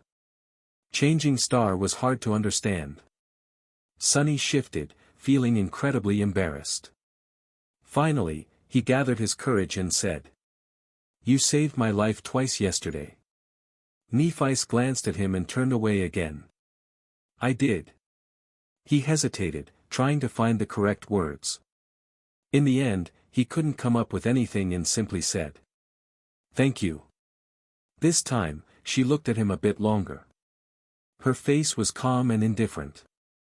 "There's no need to thank me. Without you and your shadow, we would have drowned before reaching the cliffs or been torn apart by a large group of scavengers after stumbling on them in the labyrinth." After that uncharacteristically long sentence, she fell silent and added after a while, "We're allies." Sunny nodded, knowing that she was right. Still, Nephi's went above and beyond to keep him alive. Even if he had also done his part, not everyone would have gone to such lengths to return the favor. However, he didn't say anything about it. Mostly because he could already imagine her answer. Staring right at him, she would stay quiet for some time and then say something like, "I just wanted to," or, "It is what it is," in a flat tone. And then there would be an awkward silence. With a subtle smile, Sonny looked away. A minute or two later, he said. "It's you, Flaw, isn't it? The pain you feel every time you use your ability?" Nephi was silent for a while before answering. Then, she simply said, "Yes." Sonny looked at her. Changing Star's profile was calm and distant. The wind was playing with her short silver hair. "What does it feel like?" She was staring into the distance. "Like burning alive." He sighed, trying to imagine what kind of suffering someone being burned alive would have to endure. As always, the spell was vile and cruel. "I'm sorry," he said quietly after some time. Nephi shrugged, not turning her head. "It's just pain." Sonny looked away, trying to hide his expression. Just pain. These might have been the saddest words he had ever heard. For a long while, they just sat quietly together. Nephi was looking at the horizon, thinking about something only she knew about. Sonny's mind was strangely empty. From time to time, he would cast a glance inside his soul sea, observing the recuperating echo. The scavenger managed to survive its fight against the carapace centurion, even if it was just barely. Now, enveloped in a cocoon of light, it was flowing in the calming darkness of Sonny's soul and slowly regenerating. If an echo managed to retreat into the sea of soul alive, it would eventually recover from any wounds. The holes on the scavenger's carapace were already beginning to close. Its lost pincer arm, however, was not growing back any time soon. Sonny sighed and summoned the runes. He decided to go over the spoils of the harrowing battle. Shadow fragments, 28 out of 1,000. Since it was his echo that delivered the final blow, the kill was considered to be his. Thus, he received 4 shadow fragments, 2 for each of the Centurion's awakened cores. The shards of the cores themselves went to Nephi as per their agreement. She decided to consume one herself and give the other one to Cassie. The reward was sizable, but seemed disproportionate to the amount of trouble they had gone through to get rid of the terrifying monster. Ultimately, dormant humans like them were really not supposed to battle awakened nightmare creatures. No way, really, he thought to himself, full of sarcasm. It was just their bad luck that there was not a single dormant rank creature in this whole damned region of the dream realm. Sonny remembered his lofty plans of hunting weak monsters while safely protected from all their attacks by his Tier 5 awakened armor and couldn't help but smile bitterly. Who knew that the puppeteer's shroud would turn out to be merely a minimum requirement for survival, as opposed to a huge, odds-defying advantage? Still, that armor had already saved his life twice, so it was doing its job. Speaking of armor. He lowered his gaze. Memory, Starlight Legion armor. Memory rank, awakened. Memory type, armor. Memory description, born in the all-consuming darkness, 7 valiant heroes made an oath to return light to the cursed land. Time has erased their names and their faces, but the memory of the defiant oath still remains. Teacher Julius would have been ecstatic to be reading this stuff. The old man used to be an avid explorer and student of the Dream Realm's history before becoming a professor in the Awakened Academy and settling down in one of the most prosperous human citadels. He was still one of the leading researchers in that field, often irritating hunting expeditions with requests to explore this or that ruin. Sadly, Sonny had no idea when they would meet again. He cleared his throat and looked at Nephi. "Anyway.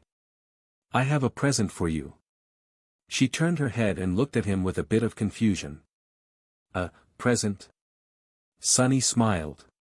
"Yeah. I forgot to tell you that I received a memory after we finished off the Centurion. Guess what type it is?" He glanced at her expectantly. However, Changing Star did not guess. In fact, her expression did not even show a hint of curiosity. After an awkward pause, Sunny had to look away. Ah. It's an armor. So, give me your hand. Physical contact was required to transfer a memory. Otherwise, he would have preferred to avoid it for as long as possible.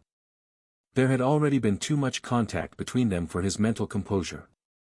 In retrospect, being invaded by the healing flame was a strangely intimate experience. Not to mention the memory of her soft touch. Not that he had been in any condition to think about such things back then. Staring right at him, Nephi slowly held out a hand. Sunny hurriedly grasped it in his own, wishing to be done with this part of the process as soon as possible. Her skin was cool and soft. Trying not to get distracted, he willed the Starlight Legion armor to be expelled from his soul sea. One of the spheres of light disappeared from the Shadow Core's orbit. Immediately, he felt something akin to a spark of electricity moving through his body and into Changing Stars. She blinked and retracted her hand. Then, Nephi stood up, walked a few steps away from the edge of the cliff, and summoned the memory. Spinning sparks of light appeared around her. A moment later, they covered her porcelain body and turned into a black, skin-tight bodysuit made out of an unknown, durable material. It looked quite similar to the rubbery seaweed that permeated the area. Then, intricate pieces of pristine white plate armor materialized over the black bodysuit. First the greaves and vambraces, then articulated pauldrons and rear braces, then cuisses and sabatons. Finally, a breastplate engraved with 7 shining stars appeared to protect Neph's torso, short enough to pose no hindrance to her mobility. It was followed by a helmet with a white plume. The engraving of the 7 stars was identical to those carved into the giant knight statue's cuirass. The armor looked light and elegant. It was simultaneously functional and flattering, both providing high levels of protection and accentuating the graceful lines of Changing Star's body. A stark contrast of black and white made for quite a striking sight. Nephis dismissed the helmet, letting her silver hair move in the wind. Then, she summoned her sword and performed a few tentative pirouettes, testing out the weight and flexibility of the armor. Seemingly satisfied, she then let the sword disappear into the air. Sunny observed all this in silence. When Neph was finally done, he asked. "Well? How is it?" She turned to him. Soon, a wide smile appeared on her face. Beaming with delight, Nephis hesitated and finally said with a bit of embarrassment. "Much better."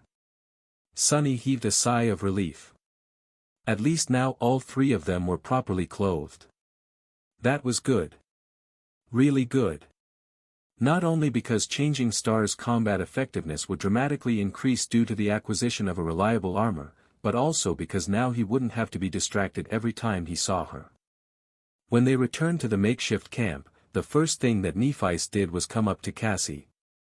"Hey, Cass. Guess what?"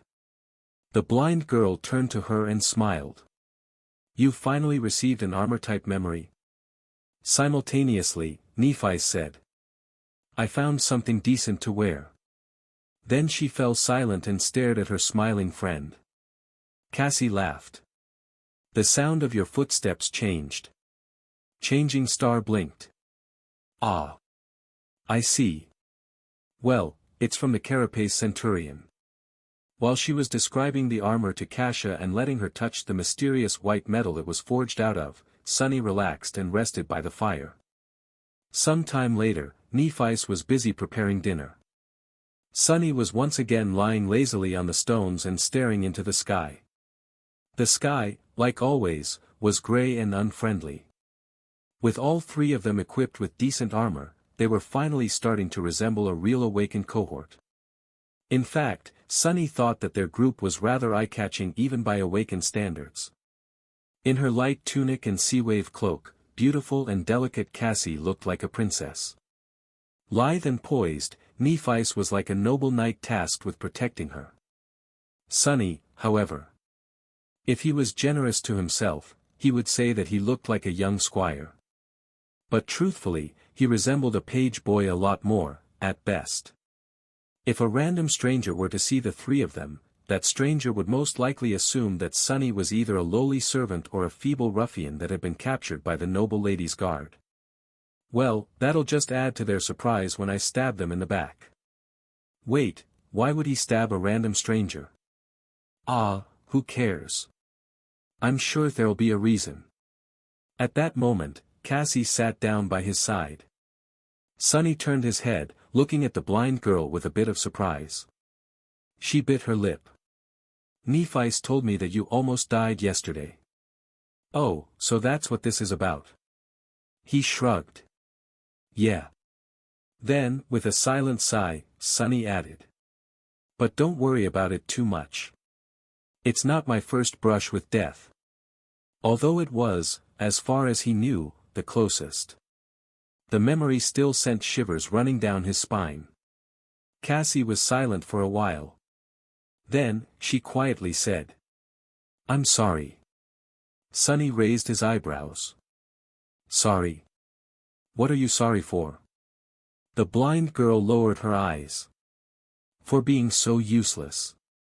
Sunny frowned and looked away. A second or two later, he said in his usual careless tone. You're not useless. Cassie softly chuckled. Aren't I? If I want to walk, I need to be leashed to you or Neff. If I want to eat, I need to wait for one of you to feed me. That's my life now. I can't do even the simplest of things without your help, let alone be of use to either of you in return. Slowly, her voice turned raw with emotion. This was the first time Sunny had seen her mask of resolve slip a little, revealing the desperate, angry, frightened face beneath. He was silent for a long time. Then, he said. Hey, have I ever told you about my first nightmare? The blind girl shook her head. Sunny half closed his eyes. My first nightmare was as bad as it gets. To tell you the truth, the situation was pretty hopeless. I was a slave destined to die of cold or mistreatment. Chained, bleeding, defenseless. What's worse, my aspect turned out to be completely useless. I mean, literally. If I remember correctly, the phrase the spell chosen to describe it was, a useless wretch with no skills or abilities worth a mention. Cassie turned her head slightly, visibly drawn in by his words. Then, how did you survive? Did things change for the better? Sunny smiled. Gods no. In fact, they quickly turned worse. Much, much worse. But, what would you know?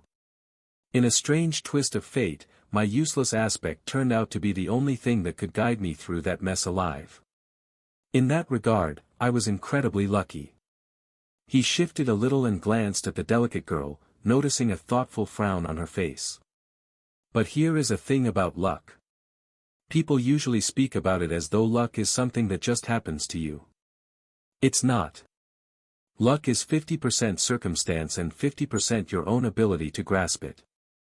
Luck is something you have to make happen yourself. I fought with everything I had to survive. That's one of the two reasons I'm still here. Saying that, Sunny remembered the cold, dark mountain and shivered. Then, pushing the chilling memories away, he continued. The second reason is the spell itself. I won't go as far as to call it reasonable, but it is fair, in its own, perverted way. The spell takes with one hand and gives with the other. It was like this with my first nightmare, and it is the same with you. Cassie's frown deepened.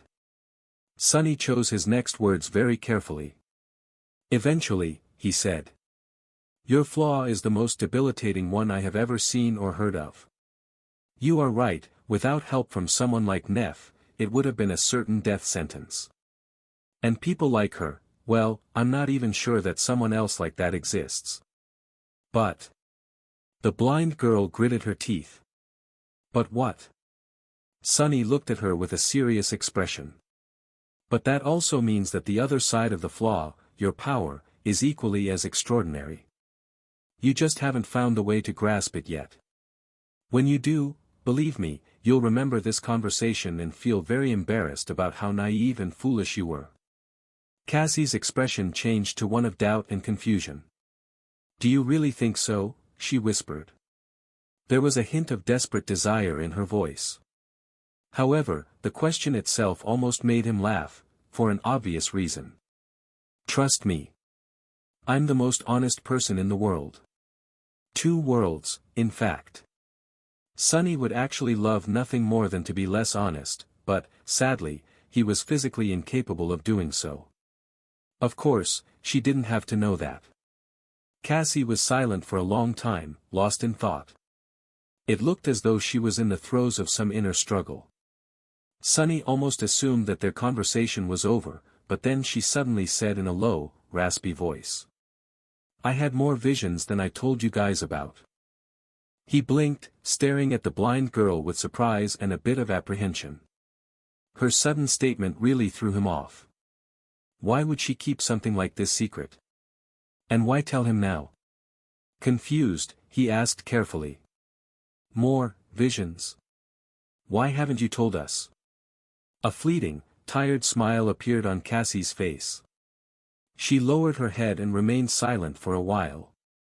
Then, closing her eyes, she said. "You probably don't know. How could you know? But knowledge can be really heavy. It can be as heavy as the heaviest thing in the world." Then, a sad smile appeared on her face. "I am afraid that by telling you, I will actually cause the things I saw to come true." Sonny tensed up, alarmed by the implication behind her words. If she was afraid of the visions coming true, then their content must have been pretty bad. And if it was really bad? If something terrible was destined to befall them, Sonny had to know about it in advance. That way, he would be able to make preparations and deal with whatever happens. As long as he was prepared, many things would become much less dire. However, what if his preparations would become the very reason for that terrible thing to happen, making Cassie's vision a self-fulfilling prophecy? This was the danger of knowing the future. Damn it, my head hurts. I hate this crap. Sonny struggled for a long time, trying to decide if he should pressure Cassie to reveal her visions. Either outcome was going to leave him uneasy, so he was really not sure what to do. In the end, unable to make a decision, Sonny simply remained silent. Cassie also didn't say anything. After some time had passed, she finally spoke. Can you just promise me one thing?" It seemed as though this was her attempt to find a compromise between revealing everything and doing nothing. Sonny frowned. "That depends on what it is." The blind girl hesitated before speaking. "Can you promise that you'll take care of Neff? No matter what?" He delayed answering for as long as the growing pain allowed him. When it became almost unbearable, Sonny reluctantly said. "I can't. I can barely take care of myself." He also didn't trust Nephice enough to make a promise like that. He had nothing against Changing Star and even liked her quite a bit, but they didn't really know each other. Their alliance was one of necessity, not choice. Who knew what would happen once their need for each other was no longer there? No matter what was too steep of a requirement. Of course, he could have misled Cassie by answering yes. After all, the question was whether or not he could make a promise, not whether or not he would follow through with it. But at that moment, Sonny was strangely reluctant to deceive the blind girl. Maybe that whole honesty thing was slowly growing on him. Cassie sighed and turned away. Suddenly, it felt like something imperceptible about her changed. "I see. Yeah. That's fair." With that, she summoned her staff and walked away, leaving Sonny in a somber and uneasy mood, just like he had expected. No matter how much he tried to relax after that, his thoughts kept wandering. Eventually, Sonny found himself trying to find connections between various pieces of information about the Starless Void, or the Forgotten Shore, as it was called in the Azure Blade's description. If nothing else, it could distract him from thinking about the latter part of their conversation with Cassie. Also, for some reason, the need to understand their environment suddenly seemed much more vital. His sword, the Starlight Legion armor, the carapace monsters and the giant headless statue seemed to be connected in some way, but he couldn't quite understand how. Was the statue a monument to one of the 7 founders of the Starlight Legion? The line of runes describing the armor said that their names and faces were lost to time.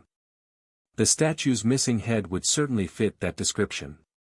The scavenger's echo suggested that the carapace monsters were cursed soldiers of the Fallen Legion. Was that Fallen Legion the Starlight Legion?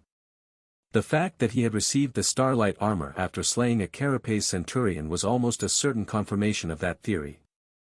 If so, why were they cursed? Starless Void, Starlight Legion, what did all of it mean? The 7 heroes were described as being born in the all-consuming darkness. Their oath was to return light to the cursed land. What light did they seek? Starlight? And what was the nature of the all-consuming darkness? Was it the manifestation of the curse that befell their land? And if so, was it the same curse that eventually turned soldiers of the Starlight Legion into carapace monsters? If the curse was still around, was Sunny going to wake up one day with patches of chitin growing over his skin? What a creepy thought. The 7 heroes were forgotten, but the memory of their oath, apparently, still remained. On this forgotten shore, only Stell remembers, that was the Azure Blade's description. Was there a hidden meaning behind these words? Were the memories received on the forgotten shore hiding a secret? Inwardly, Sunny groaned. So many questions, and not a single answer. And then there was the main mystery, Cassie's vision, the one she chose to reveal to them. She dreamt of a boundless darkness locked behind 7 seals. Once the seals were broken, the darkness escaped. She also saw a crimson spire with 7 severed heads guarding 7 locks. Were these locks connected to the seals? And was the giant knight's missing head one of the 7 guarding them? Or was he completely wrong about everything, leaping to conclusions and forcing connections where none existed? Sunny sighed, knowing that his curiosity would not be quenched any time soon. He had too little information to make a proper theory. If so, there was no point in torturing himself right now. Maybe things would become clearer in the future. The word future made him frown. In the evening, Sunny continued to practice with the sword under Neff's watchful eye. With his new insight, every movement felt different from before. After the 1,000 strikes were finished, he sat down to rest and studied the Azure Blade, tempted to continue obsessing over the abundant mysteries of the forgotten shore. After a while, Sunny asked, "Do you think I'm well suited to use a sword? Should I consider switching weapons in the future?" Nephi shrugged. "That depends on your goals. However, the sword is considered to be the king of weapons for a reason." Sunny smiled. "And why is that?"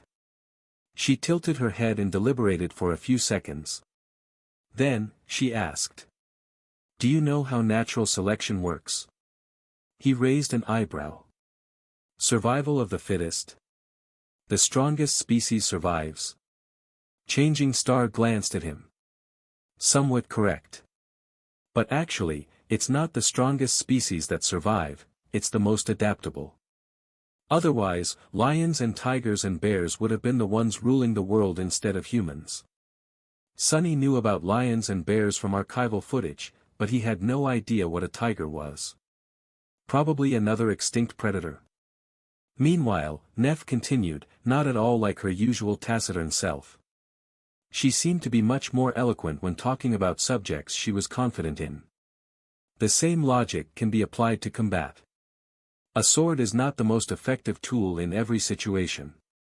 A spear is more useful against enemies with long reach. A war hammer is much better against armor. A mace is easier to maintain. However, swords are the most versatile. She cast a gaze at the Azure Blade. A sword can pierce, it can cut, it can bash. It can be used effectively at a variety of ranges. It is swift and maneuverable. Every part of the sword, from tip to pommel, can be used to attack. While wielding a sword, you won't be the best at everything. But you'll be the most adaptable. Nephi turned to him. "Do you understand?" Sunny thought for a bit before answering. "I think I do. She gave him a nod and looked away. But in the end, you must remember one thing. It doesn't matter that much what's in your hands. A sword, a spear, a club, that's just tools. You are the weapon. He sighed and dismissed the azure blade. As always, Changing Star's lesson gave him a lot to think about. You are the weapon. He repeated it in his mind, feeling as though another piece of the puzzle had fallen into place. Together, they watched the sun set in comfortable silence. As the night approached, the sea was coming back, flooding the crimson labyrinth like a rush of darkness. Far below them, scavengers were scurrying to find a hiding place. A few of them were climbing the cliffs, hoping to spend the night on the small island. Sunny's shadow was keeping an eye on them. We're going to have guests soon, he said, disheartened at the thought that their short respite was about to end. Nephi sighed. That's all right. With the higher ground advantage, dealing with them won't be too hard. Sunny nodded and looked at the disappearing sun. Suddenly, his mood turned solemn. Doubt raised its ugly head, plunging his mind into the gloomy embrace of anxiety. Staring into the distance, Sunny hesitated and asked. Do you think we'll be able to reach that castle? She glanced at him with no particular expression on her face. Yes. He turned to her and forced a smile. Why are you so sure? In the blood-red blaze of the sunset, Changing Star's calm eyes seemed to burn with heavenly fire. Looking west, she summoned her sword and answered. If that is our will, who dares to stop us? Dealing with the climbing scavengers, indeed, turned out to be comparatively easy. Sunny and Nephi just had to ambush and push the bulky creatures off the cliff before they could find stable purchase. He received 4 shadow fragments practically for free, increasing the overall number to 32. Sadly, the soul shards couldn't be retrieved. They spent another day on the cliffs, resting and training. Sunny practiced with the sword while his shadow explored the nearby paths of the labyrinth. With the echo still recovering, their group was not in its optimal condition.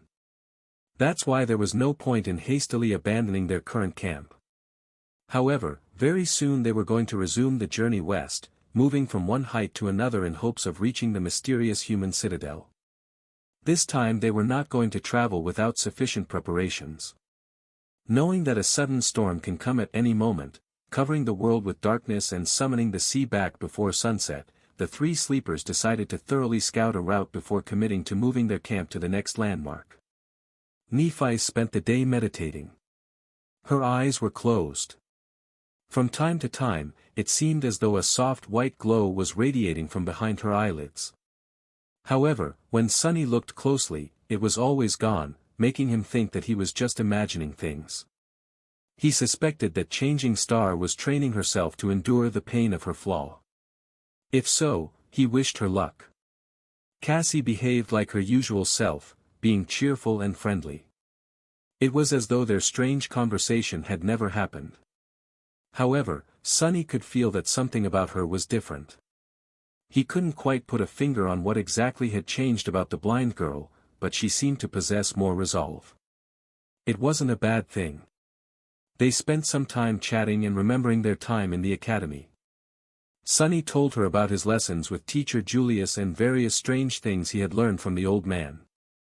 Her reaction to the idea of studying dead languages of the dream realm was exactly the same as Sunny's initial protest and bewilderment. Soon, the night was upon them again.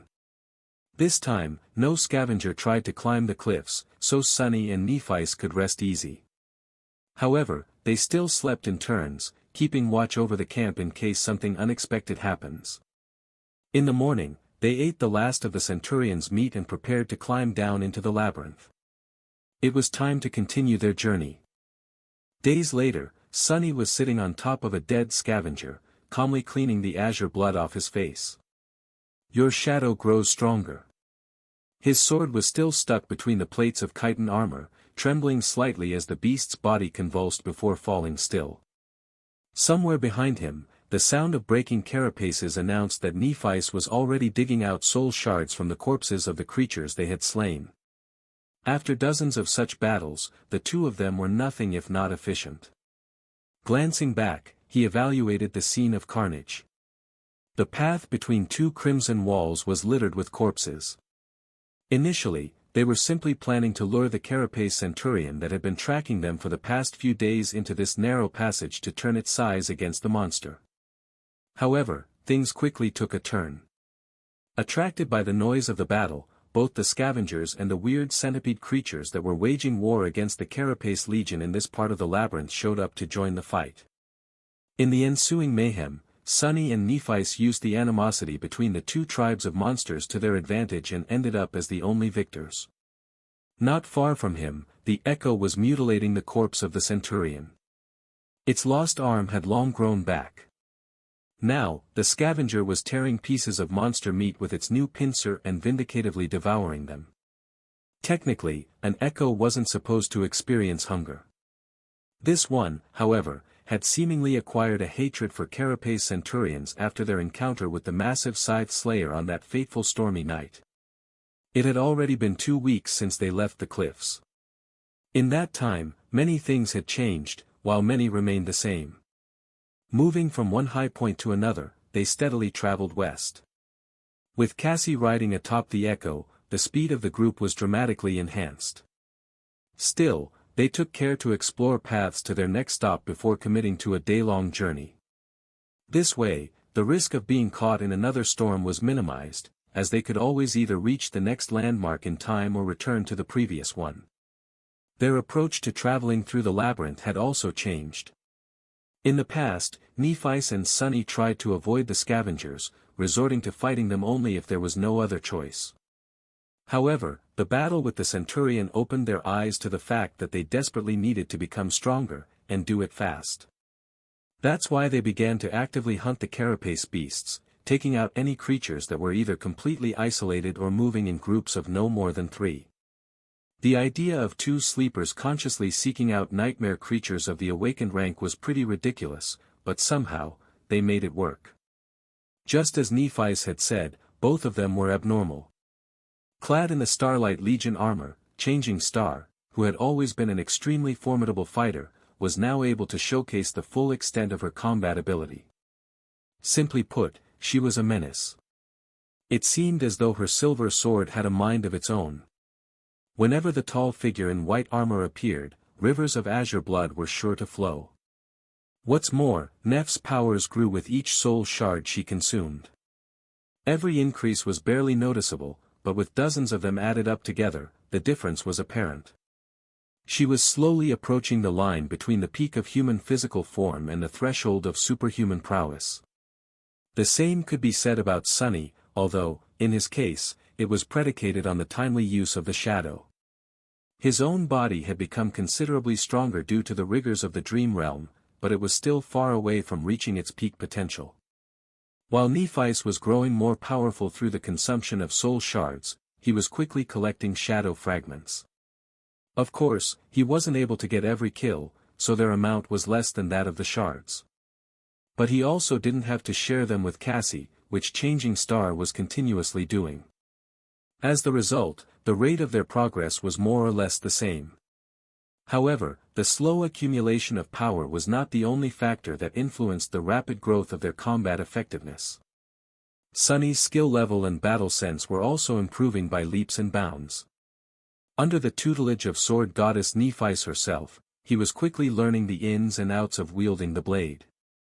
Then, he was forced to apply these lessons to practice, participating in bloody battles each day with his life on the line. This brutal, merciless reality was, for better or worse, the best training grounds for a true fighter. There was no room for mistakes, only progress, because a single mistake would most likely become his last. One real fight was worth 1,000 hours of training. With experience, Sunny was able to gain knowledge. With clarity, he was able to turn this knowledge into a seed of understanding.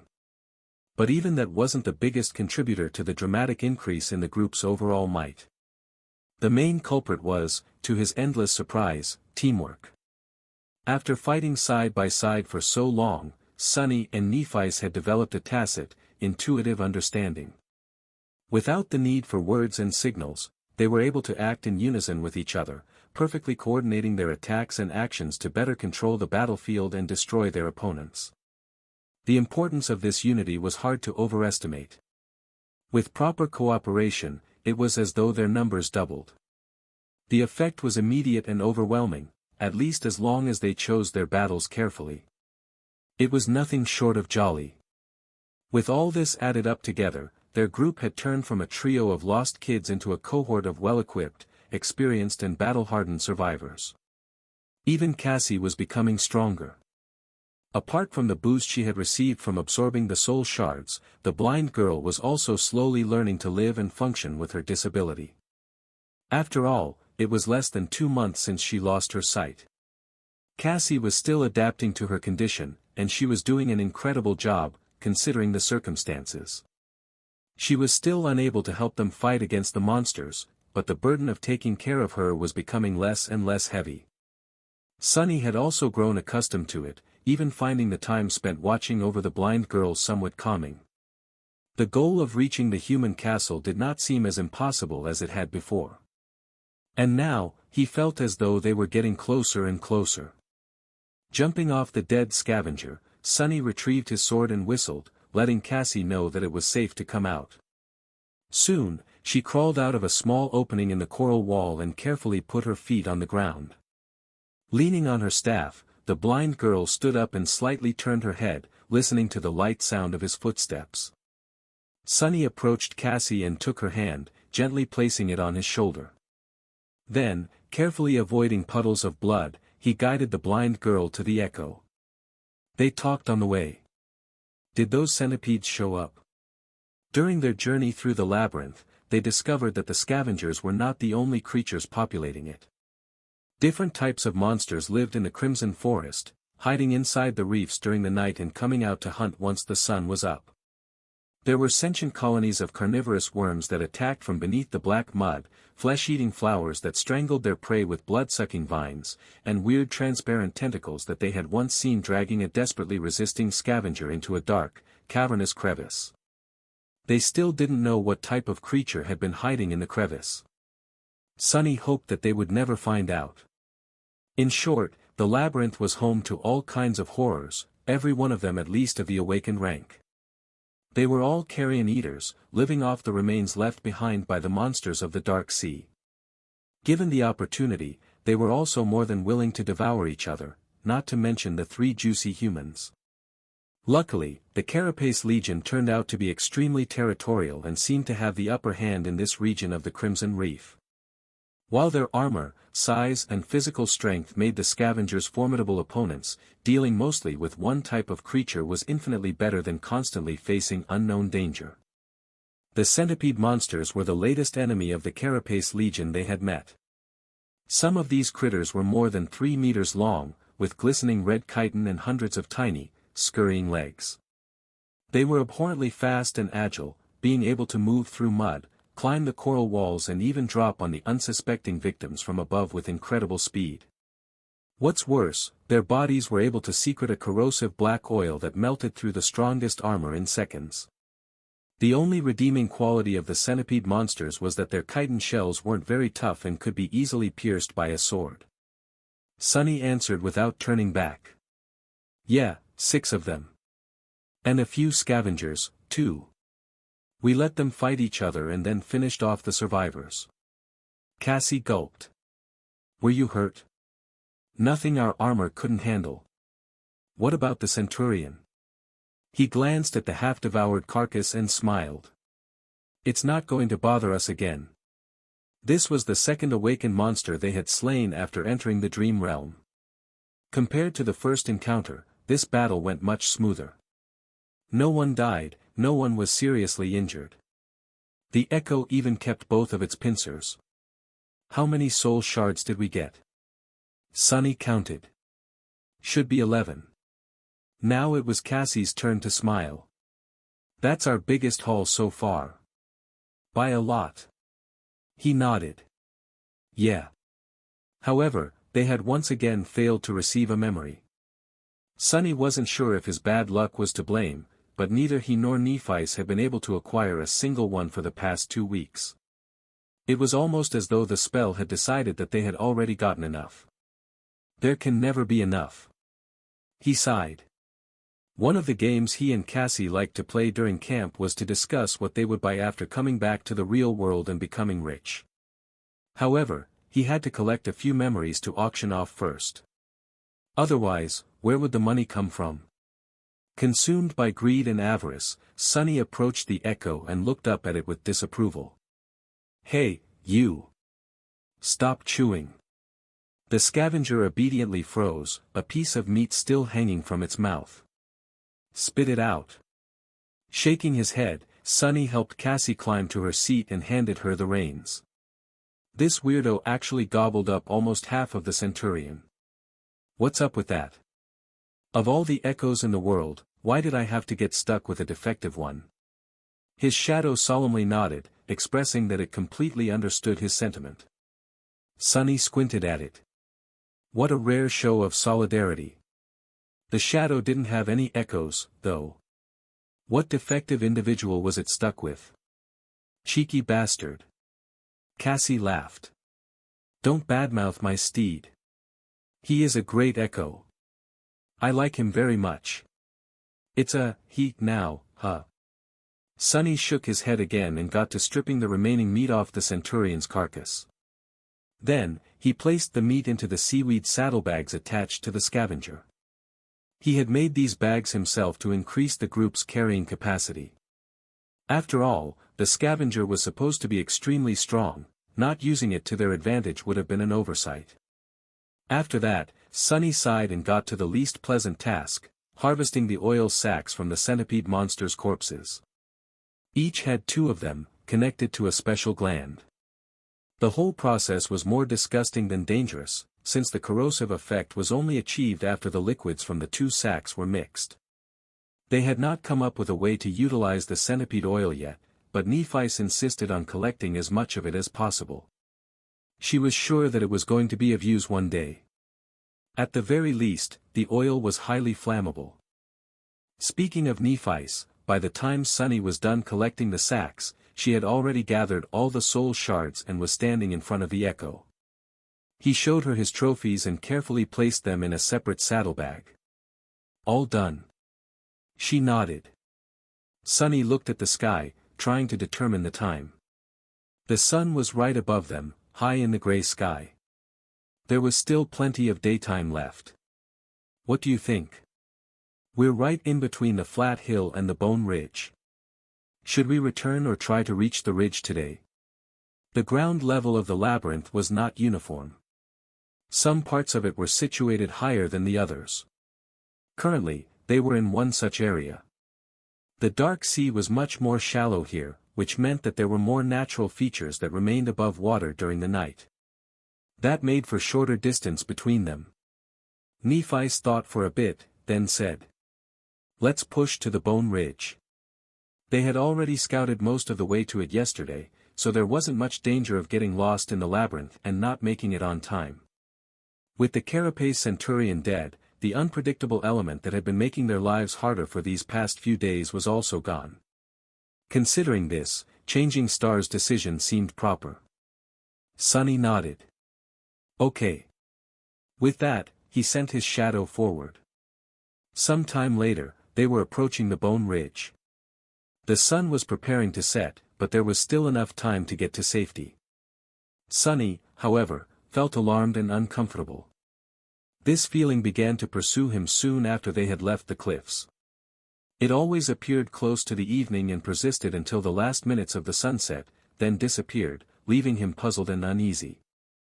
The further west they traveled, the stronger the feeling became. It was as though something was not quite right with the world during that time.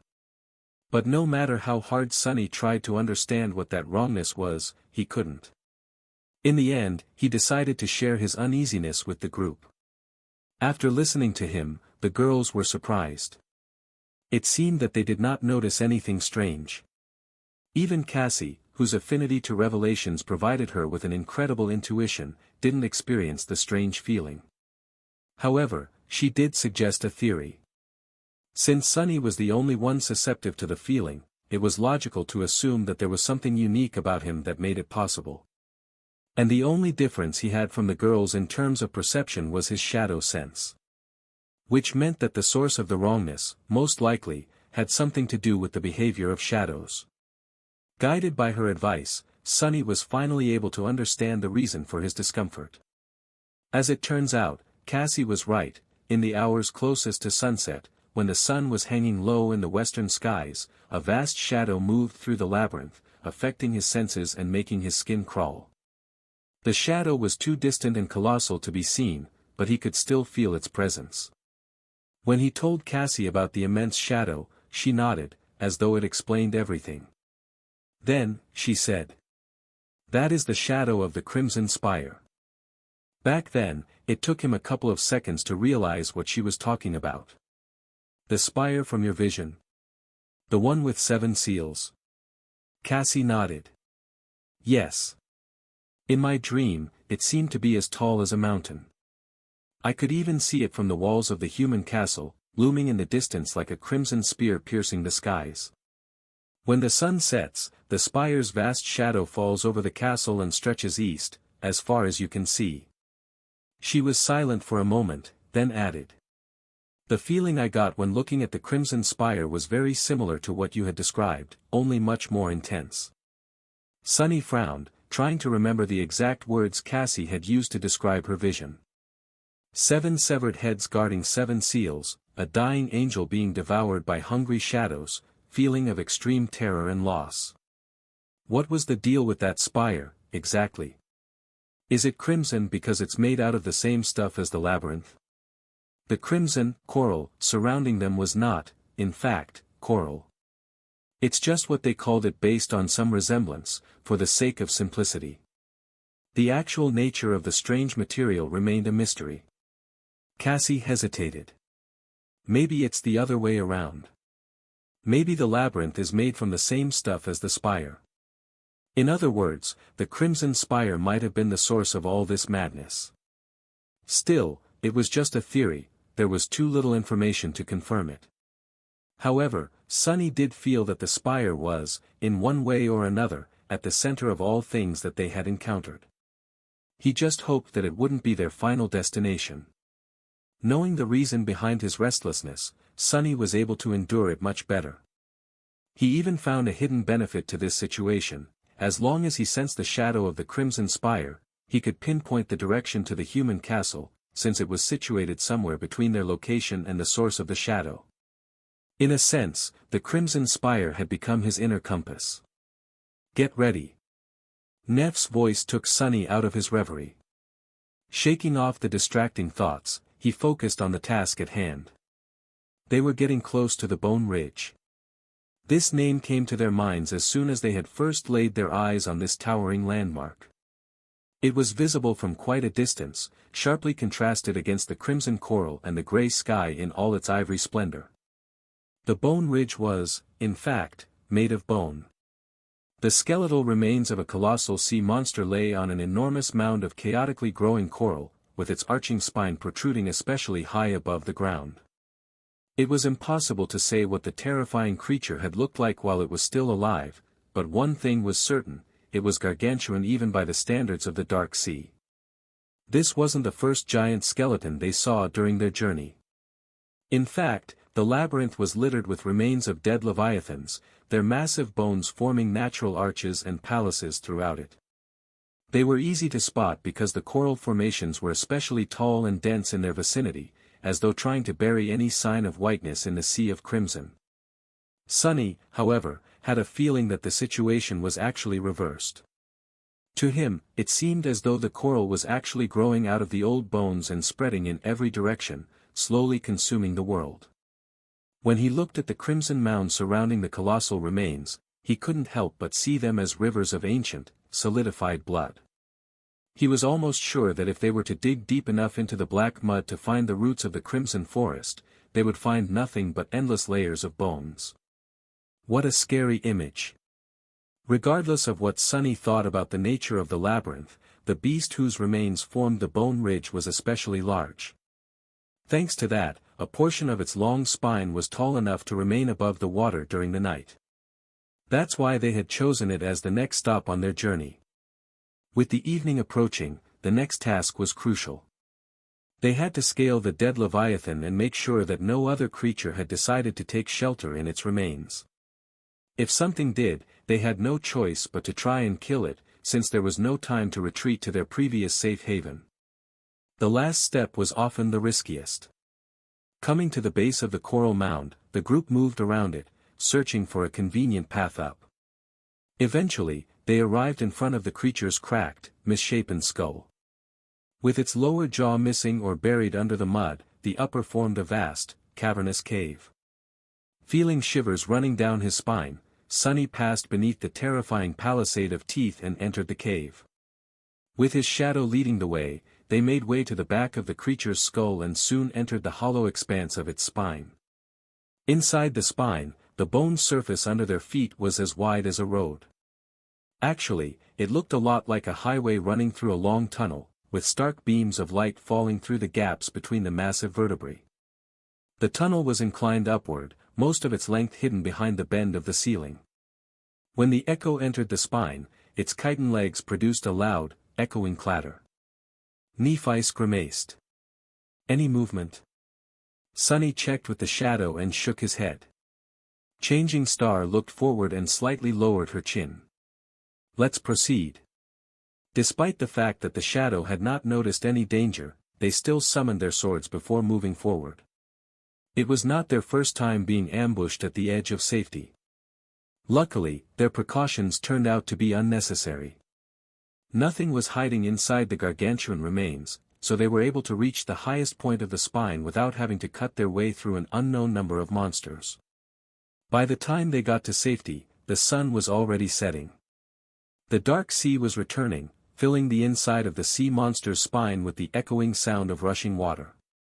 Sonny took the saddlebags off the echo and dismissed it, making their camp instantly feel much roomier.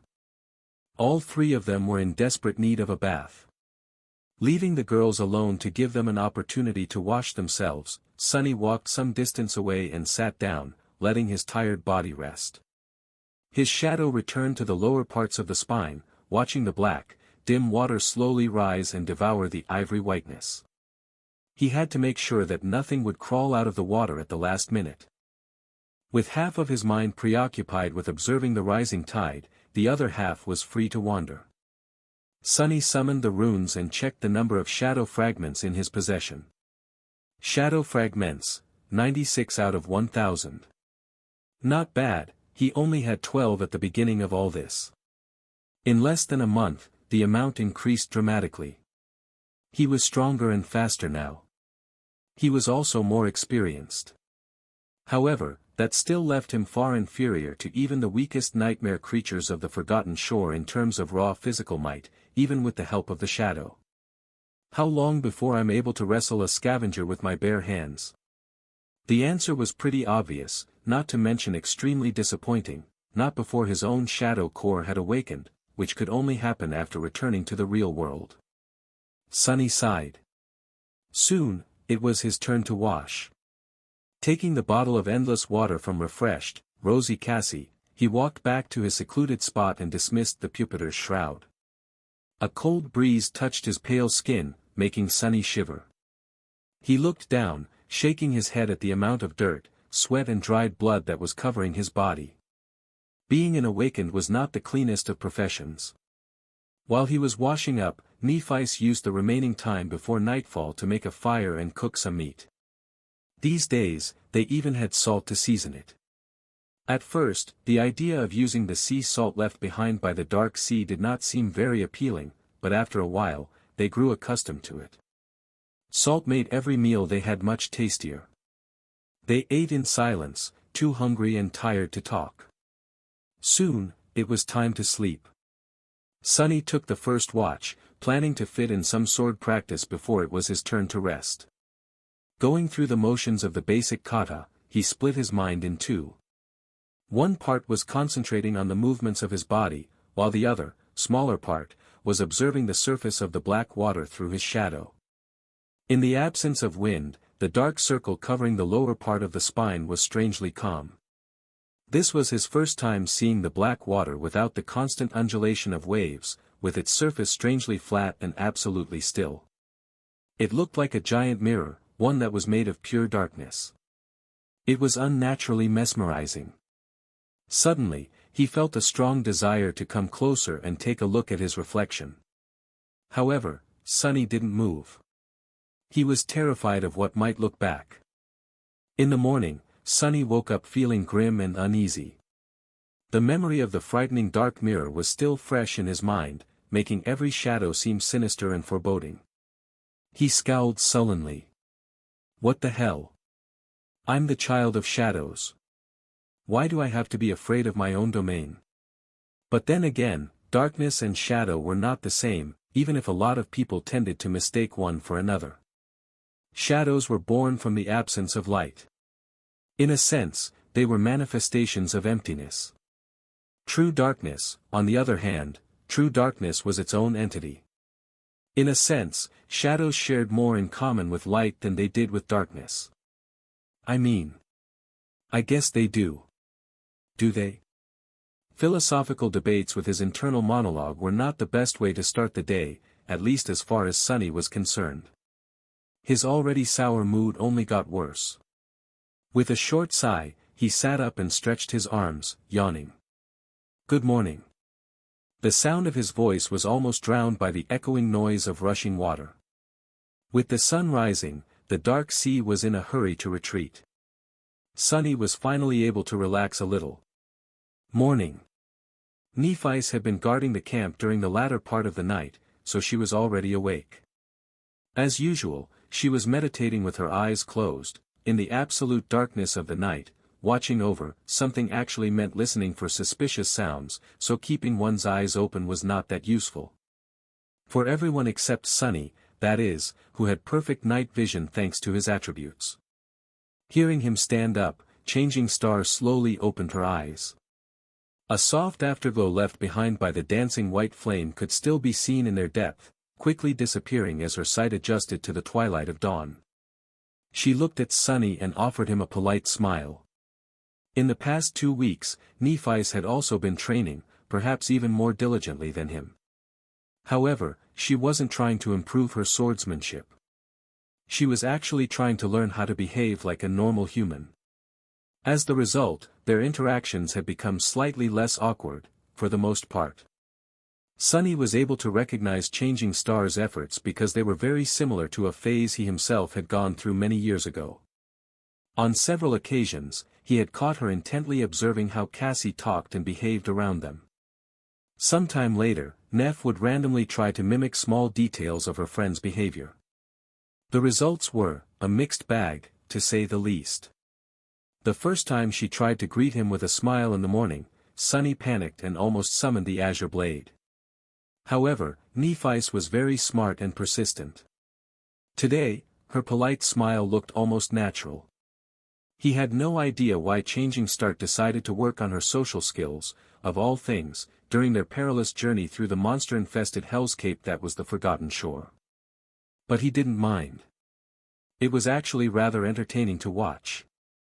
Watching her torture herself every day, enduring terrible pain in hopes of learning to better control her aspect ability, on the contrary, was not fun at all. They never talked about it, but Sunny knew that every time Nephis pretended to meditate, she was actually subjecting herself to the excruciating agony of her flaw. When he thought about it, his heart ached. Sunny wasn't used to feeling such things, but he suspected that this was what other people called compassion. At least it was similar to how it was described in books and dramas. Not that he knew a lot about that stuff. After they had breakfast, Nephis stood up and looked at the beam of light falling through the nearest gap between giant vertebrae. Turning to Sunny, she said, "Let's study the surroundings."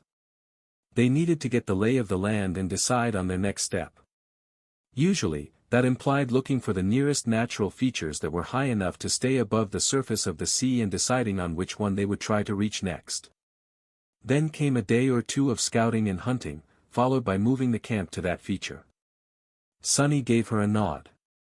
"All right."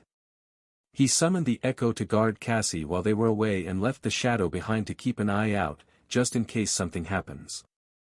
Then Sunny followed Nephi's to the gap. Boosting her, he watched as Changing Star flew through the air and then seemingly ran up the wall, kicking herself off at the last moment and propelling her body even higher before grabbing onto a bone protrusion. Relying only on her upper body strength, she then climbed up and disappeared into the cascading light. Soon, the golden rope fell down, allowing him to follow. Nephi's helped him climb atop the gargantuan spine and then straightened, turning to take a look west. Sunny shook his hands and did the same, expecting to see the usual picture, an endless expanse of the crimson labyrinth, dotted here and there with rare high points. However, what they saw left them both speechless. Some distance away, the labyrinth seemed to lose color. The crimson blades of coral stood gray and misshapen, as though struck by some unknown disease and drained of all life. The stone-like material looked brittle and fragile, ready to crumble to dust at any moment. The patch of dead coral spread for as far as the eye could see. Further away, the walls of the labyrinth seemed to have collapsed into a sea of ash-gray sand. This ashen wasteland looked so alien and strange after weeks of seeing only the endless crimson pathways that Sunny felt a shiver run down his spine. The fact that they didn't notice even a single monster moving through the mud beneath made him feel even more disturbed. There was only one visible high point to the west of them. Far away into the distance, the ground rose, forming a tall hill. The hill was probably the largest they had seen, easily capable of becoming a real island once the water rose in the night. Its shape reminded Sunny of a colossal barrow. Covered in the gray sand left behind by dead coral, the hill resembled a mountain of ash. That mountain was crowned by a giant tree. The tree rose into the sky like a tower, its branches wide enough to cover the whole island in their shade. The bark of the giant tree was as black as the water of the dark sea, while its leaves were red as blood. Contrasted against the gray sky, the crimson crown of the majestic tree looked incredibly vibrant and magnificent. Sunny gulped. What the hell is that? Nephi's was either thinking or had nothing to say. She just stared into the distance, a slight frown on her face. At that moment, something glistened brightly from beneath the tree. The glimmer was clear and easily visible even from their position, like a beam of sunlight reflected by a large mirror. A moment later, it was gone, only to appear again after a few seconds. A mirror. Sunny shivered, remembering the previous night. For some reason, the bright glimmer suddenly seemed to become menacing. After some time had passed, he addressed Neph again. What do you think? She lingered a bit before turning to him. While Changing Star was deliberating on what to say, he glanced at the ashen wasteland again. Finally, she spoke. This is the only way west. Sunny grimaced and looked away. He didn't like this turn of events one bit. So, we are going. Nephi's turned to face the giant tree and, as though affected by its grandeur, hesitantly shrugged. Do we have a choice? Some time later, they abandoned the remains of the giant sea monster and moved west, planning to check the situation inside the wasteland that lay between them and the ashen barrow. Initially, they weren't planning to approach the strange island. However, things turned out to be rather unusual once they entered the wasteland. With gray sand under their feet and dead coral walls surrounding them, the group was fully prepared to face unknown danger. Despite the fact that they had not seen any monster moving through this area from the top of the Leviathan's spine, neither Sunny nor Nephi's truly believed that no one was going to attack them in this strange region of the labyrinth. There were too many ways for the nightmare creatures to hide themselves, and if there was one thing the sleepers had learned during their time on the Forgotten Shore, it was that everything here was either deadly or concealing something capable of killing them. In that regard, their first encounter with the carnivorous worms was especially traumatic. However, their common sense turned out to be wrong this time around. The wasteland was quiet and empty, completely void of any signs of life.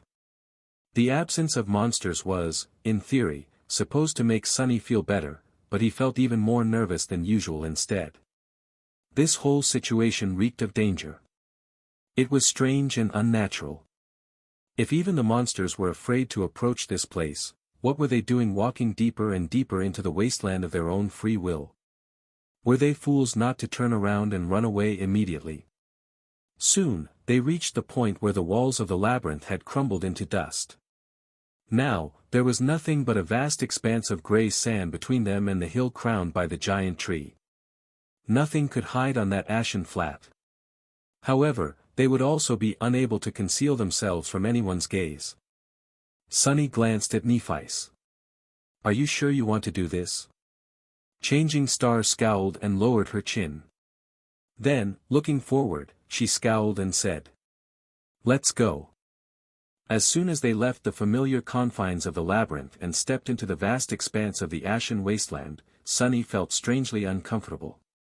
It was as though he had unknowingly turned slightly agoraphobic while traveling through the complicated madness of the Crimson Maze.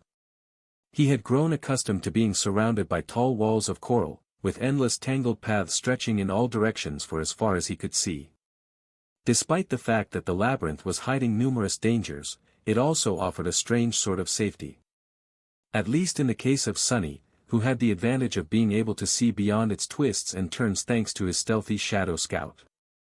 Now, with grey sand beneath and nothing to break the line of sight, he had lost that advantage.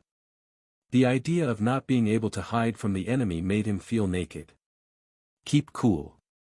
There's no one here." That thought, which was supposed to calm him down, had the opposite effect instead. Indeed, there were no nightmare creatures anywhere in the desolate wasteland, but why was that? What made them so eager to avoid this place? Nephis was walking in the front of the group, with Sunny right behind her. The Echo was in the rear, moving at a slow pace. He looked around and, after a bit of hesitation, said in a low voice, "I don't like this." Nephis glanced at him with her usual indifferent expression. Turning away, she simply said, "Stay alert."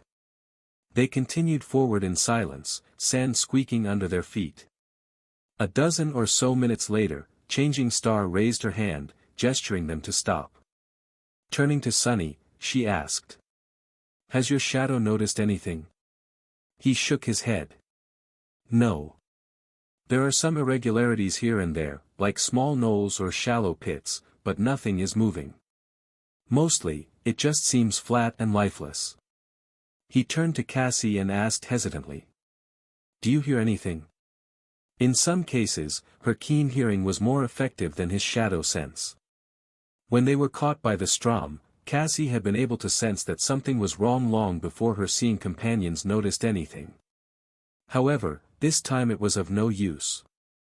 She simply shook her head, indicating that there were no unusual sounds around them. Nephi sighed and lowered her head, thinking. Then she cast a gaze at the distant ashen barrow. "Let's continue." However, she did change the direction of the group slightly, aiming to approach one of the knolls that Sunny had noticed. By the time they approached it, it was already noon.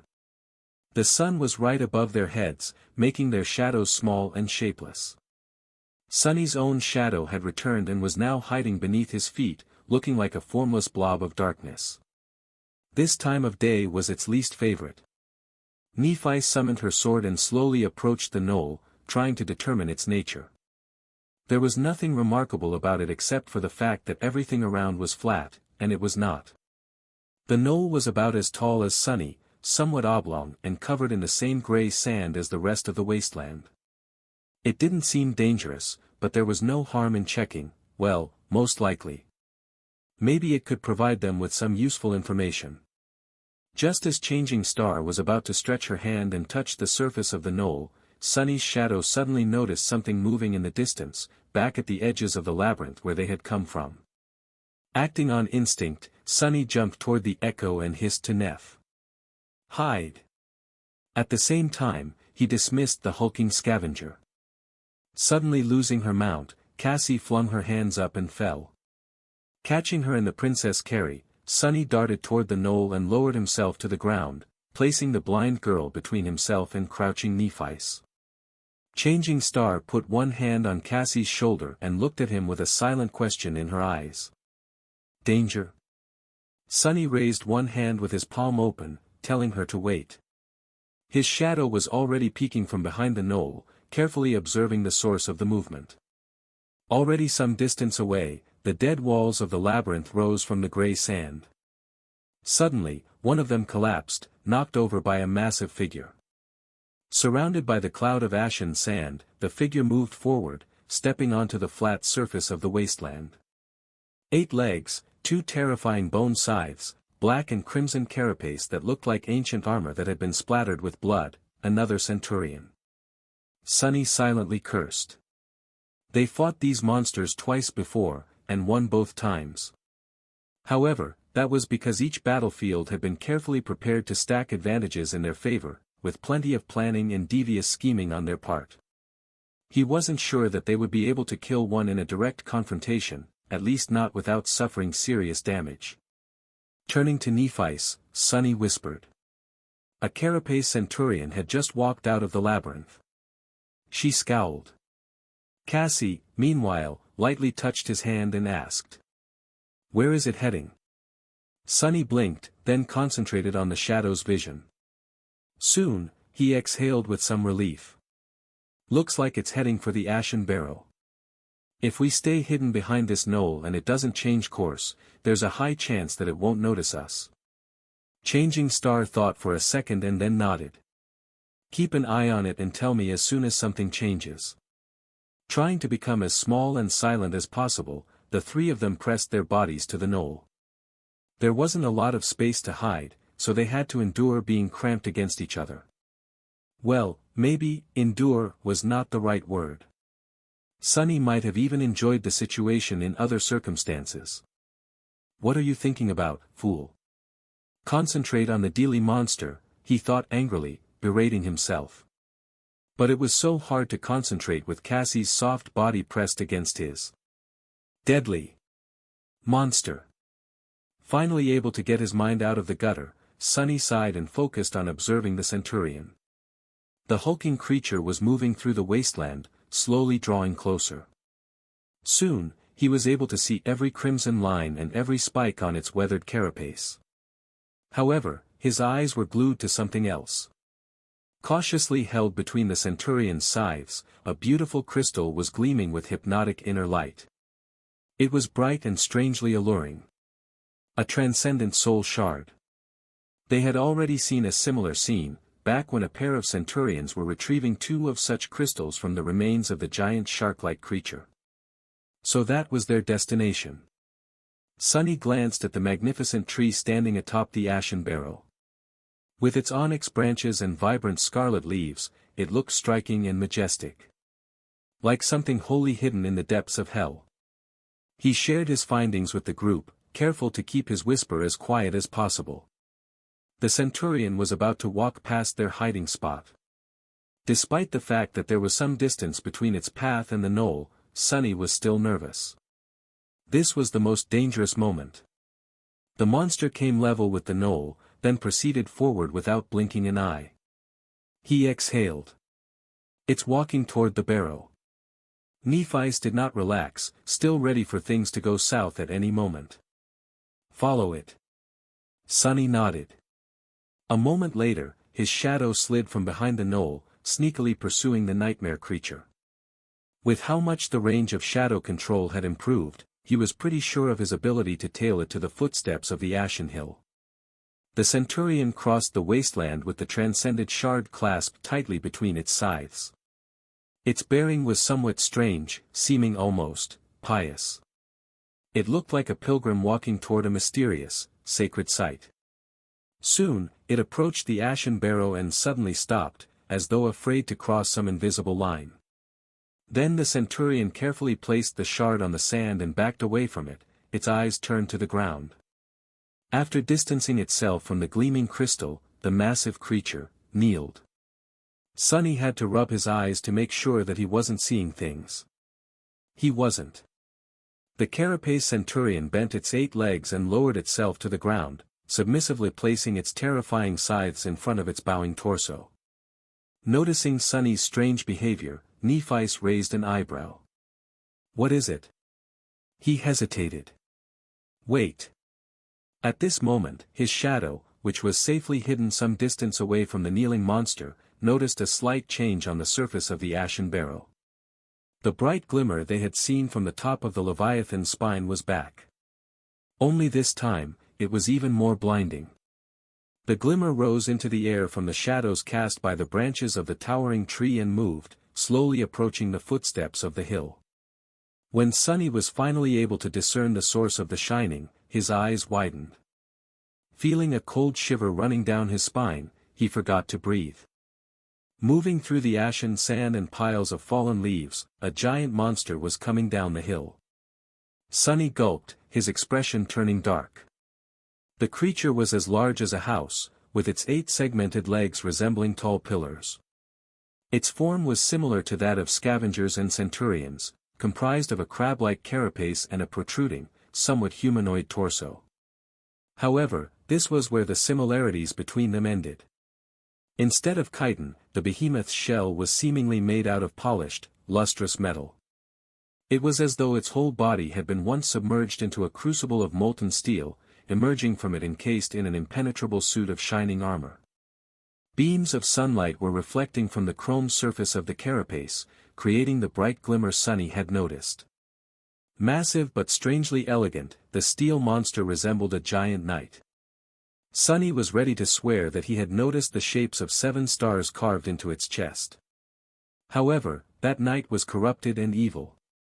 It radiated a sinister aura, like a demon summoned from hell to sow death and slaughter. The polished armor of the creature was covered with long, jagged spikes.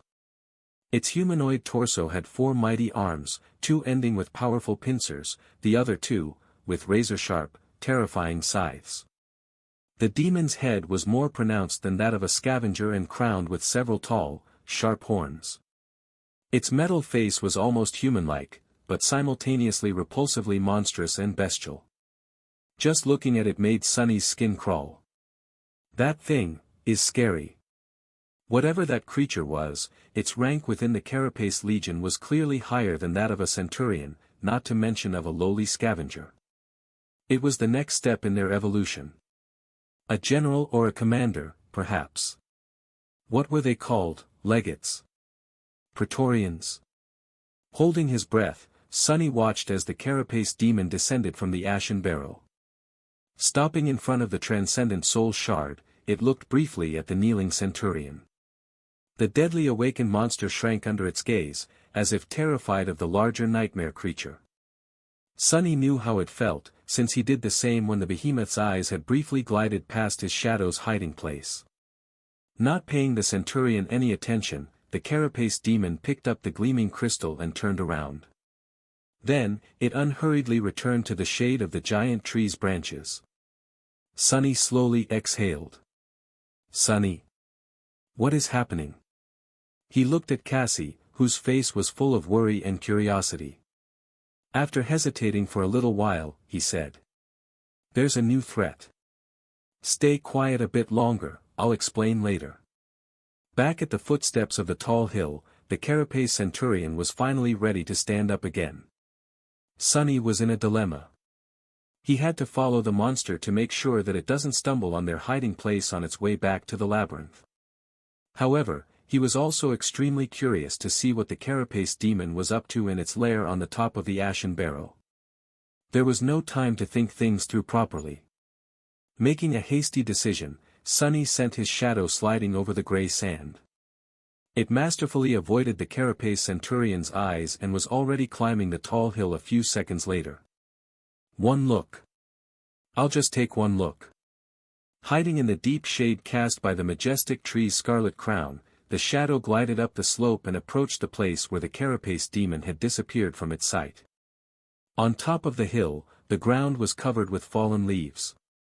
The ashen barrow was indeed larger than any high natural feature they had encountered before, vast and spacious as an actual island.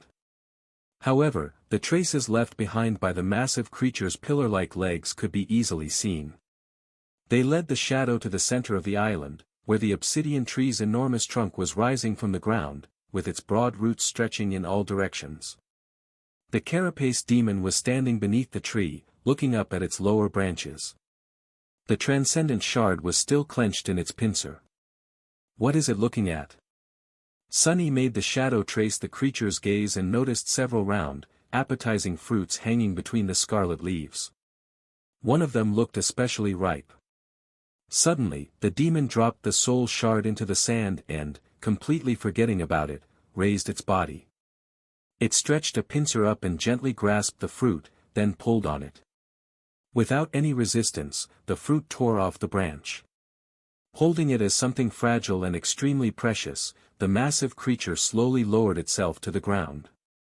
Then, it carefully brought the fruit to its mouth and took a small bite. It's eating fruits. This abomination is vegetarian. Bewildered and not quite sure of what he had just seen, Sunny had no choice but to command his shadow to leave and hurry to the base of the hill. The time was up, and if he wanted to catch up with the carapace centurion, he had to act with haste. Gliding over the fallen leaves, the shadow descended from the ashen barrow and flew back in the direction of the labyrinth, soon catching up with the retreating monster. Phew! Feeling a lot of relief, Sunny made sure that the centurion's route would not put him on the collision course with the knoll they had been hiding behind and finally allowed himself to relax, slightly. He waited until the scythe-wielding monster was completely gone before slowly rising back to his feet. It's safe to come out now. Nephice and Cassie stood up, stretching and massaging their limbs. Suddenly remembering how tightly they were pressed against each other while hiding behind the knoll, Sunny just barely avoided turning red with embarrassment. That was a necessary measure. He was almost glad that the carapace demon had appeared at the perfect moment to take his thought away from that situation. What happened? Nephice looked at him and raised an eyebrow. For once, her expression of indifference did not look very convincing. Sunny glanced at the not-so-distant ashen barrow and shivered. There's danger ahead. We need to return to the Bone Ridge. I'll explain everything once we're safe and sound, back at the camp. She opened her mouth to say something, but then thought better of it and remained silent, simply giving him a nod. The trust they had built was enough for that much, at least. Sunny summoned the echo, tied the golden rope around its torso, placed Cassie's makeshift saddle back on its carapace and helped the blind girl climb to her seat. Picking up the saddlebags, he fixed them back onto the scavenger and took a step away.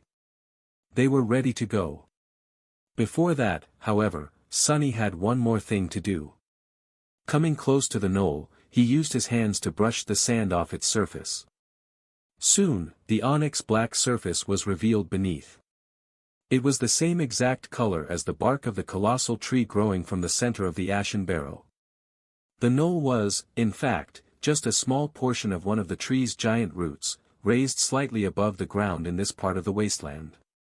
Sunny looked around, trying to calculate the size of this sea of ash. Finally, he was starting to understand what had drained all life from the giant patch of the Crimson Labyrinth. Back inside the Bone Ridge, they were sitting around the fire. The delicious smell of roasting meat filled the air, making Sunny's stomach produce embarrassing sounds. However, it wasn't time to eat yet. He was in the middle of telling the girls about what he had seen. After the centurion kneeled, another carapace creature came from the top of the ashen barrow. Only this one was not one of those we had seen before. It was easily twice the size of the centurion, 6 or 7 meters tall. I can't even imagine how much it weighs. It looked like a moving house. Nephice frowned, clearly not happy to know that there was such a behemoth barring their way. What's more, its carapace is not made of chitin. Instead, it looks like some strange metal alloy. I don't think we'll be able to cut through it. I also didn't notice any gaps in that monstrosity's armor, not even around the joints. Cassie gulped, turning her head to her friend. Changing Star, however, remained silent. Sunny sighed. In addition, that thing has 4 arms instead of the usual 2, a pair with pincers and a pair with scythes. They're even bigger than the centurion's. Its carapace is littered with spikes, and it has long horns on its head. It also looks, more human-like. It almost got a face, albeit an extremely ugly one. And its eyes, well, I think that it is more sentient than anything we had faced before. Nephi's was thoughtful. After a while, she said. It is probably an awakened demon. Nightmare creatures with one soul core were called beasts, the ones with two cores were called monsters. 3 cores belonged to a class of creatures known as demons, with devils right above them with 4 cores. Sunny gave her a nod, indicating that he was in agreement with her conclusion. Or maybe a devil. In any case, I think we should avoid that scary bastard at all cost. Changing Star stared at him, tilting her head a little. For a minute or so, there was only silence. Sunny gritted his teeth, then sighed, then blinked a couple of times. Finally, he gave her a doomed, crooked smile. Let me guess. You want to kill it. Let me guess. You want to kill it. Nephi's continued to stare at him with her usual unreadable expression. After a while, Sunny chuckled and shook his head in disbelief. You really are crazy. That's an awakened demon we're talking about, remember? Have you forgotten that we're just sleepers? Then he frowned and scratched his head. Wait a second. I feel like we already had this conversation before. Doesn't it feel familiar? Cassie glanced at the two of them and politely cleared her throat. Actually, you had said pretty much the exact same thing right before we decided to attack that first carapace centurion. Sunny beamed. Yes. Exactly. And how did that end up? I almost got killed. Nephi shrugged indifferently. You survived, didn't you? He froze with his mouth open, too flabbergasted by the sheer audacity of her remark to answer immediately. A few seconds later, Sunny was finally able to speak again. That's not the point. Cassie gently touched her friend on the shoulder and whispered. Neph. That's not a very nice thing to say. Changing Star's face flushed a little. Glancing aside, she hesitated and said. What I meant to say is, we've won in the end, didn't we? It was a risk we had to take, and it paid off. We've grown stronger since then. Sunny had a feeling that the fight against the carapace demon was already inevitable, but couldn't bring himself to stop protesting, solely out of principle. But that thing, it's huge. It's so tall you won't even be able to poke it with your sword. What are we going to do? Asked the bastard politely to lower itself to our level. Neph frowned and looked at him with displeasure. It's just an awakened demon, I know. Sunny sighed and shook his head again, feeling like he was talking to a stone wall. Changing Star's mind was still a mystery to him. He had realized a long time ago that there was a deep dark well hidden behind her seemingly radiant exterior. No one pushed themselves that hard, endured that much, went that far unless they were being pursued by demons of their own, he knew that from experience. And judging by how far ahead of everyone he had ever known Nephi was, her personal demons were especially dreadful. Much more dreadful than the terrifying carapace demon, at least. But although Sunny understood that she was running from something, he had no idea what destination she was so desperate to reach. Just why was she so hellbent on finding that damned human castle, even more so than Sunny himself? His burning desire to come back to reality and rip all the rewards that the world owed him was so intense that it would frighten most people to death. There were very few things that he wasn't willing to do to achieve his dream. However, it only had meaning for as long as he stayed alive. Nephi, on the other hand, seemed to pursue a goal that held more meaning than her life. Why else would she be so willing to risk it? Sunny just couldn't understand that logic. It was irrational and paradoxical. What can be more important than your life? If you die, you won't be able to enjoy the fruits of your labor anyway. He looked Nephi in the eyes and said. Back when we agreed to fight the carapace centurion, we did so because there was no other choice. We were literally stuck on a rock with it. What about now? Don't we have a choice to avoid the ashen barrow? She stared at him for a while and then simply said. That's the only way west. Sunny laughed. That is the truth, I'll give you that. When his laughter died down, he wiped the corner of his eye and said, "All right. All right. That makes sense. But believe me when I say it, as the only one who actually saw the carapace demon, we won't be able to defeat it in a fight." Nephi scowled. "Your point?" Sonny spread his hands. "Don't misunderstand. Yes, we can't defeat it. But..." A dark smile appeared on his face. "That doesn't mean that we can't kill it." Changing Star thought about it, then raised an eyebrow and asked, "You have a plan?" Sonny shook his head. "Not yet, not entirely. Let me sleep on it. However, there's one thing I know for sure." He looked west, remembering the carapace demon's disturbing, bestial face. In the ensuing silence, Cassie turned her head to face him and asked with curiosity, "What is it?" Sonny blinked. "Ah. Oh, yes. It's pretty simple, really. Unlike the scavengers and centurions, that thing appears to be rather intelligent. Which means that it can be deceived."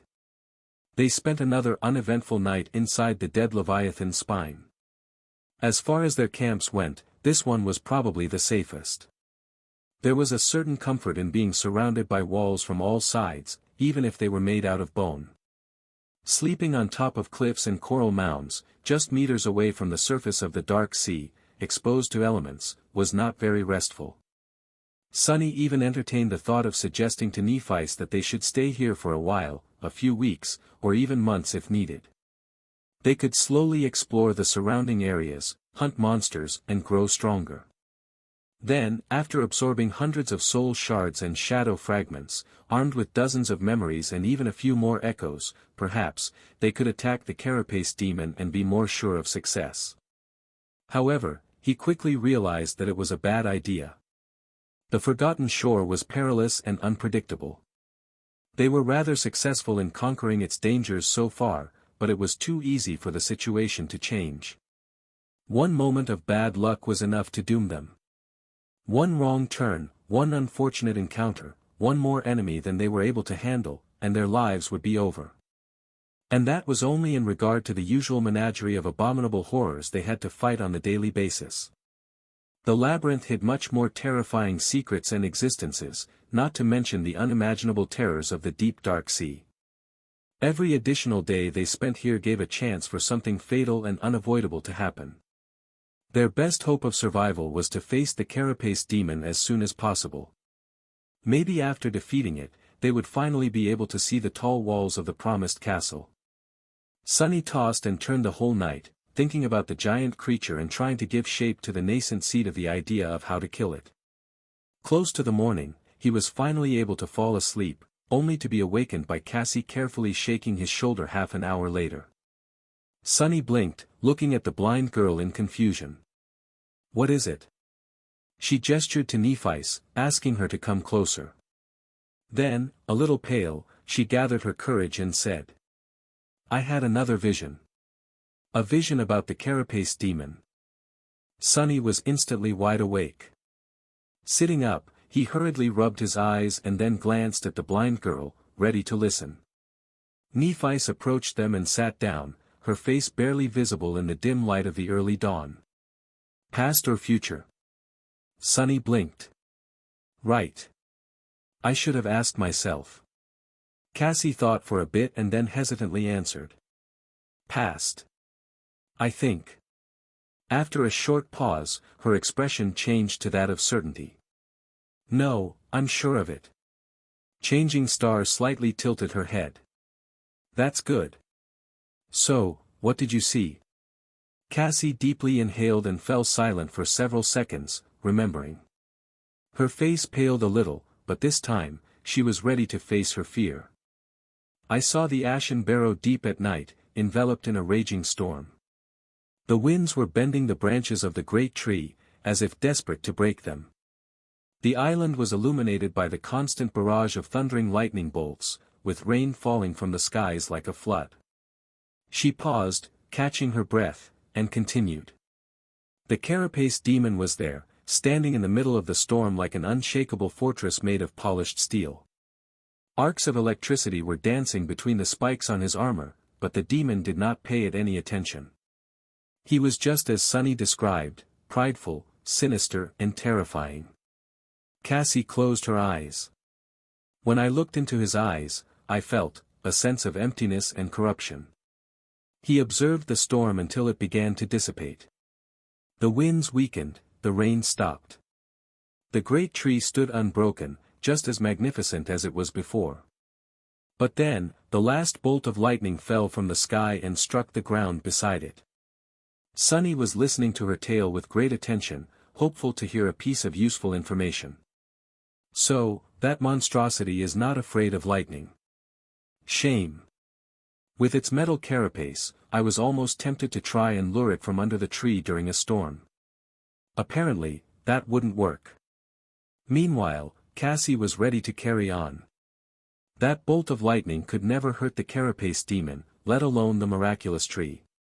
However, when it hit the ground, it ignited the fallen leaves that cover the ashen barrow's surface. Soon, a large part of the island was engulfed in fire. In the absolute darkness of the night, it shone like a beacon. Sunny perked up, remembering something. Back when the three of them first met at the beginning of their deadly adventure through the dream realm, the girls mentioned that the light he had seen from the giant knight statue a few nights prior was indeed made by them. However, making that fire had turned out to be a big mistake. At night, any source of light was like a lure for the monsters of the forgotten shore, including the terrifying creatures that lurked in the depths of the dark sea. That's why, ever since, they were careful to never light a fire after sunset, preferring to endure the darkness instead of attracting unknown horrors from beneath the waves. Having a guess of what had happened next in Cassie's vision, he waited for the blind girl to continue. Her voice trembled a little. Before the flames died down, the dark sea surged, and a thing crawled out of it, covering almost the entire slope of the ashen barrow with its body. It looked like a mass of bones and rotten flesh connected by black seaweed, with thousands of horrible eyes staring at me hungrily from beneath, coiling tentacles seething as it pushed itself toward the great tree. Her face turned slightly green. Just remembering the abomination made Cassie feel nauseated, but she gritted her teeth and did not stop speaking. That was the most repulsive creature I've ever seen. However, it seemed slow and clumsy, as though being ashore, outside of the black water, was weakening it. The carapace demon did not hesitate to lunge at the creature, completely ignoring the fact that it was at least 10 times his size. It was like he completely lost his mind, enraged by the intrusion on the island. Nephi's suddenly spoke.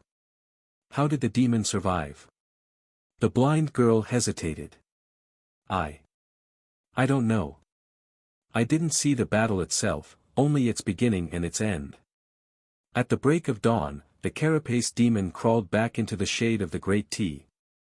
He was severely wounded, with several of his legs missing and his sides covered by a spiderweb of cracks. The fire was gone, and there was no sign of the sea creature anywhere in sight. She paused for a moment and then said in a quiet voice. The most terrible wound was on his chest. The steel armor of the demon was fractured and split apart, revealing the beating heart inside. Rivers of azure blood were flowing from the wound, mixing with the ashen sand. The demon crawled to the base of the tree and laid his broken body between its roots. Cassie sighed. The last thing I saw was the passage of time. I don't know how long it took, but eventually, the carapace demon was able to recover from his wounds. His sides restored themselves, his legs grew back. The fracture on his chest was the last to heal. However, it wasn't healed completely. Hidden from sight, there's still a weakness in his armor.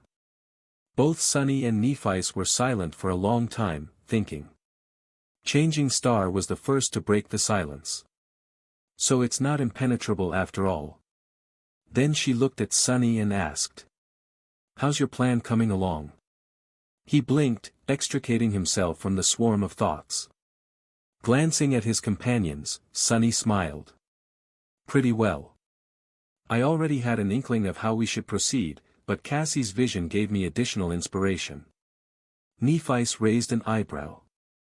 Is that so? He gave her a confident nod. Yeah.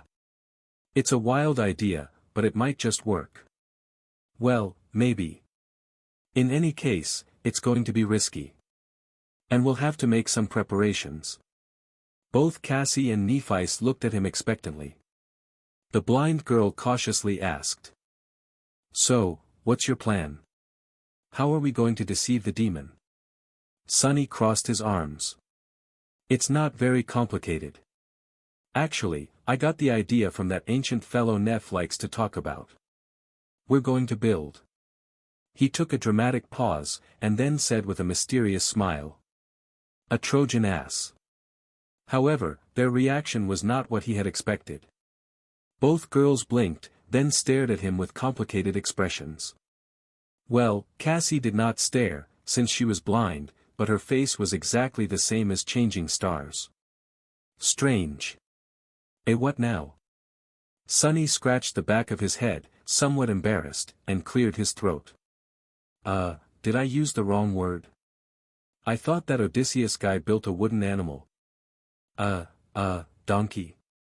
Nephi raised a hand and put it on her forehead, closing her eyes. Weird. Does she have a headache? Are you all right? She sighed deeply, then said in a flat tone. A horse. It was a horse. The next day, they returned to the place of the battle between the Carapace Legion and the Centipede monsters. A few days earlier, they had lured a Carapace Centurion here to ambush it, but ended up causing a massive confrontation between the two tribes of nightmare creatures. The carcasses of some of the monsters were still there, buried slightly in the mud. Of course, there was no meat left on their skeletons. The inhabitants of the labyrinth were for the most part carrion eaters, after all.